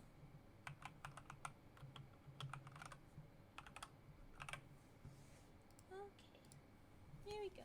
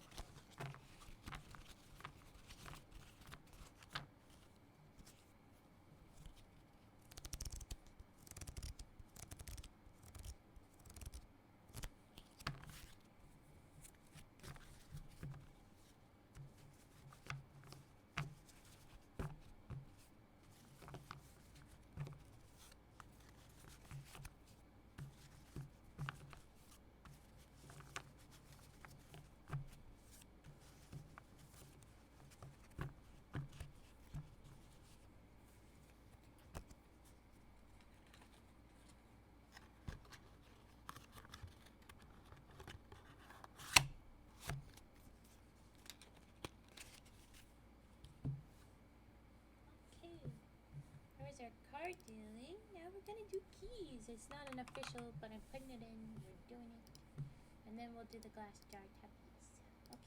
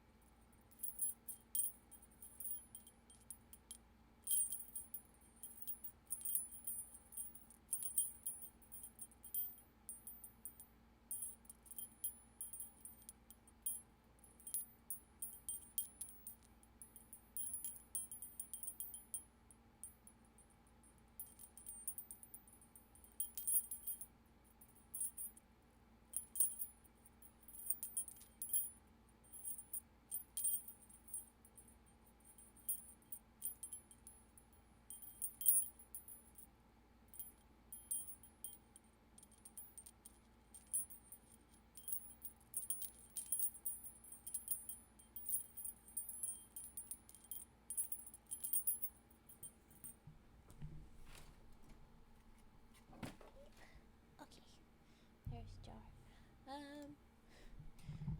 For the cards, after she's done shuffling, she pulls one out and does a trigger based on the card. If you roll the lowest one, the 2 card in this case, she beats the mic with either a hammer, her fist, slamming it in a doorway, or putting it on the ground and stomping on it. Depends on what shape you get. Yeah, I'm gonna have to say that's a lie.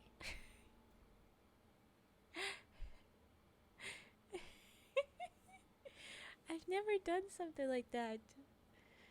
Gosh, having triggers based on cards? Wow. I feel like I could do that. That could be a stream. Where it's like I shuffle the deck and I pull one out. And whatever that is the redeem we do. And so, oh no, that would be interesting. Wow. For random redeem, it could go like that. That's funny. But okay, anyway. Now we're gonna do glass jar tappies. Glass jar tappies. Here we go. Been a minute since we had glass jar tappies. Alright. Here we go.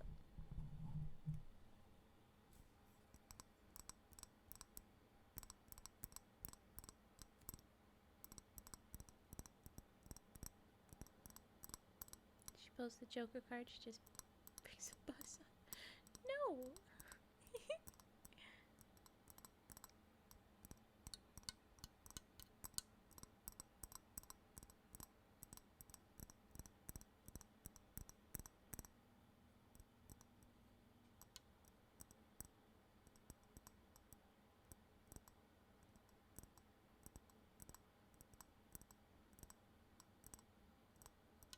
There's a lot of people with a trigger wheel, so that could be your take. Yeah, I could do that.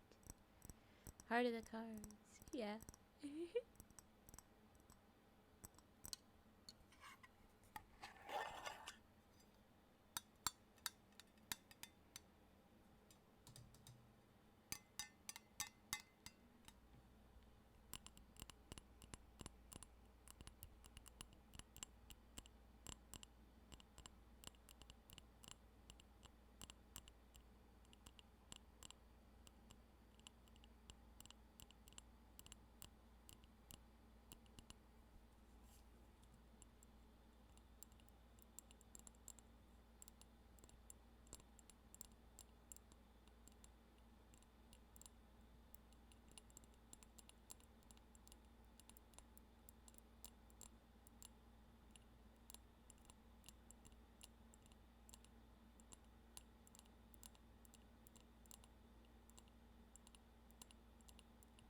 Oh, those are cute.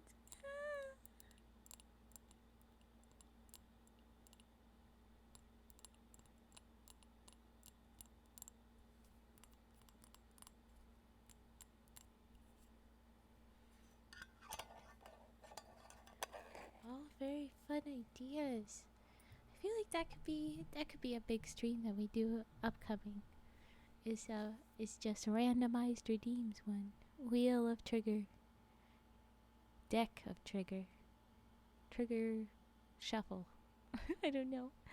And so we would turn off all the triggers and you would just redeem for, I don't know, maybe I'll make it less. Like you get 400 and I pull a card and then that card is whatever the equivalent is. It'd be cool. It'd be cool. I like. Okay. Well, now we go back to the story. So, White Cat is very long, but we're gonna go for it. Alright.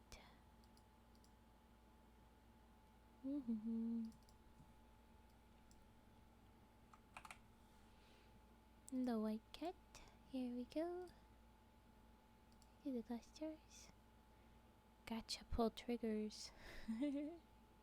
Yeah, that'd be fun. I think it would be cool. Pull the King of Spades and she just hits you with a shovel. Jeez. That would be funny. I don't know how I would do that, but it would be funny. Okay, so yes, this is going to be a long one. Oop. Brace yourselves for it. It's going to take a bit. The wee woos. Oh no, the wee woos. Get out of here, wee woos. Oh, they did. Okay, well that works. Hit a coconut with a fry pan. Oh my god. I need a coconut and I need to give a frying pan. They're coming for you. Oh no. Well, I'm glad they left. Alright, here we go. The White Cat is a long one. Let's see if we can get through it all. Once upon a time there was a king who had 3 sons, who were all so clever and brave that he began to be afraid that they would want to reign over the kingdom before he was dead. Now the king, though he felt that he was growing old, did not wish at all to give up the government of his kingdom while he could still manage it very well. So he thought the best way to live in peace would be to divert the minds of his sons by promises which he could always get out of when the time came for keeping them. So he sent for them all, and after speaking to them kindly, added, "You will quite agree with me, my dear children, that my great age makes it impossible for me to look after my affairs of state as carefully as I once did. I begin to fear that this may affect the welfare of my subjects. Therefore I wish that one of you should succeed to my crown, but in return for such a gift as this, it is only right that you should do something for me. Now, as I think of retiring into the country, it seems to me that a pretty, lively, faithful little dog would be very good company for me. So without any regard for your ages, I promise that the one who brings me the most beautiful little dog shall succeed me at once." Ooh. Get some bomb. The 3 princes were greatly surprised by their father's sudden fancy for a little dog. But as it gave the 2 younger ones a chance they would not otherwise have had of being king, and as the eldest was too polite to make any objection, they accepted the commission with pleasure.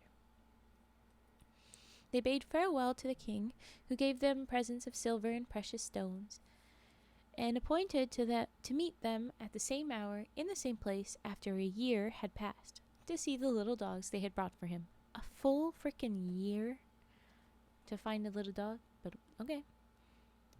I mean, what if in that time your dog dies? Like, wow. But, oh, skitters. We will get to those after the end of this story, Tarova. But we will do. Then they went together to a castle which was about a league from the city, accompanied by their particular friends, to whom they gave a grand banquet. And the 3 brothers promised to be friends always, to share whatever good fortune befell them, and not to be parted by any envy or jealousy, and so they set out, agreeing to meet at the same castle at the appointed time, to present themselves before the king together. Each one took a different road, and the 2 eldest met with many adventures, but it is about the youngest that you are going to hear. I want to find out what happened to the eldest sometime, but anyway.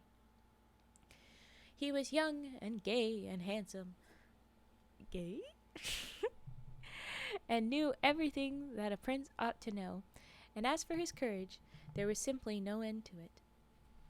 Hardly a day passed without his buying several dogs, big and little, greyhounds, mastiffs, spaniels, and lapdogs. As soon as he had bought a pretty one, he was sure to see a still prettier, and then he had to get rid of all the others and buy that one, as, being alone, he found it impossible to take 30 or 40,000 dogs about with him. He journeyed from day to day, not knowing where he was going, until at last, just at nightfall, he reached a great gloomy forest. He did not know his way, and to make matters worse, it began to thunder, and the rain poured down. He took the first path he could find, and after walking for a long time, he fancied he saw a faint light, and began to hope that he was coming to some cottage where he might find shelter for the night.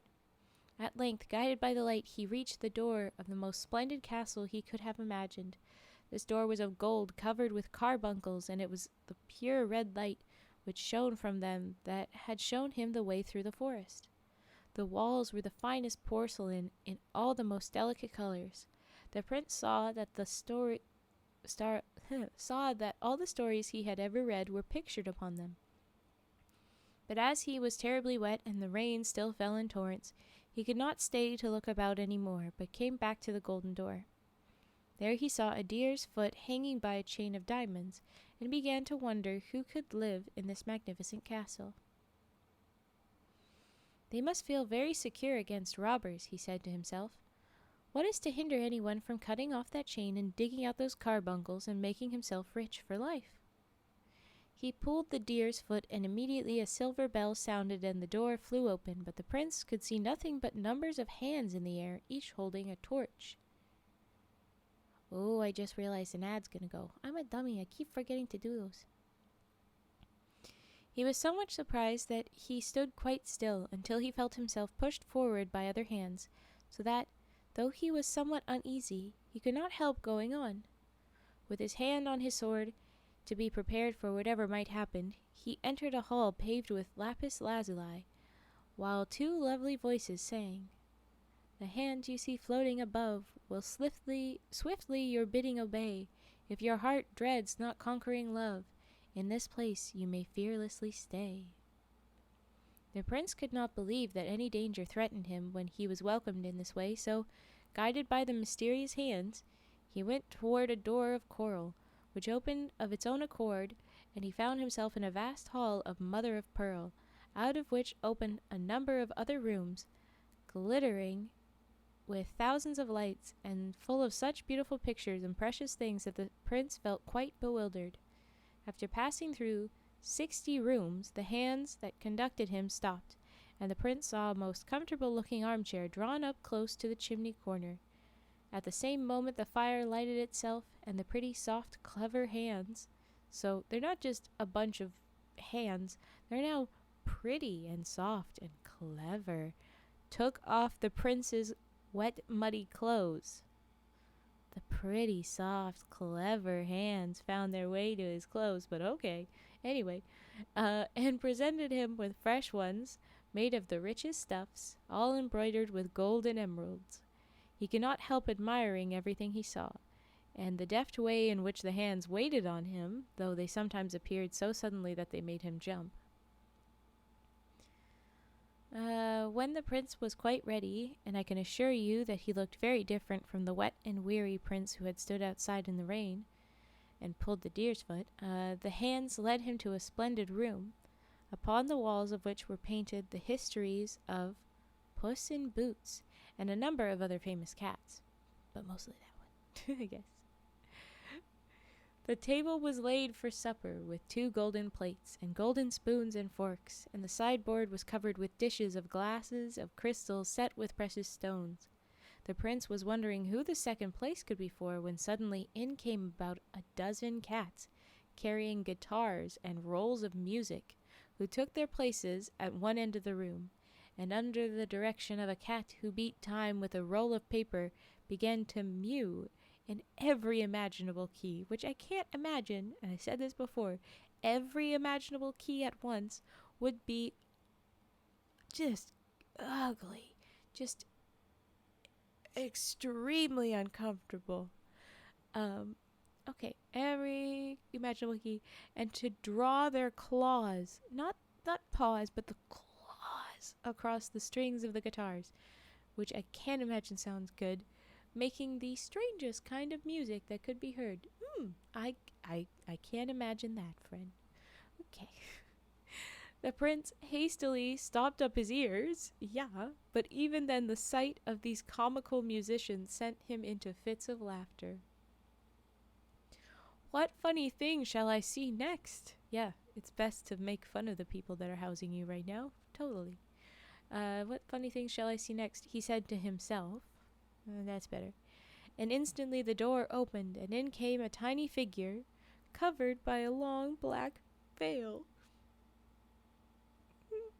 It was conducted by 2 cats wearing black mantles and carrying swords, and a large party of cats followed, who brought in cages full of rats and mice. Nom nom nom.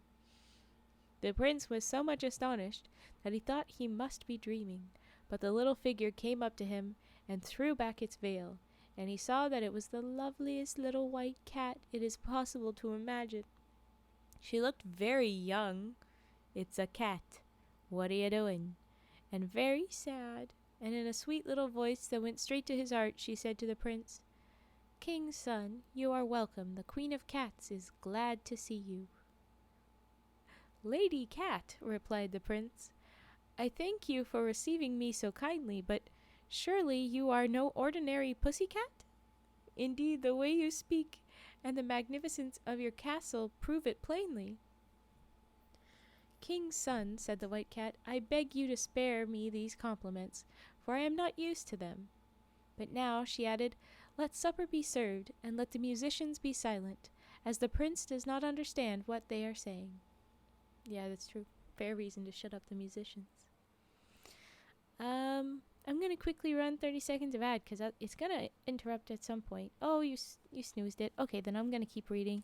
And the next one, if it's a good break, I will go for the ad to run. Okay. So the mysterious hands began to bring in the supper, and first they put on the table 2 dishes, one containing stewed pigeons, and the other a fricassee of fat mice. The sight of the latter made the prince feel as if he could not enjoy his supper at all, but the white cat, seeing this, assured him that the dishes intended for him were prepared in a separate kitchen, and he might be quite certain that they contained neither rats nor mice, and the prince felt so sure that she would not deceive him that he had no more hesitation in beginning. Presently he noticed that on the little paw that was next him the white cat wore a bracelet containing a portrait, and he begged to be allowed to look at it. To his great surprise he found it represented an extremely handsome young man who was so like himself that it might have been his own portrait. The white cat sighed as he looked at it, and seemed sadder than ever, and the prince dared not ask any questions for fear of displeasing her. So he began to talk about other things, and found that she was interested in all the subjects he cared for himself, and seemed to know quite well what was going on in the world. After supper they went into another room, which was fitted up as a theater, and the cats acted and danced for their own amusement. And then the white cat said good night to him, and the hands conducted him into a room he had not seen before, hung with tapestry worked with butterflies' wings of every color. There were mirrors that reached from the ceiling to the floor, and a little white bed with curtains of gauze tied up with ribbons. The prince went to bed in silence, as he did not quite know how to begin a conversation with the hands that waited on him, and in the morning he was awakened by a noise and confusion outside of his window, and the hands came and quickly dressed him in hunting costume. When he looked out, all the cats were assembled in the courtyard, some leading greyhounds, some blowing horns, for the white cat was going out hunting. I have to ask, the greyhounds, are they greyhound size, or are they like the equivalent of what a greyhound to a person is to these cats? Because anyway, okay. The hands led a wooden horse up to the prince, and seemed to expect him to mount it, at which he was very indignant, but it was no use for him to object, for he speedily found himself upon its back, and it pranced gaily off with him. The white cat herself was riding a monkey. What? Which climbed up even to the eagles' nests when she had a fancy for the young eaglets. Never was there a pleasanter hunting party. I mean, they're cats. They don't need to ride anybody, but okay. And when they returned to the castle, the prince and the white cat supped together as before. Okay, go get ready to bed. Go ahead. Settle in for getting ready for bed, Cage. Get ready. Hi, Dark Storm. Hi.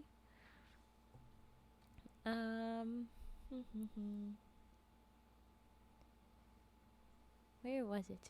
Okay, they supped as they did, but when they had finished, she offered him a crystal goblet, which must have contained a magic draught.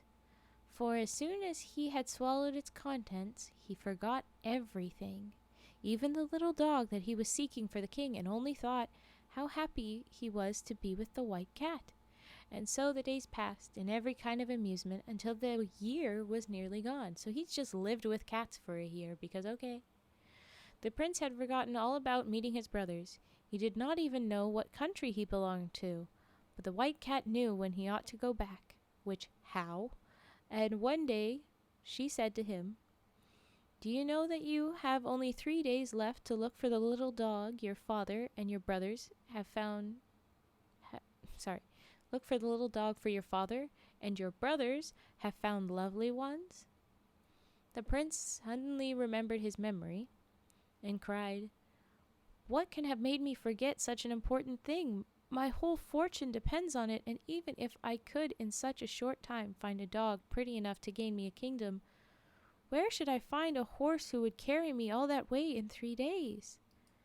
And he began to be very vexed. But the white cat said to him, "King's son, do not trouble yourself. I am your friend, and will make everything easy for you. You can still stay here for a day, as the good wooden horse can take you to your country in 12 hours. "Thank you, beautiful cat," said the prince, "but what good will it do me to get back if I have not a dog to take to my father?" "See here," answered the white cat, holding up an acorn. There is a prettier one in this than in the dog star. Dog star, Sirius, the star that is a dog. "Ah, I'm good. We extended our stream just for the heck of it. I should have been done like an hour ago, but I'm here reading 'cause I want to be. So yeah." "Oh, white cat, dear," said the prince. "How unkind you are to laugh at me now." "Only listen," she said, holding the acorn to his ear. And inside it, distinctly, he heard a tiny voice say, "Bow wow," which kind of in my head is like, instead of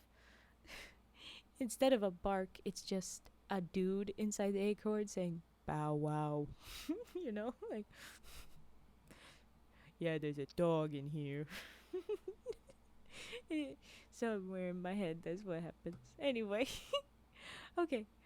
The prince was delighted, for a dog that can be shut up in an acorn must be very small indeed. I would say too small, but okay. He wanted to take it out and look at it, but the white cat said, sorry. The white cat said it would be better not to open the acorn till he was before the king, in case the tiny dog should be cold on the journey. He thanked her 1,000 times and said goodbye quite sadly when the time came for him to set out. "The days have passed so quickly with you," he said. "I only wish I could take you with me now." But the white cat shook her head and sighed deeply in answer. Why?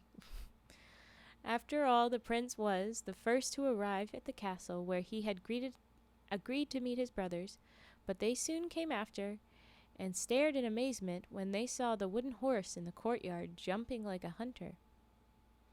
The prince met them joyfully, and they began to tell him all their adventures, but he managed to hide from them what he had been doing, and even led them to think that a turnspit dog which he had with him was the one he was bringing for the king. Fond as they all were of one another, the two eldest could not help being glad to think that their dogs certainly had a better chance. The next morning, they started in the same chariot, which I guess was a dig on the turnspit dog, but whatever. The elder brothers carried in baskets too, I guess, such tiny, fragile dogs that they hardly dared to touch them. As for the turnspit, he ran after the chariot and got so covered with mud that one could hardly see what he was like at all. At least dude's having fun, no pup. When they reached the palace, everyone crowded round to welcome them as they went into the king's great hall. And when the two brothers presented their little dogs, nobody could decide which was the prettier. They were already arranging between themselves to share the kingdom equally, when the youngest stepped forward, drawing from his pocket the acorn the white cat had given him. He opened it quickly, and there upon a white cushion they saw a dog so small that it could easily have been put through a ring. The prince laid it upon the ground, and it got up at once and began to dance. The king did not know what to say, for it was impossible that anything could be prettier than this little creature. Nevertheless, as he was in no hurry to part with his crown, he told his sons that, as they had been so successful the first time, he would ask them to go once again and seek by land and sea for a piece of muslin so fine that it could be drawn through the eye of a needle. The brothers were not very willing to set out again, but the two eldest consented because it gave them another chance, and they started as before. The youngest again mounted the wooden horse and rode back at full speed to his beloved white cat. Every door of the castle stood wide open, and every window and turret was illuminated, so it looked more beautiful than before. The hands hastened to meet him, and led the wooden horse off to the stable, where he hurried in to find the white cat. She was asleep in a little basket on a white satin cushion, but she very soon started up when she heard the prince and was overjoyed at seeing him once more. And now I'm going to run 30 seconds of ad while I do a little quick stretch and hydrate. So here we go. I'm giving you your warning. There's an ad coming in. 3, 2, 1, boop. It begun. Alright, I drink waters. And I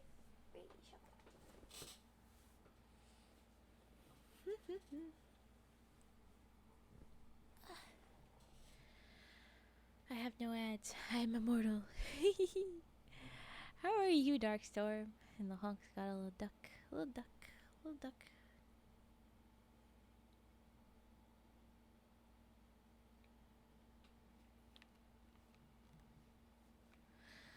Okay, here we back. Okay, so he's back and the little cat says hello. How could I hope that you would come back to me, King's son, she said. You slept and you woke up to this? Well, welcome back, Adon. Welcome back. I almost messed that up. It's now 2:30 a.m. my time, so we turned around. But here we go. We keep going. I was supposed to end about an hour ago, but I decided I wanted to keep hanging around, so I did. Screw it. It's my stream. I'm gonna go for it. Okay, anyway. How could I hope that you would come back to me, King's son, she said. And then he stroked and petted her and told her of his successful journey, and how he had come back to ask her help, as he believed that it was impossible to find what the king demanded. The white cat looked serious and said she must think what was to be done, but that luckily there was some cats in the whole castle who could spin very well, and if anybody could manage it, they could, and she would set them to the task herself.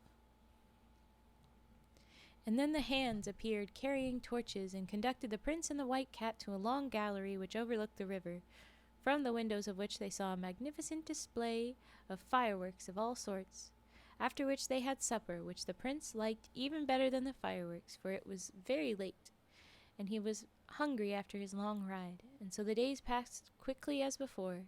It was impossible to feel dull with the white cat, and she had quite a talent for inventing new amusements. Indeed, she was cleverer than any cat has any right to be. But when the prince asked her how it was that she was so wise, she only said, "King's son, do not ask me. Guess what you please. I may not tell you anything." It's fun watching your stream. See you next time. Okay, goodbye, Adon. We'll see you some other time. Yes, tipping the hat. Log, log. Okay. The prince was so happy that he did not trouble himself at all about the time. But presently the white cat told him that the year was gone, and that he need not be at all anxious about the piece of muslin, as they had made it very well. This time, she added, I can give you a suitable escort. And on looking out into the courtyard, the prince saw a superb chariot of burnished gold, enameled in flame color with 1,000 different devices. It was drawn by 12 snow-white horses, harnessed 4 abreast. Their trappings were flame-colored velvet, embroidered with diamonds. They're back for you. Oh yes, I should close the windows up now. I forgot. 100 chariots followed, each drawn by 8 horses, and filled with officers in splendid uniforms, and 1,000 guards surrounded the procession. Go, said the white cat, and when you appear before the king in such state, he surely will not refuse you the crown which you deserve. Take this walnut, but do not open it until you are before him. Then you will find it in the piece of stuff you asked me for. In it, the piece of stuff you asked me for. Lovely Blanchette, which I guess is the cat's name? I don't know, said the prince. How can I thank you properly for all your kindness to me? Only tell me that you wish it, and I will give up forever all thought of being king, and will stay here with you always. King's son, she replied, it shows the goodness of your heart that you should care so much for a little white cat, who is good for nothing but to catch mice, which is bullshit. Apparently you have a whole ass castle. You go hunting. You create these magical things. No, anyway, okay. She says, but you must not stay. So the prince kissed her little paw and set out.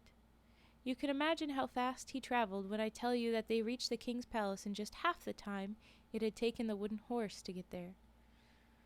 This time the prince was so late that he did not try to meet his brothers at their castle, so they thought he could not be coming, and were rather glad of it, and displayed their pieces of muslin to the king proudly, feeling sure of success. And indeed the stuff was very fine, and would go through the eye of a very large needle, but the king, who was only too glad to make a difficulty, sent for a particular needle, which was kept among the crown jewels, and had such a small eye that everybody saw at once that it was impossible that the muslin should pass through it. The princes were angry and were beginning to complain that it was a trick, when suddenly the trumpet sounded and the youngest prince came in. His father and brothers were quite astonished at his magnificence, and after he had greeted them he took the walnut from his pocket and opened it, fully expecting to find the piece of muslin, but instead there was only a hazelnut. He cracked it, and there a cherry stone. Everybody was looking on, and the king was chuckling to himself at the idea of finding the piece of muslin in a nutshell. However, the prince cracked the cherry stone, but everyone laughed when he saw it only contained its own kernel. He opened that and found a grain of wheat, and in that a millet seed. Then he himself began to wonder and muttered softly, white cat, are you making fun of me?" In an instant he felt a cat's claw give his hand quite a sharp scratch, and hoping that it was meant as an encouragement, he opened the millet seed and drew out of it a piece of muslin 400 ells long, woven with the loveliest colors and most wonderful patterns. And when the needle was brought, it went through the eye 6 times with the greatest ease. The king turned pale, and the other princes stood silent and sorrowful, for nobody could deny that this was the most marvelous piece of muslin that was to be found in the world. Physically impossible, really. Presently the king turned to his sons and said with a deep sigh, is no one in the story impressed by that crazy nesting doll of nuts and seeds? I mean, really, seriously. It does. It really does. Okay. Intruder says with a deep sigh, "Nothing could console me more in my old age than to realize your willingness to gratify my wishes. Go then once more, and whoever at the end of a year can bring back the loveliest princess shall be married to her, and shall, without further delay, receive the crown. For my successor must certainly be married." The prince considered that he had earned the kingdom fairly twice over, but still he was too well bred to argue about it. So he just went back to his gorgeous chariot, and surrounded by his escort, returned to the white cat faster than he had come. Nuts, seeds, sneeds, snuds. What, Torova? Did your brain break? Or is it bread, too? Okay.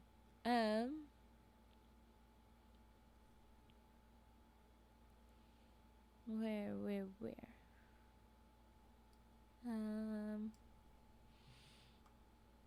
Right. My brain keeps exiting. Where were we? He went back faster than he had come, yes. Alright, yeah.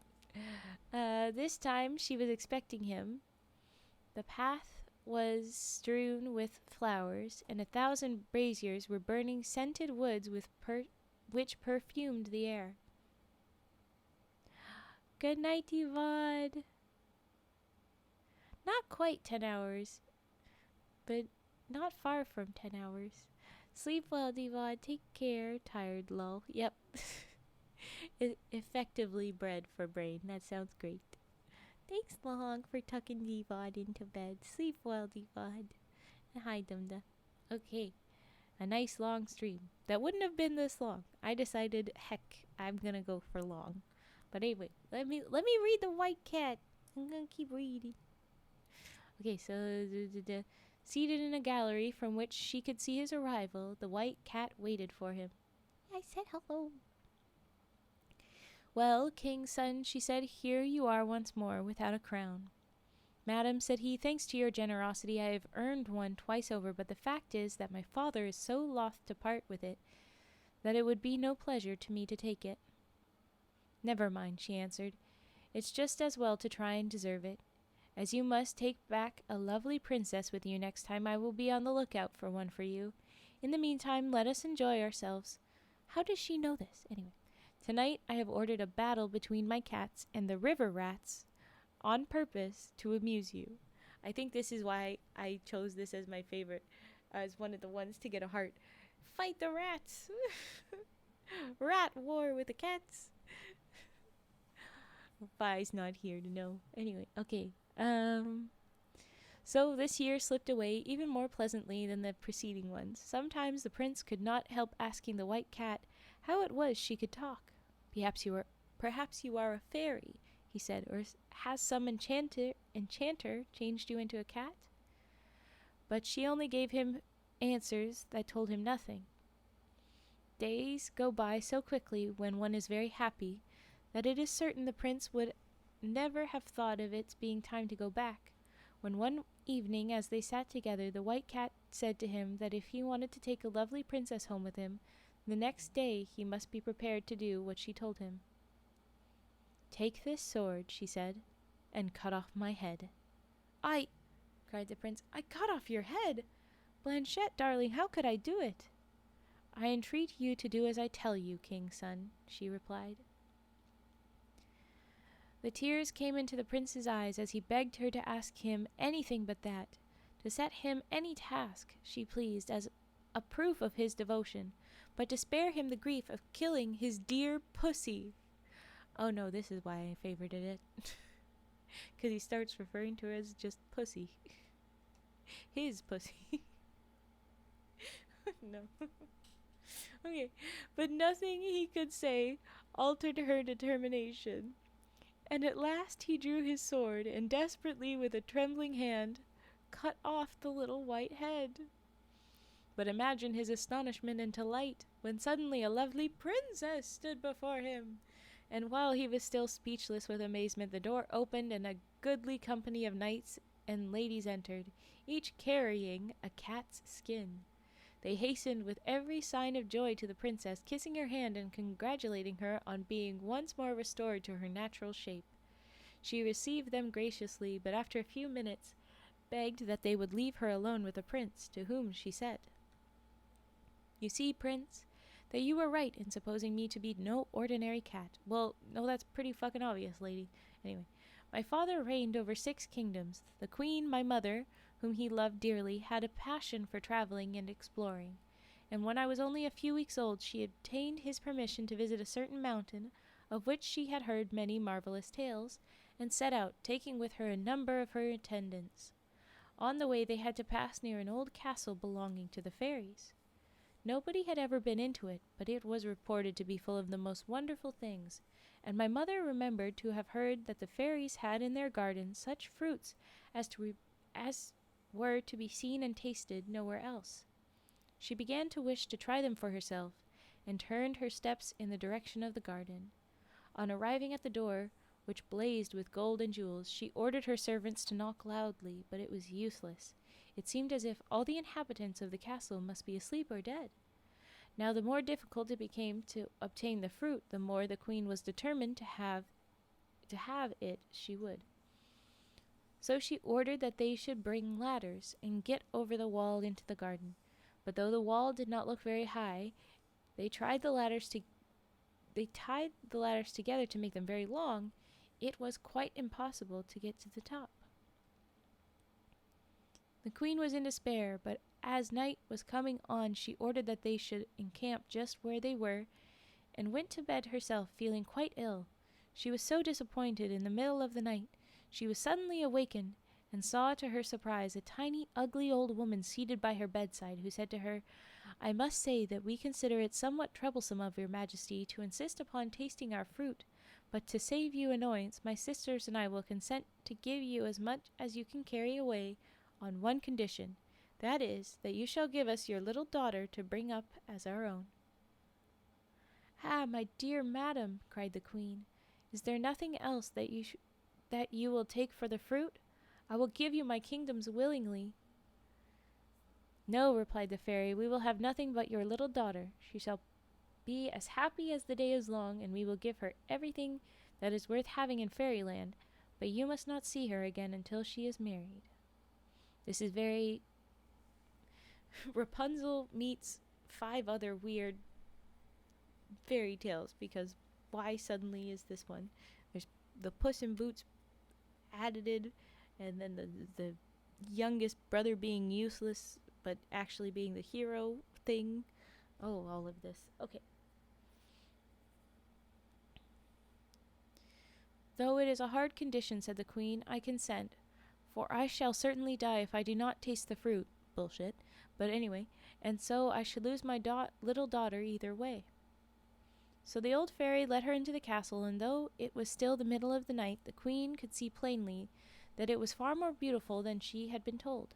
"Which you can easily believe, prince," said the white cat, "when I tell you that it was this castle that we are now in." "Will you gather the fruit yourself, queen?" said the old fairy, "or shall I call it to come to you?" "I beg you to let me see it come when it is called," cried the queen. "That will be something quite new. Isn't Puss from Puss in Boots a cat Sith?" I have no idea what you were saying, so probably I can't answer. But maybe? I don't. Okay. The old fairy whistled twice. Then she cried, "Apricots, peaches, nectarines, cherries, plums, pears, melons, grapes, apples, oranges, lemons, gooseberries, strawberries, raspberries, come!" And in an instant they came tumbling in one over another, and yet they were neither dusty nor spoilt, and the queen found them quite as good as she had fancied them. You see, they grew upon fairy trees. The old fairy gave her golden baskets in which to take the fruit away, and it was as much as 400 mules could carry. Then she reminded the queen of her agreement, and led her back to the camp. And next morning she went back to her kingdom, but before she had gone very far she began to repent of her bargain, and when the king came out to meet her, she looked so sad that he guessed that something had happened, and asked what was the matter. At first the queen was afraid to tell him, but when, as soon as they reached the palace, 5 frightful little dwarves were sent by the fairies to fetch me, because this is all the cat talking, well, the ex-cat talking. She was obliged to confess that what she had promised. The king was very angry, and had the queen and myself shut up in a great tower and safely guarded, and drove the little dwarfs out of his kingdom.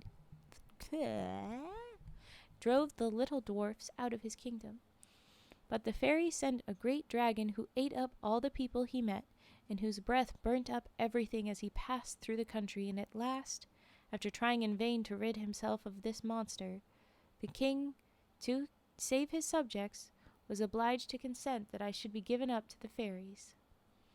This time they came themselves to fetch me in a chariot of pearl, drawn by seahorses, followed by the dragon, who was led with chains of diamonds. My cradle was placed between the old fairies, who loaded me with caresses, and away we whirled through the air to a tower which they had built on purpose for me.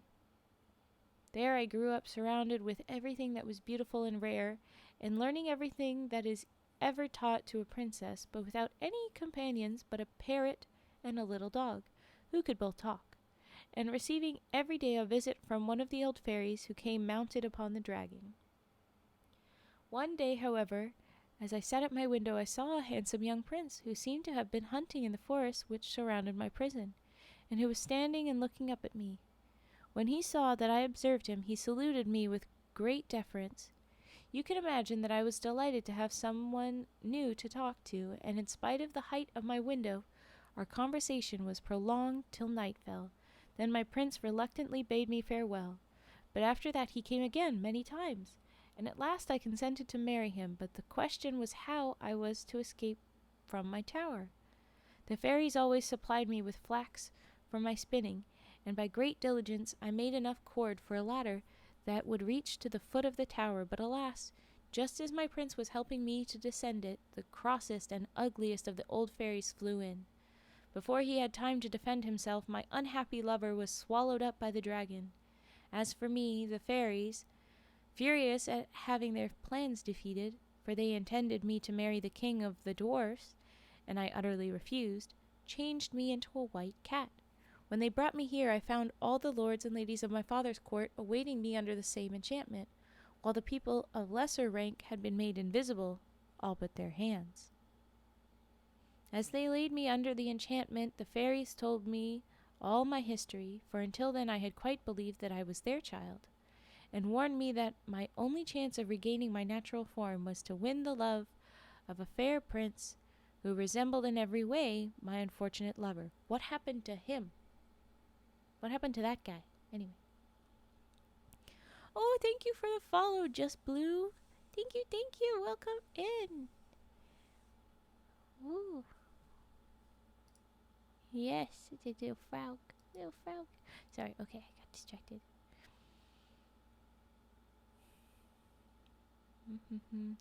And you have won it, lovely princess, interrupted the prince. You are indeed wonderfully like him, resumed the princess, in voice and features and everything. And if you really love me, all my troubles will be at an end. Was he eaten by the dragon? Let me go back.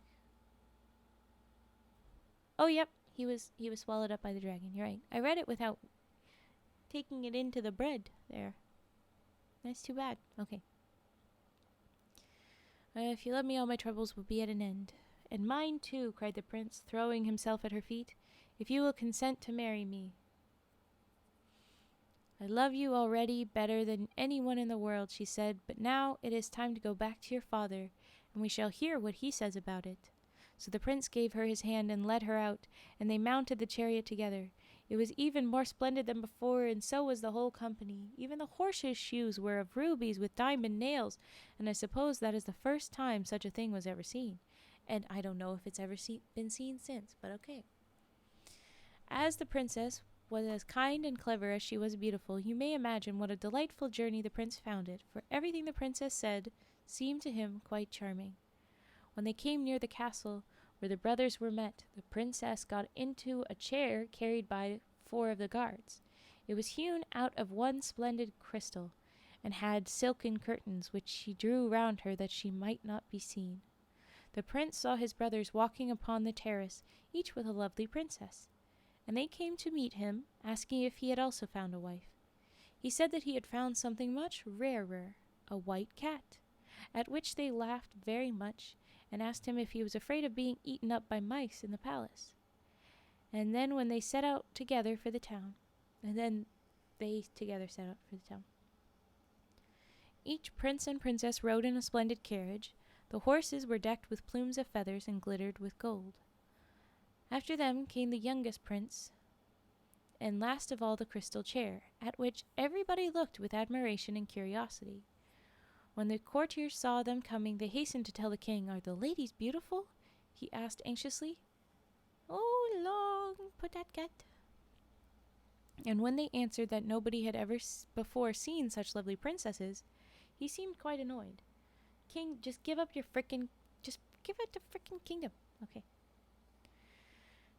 However, he received them graciously, but found it impossible to choose between them. Then, turning to his youngest son, he said, "Have you come back alone, after all?"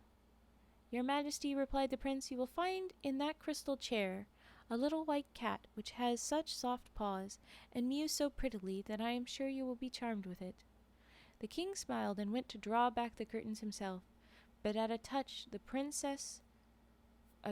the princess, the crystal shivered into 1,000 splinters, and there she stood in all her beauty, with her fair hair floated over her shoulders, and was crowned with flowers, and her softly falling robe was of the purest white. She saluted the king gracefully, while a murmur of admiration rose from all around. "Sire," she said, "I am not come to deprive you of the throne you fill so worthily. I have already 6 kingdoms. Permit me to bestow one upon you, and upon each of your sons. I ask nothing but your friendship, and your consent to my marriage with your youngest son. We shall still have 3 kingdoms left for ourselves." The king and all the courtiers could not conceal their joy and astonishment, and the marriage of the 3 princes was celebrated at once. The festivities lasted several months, and then each king and queen departed to their own kingdom and lived happily ever after. We don't always have to have a literal ending that says happily ever after. And here was the true reason I made this one of the hearted ones. Our little cat took over. She kicked ass. She got all of the things done. But then she gave them kingdoms. She's like, "I'm not the prize here. I'm here just to say, here, have some of your kingdoms. Let's move on. Let's stop pitting all the brothers against each other. Let's all have our own kingdoms. We'll still have some for ourselves as we go get married, but let's do the marriages. Let's do that now." It's cute. It's cute. Oh, the next one that is positive thing is Prince Darling. But I'm going to do redeems first, which have been sitting for 40 minutes now. I am so sorry. Scissor, Snips, and Dice are up very shortly. I'm just wondering.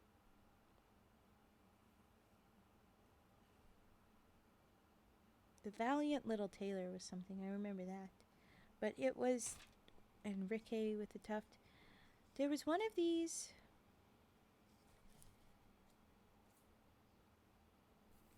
One of these stories that was early on that had a misleading title.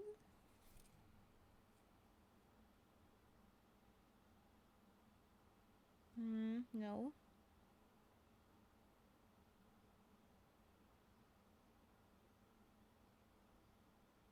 Jeez, I don't see it.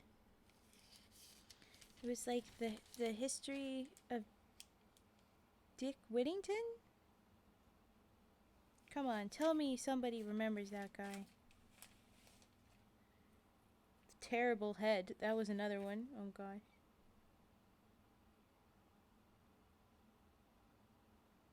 No, I don't see. Damn you, you still here? No. Yes, I am still here. Not for much longer, probably. But anyway, okay. That was the white cat. No clue? I know what happened. You remember, Fet. Thank you. But where? What was it? Anyway, okay. I can say yes if you want me to. Alright, let's do some freaking redeems already. I've waited so long. Take love. Okay, fine. I take your bonking love. I would prefer if you express it in a less violent manner, but I can't make the choices. Alright. Scissor. Snips. Wait, why? Here. Okay, let's do some scissors. It's time. Got caught up on bed prep, but I am in bed now. No, good. Now settle in. Put the phone down and maybe actually go to beds. But here we go. Snippy snips.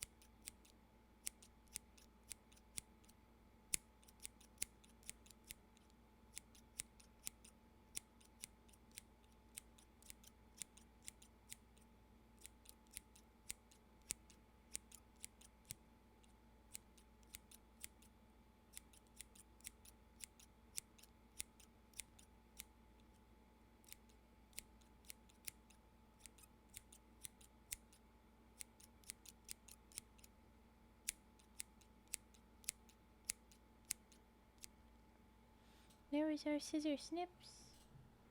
Now we'll bring out some dice and I'll move it around. And I see that we've got tappy taps on a bowl. I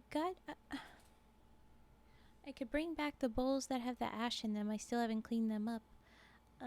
So I could do porcelain, metal, that's the singing bowl, or metal big bowl. You can pick which one, Lahonk. But here is your dice. I'm gonna move the mic and then, or I'm gonna change this and then I'm gonna move the mic. That's what I'll do. Stop honking me. Ow.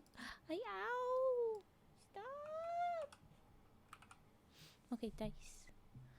I'm gonna move the mics now. Here we go. Get a choice. Okay, you got it. Here's dice.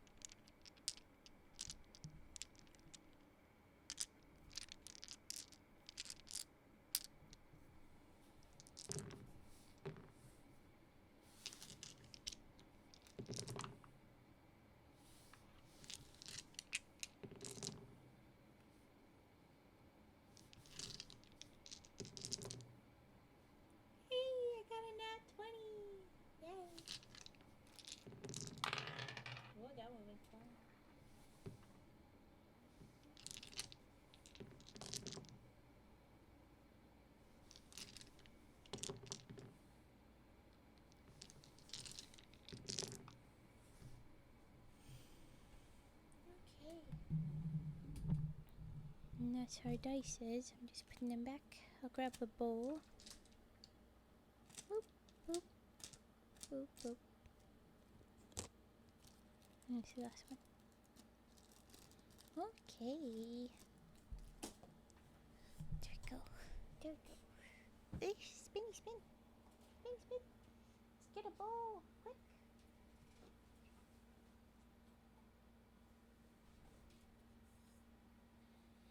Oh boy, it's the ashies. I smell them. Okay. Alright, tappies.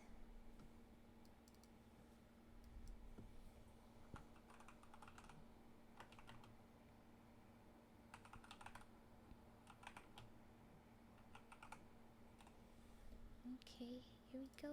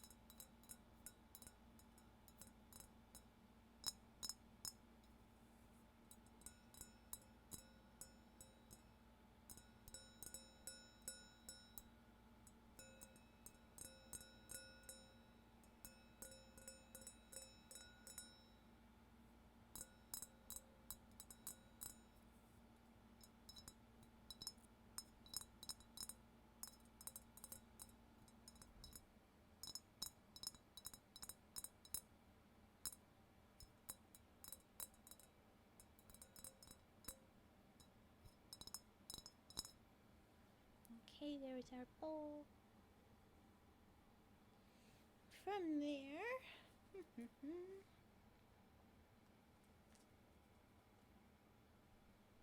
Let's see.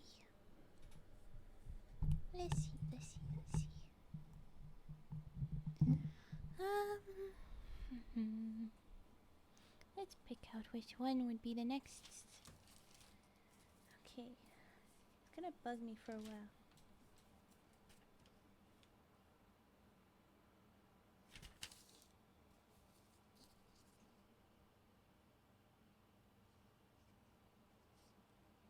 History of Whittington, and I didn't heart it, but it has some of the funny little moments because it's just History of Dick Whittington. Terrible Head, another interesting title. But I think we'll jump to Prince Darling as the next one. It gets a new... Yes, I'm okay, El Chiquitas. But yeah, 10 hours, oh my goodness. Prince Darling, I think this might be the last of this. I kind of wanted to do more of the favorite fairy tales. I just am reading them in order. But maybe what I'll do is the next stream I'll pick up on the favorite fairy tales. I'll pick up where we left off. So after Prince Darling is the story of Prince Ahmed and the fairy Parabanu. Then, well, obviously the Deer Woman Knight gets its own hearts. Corn Plume and Bean Maiden. I liked that. That was good. The half chick we were confused by, but also had an exclamation point. So that might have been a concern. It's my first origami stream. Aww. Heart of Ice got a heart by it. So we like Heart of Ice. The Enchanted Snake.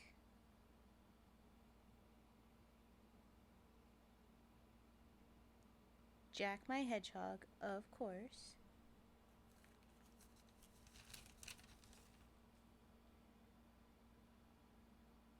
"20 Minutes in the Dark." Don't remember what that one is. Or maybe not. No, that's a separate thing. That's a smile for 500 follows.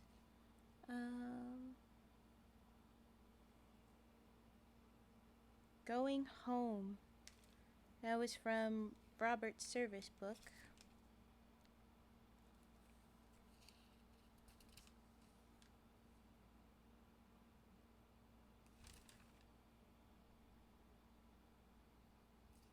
I did not like The Enchanted Canary. I was a big angry at Enchanted Canary and Bushy Bride.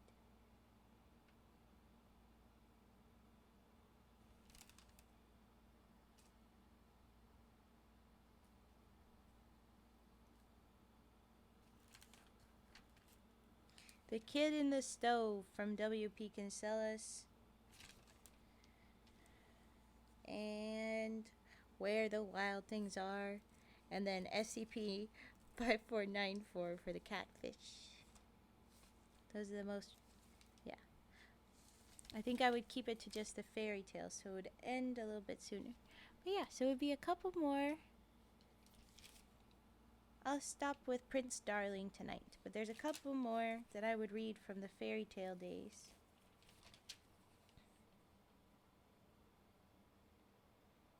Story Prince Ahmed and the Fairy Banu.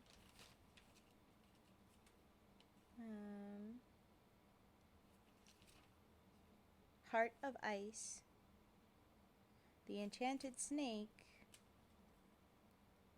Maybe the Dirty Shepherdess, actually. That was sneakily written on there. And finally, Jack my Hedgehog. That's where we would wrap it up. Catfish, or that's the Underwater Panthers. Catfish, fish cats that we read very recently.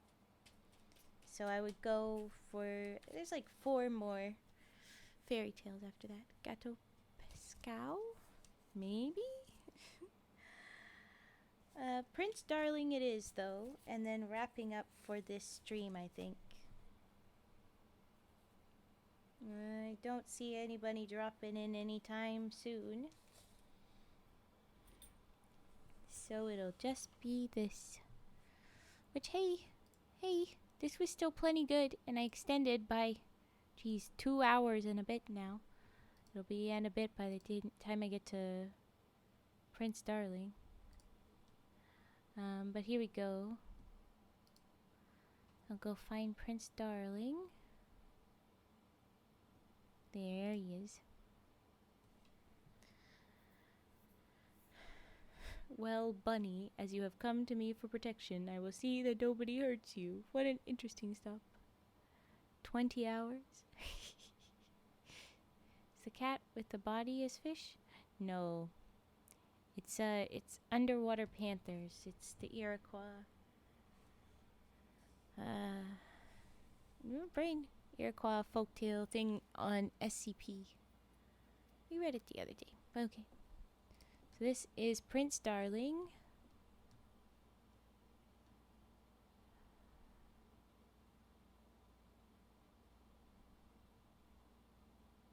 It'll be something. I don't know how long it'll take me for me to read it, but I'm gonna guess we're gonna be wrapped up before 4 a.m. my time, EST. So less than 45 minutes, but we'll find out.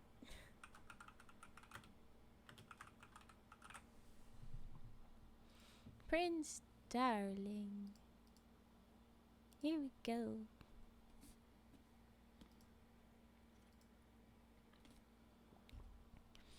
Once upon a time there lived a king who was so just and kind that his subjects called him the Good King. It happened one day when he was out hunting that a little white rabbit, which his dogs were chasing, sprang into his arms for shelter. The king stroked it gently and said to it, "Well, Bunny, as you have come to me for protection, I will see that nobody hurts you." And he took it home to his palace and had it put in a pretty little house with all sorts of nice things to eat. That night, when he was alone in his room, a beautiful lady suddenly appeared before him. Her long dress was as white as snow. She had a crown of white roses upon her head. The good king was very much surprised to see her, for he knew his door had been tightly shut, and he could not think of how she had got in. But she said to him, "I am the fairy Truth. I was passing through the wood when you were out hunting, and I wished to find out if you were really good, as everybody said you are." I tried to draw Gatos. Oh, cool. Oh, in case I don't make it to the end of the stream, I'm going to leave a few raid targets in Discord. That sounds great, Vet. Thank you.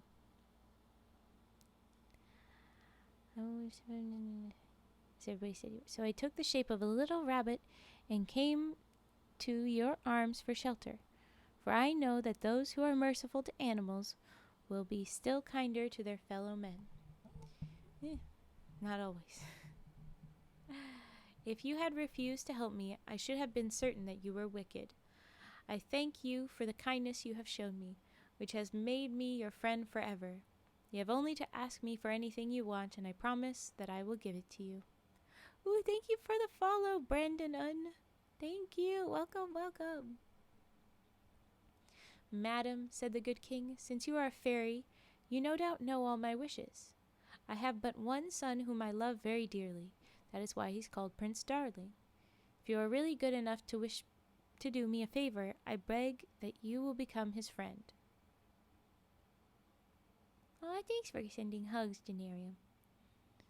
With all my heart, answered the fairy. I can make your son the handsomest prince in the world, or the richest, or the most powerful. Choose whichever you like for him.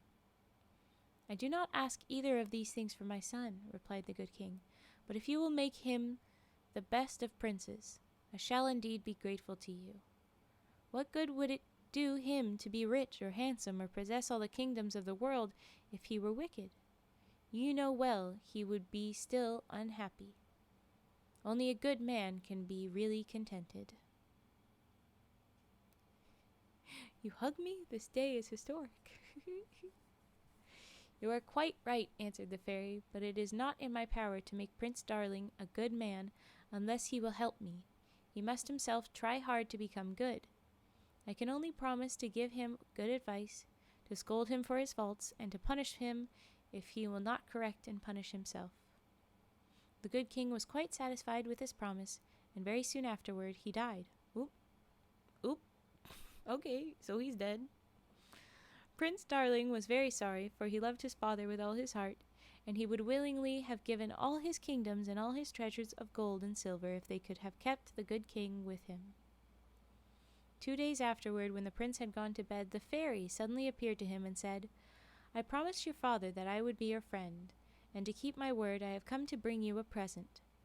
At the same time she put a little gold ring upon his finger. It's time to mimir. Sleep. Okay, sleep well. Mimir, well. Take more love. Oh. Well, thank you. I take your love. Good Eves, take care. Sleep well. Let's do a little tick. Oh, you already got him. Thank you.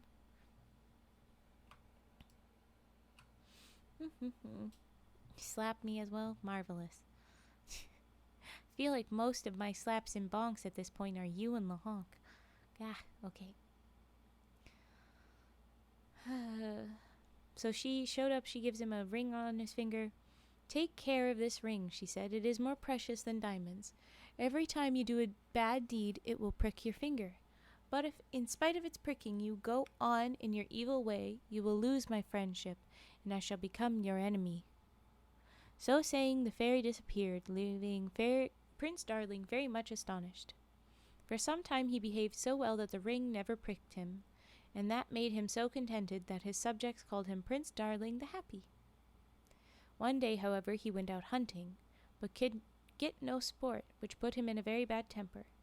It seemed to him as he rode along that his ring was pressing into his finger, but as it did not prick him, he did not heed it.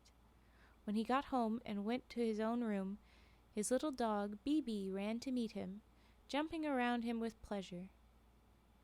Get away, said the prince quite gruffly. I don't want you. You are in the way. The poor little dog, who didn't understand this at all, pulled at his coat to make him at least look at her, and this made Prince Darling so cross. Why did I say this was a favorite? I think 'cause there's comeuppance immediately, but oh no, this is bad. He was so cross that he gave her quite a hard kick. He kicked a dog. Instantly his ring pricked him sharply as if it had been a pin. He was very much surprised and sat down in a corner of his room, feeling quite ashamed of himself. Good, you should. I believe the fairy is laughing at me, he thought. Surely I can have done no great wrong in just kicking a tiresome animal. No, it's bad. What is the good of my being ruler of a great kingdom if I am not even allowed to beat my own dog? I am not making fun of you, said a voice, answering Prince Darling's thoughts. You have committed 3 faults. First of all, you were out of temper because you could not have what you wanted, and you thought all men and animals were only made to do your pleasure. Then you were really angry, which is very naughty indeed. I feel it. No, emotions are not bad, but okay. And lastly, you were cruel to a poor little animal who did not in the least deserve to be ill-treated. That is accurate. I know you are far above a little dog, but if it were right and allowable that great people should ill-treat all who are beneath them, I might, at this moment, beat you, or kill you, for a fairy is greater than a man. The advantage of possessing a great empire is not to be able to do all the evil that one desires, but to do all the good that one possibly can. The prince saw how naughty he had been, and promised to try and do better in the future. But he did not keep his word. The fact was, he had been brought up by a foolish nurse who had spoiled him when he was little.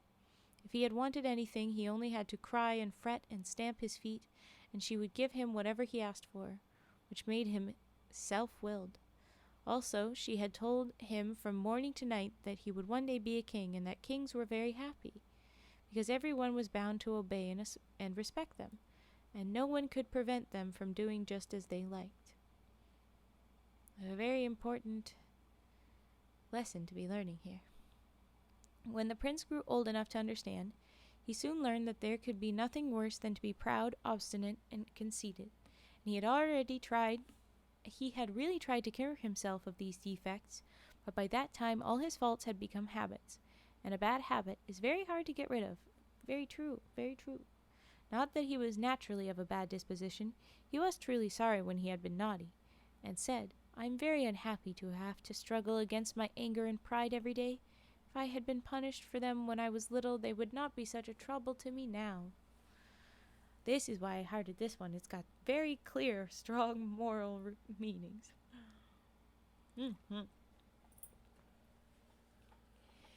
His ring pricked him very often, and sometimes he left off what he was doing at once, but at other times he would not attend to it. Strangely enough, it gave him only a slight prick for a trifling fault, but when he was really naughty, it made his finger actually bleed. At last he got tired of being constantly reminded and wanted to be able to do as he liked, so he threw the ring aside, and thought himself the happiest of men to have got rid of its teasing pricks. He gave himself up to doing every foolish thing that occurred to him until he became quite wicked and nobody could like him any longer. One day when the prince was walking about, he saw a young girl who was so very pretty that he made up his mind at once that he would marry her. Her name was Celia, and she was as good as she was beautiful. Prince Darling fancied that Celia would think herself only too happy if he offered to make her a great queen. But she said fearlessly, Sire, I am only a shepherdess and a poor girl, but nevertheless, I will not marry you. Do you dislike me? Asked the prince, who was very much vexed at this answer. No, my prince, replied Celia, I cannot help thinking you are very handsome, but what good would riches be to me, and all the grand dresses and splendid carriages that you would give me, if the bad deeds which I should see you do every day made me hate and despise you? The prince was very angry at this speech and commanded his officers to make Celia a prisoner and carry her off to his palace. All day long the remembrance of what she had said annoyed him, but as he loved her he could not make up his mind to have her punished. One of the prince's favorite companions was his foster brother, whom he trusted entirely, but he was not at all a good man, and gave Prince Darling very bad advice, and encouraged him in all his evil ways. When he saw the prince so downcast, he asked what was the matter, and when he explained that he could not bear Celia's bad opinion of him, he was resolved to be a better man in order to please her, this evil adviser said to him, You are very kind to trouble yourself about this little girl. If I were you, I would soon make her obey me.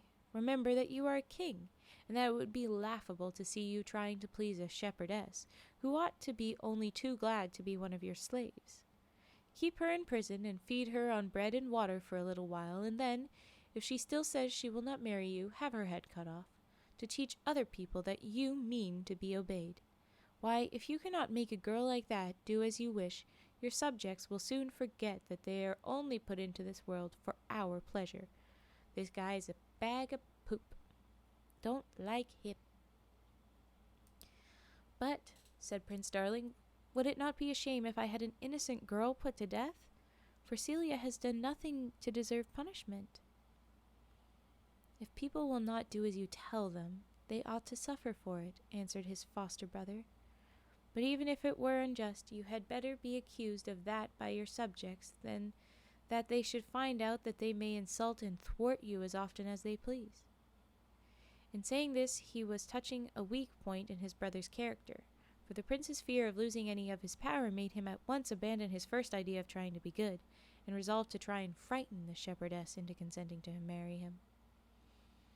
His foster brother, who wanted him to keep this resolution, invited 3 young courtiers, as wicked as himself, to sup with the prince, and they persuaded him to drink a great deal of wine, and continued to excite his anger against Celia by telling him that she had laughed at his love for her, until at last, in quite a furious rage, he rushed off to find her, declaring that if she still refused to marry him, she would be sold as a slave the very next day. But when he reached the room in which Celia had been locked up, he was greatly surprised to find that she was not in it, though he had the key in his own pocket all the time. His anger was terrible, and he vowed vengeance against whoever had helped her to escape. His bad friends, when they heard him, resolved to turn his wrath upon an old nobleman who had formerly been his tutor, and who had still dared sometimes to tell the prince of his faults, for he loved him as if he had been his own son. At first Prince Darling had thanked him, but after a time he grew impatient, and thought it must be just mere love of fault-finding that made this old tutor blame him when everyone else was praising and flattering him. So he ordered him to retire from his court, though he still, from time to time, spoke of him as a worthy man whom he respected, even if he no longer loved him. His unworthy friends feared that he might some day take it into his head to recall his old tutor, so they thought they now had a good opportunity of getting him banished forever. They reported to the prince that Suleiman, for that was the tutor's name, had boasted of having helped Celia to escape, and they bribed 3 men to say that Suleiman himself had told them about it. The prince, in great anger, sent his foster brother with a number of soldiers to bring his tutor before him in chains like a criminal.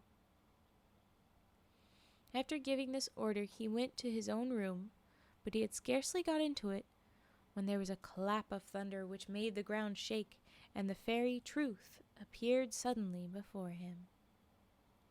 "I promised your father," she said sternly, "to give you good advice and to punish you if you refused to follow it. You have despised my counsel and have gone your own evil way until you are only outwardly a man. Really, you are a monster, the horror of everyone who knows you. It is time that I should fulfill my promise and begin your punishment. I condemn you to resemble the animals whose ways you have imitated. You have made yourself like the lion by your anger, and like the wolf by your greediness. Like a snake, you have ungratefully turned upon one who was a second father to you.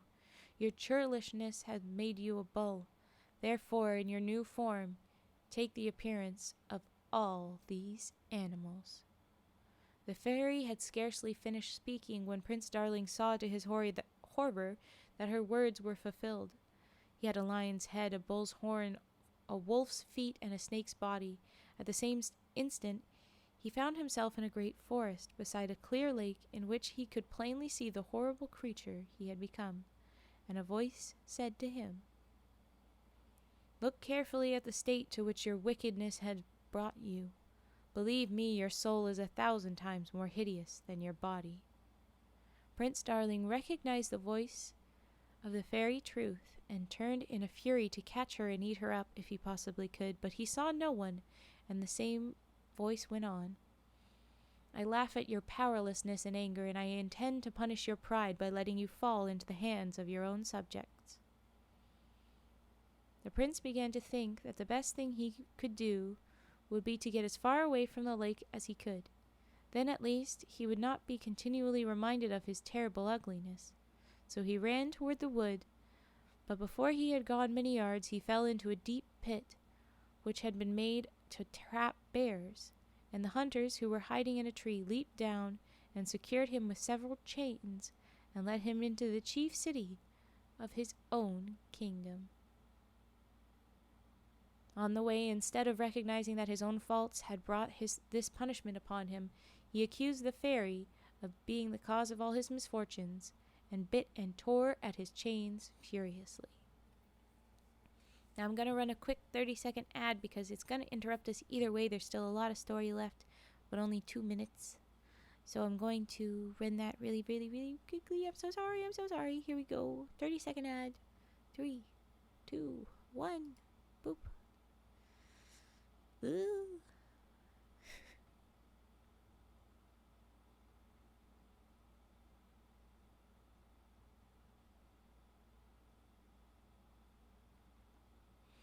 And we just have about a third of the story left. But I'm excited.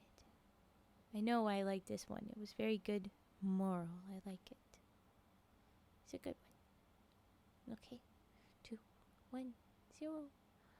Alright, and we're back. At least we should be. Here we go. As they approached the town, he saw that some great rejoicing was being held. And when the hunters asked what had happened, they were told that the prince, whose only pleasure it was to torment his people, had been found in his room, killed by a thunderbolt, for that was what was supposed to have become of him. Okay. 4 of his courtiers, those who had encouraged him in his wicked doings, had tried to seize the kingdom and divide it between them, but the people, who knew it was their bad counsels which had so changed the prince, had cut off their heads, hell yeah, and had offered the crown to Suleiman, whom the prince had left in prison. This noble lord had just been crowned, and the deliverance of the kingdom was the cause of the rejoicing. For, they said, he is a good and just man, and we shall once more enjoy peace and prosperity. Prince Darling roared with anger when he heard this, but it was still worse for him when he reached the great square before his own palace.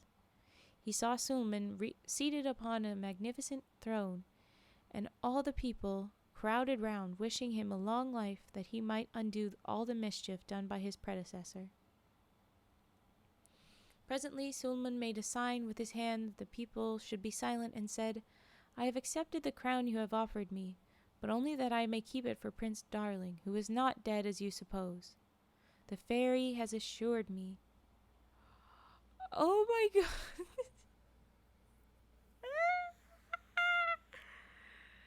Celeste Sealy jumping in. Oh my goodness. Hello. Thank you for the follow. Fan of Germa985, welcome. Thank you. Celeste Sealy, welcome in. Hello, all of you raiders, welcome. Thank you for sending that shout out. Oh my gosh, thank you for the follow. Enraged Alucard. Oh my gosh. Thank you for the follow, Little Muffin. Thank you for the follow, May VT. Oh my goodness. Thank you for the follow, Ryu0498. Thank you for the hydrate redeem, Kanata. Thank you.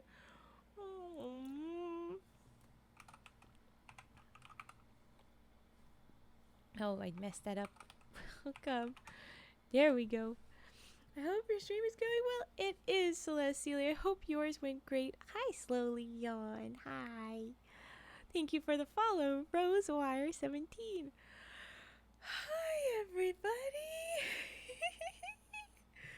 Oh my goodness, this is kind of massive. This is not, I don't know if I've had a raid this big in a while. My god. Okay. No, thank you. And say hi to my frog friends. They've all got names. Let's pull up where did that go? Oh, yes. Cuz I always mix one up. My followers gave me the names for them. So there's Kiru. On the big rock, he's hiding behind the little milestones there. Is Cage here? Cage is asleep by now. So No, I don't think so. Oop.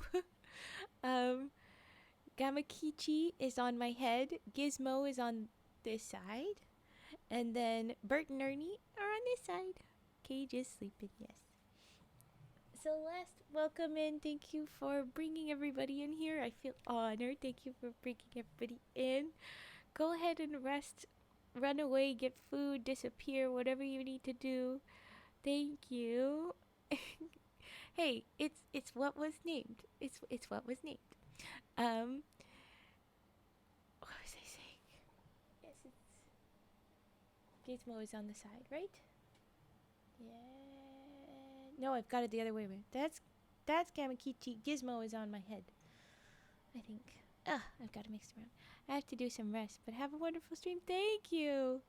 Yeah, we're having a fun time. It's my first subathon, and I've been hanging around. I stuck around later than I should have because I felt like doing more reading because I thought I would do a lot, and we didn't have a lot because I gave very little notice to people. But this is it. This is my subathon right now.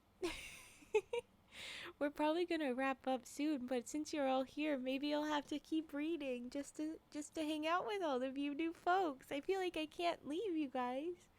Thank you for the follow, Shadow Lord 191. Thank you for the follow, Fluttershy friend. Hi. Welcome in. Oh my goodness. Thank you for the follow, Nitric Acid versus Metal. Fun. Hello. Follower, go, Matt. 850. Thank you. That's been a goal for a little while. Thank you. I'll be updating that in a little while to probably 875 or 900. I don't know. But, geez, thank you, everybody. You see a little dancing frog and rats. It's funny. Oh, hugs. La Honk, you came in from there. You little shoot. Slowly yawn, thank you. You just gifted a sub to Celeste Sealy. That's so sweet. Okay, so we have a tradition in here. We always drop money frogs whenever someone drops a gift or a subscription or something. Bits, anything. So go ahead and drop those. They're in 7TV as money frog. I'm pretty sure. Let's see. Here it is. Yes, money frog. So frog is spelled Fraoug. Money frog. Boop. There we go. That's them. Hi, me. Yes, there's the 7TV version. Yeah, there they are. But thank you so much for that, slow yawn. I always say slowly yawn. My brain jumps to that, but it's slow yawn. Anyway, yeah, there they are. Okay. So we were reading See No Frog. Fraoug. So you gotta get the OU. I'm sorry. I'm sure you'll get it. Or the See No Frog. The blind frog. Yes. Okay. Yes. Any version of money drops, that's great. It's just to say thanks to them a little bit. Yes, we were reading a fairy tale called Prince Darling. We're reading some of my favorite ones that I've read over time. Ones that I scribbled in a smiley or a heart next to. Other things I've scribbled next to are like an exclamation point, which is supposed to mean that that's an old story with some old dated thoughts or some not good words for people and things. But Prince Darling is the one we're on. We've got about a third of it left.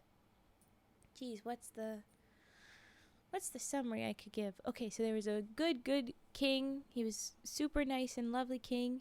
And there's this bunny while he's out hunting, and the bunny runs away from the dogs up to him trying to get safe. He says, okay, I'll protect you, bunny. And then that night, boom, bunny turns into a fairy, and she's like, hey, everyone says you're cool, so I tested you, and I agree, you're cool. So what do you want from me? Fairy gifts. And he's like, befriend my son, make sure he's a good guy. And she's like, all right, bet. And so she does. She's gonna hang around and make sure that he's a good guy, but she's not gonna like snap her fingers, use magic, good guy. She's gonna have a little way to make sure he always does good. She gives him a ring that will prick him if he's doing something bad, and if he pushes it, she's not going to be his friend anymore. What do you know? The prince was raised by somebody that didn't stop him when he was being bad. Very good moral. Of like, hey, you gotta call people out when they're bad early, or else it's gonna become a habit, and it's hard to break that shitty habit. And then he's surrounded by bad people that were telling them not so nice things, just to take advantage of people. Oh, okay, May. Head out. All right, we'll see you another time. Thank you for visiting. Thank you very much. And next thing, these people telling him to do the bad things, he does bad things. And so the fairy says, hey, that's not cool, and she's turned him into a monster. Now, there's always been those bad guys. They were bad, but there was also a pretty girl that he tried to marry, and she said, no, you're kind of bad. And even though I'm only a servant shepherdess, I think no. And there was a tutor of his that was always like, because he loved the prince, being like, hey, dude, I love you, but that's bad. And the bad people that were telling him to do the wrong things, they said, hey, he's awful, put him in jail. When he got turned into a monster, the bad people tried to take the kingdom. The people of the kingdom killed them because, no, we're not going to have that happen. And they said, hey, tutor guy, you get to be the new king. Right. So we're at the part where he says, I have accepted the crown you have offered me, but only that I may keep it for Prince Darling, who is not dead, as you suppose. The fairy has assured me that there is still hope that you may some day see him again, good and virtuous as he was when he first came to the throne. Alas, he continued, he was led away by flatterers. I knew his heart, and am certain that if it had not been for the bad influence of those who surrounded him, he would have been a good king and a father to his people. We may hate his faults, but let us pity him and hope for his restoration. As for me, I would die gladly if that would bring back our prince to reign justly and worthily once more. These words went to Prince Darling's heart. Okay, good night, Fluttershy friend. Good night, sleep well. I'll even do. I should say. Tuck. It. I'm tucking in all the raiders. Everybody that wants to go eeps, go eeps. So that includes you, Fluttershy, May, Celeste, who is gone. All of them. Oh yeah, that gave a more specific tuck. There you go. Okay.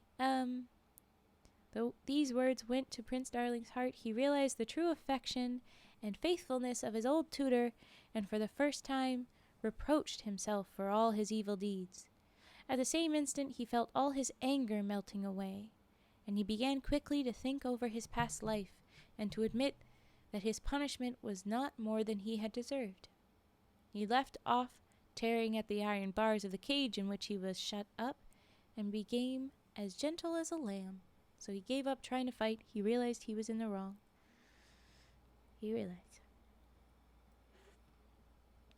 The hunters who had caught him took him to a great menagerie where he was chained up among all the other wild beasts. And he determined to show his sorrow for his past bad behavior by being gentle and obedient to the man who had taken care of him. Unfortunately, this man was very rough and unkind, and though the poor monster was quite quiet, he often beat him without rhyme or reason when he happened to be in a bad temper. Which is kind of just how Prince Darling was to his dog, which was one of the bad things he did. One day when his keeper was asleep, a tiger broke its chain and flew at him to eat him up. Prince Darling, who saw what was going on, at first felt quite pleased to think that he should be delivered from his persecutor, but soon thought better of it and wished that he were free. I would return good for evil, he said to himself, and save the unhappy man's life. He had hardly wished for this when his iron cage flew open, and he rushed to the side of the keeper, who was awake and was defending himself against the tiger. When he saw the monster had got out, he gave himself up for lost, but his fear was soon changed to joy, for the kind monster threw itself upon the tiger and very soon killed it, and then came and crouched at the feet of the man it had saved. So that's Prince Darling is the monster that saved him from the tiger. My question is, why didn't the tiger get to be saved? The tiger was just responding to being beaten up too, but anyway, okay. Overcome with gratitude, the keeper stooped to caress the strange creature which had done him such a great service.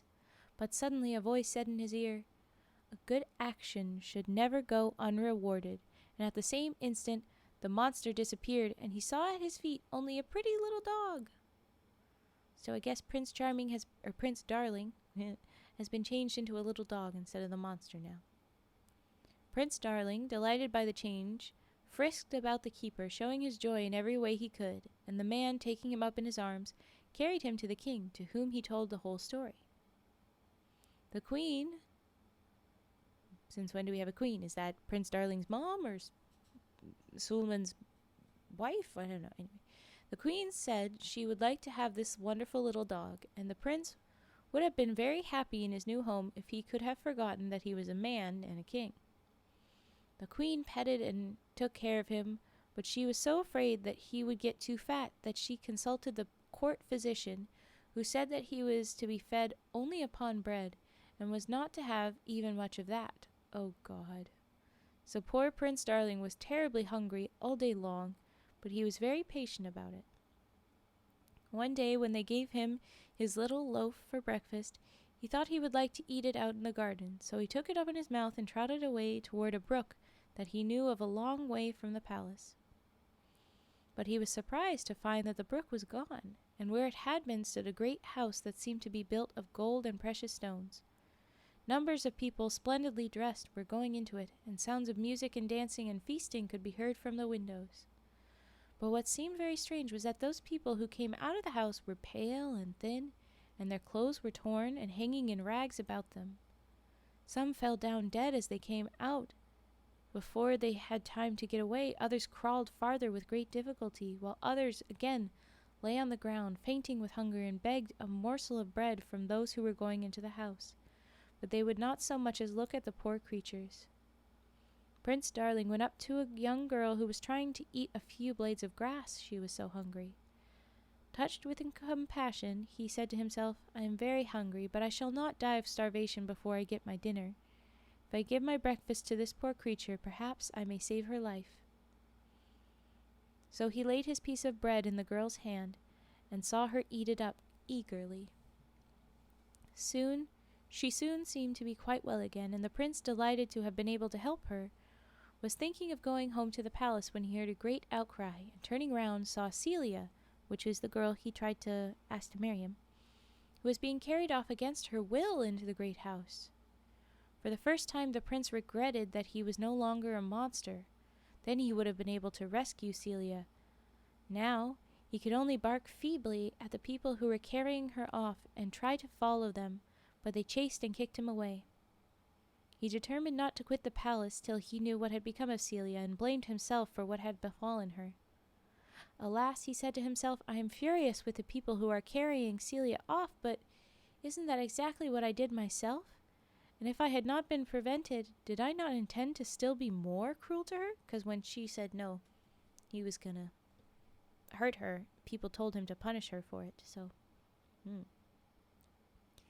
Here he was interrupted by a noise above his head. Someone was opening a window, and he saw with delight that it was Celia herself, who came forward and threw out a plate of most delicious-looking food.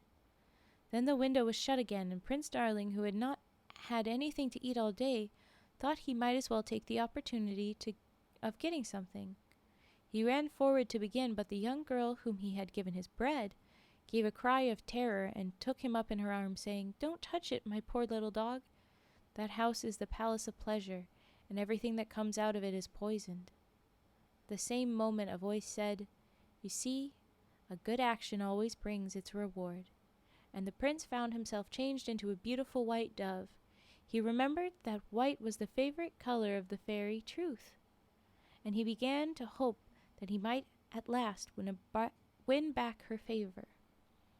But just now his first care was for Celia, and rising into the air, he flew round and round the house until he saw an open window. But he searched through every room in vain. No trace of Celia was to be seen, and the prince in despair determined to search through the world till he found her. He flew on and on for several days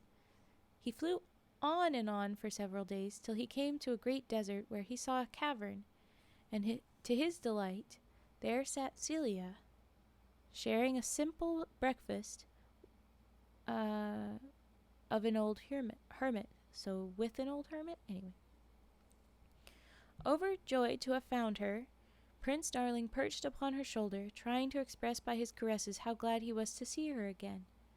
And Celia, surprised and delighted by the tameness of this pretty white dove, stroked it softly and said, though she never thought of its understanding her, "I accept the gift that you make me of yourself, and I will love you always." "Take care of what you are saying, Celia," said the old hermit. "Are you prepared to keep that promise?" "Indeed, I hope so, my sweet shepherdess," cried the prince, who was at that moment restored to his natural shape. "You promise to love me always. Tell me that you really mean what you said, or I shall have to ask the fairy to give me back the form of the dove which pleased you so much." "You need not be afraid that she will change her mind," said the fairy, throwing off the hermit's robe in which she had disguised herself, I guess. She had been disguised and appearing before them. "Celia has loved you ever since she first saw you, only she would not tell you while you were so obstinate and naughty. Now you have repented and mean to be good. You deserve to be happy, and so she may love you as much as she likes." Celia and Prince Darling threw themselves at the fairy's feet, and the prince was never tired of thanking her for her kindness. Celia was delighted to hear how sorry he was for all his past follies and misdeeds, and promised to love him as long as she lived. "Rise, my children," said the fairy, "and I will transport you back to the palace, and Prince Darling shall have again the crown he forfeited by his bad behavior." While she was speaking, they found themselves in Suleiman's hall, and his delight was great at seeing his dear master once more. He gave up the throne joyfully to the prince, and remained always to the most faithful of his subjects. Celia and Prince Darling reigned for many years, but he was so determined to govern worthily and to do his duty that his ring, which he took to wearing again, never once pricked him severely. The end. So he started behaving better. The ring was the test of if he was being a good guy or a bad guy, and it never bugged him, so I guess he's only a good guy now. But that's the end of Prince Darling. So I want to thank all of you lovely raiders that popped in, and I feel bad, but I was going to raid away after the end of that story. So, well, let's go look. Fet, you gave some recommendations. I'll go look at them.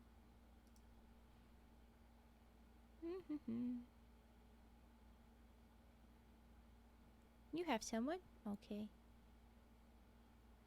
Have we raided Kookster before? Because I'm leaning towards that name. Oh. Nariane. Okay. Kookster is just such a funny name. Oh, wait. Lahonk redeemed humming.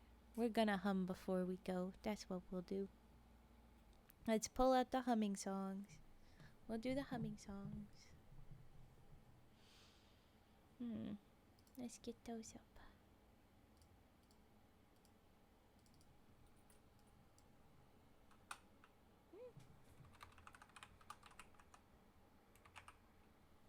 There we go. Oh, you say bye, everyone. I will do this first, and then I will raid out Milo. But those are so cute. I love them. Yar bongos is so sweet. Okay, I'll just do humming for a little bit, and then we go.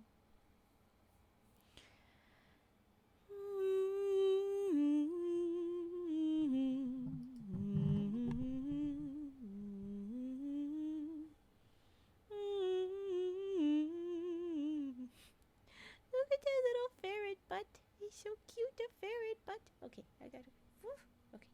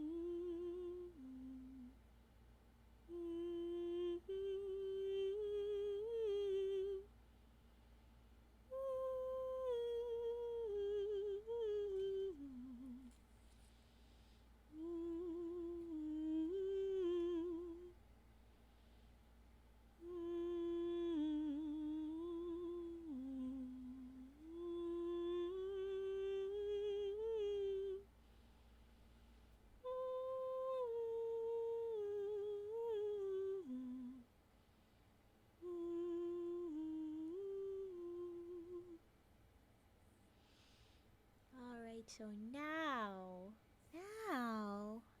we'll wrap up and raid away. I want to go to Cookster. As much as your other recommendation is probably good, I am intrigued about Cookster. Such a name sounds fun. So that's where we're gonna go. Thank you so much, everybody that's been here. Thank you, everyone that's stuck around for my extension that wasn't warranted by the subs. I just kept going, even though I didn't have much subs. I've had fun, and I do hope I get a bunch more subscribers and followers because I want to keep growing this channel, and I want to be bigger, and I want to be able to pay for things that will be making this stuff more fun. I hope I can do that. It'll come about when it comes about, and I wish I could spend more time in most weeks to do that.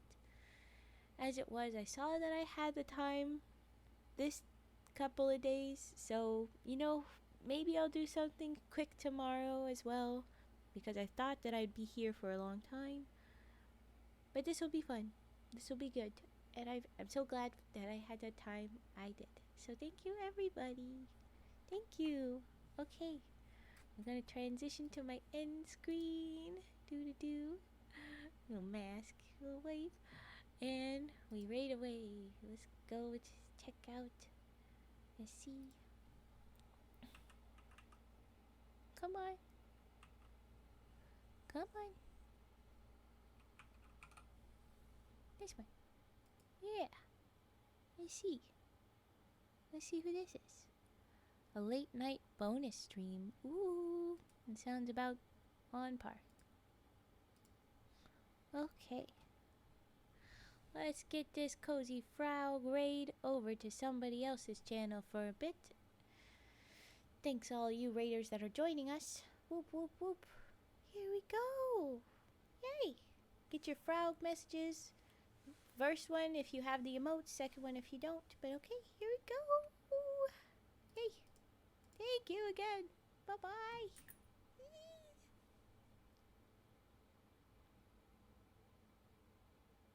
Ba-dum-boom.